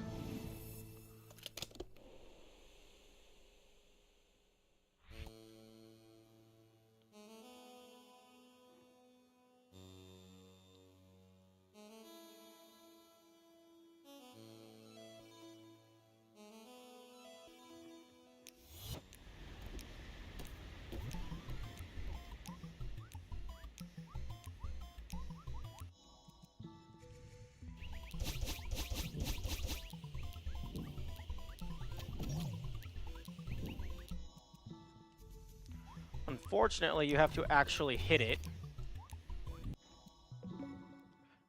You have to dash into it, rather. That's a debug respawn? Don't think you can actually get it. Oh. You should get good the moment I died to the final jump and it stopped raging a little. That's hilarious.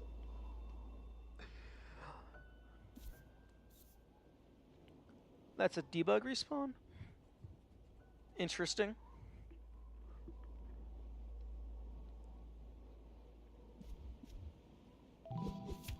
Hmm.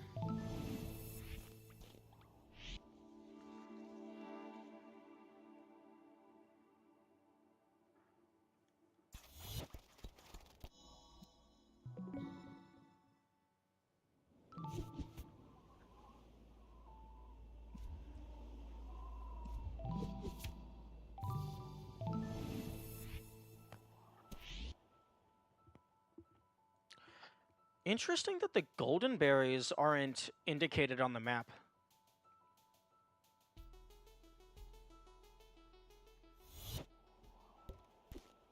Hey, yo. Where am I? Dashberry. Other fun things to check and debug are in 7A and Farewell. If you're talking about the golden berry room in Farewell, I don't want to look at that. Because if I ever actually do decide that I want to do the golden berry Farewell, I don't want spoilers. I'd rather actually get to it and then preg. Actually, Actually, no. In vanilla gameplay, is it possible to conveniently practice that final room? Like, does it have a checkpoint or like a respawn or something?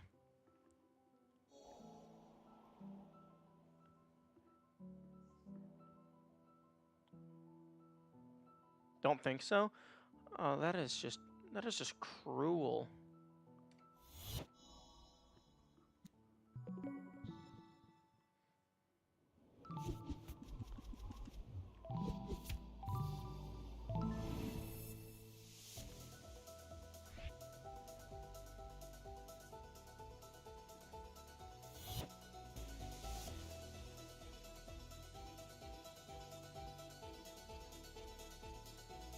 Takes a bunch of scrolling to get to the golden room, not very convenient to find even with debug.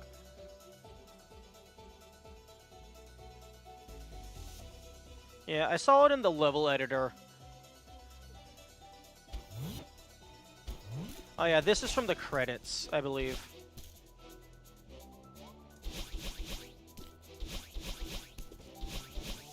A little impressed that they actually, it's not a crazy difficult room, and people say it's very sight-readable.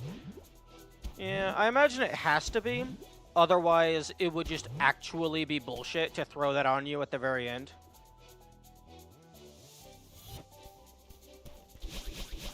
I'm actually surprised that they made these into proper levels. And, like, had the cutscenes in... like, in here, as opposed to just making those video files. Although I guess this might be a smaller file size than a video file.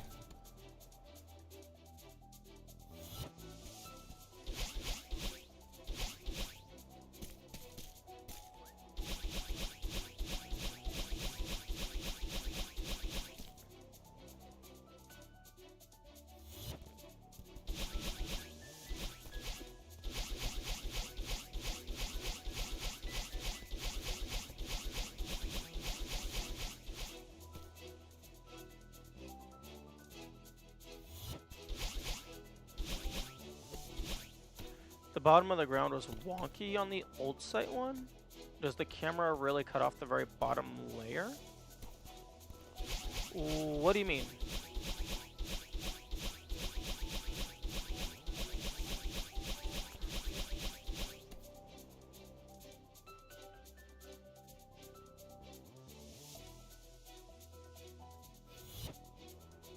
The old site one?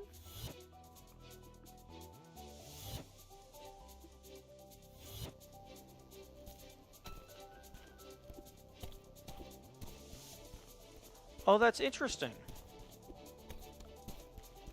No, the orange line at the very bottom is the hitbox.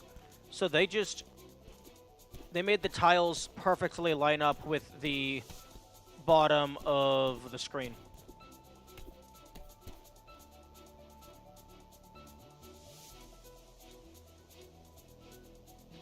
Yeah, if I do something like that, then it's more noticeable.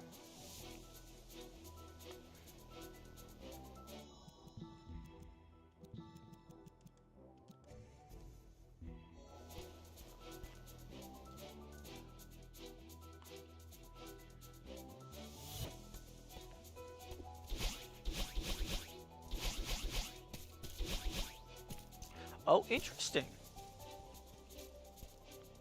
There's actually death collision here. That's the bottom of the block showing. Levels don't usually look like that. Oh. That makes sense.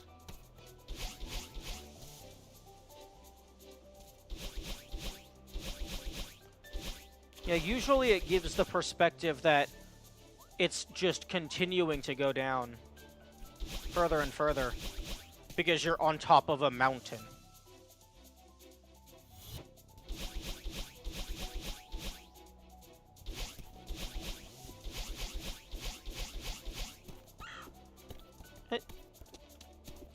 Piss off. Don't you caw at me.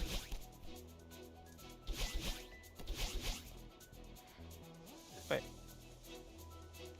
Oh.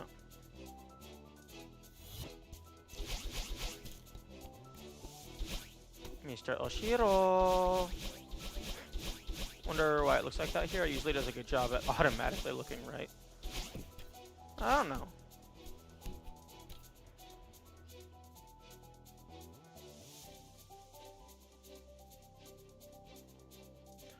I'm curious about these rooms that are occasionally there. I just feel like they're empty space. Like just extending the pillars downward, I guess? I guess for this corner. This corner, I guess, is for visuals, because the camera's going to pan down to the new room. So it wants it to be solid here.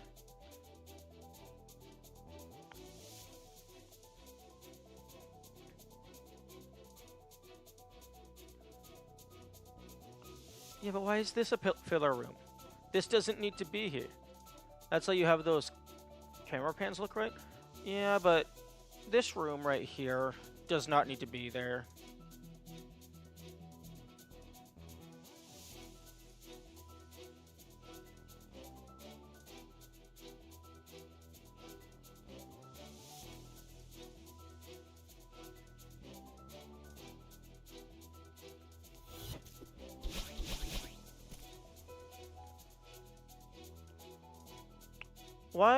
Why does this debug thing let you move the rooms if you can't actually reconnect the connecting pieces? I mean, it's saying red as if that's not valid.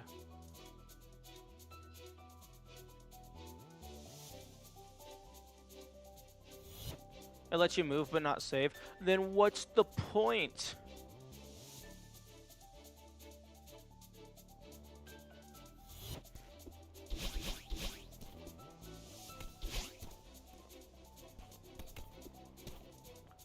Also, an interesting thing about the credits is they have walking animations and walking speed for the player, even though I don't think you can ever have walking speed. Like, you're either moving or you're not moving.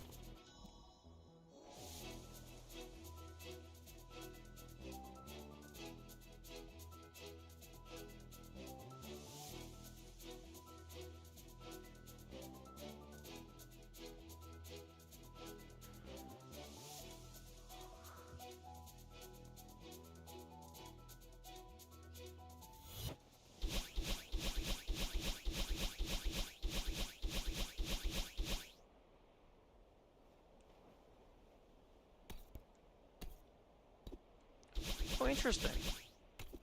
The cloud texture doesn't extend.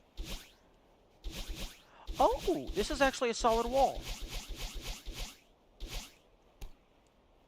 You can't climb it, though. This mountain is an absolute facade. I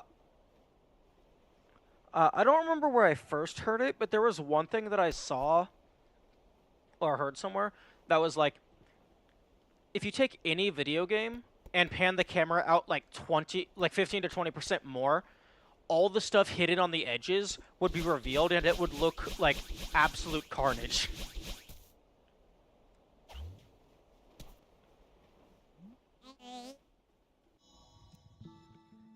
I'm back. Hello. I am messing around with debug mode.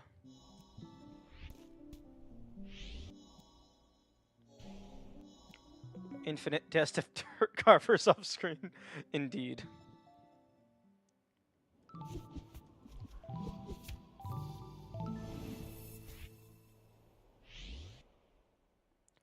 Wait, I'm... Hello? Bum, bum, bum, bum, bum, bum, bum.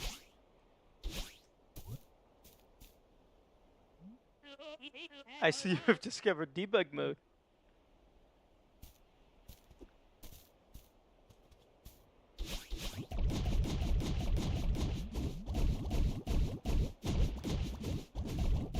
Oh, that's hilarious.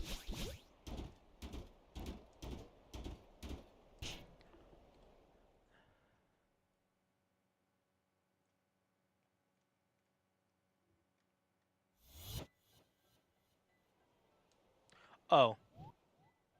That's cutscene.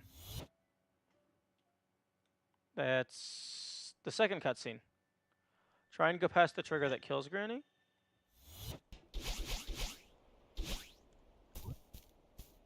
I'm pretty sure this just teleports you to... Yeah. It just teleports you to the next room over.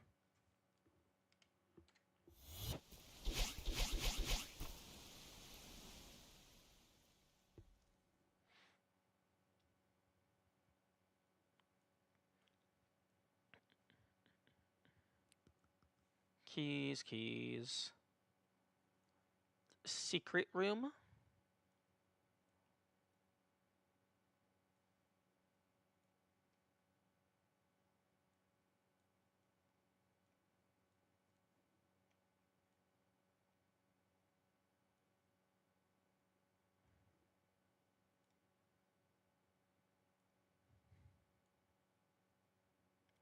And then I saw this room in the TAS. Oh, okay. They made the gap a little bigger than normal. So it's not a true spinner dash, where it's like you have to use the demo dash and be pixel perfect. But absolutely wild.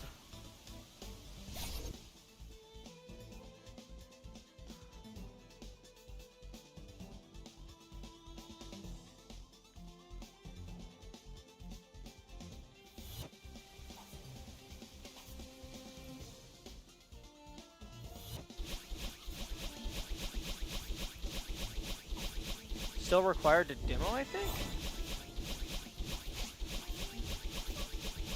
Okay. I suppose that makes sense. Also, this is a really long room. Why is it so big? Oh, it's... Oh, because of this. This part at the end.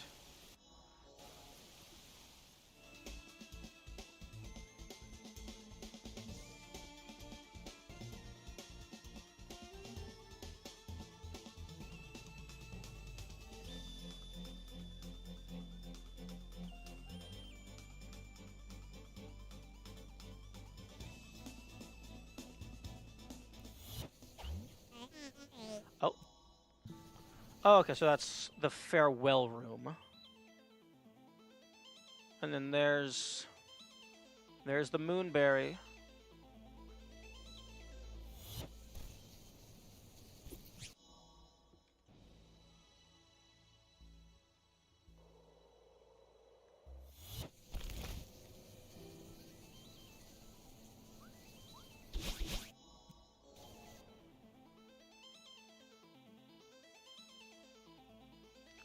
Oh wow, that's even at maximum zoom, that's really far away.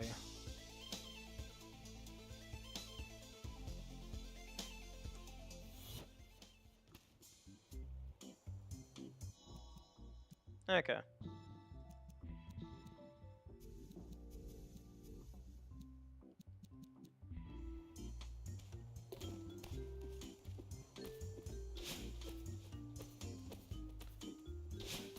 Wait, what? Why is there why is there two binoculars?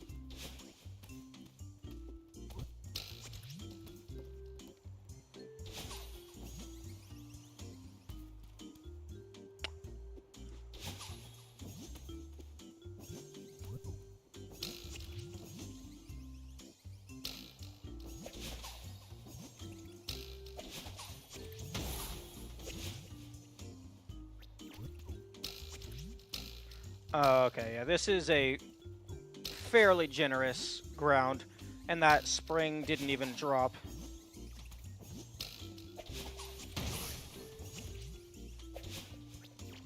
Oh.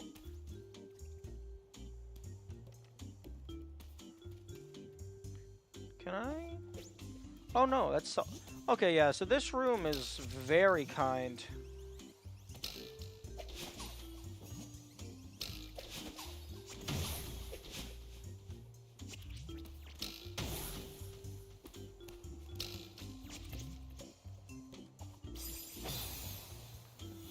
Even put invisible barriers so the jelly can't leave it. Yeah.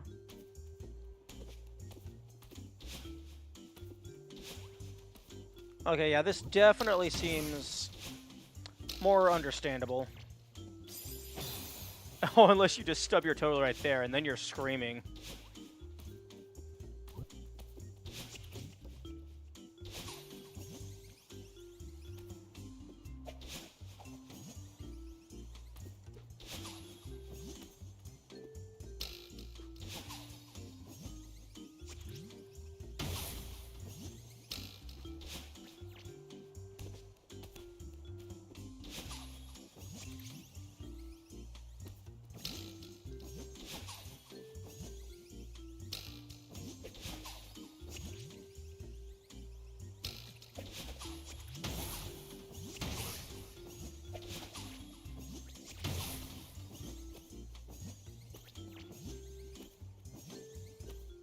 Although the sepia tone filter is interesting.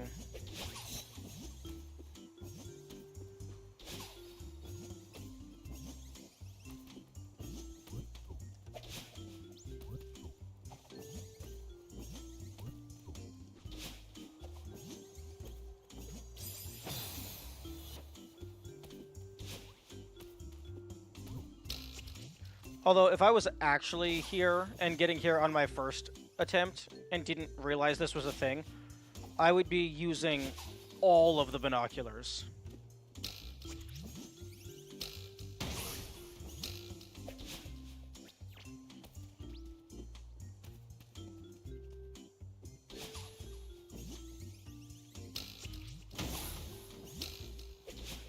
Oh, fuck off.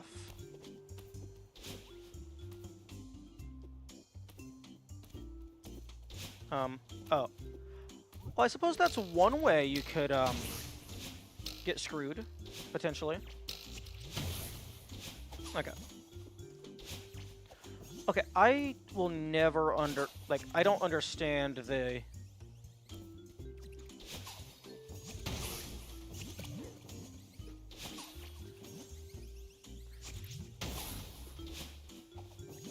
the thing that determines whether or not you get the dash back.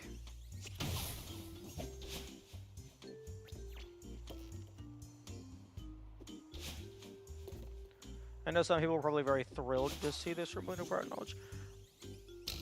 There's probably some people who were excited to get bonus content, but after you drug the berry through the hardest level in the game, no, I just want to be done.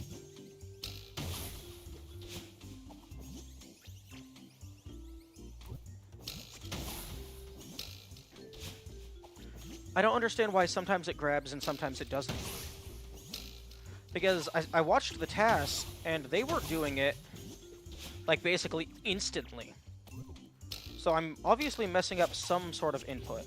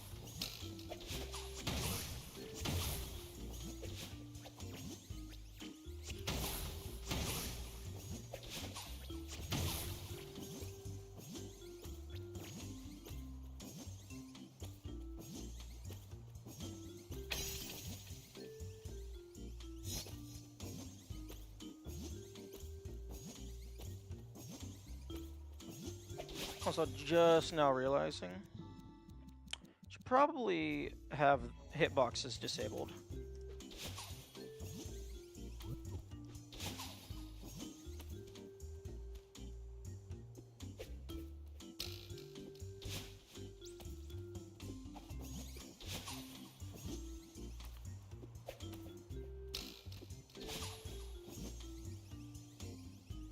Ever die in this room with Golden? Who's so mad? Yeah.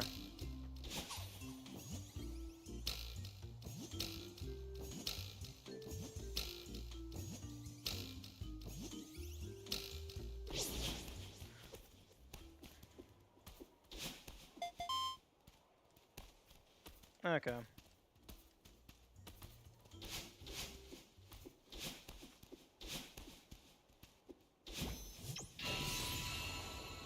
Yeah, that's not too bad. Although, your nerves are going to be absolutely through the roof if you actually get there on a run.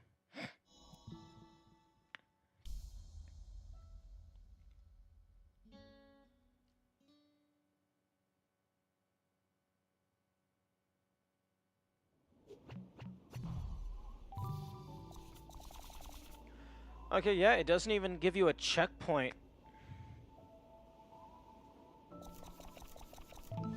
Now, here's a question.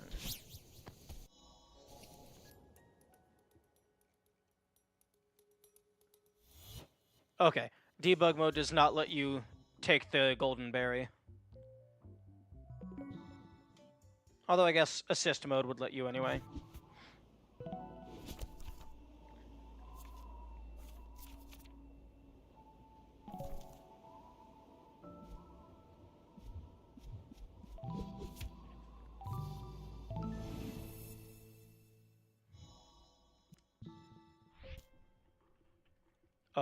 Oh, right, car.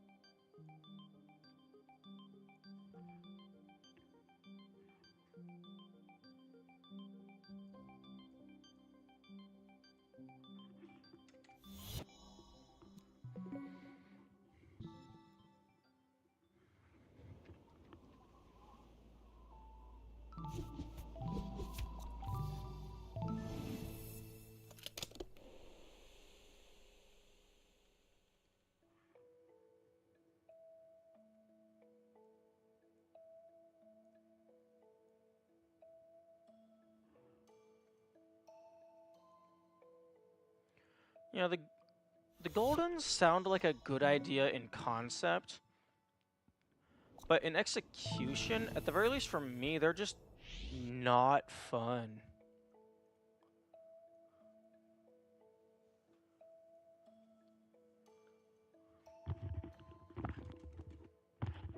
Like, it's just hyper frustrating.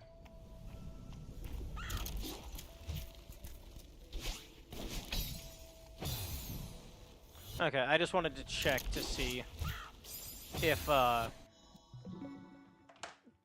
final area had the looping screen.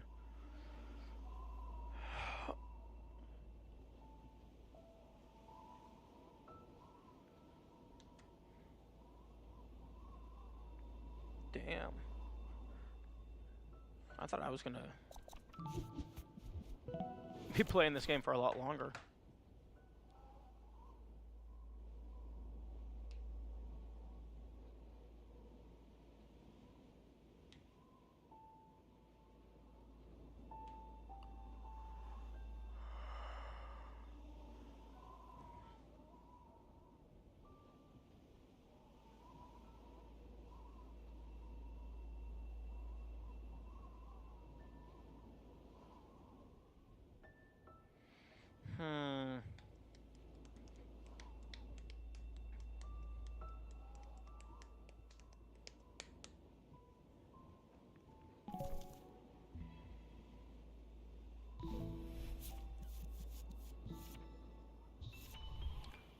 I want to get one more berry.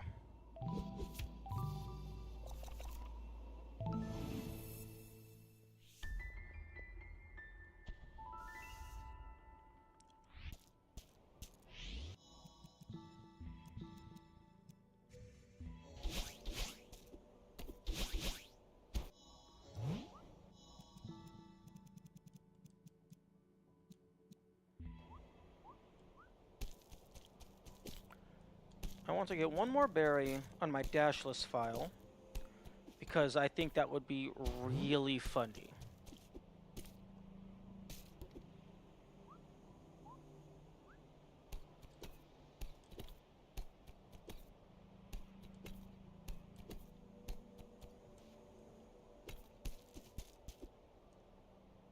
Okay, well, I got up here.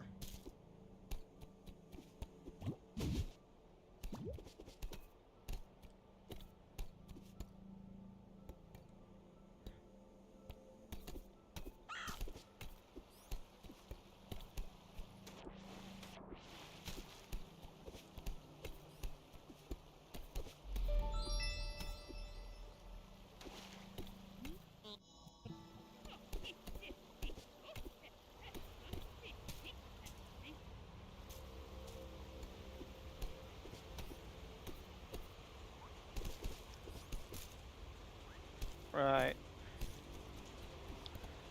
On the lowest level of wind, you can actually do a neutral jump in order to get around a single tile, which is kind of neat.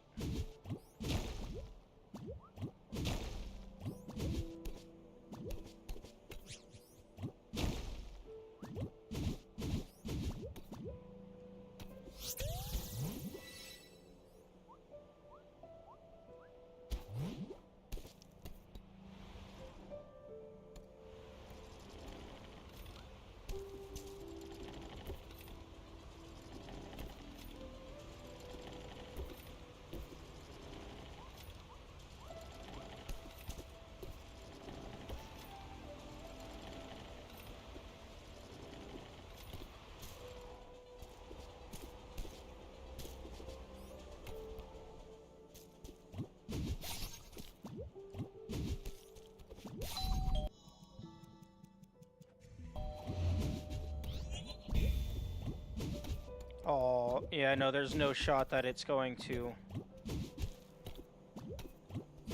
last. No. No shot that that bubble lasts long enough to hit that thing.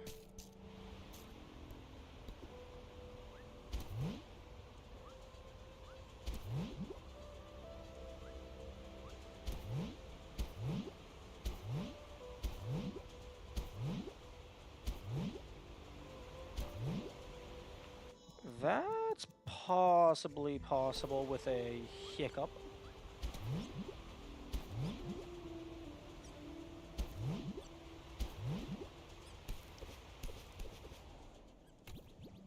Yo.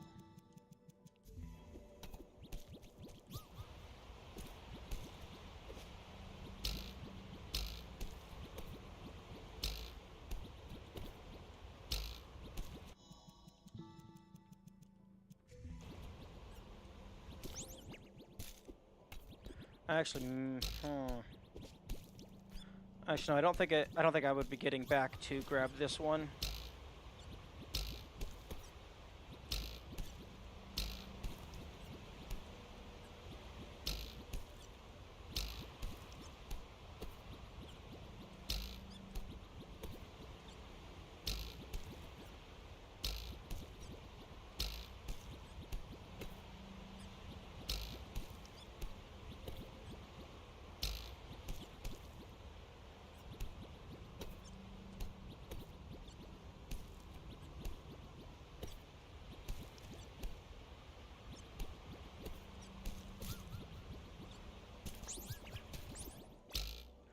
Ooh, actually.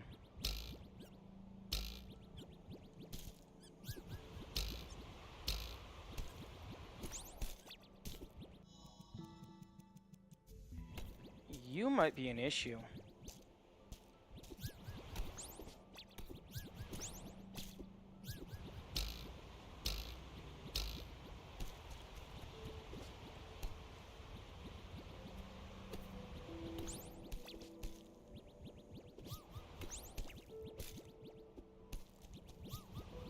Potentially that one last. No, I don't think so. Because actually, no, that would work. Because then you would finish off with a jump over, which could be doable.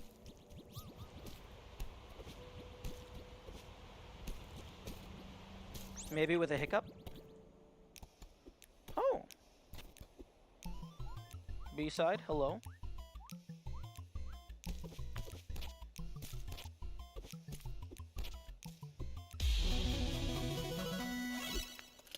Not that it matters, but it's a collectible.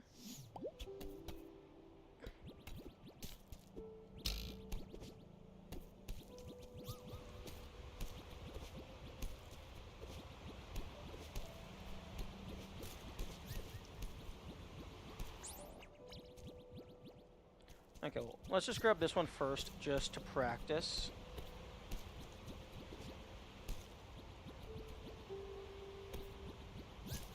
Okay, you would hit it using a full jump.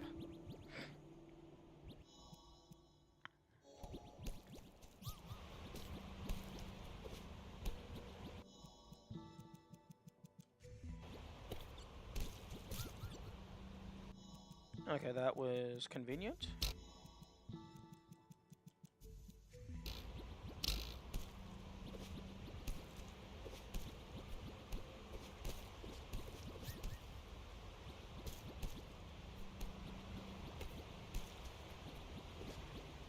Oh, full jump from the right side.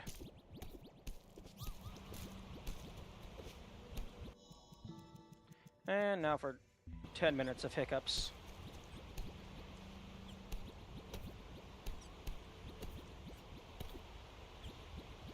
Okay. Why is it not...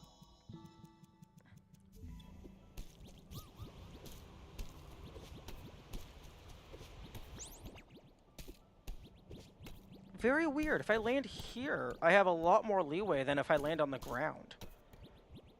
Is it checking for all four... Is it checking for all 6 of my feet pixels to be on the ground at the same time? Maybe?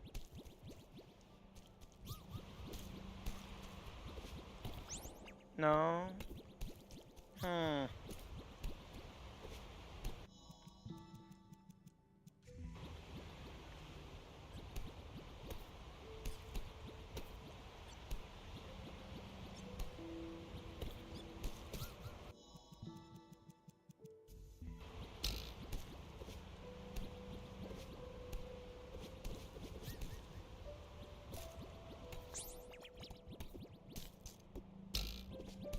Okay, well, this is definitely doable.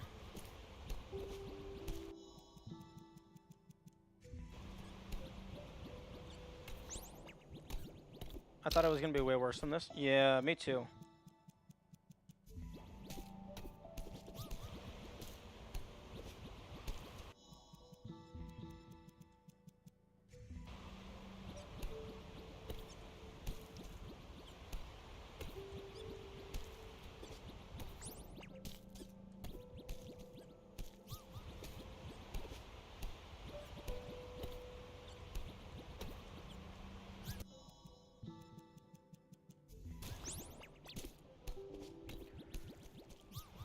Although I do appreciate that the hitboxes don't move around. Even though visually they move around.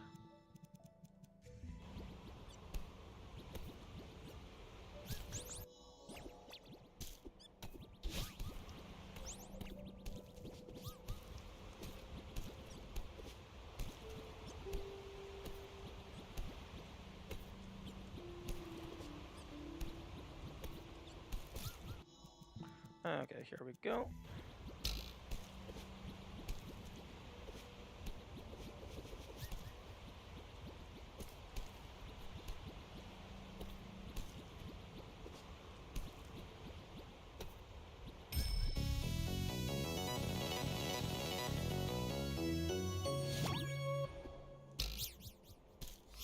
We have achieved funny number.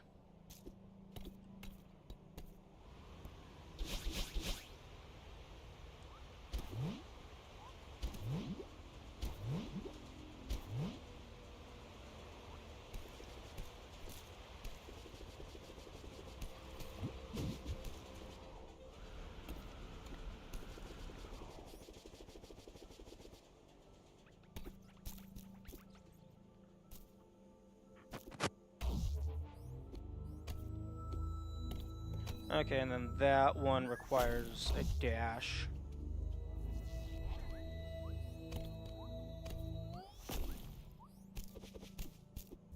This is another reason why I wish the berry tracker was able to be unlocked from the start. Like, in case like you just don't have everything memorized, but you still want to mess around with stuff like this.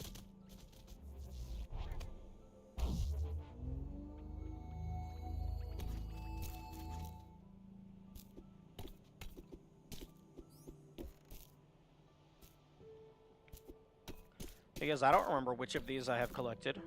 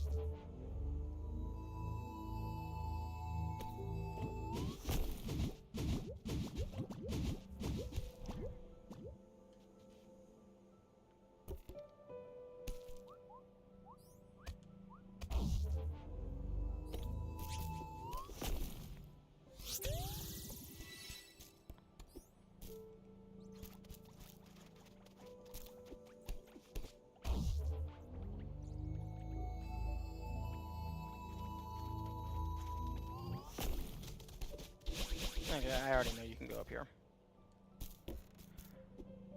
Although,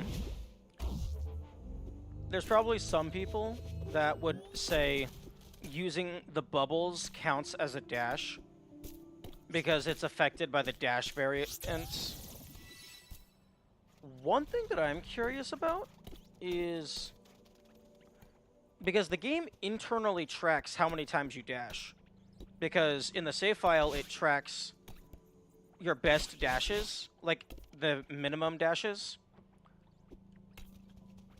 I'm curious if it counts the bubbles as dashes for the purposes of that tracker.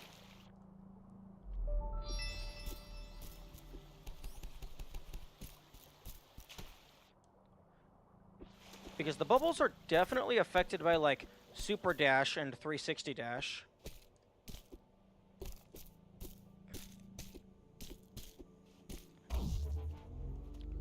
Would definitely guess no. That's what I would think. Like, I would assume there's just a dash function that is ran whenever you press the dash button.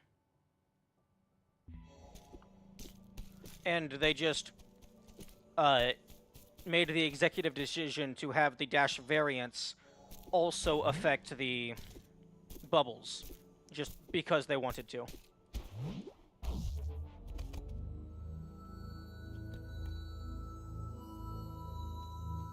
Just have a bonus coded interaction with the green bubble.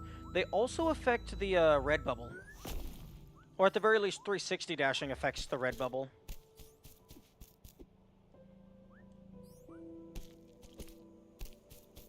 And do you know that for certain? Like, have you actually talked to people who have looked at the code to verify that?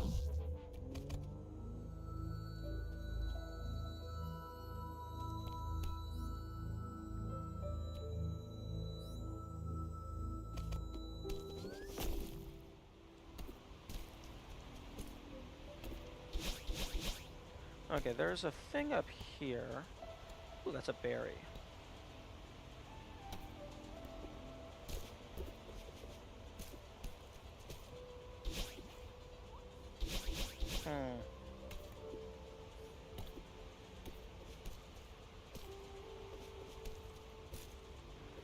A hiccup could maybe...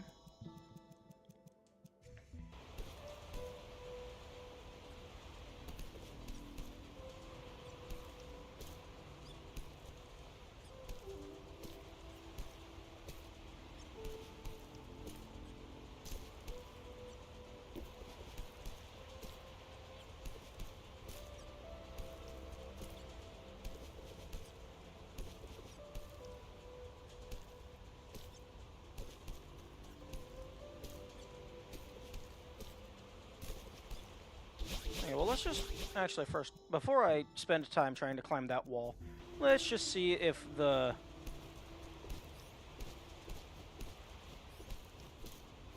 berry itself is doable. Okay, yeah, the berry itself is trivial.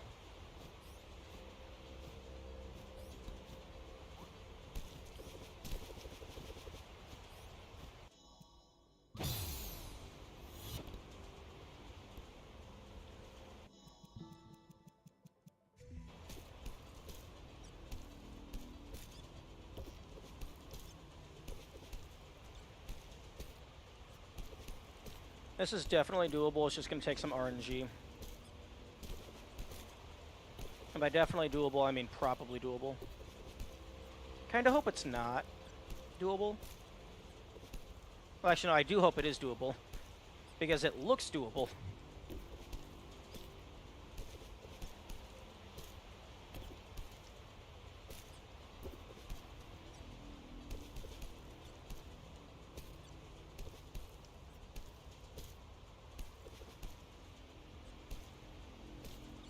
Okay, there we go.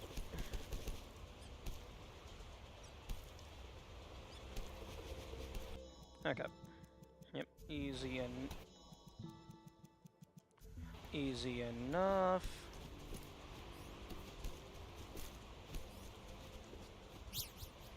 Unfortunately, the funny number did not live for very long.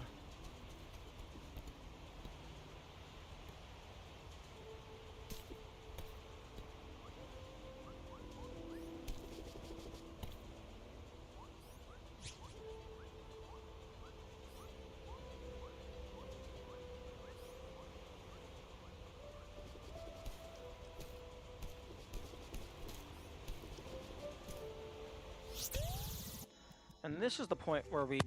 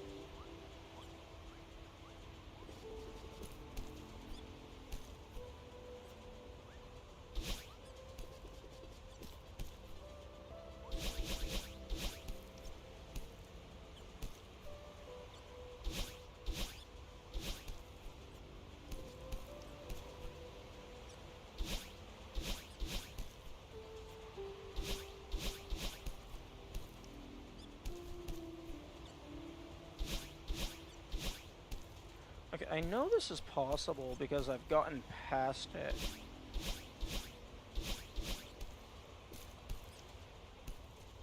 Oh, wait a minute. Maybe I just jump from here?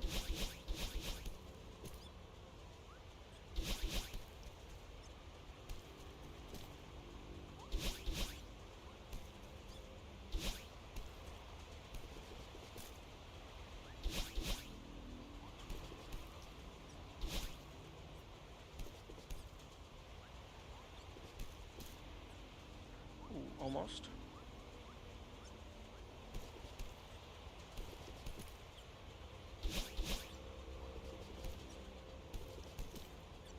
There we go. Crap.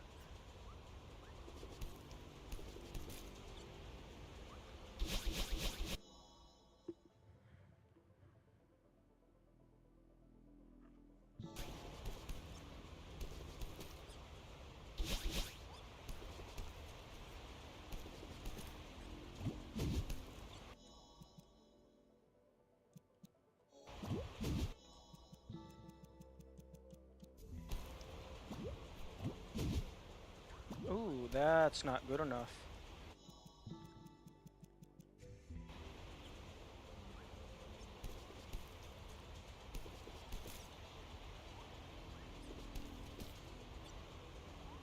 Is it that? Is that what I want?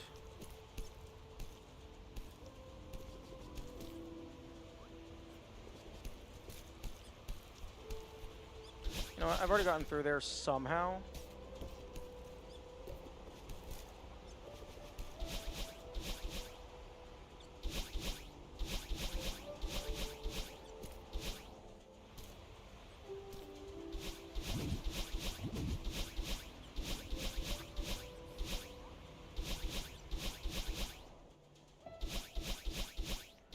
I will stop using dashes once I get to something that has not been collected.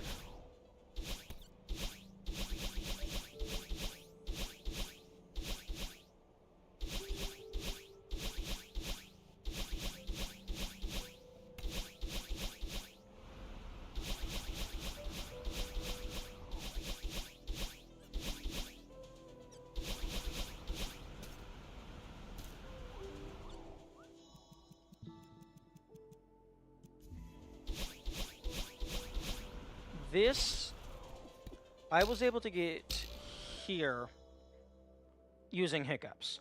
I think I was even able to get to the far wall using hiccups. However, the only way I see getting up and getting that berry is jumping and getting a hiccup to grab this.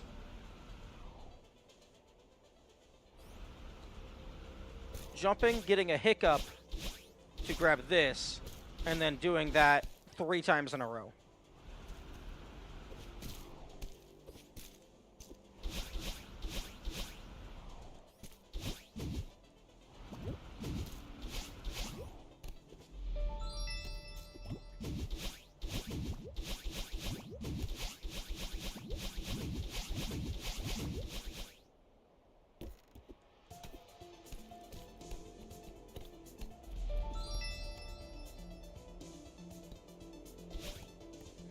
So that strawberry might be possible, but it would be horribly, horribly cursed.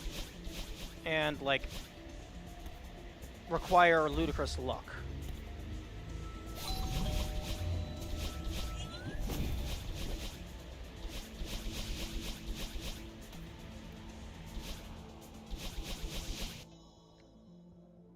Oh, okay.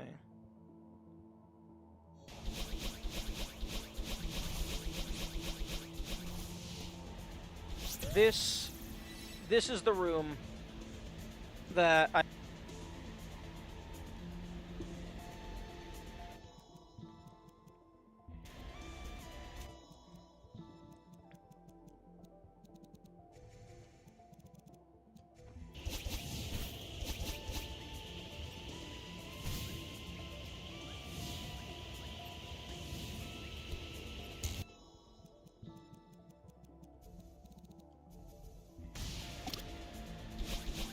The issue with this is the speed at which the wind pushes you.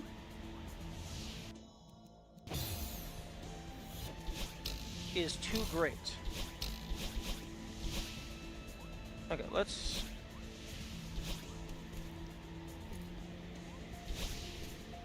Yeah, even a neutral isn't good enough.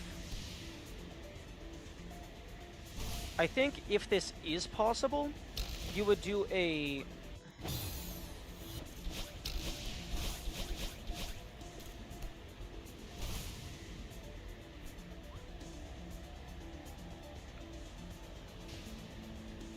You would do a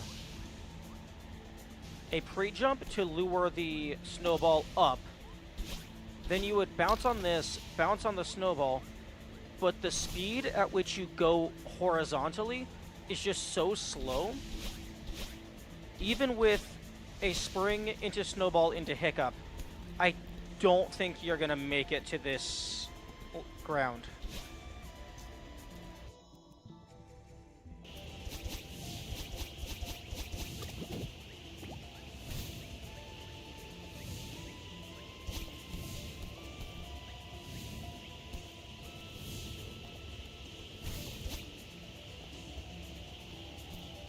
Okay, that strawberry would be possible.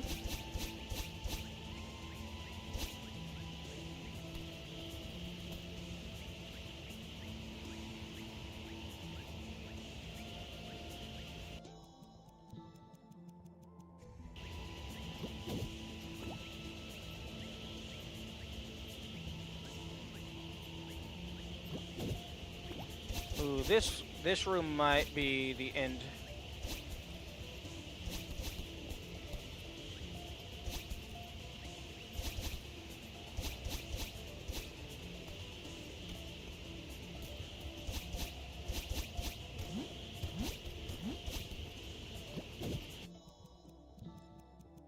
So if we could get past that first roadblock,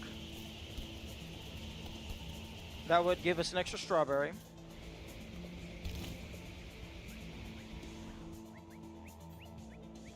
Okay, that strawberry would be easy.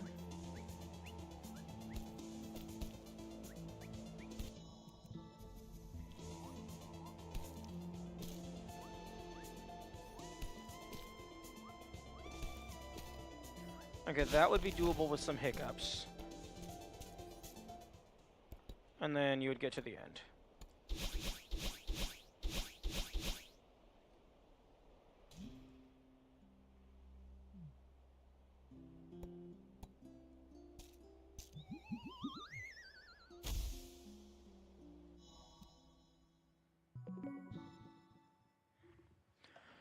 So there's ignore the level clear. That doesn't exist.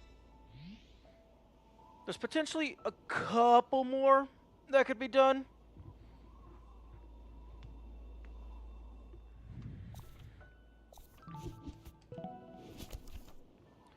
But as it's ignore the Golden Ridge clear. That doesn't exist. But other than that, this is the current maxed out no dash.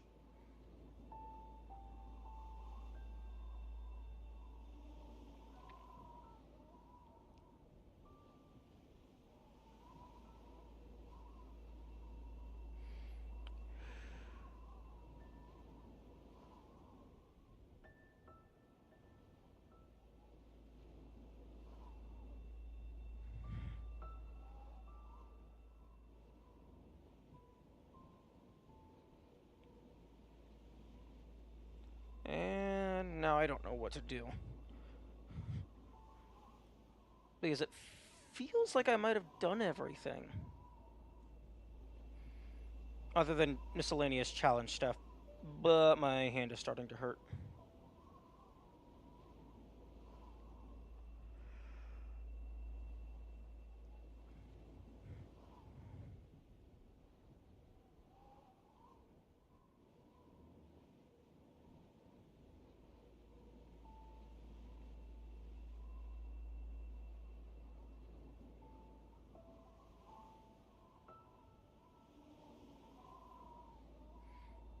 Hmm.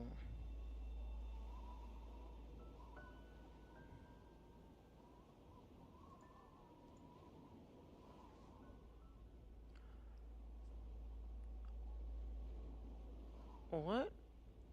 Is there anything that the developers of this game... They made Towerfall.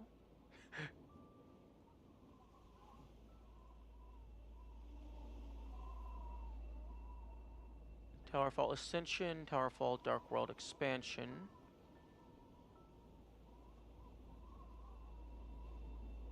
Oh, Ascension is a subtitle for that specific version of the game.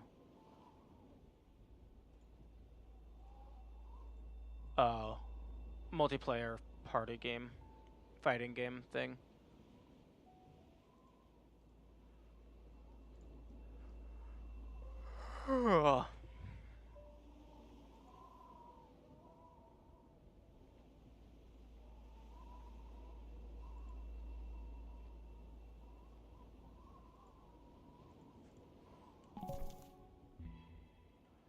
I'm gonna see if I can fix that,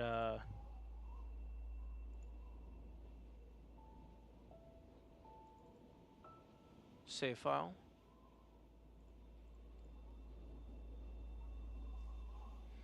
To not have a level 4 clear.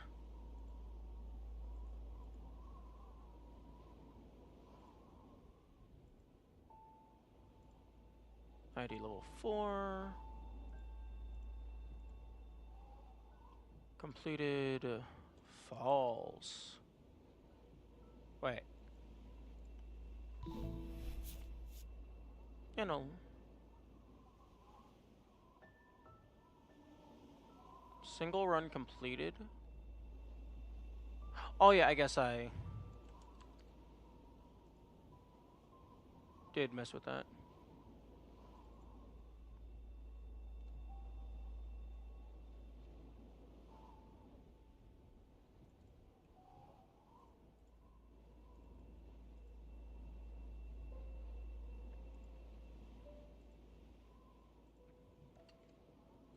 Okay, so set those back to false.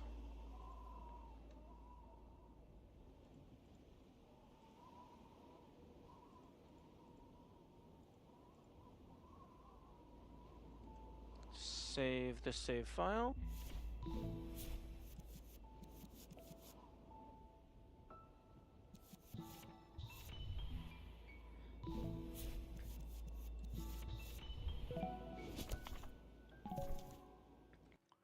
Okay, I guess it's still loaded into memory.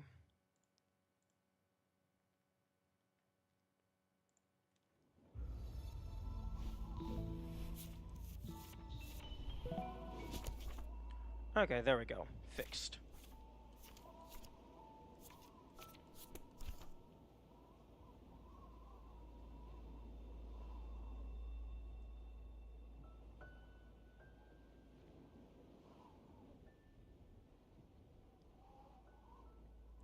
I mean, I guess I can't get the heart, but I mean, I guess I can mess around.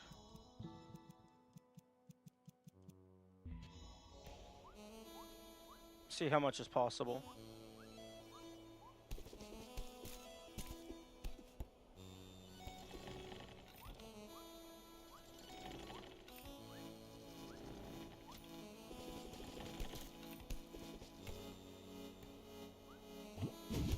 Oh, I think this is where it ends. Unless super dashing to the rescue.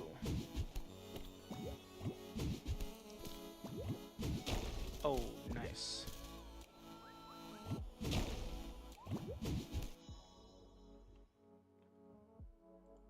Audio, please stop being delayed.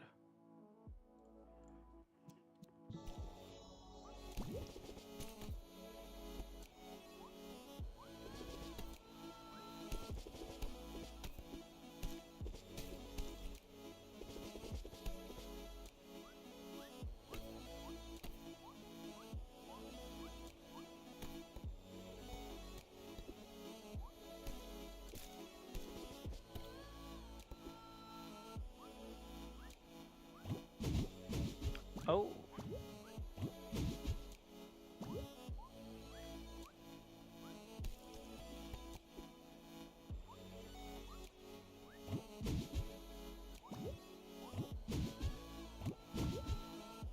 Oh.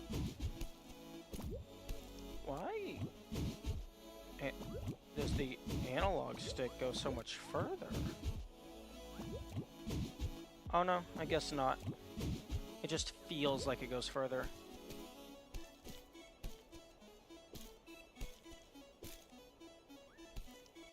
Yeah.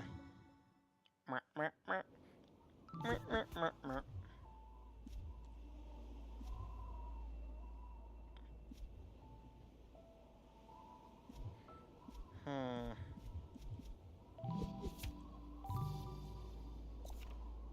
Oh, I should... I'm not able to get to these either. Okay, well... I think that might be it. I mean, the only thing that's left for my main file is the golden berries, and I don't think I want to do those anymore. They are becoming less and less fun. It's just gonna be a lot of grind for very little reward.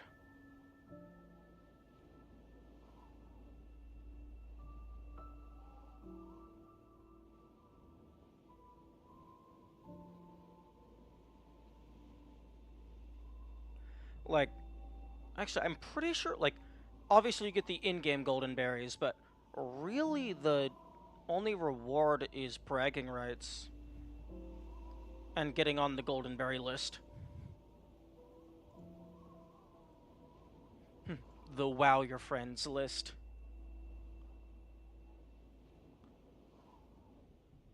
Yeah, I think that's gonna be it for Celeste, at least for now.